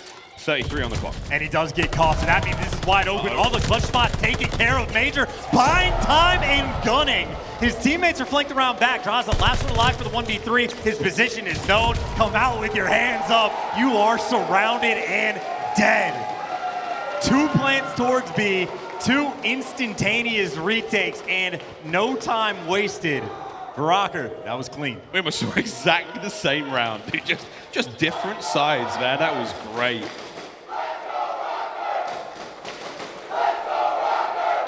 One Thieves fan in the middle of all those Røkkr. Look at him, poor guy. You're in the wrong part of the town, man. Come hater in the mix. There's a whole section over here with loud Thieves fans. Come on over, dude. Well, it has to be said, Chance, the fans here in Arlington, Texas are as passionate as they come. And here we go, another round. I wonder what lies in wait. Well, it looks like an A hit now from Røkkr. Hey, no one watched the cross. They don't care about the intel. They're ready for the gunfights. You see number 7 set up for the flank. Everyone else trying to bully themselves in towards A. I don't know how much intel this is going to get. That stun doesn't look like it connected. So it's a bit of a mystery for the moment. The Thieves, you see it up, sending 2 players to cut through the middle of the map. That's what Attach is going to have to deal with. That bomb getting ready to be planted. Standy, about to get it down. Kenny's eyes on. Cooks it. Here it comes. That's a lot of damage. No kill though, but the bomb still gets planted. Standy gets away with his life. Envoy cut down in mid. Here comes the attack. Drazah's going to find at least one. Making his way through the middle. You've got a 3v3 here. 35 on the clock. MajorManiak though finds a pick. Drazah and his teammate working together. They're both Standy! Line them up, take them down. Standy! What a nice 2 that was.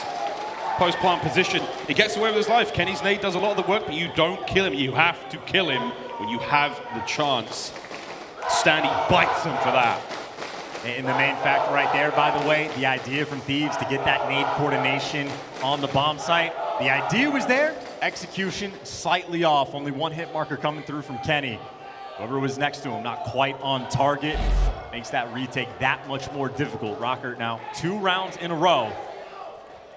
But if one team can mix it up, looks like so can Thieves. Bomb not quite there yet. Kenny spots out 2 on the cross, and Thieves definitely leaning towards this A site. Is it a double cross and the 2-2 split now from Røkkr on defense? Are they going to take the bait and the nades, the noise? It's going to be enough to pull the aggression. Hello, Envoy. This is very best Peter Parker. He sends the window into the site. He goes, finds himself 1, but those spidey senses are tingling. There's 1 more here. It's Attach. It's a 1v1. He's done. Here comes Envoy. Here comes Drazah. Whoa, Attach flying out. Get the damage in. MajorManiak still alive and kicking 4 to his name. It's now a 1v1. Oh, no! My God, Octane! What happened on that bomb site? Where did everybody go? I mean... Envoy buying the time for his teammates to come and help him out. Well, Attach doing the exact same thing. Perfectly timed flank from the Major. But in that 1v1, Octane, too quick. And as close as MajorManiak was, not enough. Bounce back round is there. Things tied up 2-2. Røkkr's turn again to attack, mixing things up. They have oscillated between these 2 bomb sites. Over towards B they go.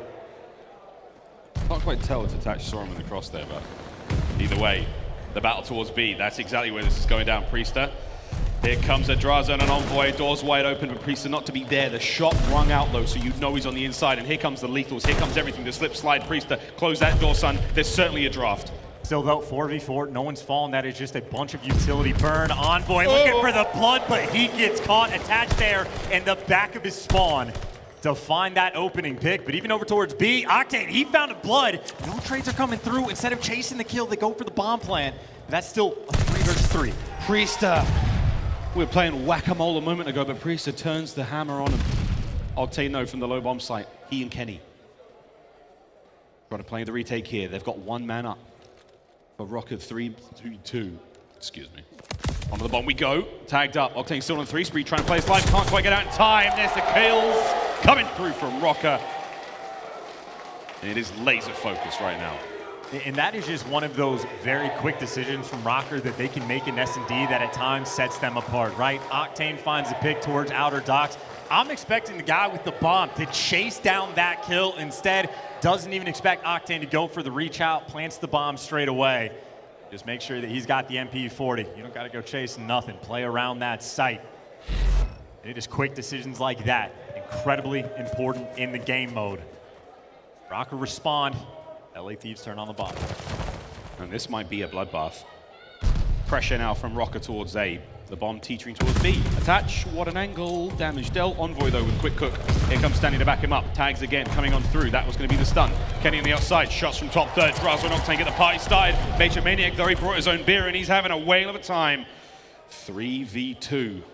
Røkkr down a man. I think Priestahh might have been a little bit too slow to try to find this pick on site. Going for the flank. It is a 2 versus 3. Not easy to clutch. He finds the opening pick though. Makes it a 2v2 and he gets out and now he's near his teammate. But Drazah goes hunting. He finds it. But MajorManiak doing the same thing. Him versus Drazah. Will history repeat itself?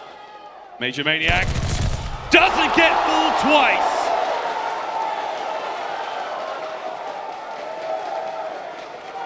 The Major nails the kill, gets the defuse. Did Dead Silence play a role there? He was fast moving. So many players in so many situations take their time and hope that the round works out for them. Not MajorManiak. Plays aggressive, makes things happen himself. Playing at a lightning pace in the end, even with the automaton. 2v3 clutch, and again, that right there could be the nail in the game, right? That is the swing round. Instead of being tied up, now a 2-round lead. Much more comfortable for Røkkr. A lot more pressure on the Thieves. 7-3 right now for MajorManiak, and over towards the B-bomb site we go. Loads of noise, all sorts being thrown. Octane, the lone defender here. Here comes the 3-man hit squad, though, from the LA Thieves to the bottom side of the map. If you can kill Octane, great, but you have to worry about the rest of the squad. And chance they're on their way, even with the bomb getting planted. So the bomb goes down. You might have a bunch of players stacked up towards P2, but Priestahh able to spot a few. I think Attach even saw him on the cross, and Standy gets that first blood. Here comes Kenny trying to find something through the window. Standy playing the lone defender here on the close sight. On the other side of the board though, trades coming through. Standy somehow slips out. Kenny gets cut down. It's Envoy, last player up now in the round. This is to put the boys on map point.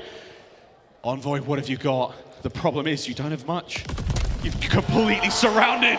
Røkkr play it to perfection. Røkkr almost plays Search and Destroy faster than they play the respawns. They are just giving you no breathing room, no time to set up anything on the map. I mean, Standy kicks in the door, gives it all of 3 seconds before they think they got the setup. Bomb goes down 4v4, and like you're trying to make the play, try to cut through the middle of the map, but just don't have any time to work with. And I mean, now Kenny, you see him even just chasing Standy, trying to hunt him down, but Røkkr are just so fast right now.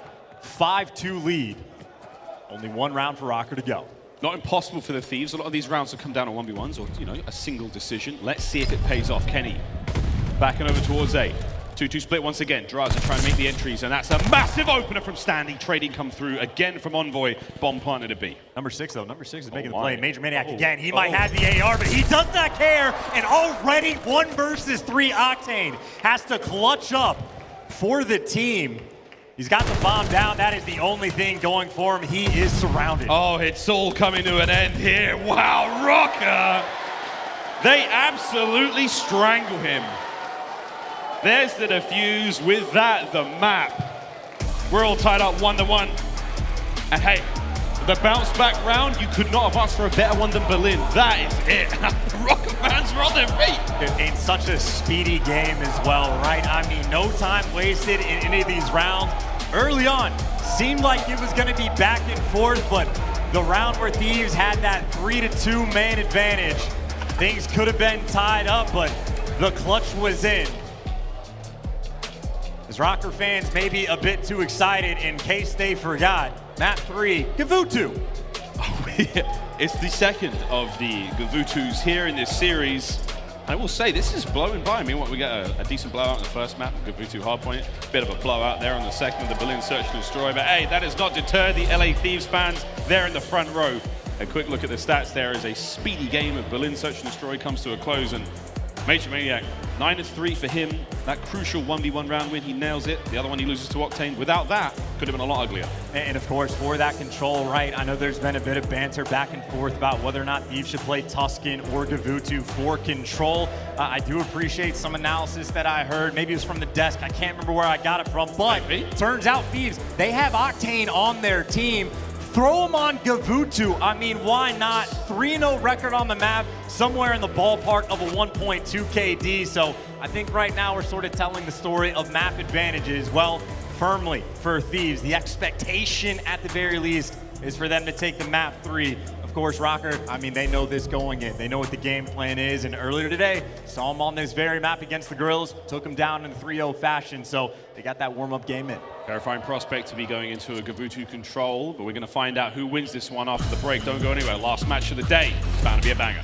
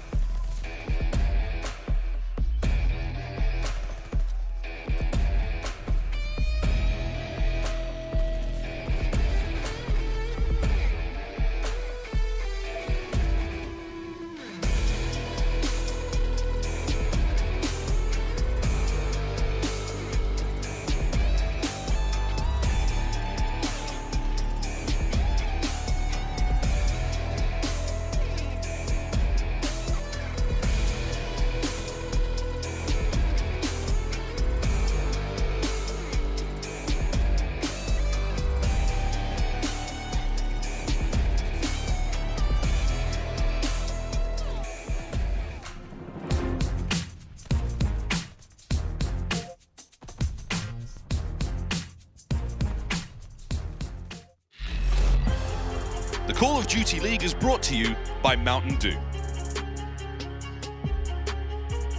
The Call of Duty League is brought to you by Zenny Gaming. Armor your eyes with Block's gaming glasses starting at $24 by visiting zenny.com/CDL. Tied up 1-1 in the series, and things are going great here in Arlington, Texas. But over in Minnesota, hey, we got another Røkkr watch party, and they're cheering away over at the Imagine movie theater.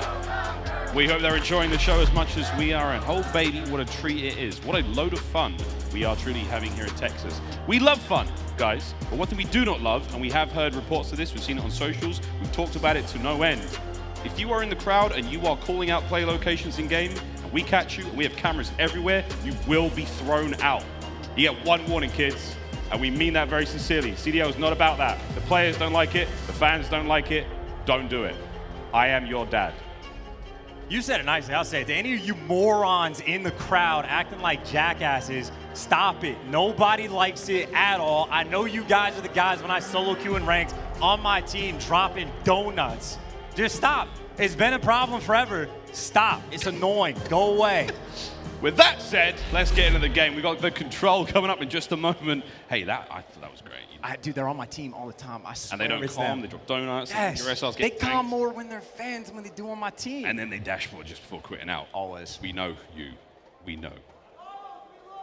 Thank you. I love me too. Right, let's get on with this one. Control's coming up in just a brief moment. We're almost ready to rock and roll. Hey, we also have some great news though. Priestahh, not only do we love him here in the CDL, but his family are here as well. Do we have a shot of Priestah's parents? Oh, there we go. It's Priestah's fam. Let's get it, P-Dog. Oh, representing. He's been having a great day so far. What a wonderful series. He's got ahead of him. This should be a real treat. And it's not fair. I think the Envoy's parents in the back there. I mean, ooh, is that awkward, guys? Raise a hand if that's a little tense. We can send someone over to help out, but nothing but love here in the CDL. A big old family we are. Gavutu Control, here we go. Chance, it's Gavutu, it's Control. It is an absolute must win. The writing's on the wall here for Røkkr if they don't win it. LA Thieves have got a good record in Control. I mean, there's the record, right? Perfection again. Their KD as a team in the ballpark of a 1.2. They get to choose that map. They got the higher seed. We know they are dangerous in this situation, but I mean, look at MajorManiak running it up for the KD. That almost seems unbelievable as well. I know his S&D performance was on point, but he must have had just a tear in the hard points to come back. But not just him. It is Attach and Priestahh as well. They got to be on point on this map with the ARs if they want to take Thieves down. And they are slowly crawling their way up towards B. We got the early B hit. There we go. Priestahh leveling the playing field for a brief moment. Here comes the heavy hit towards B. Oh my word, the members of the LA Thieves are all over it. The kill's coming through. MajorManiak has to go huge here because that first segment of B is gone. I mean, this is quick, too. They got two bodies on point. This only takes, what, 22 seconds to cap, and you still got it. The nades flying through, but they're not connecting. Envoy in a cheeky spot. Kenny watching the flank. Standy tries to find the opening, and Kenny is there. Maybe not to take him down, but Octane delivers. The instant B hit, B secured. Challenge this team on Gavutu. It is never fun. B's gone. Over the way we go. An awkward spawn situation now for Minnesota Røkkr. We've got a few players now spread out. It's all on Attach right now, top boat side, doing the best he can to stay alive.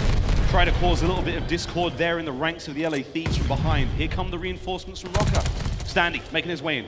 Top green control now his. Envoy on a 3 spree currently, Chance, and he's got this side of the map all his. And keep in mind, this is like the best position we have seen a team on this map outside of the Ravens in that one round from day one. But right now, this is operation. Just do not get spawn trapped, but this might be the setup, right? You were trying to push through Cliff.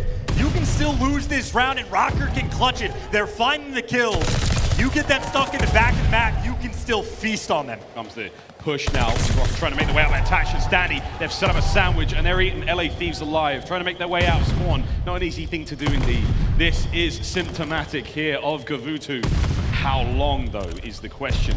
Can Røkkr keep the LA Thieves in this trap for? They've already made it out to the beach side. Now it all comes down to MajorManiak. And they just have so many things controlled, right? MajorManiak over towards beach. He finds one, staying alive for the next, and Attach still finding kills. He gets the glide bomb as well. You give up B in the first 30 seconds of the round, and they still keep a cool head, set up the play, and still keep this trap. Røkkr, talk about a very quick bounce back. And and Attach the main reason why he has been frying with this automaton. Yep, still finding them kills, 7 in a row. He's 8-1 overall, and this is looking fantastic despite the early B loss for Minnesota Røkkr. Here comes the pressure though. Envoy from upstairs, that's a big kill. You take care of Attach. You've got an open lane to work with now. Straight onto the A zone you go. That's just so fast, dude. They took their time for the setup, and now they're here. 12 lives on 12 in 30 seconds.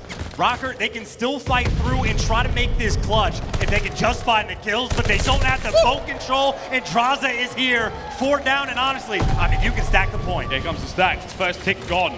Still pressure flying on through. MajorManiak doing what he can from the outside of the docks. Here comes still the push. Røkkr flying forward, trying to make the break on the zone. Here we go. Attach. He circles around the outside of the tank. Is he able to get any more here? No. Lives remaining 5 for Røkkr. 9 now for the Thieves. And Envoy gets another one. No lives remaining. And all they're doing is flying in. Thieves take round 1. What more could you possibly want out of a round opening on offense? You capture B in the first 30 seconds. First time that's happened this year, by the way. Maybe not quite as cool as when the Ravens did it, but not too shabby. Then Røkkr bounced back, right? You get the glide bomb. You get them spawn trap. Thieves, they took their time. They took the minute to get out of it. Now you can take a big breath because you got the life advantage too. I mean, if there was a slider, if you come into this map maybe thinking 60-40 Thieves, that now for me is at 90-10. That is a phenomenal first round. See if Røkkr can do exactly that on the approach. They've made a really good dent over towards B, though. They've got some space to work with. Attached now from the top boat position. That's 4 clean kills in control. That means a little more than most. Here comes the counter-attack, and that is teamwork to a T. Nades up. Attach makes it work out. Kills keep going, and he's got himself those streaks to work with. Here comes the pinch, the reposition. And Dylan Price looking to find a few more hits. I mean, hey, that's a good drive. Oh, yeah, nothing attached. The main guy for the team, trying to keep him in it, trying to set something up on offense, and at least they got, well, now a 4-life lead, but I mean, all that, actually, they're still pouring the pressure. They're going for the 2-front court. He is by himself capturing B. His teammates are winning the gunfights over towards A. And yeah, if I'm Standy, I'm trying to play aggressive, be the cutoff man, but right now, fight's going all over the map. Røkkr trying to put him in a bind. Attaches once again, top boat. He is the captain now and seemingly forever. Live count, though, that's where things get crazy. 17 for the LA Thieves, 24 for Røkkr. Draining B segments now, that's the game plan for the LA Thieves. A is done. 1 minute 53 on the clock, a ton of lives to work with. Røkkr, this is a huge opportunity for them. You know what? Now's the time. Let's go for a quick listen in with Minnesota Røkkr. I'm saying live, take me close. There's 2 mid, there's 2 mid. One, Are we streaking? You want me to streak? Yeah, you should. You should. Yeah, streaking that. One shot. Top Yo, green, close, Penny. I need help. All right, one top ring. Two are gonna hit ring. I'll kill the guy on point. Ring, Envoy. Ring, one back ring. One back ring. Two in circle. They're still in the circle. They're still in the circle right now. They're double in there. I got one. I'm pushing on B. Oh, sorry. He went down there ring stairs. Down there ring stairs. I'm on B. Top ring again. Two top ring. Top ring. Top ring. Still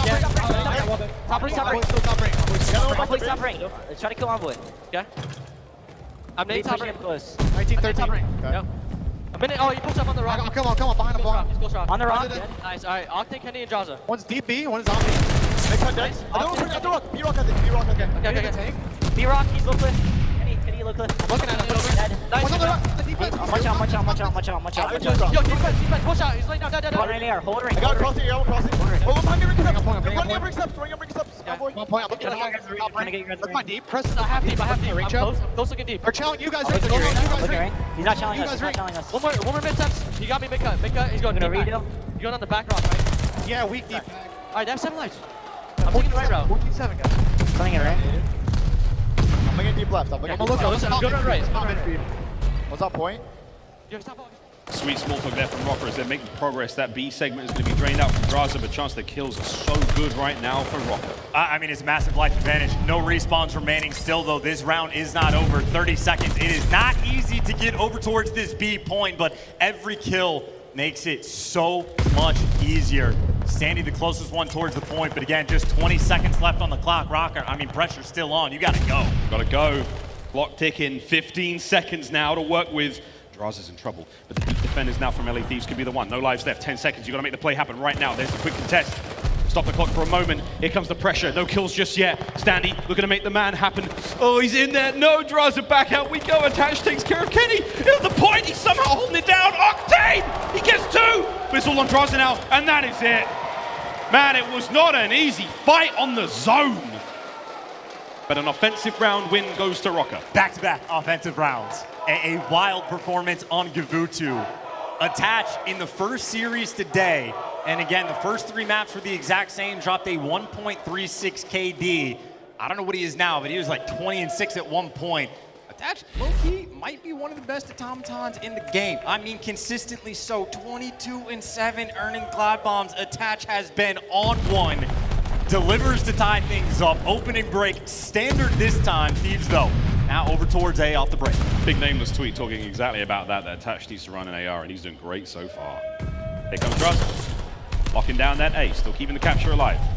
Teammates now rocking forward, getting more bodies on the point, a faster capture. Drazah now the point man. In he goes. Trying to now cause a bit of damage on the spawns. Check your corners. There's Attached right on spawn. Envoy now trying to find one more. Saved the day. The crossfire from the teammates coming through, and Attached is going to stay alive. And here we go. One segment down on A, with the pressure from Røkkr still going. Oh, finally, Attached is able to fall, right? You finally get those kills. You will take it. Look at this setup, by the way. It's not just Attached. Number 5, Priestahh, just hanging out in the Thieves spawn. 2 players behind him. They're turning around for him, but boom. Ooh, not free kill number 1. Can't finish it off. Doing a little dance around the back and gets dropped. A big moment for Thieves. Things could have started to spiral out of control, but that doesn't mean they're easy. Still fighting for their lives, just trying to get out of their spawn. Desperately trying. Kenny from a top truck. Uh-oh, Drazah, the literal assassin with the backstab there. Onto Standy. 33 seconds, the clock has been stopped. Drazah could line up a few more. There's the first. Slips on out, Standy. Standy! Brings him down. LA Thieves starting to heat up. Oh, that's what, 7-8 kills in a row right there for LAT. And now they're making it the 2-front war. Anything Minnesota do, Thieves trying to do better. A 3 spree for Kenny as well, and he can play for the kills because time has been stopped.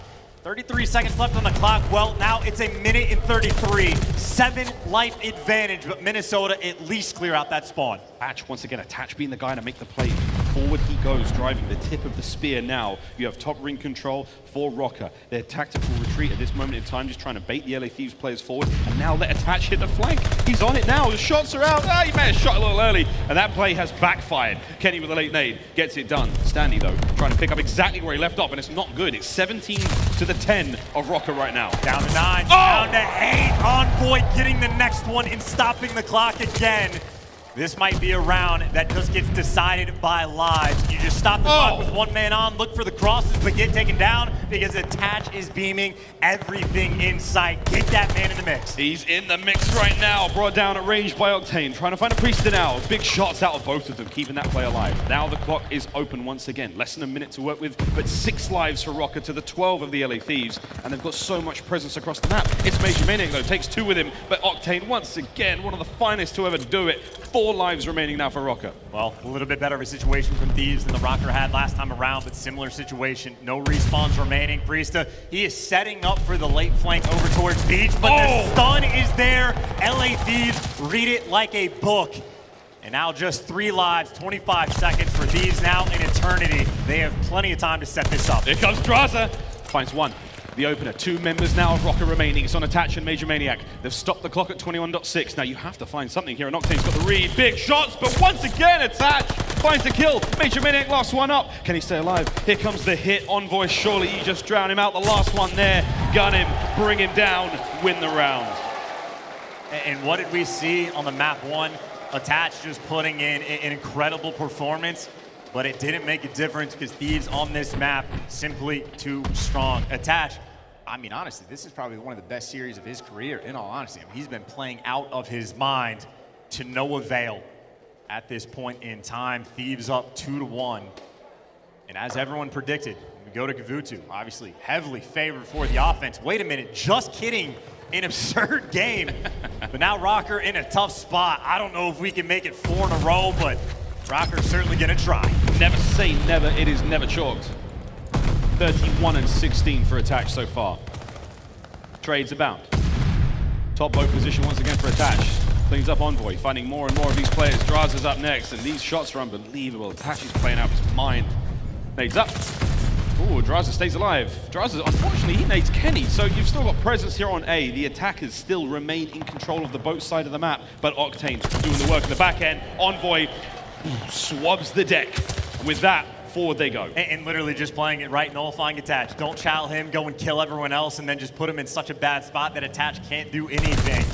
Kills on the boat though. MajorManiak able to pick up the 2, trying to find some sort of an opening, but already Kenny, he's got that wide position. Maybe for a little bit of intel, albeit Priestahh cross low.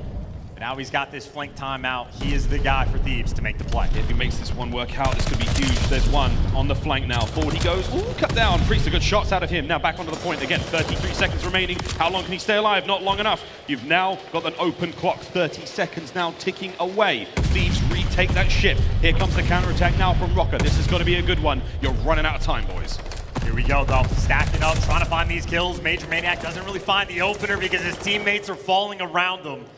Trying to make the play, getting tagged up left and right, and the approach is there, the pistol clean. And now Standy, almost it feels like the next one in line. 10 seconds to go, and Thieves go up 2-1 as they have been dominant on this map. Atat, he's looking to be the hero.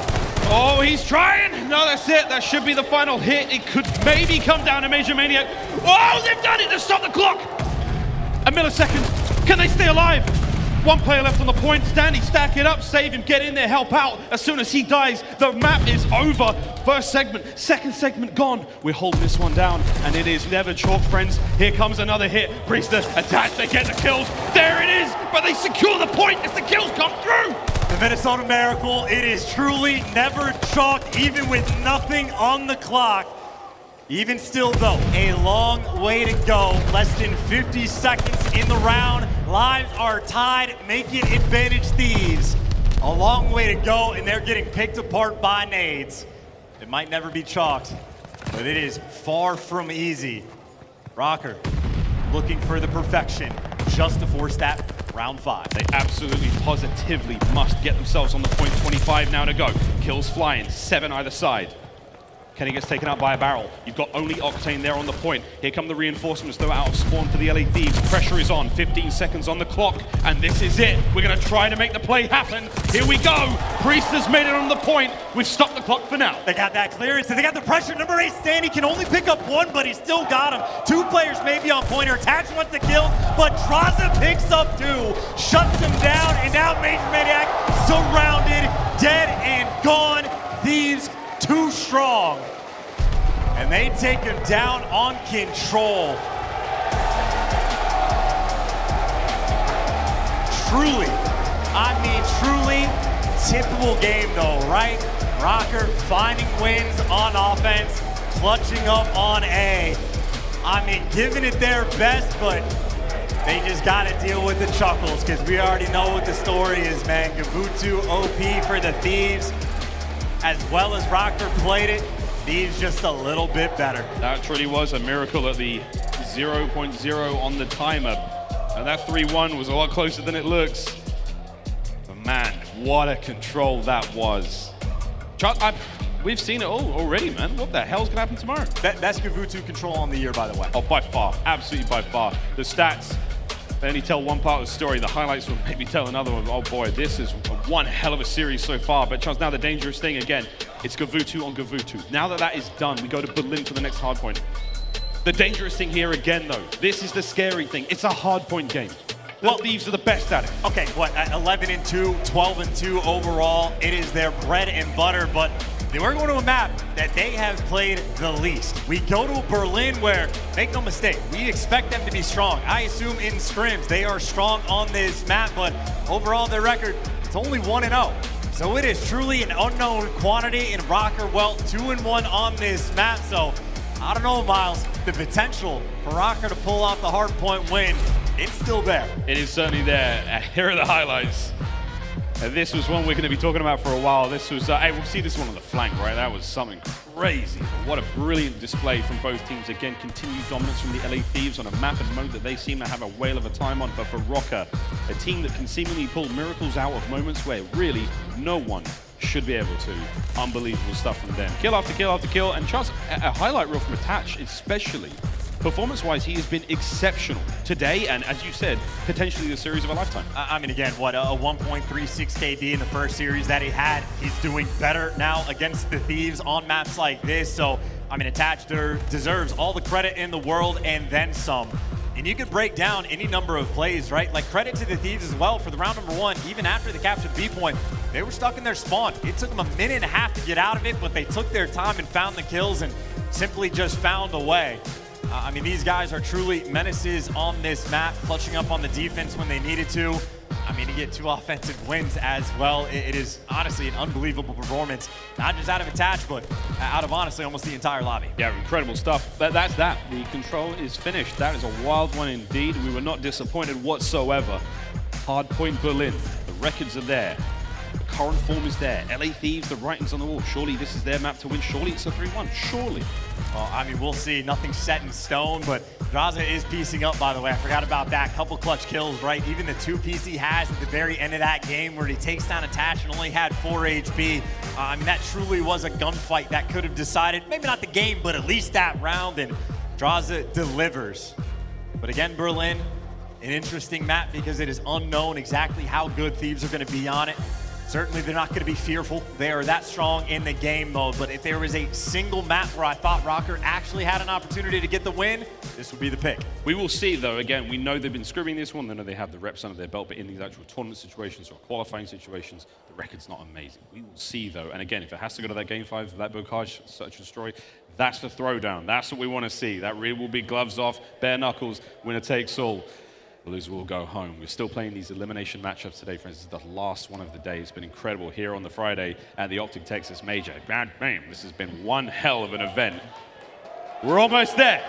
Berlin hardpoint. This could be the end of the road.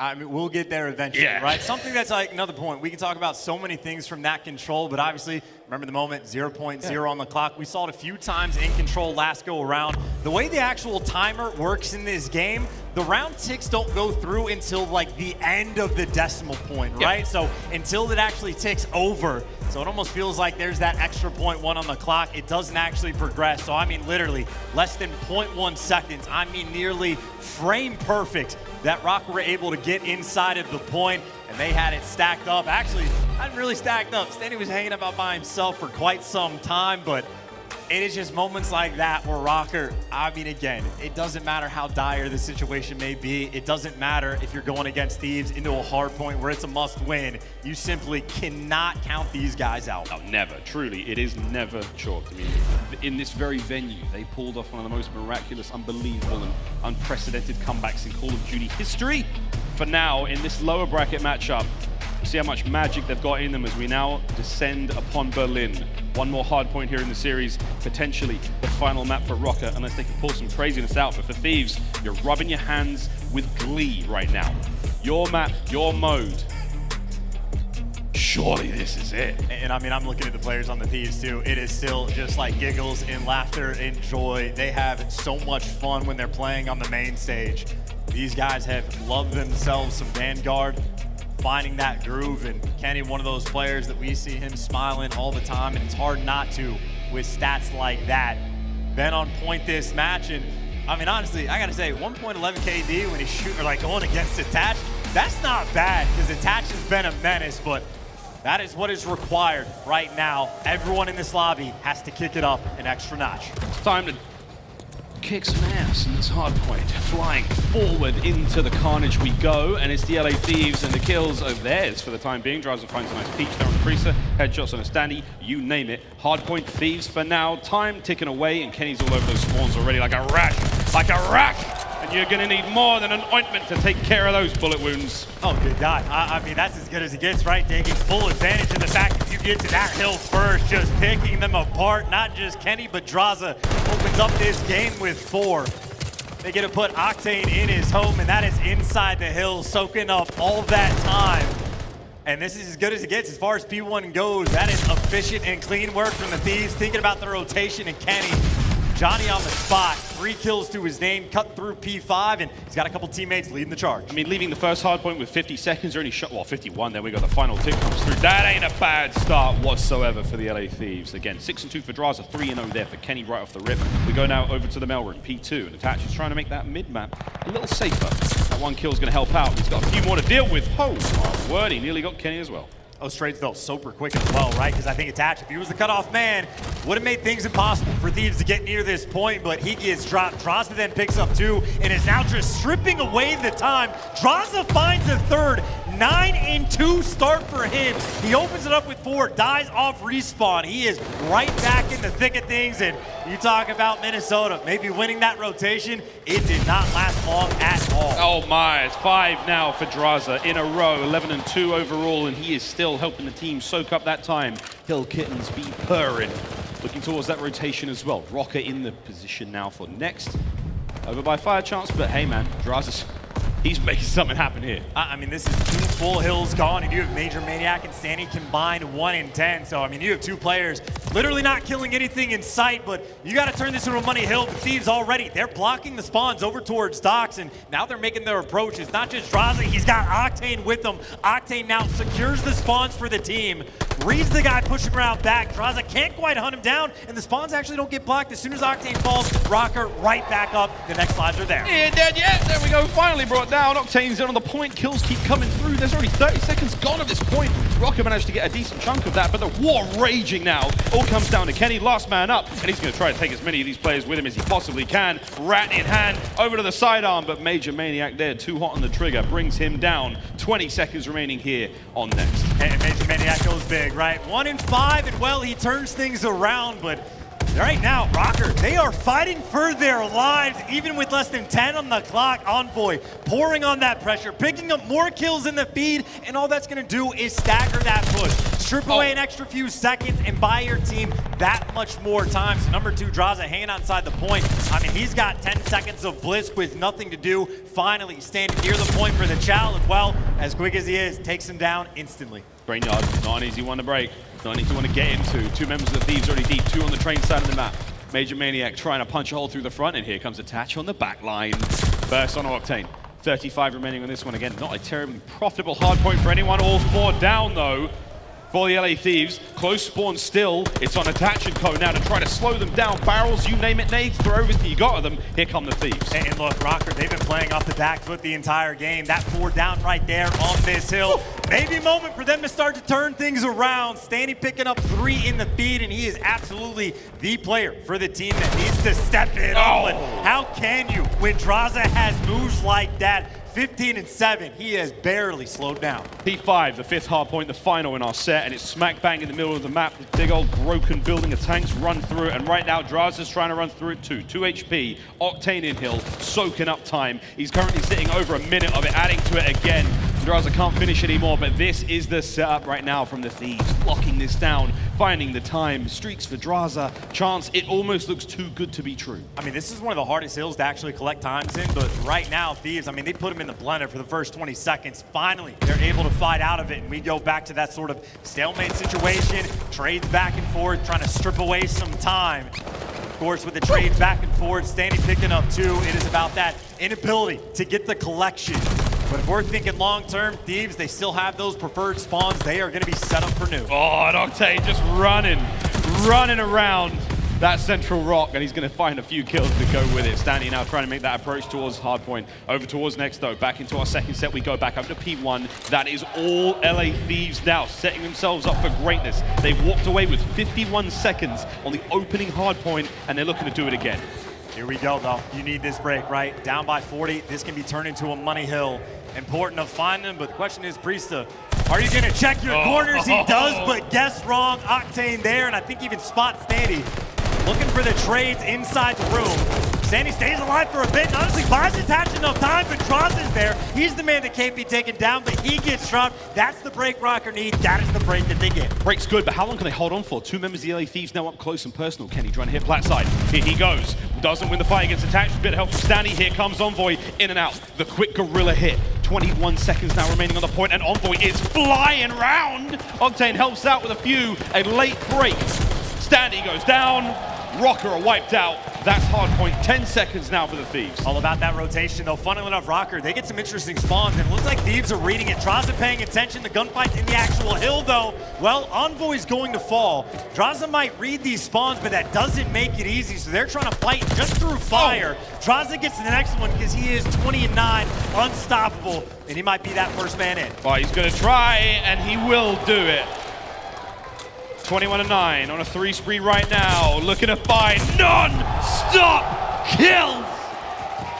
Drazah, and this is pure magic right now from the LA Thieves. Your boy is frying. I mean, he's looking to double up on the glide bomb, right? He hasn't had a moment to breathe because he's too busy killing things.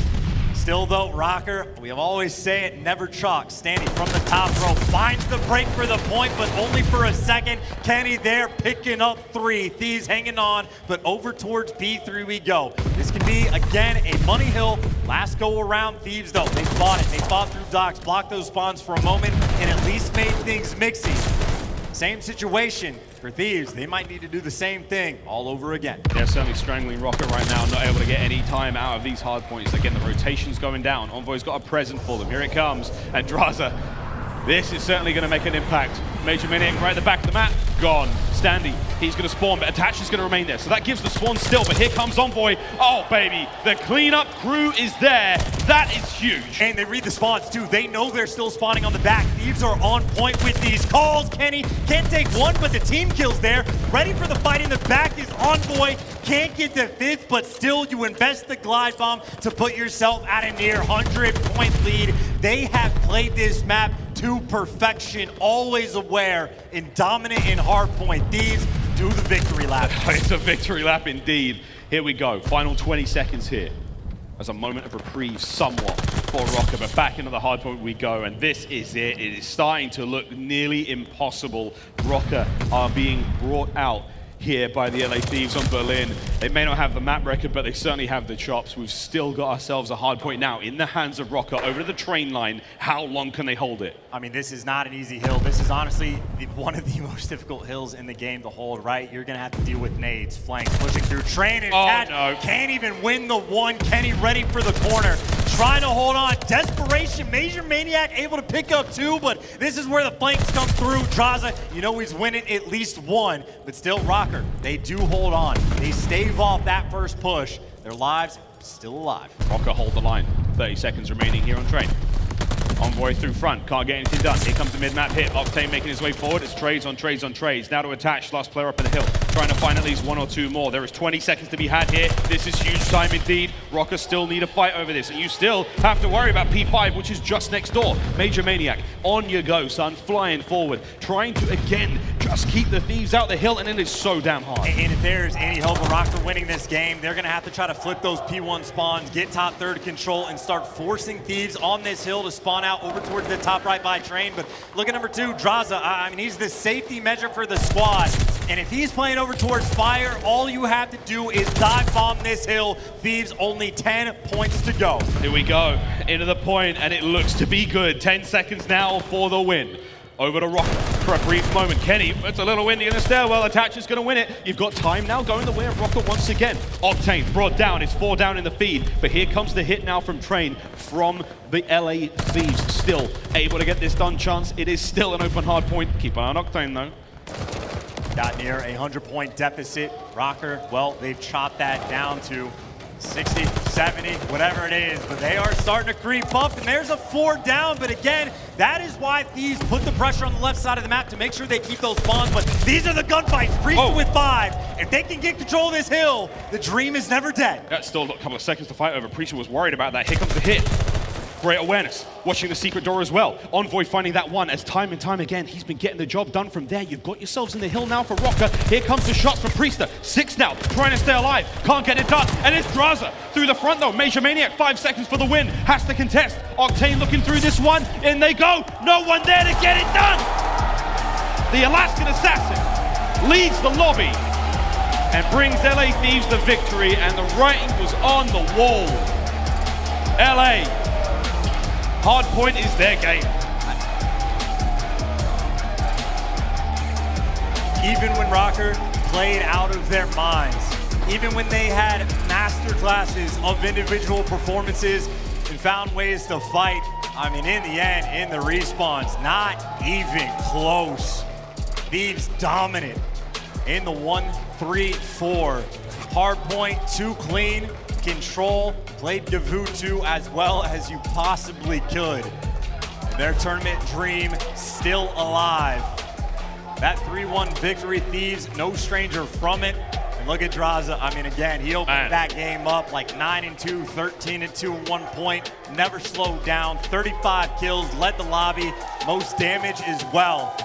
I mean, credit for Octane to hang out inside the hill because that was the only thing he needed to do when his team is slaying like that. And that truly is a masterclass across every map here in the hardpoint rotation. The LA Thieves showing everyone how it's done. And man alive, these highlights. At times it was close, times it was very, very competitive, but I mean, second set, from then on out, LA Thieves were like, all right, cool, we need to hit the next gear. We need to go stronger and faster than we have been before. These guys are the real deal. Let's not take this lightly. And man, did they do that. And it was Drazah leading the kills. Here was the 5. That was a crazy spree indeed. The streaks, the early investment. You hit the back, you play every hard point nearly perfect. Yeah, Drazah obviously found his groove throughout that map, but Thieves as a whole, right? I mean, you're getting glide bombs, you're getting breaks over towards P3. Even when they didn't have the glide bombs for the break, they're simply able to just bully teams. And it was a similar story on Gavutu. Even to some of these money hills, when they're not getting spawns, they just find ways to either make it mixy or just straight up dominate from a tough spot. Thieves, again, arguably, if not outright, best hardpoint team in the game. Tournament still alive for them. Right now, they're just trying to take as many scalps as possible. They've made it to Saturday. A strong one there for a 6-2, the only win we could see Minnesota Røkkr get, and it was a heartfelt battle from start to finish. But today, the LA Thieves were just too strong. And again, for Røkkr, I mean, a lot of takeaways there. They looked amazing. The Tatch's AR was incredible. As far as the search and destroy goes, that's still a fantastic game mode for them. Something the LA Thieves still have definitely got working, because if you want to win the tournament, boys, you've got a couple of search and destroys to get on your belt for sure. But either way, commiserations to Røkkr again. Congratulations to the LA Thieves. We'll be seeing more of them. But for what has been another crazy day, that felt like the most normal thing that happened. As far as like predictions were quite on point. And then Paris starts winning, and then things like this. I mean, it truly is. It's only Friday. We got 2 more days to go. This was just like the losers matches that we had today, and they were incredible. So I know tomorrow's going to be even more exciting. And I know, at least for the match we just saw, Thieves as a team, many people had predicted potentially to be in that grand final as well. Maybe they are on their way. They may well indeed be. Well, ladies and gentlemen, you can see it over my shoulder. Our Game Fuel Victory Spotlight. We've got Maven on stage with Octane. Clint, take it away. Incredible stuff, gentlemen. All right, so listen. The search is getting there. But in the respawns, Gavutu, you guys are playing out of your minds. What's working for you in the respawns right now? Teams just don't know what to ban. I don't know what it is. If we're going to keep playing the map, we're just going to keep winning it. So I'm not quite sure, to be honest with you. As soon as we heard you had that 1 and 3, we were like, okay. Yeah, I mean, like again, if you're not going to ban it, we're just going to keep playing it. Yeah, no, it's working for you, but obviously still some hiccups happening in the search and destroy. You know, you don't want to completely put all your time into that. You still want to make sure your strengths are there, but how can you guys improve that overnight? It's funny. A lot of people worry about us taking S&Ds, but teams got to worry about taking hard points. So if we can do that, I guess. It's this. We steal one of 3 maps, we can win the series. It seems That's to true. Be the it's case. like you have to win a 2, 3, or a 5, right? Like we got 3 chances. Yeah. The odds are in our favor. That's true. That's true. But you get a dominant win. You're playing. Like what makes this team special? What are you loving about it right now? It's so cliche, but it's just the vibe, man. It's at all times. It's just laughter, joy. It's really good. It makes improvement super easy. We're all friends. It's really nice. And you got some fans here. Anything you want to say to the crowd, buddy? Hello.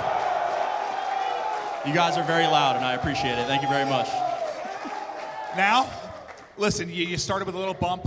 Obviously, against Ultra, you're starting to bounce back here and find a rhythm, but I'm pretty sure now it is you play loser of OpTic FaZe. It's a marquee match right there. It sure as hell is. You pumped for that one? Who you guys have? FaZe or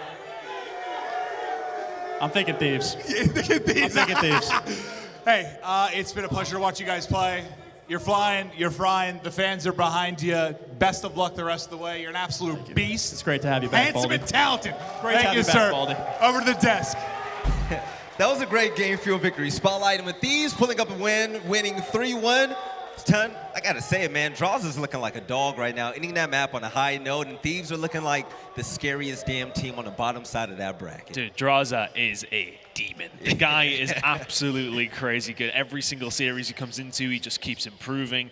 And look, he was dominant in that game, and what a performance it was from him. Yes, Nameless, man, what are your thoughts right now? Thieves closing out the game with a statement, 3-1 over Røkkr, who started off the day looking really good. Yeah, I mean, they're a nightmare matchup for the majority of the teams we have in the CDL. These guys are incredible at every single hardpoint map, and then, you know, when it comes to the control, they can play both of those as well, right? And then on Gavutu, they have two-way players, excuse me. These guys can use any weapon. We saw Drazah picking up the automaton, absolutely taking over when he needed to.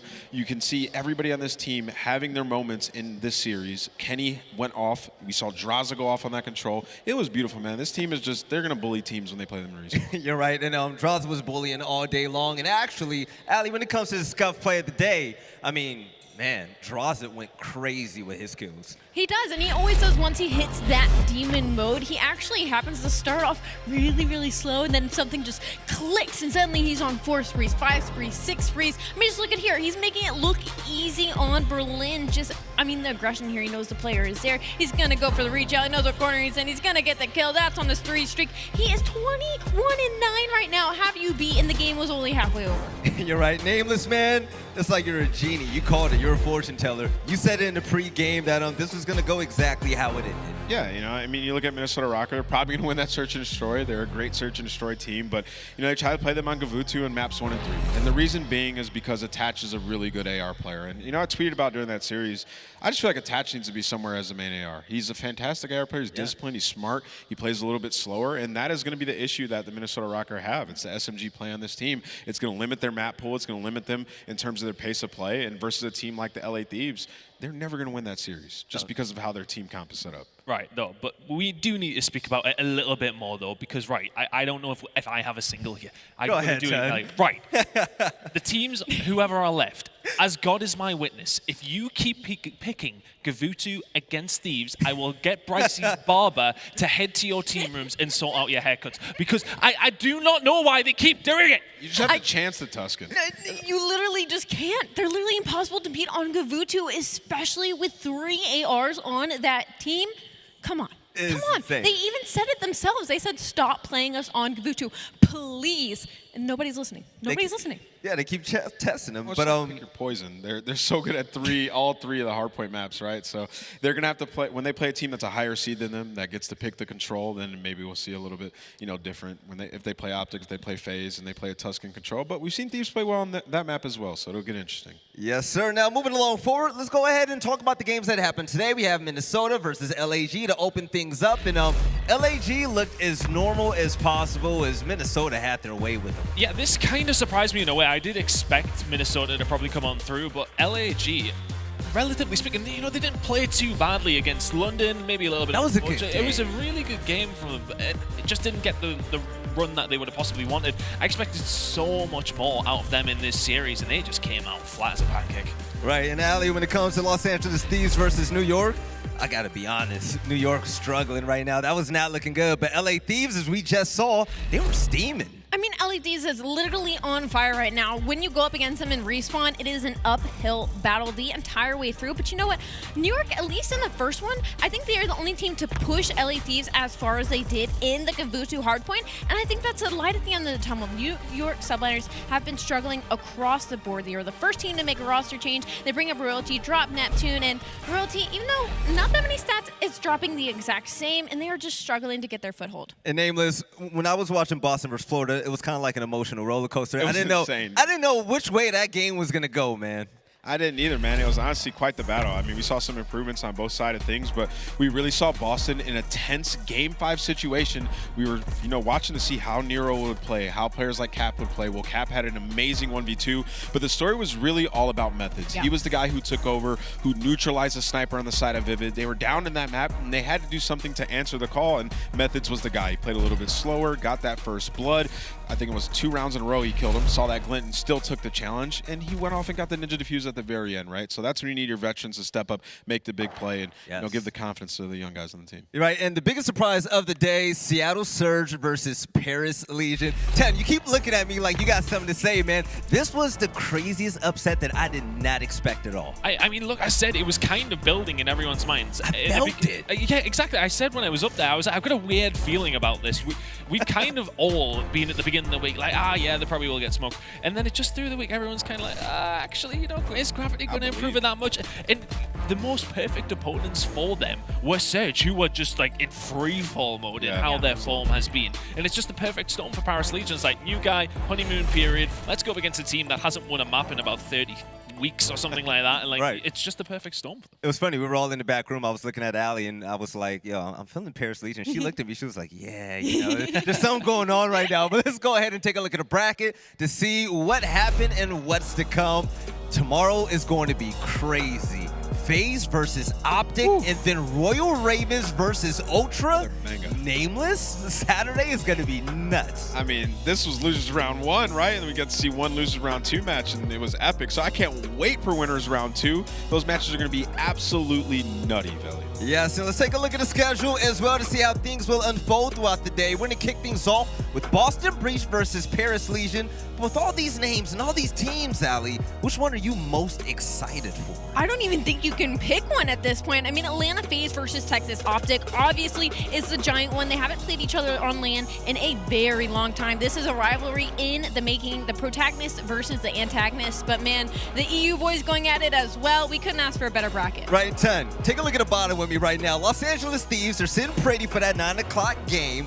They're going to play the loser of ATL or OpTic Texas. All day long, we're getting banger after banger. That's a scary, scary game for one of the losers. Whoever comes out of that game into the losers bracket, that is terrifying. You drop down and it was like, well, it could have been like Boston or Paris, but you go in against Thieves instead. It's like, okay, great. Which side of the bracket would you rather be on? Of course, you would rather be on the other side. Dropping in against a Thieves team who are frying at the moment. Dude. That's scary, man. Exactly, Scary. but you know what? Everything else is scary out there because no matchup is going to be a gimme. And ladies and gentlemen, that is it for day 2. And day 3, oh, it's going to be a good one. With 2 days left to go here at the CDL Major 1, we're going to see the likes of Titans facing off against each other. The best of the Europeans and the best of FaZe versus OpTic Texas. We don't even know what to expect. And seeing teams like Paris Legion just throw a wrench at everyone's pick'ems right there. No one can even try it. But we'll see you all tomorrow for some more CDL action. You all have a great night, and we'll see you later on.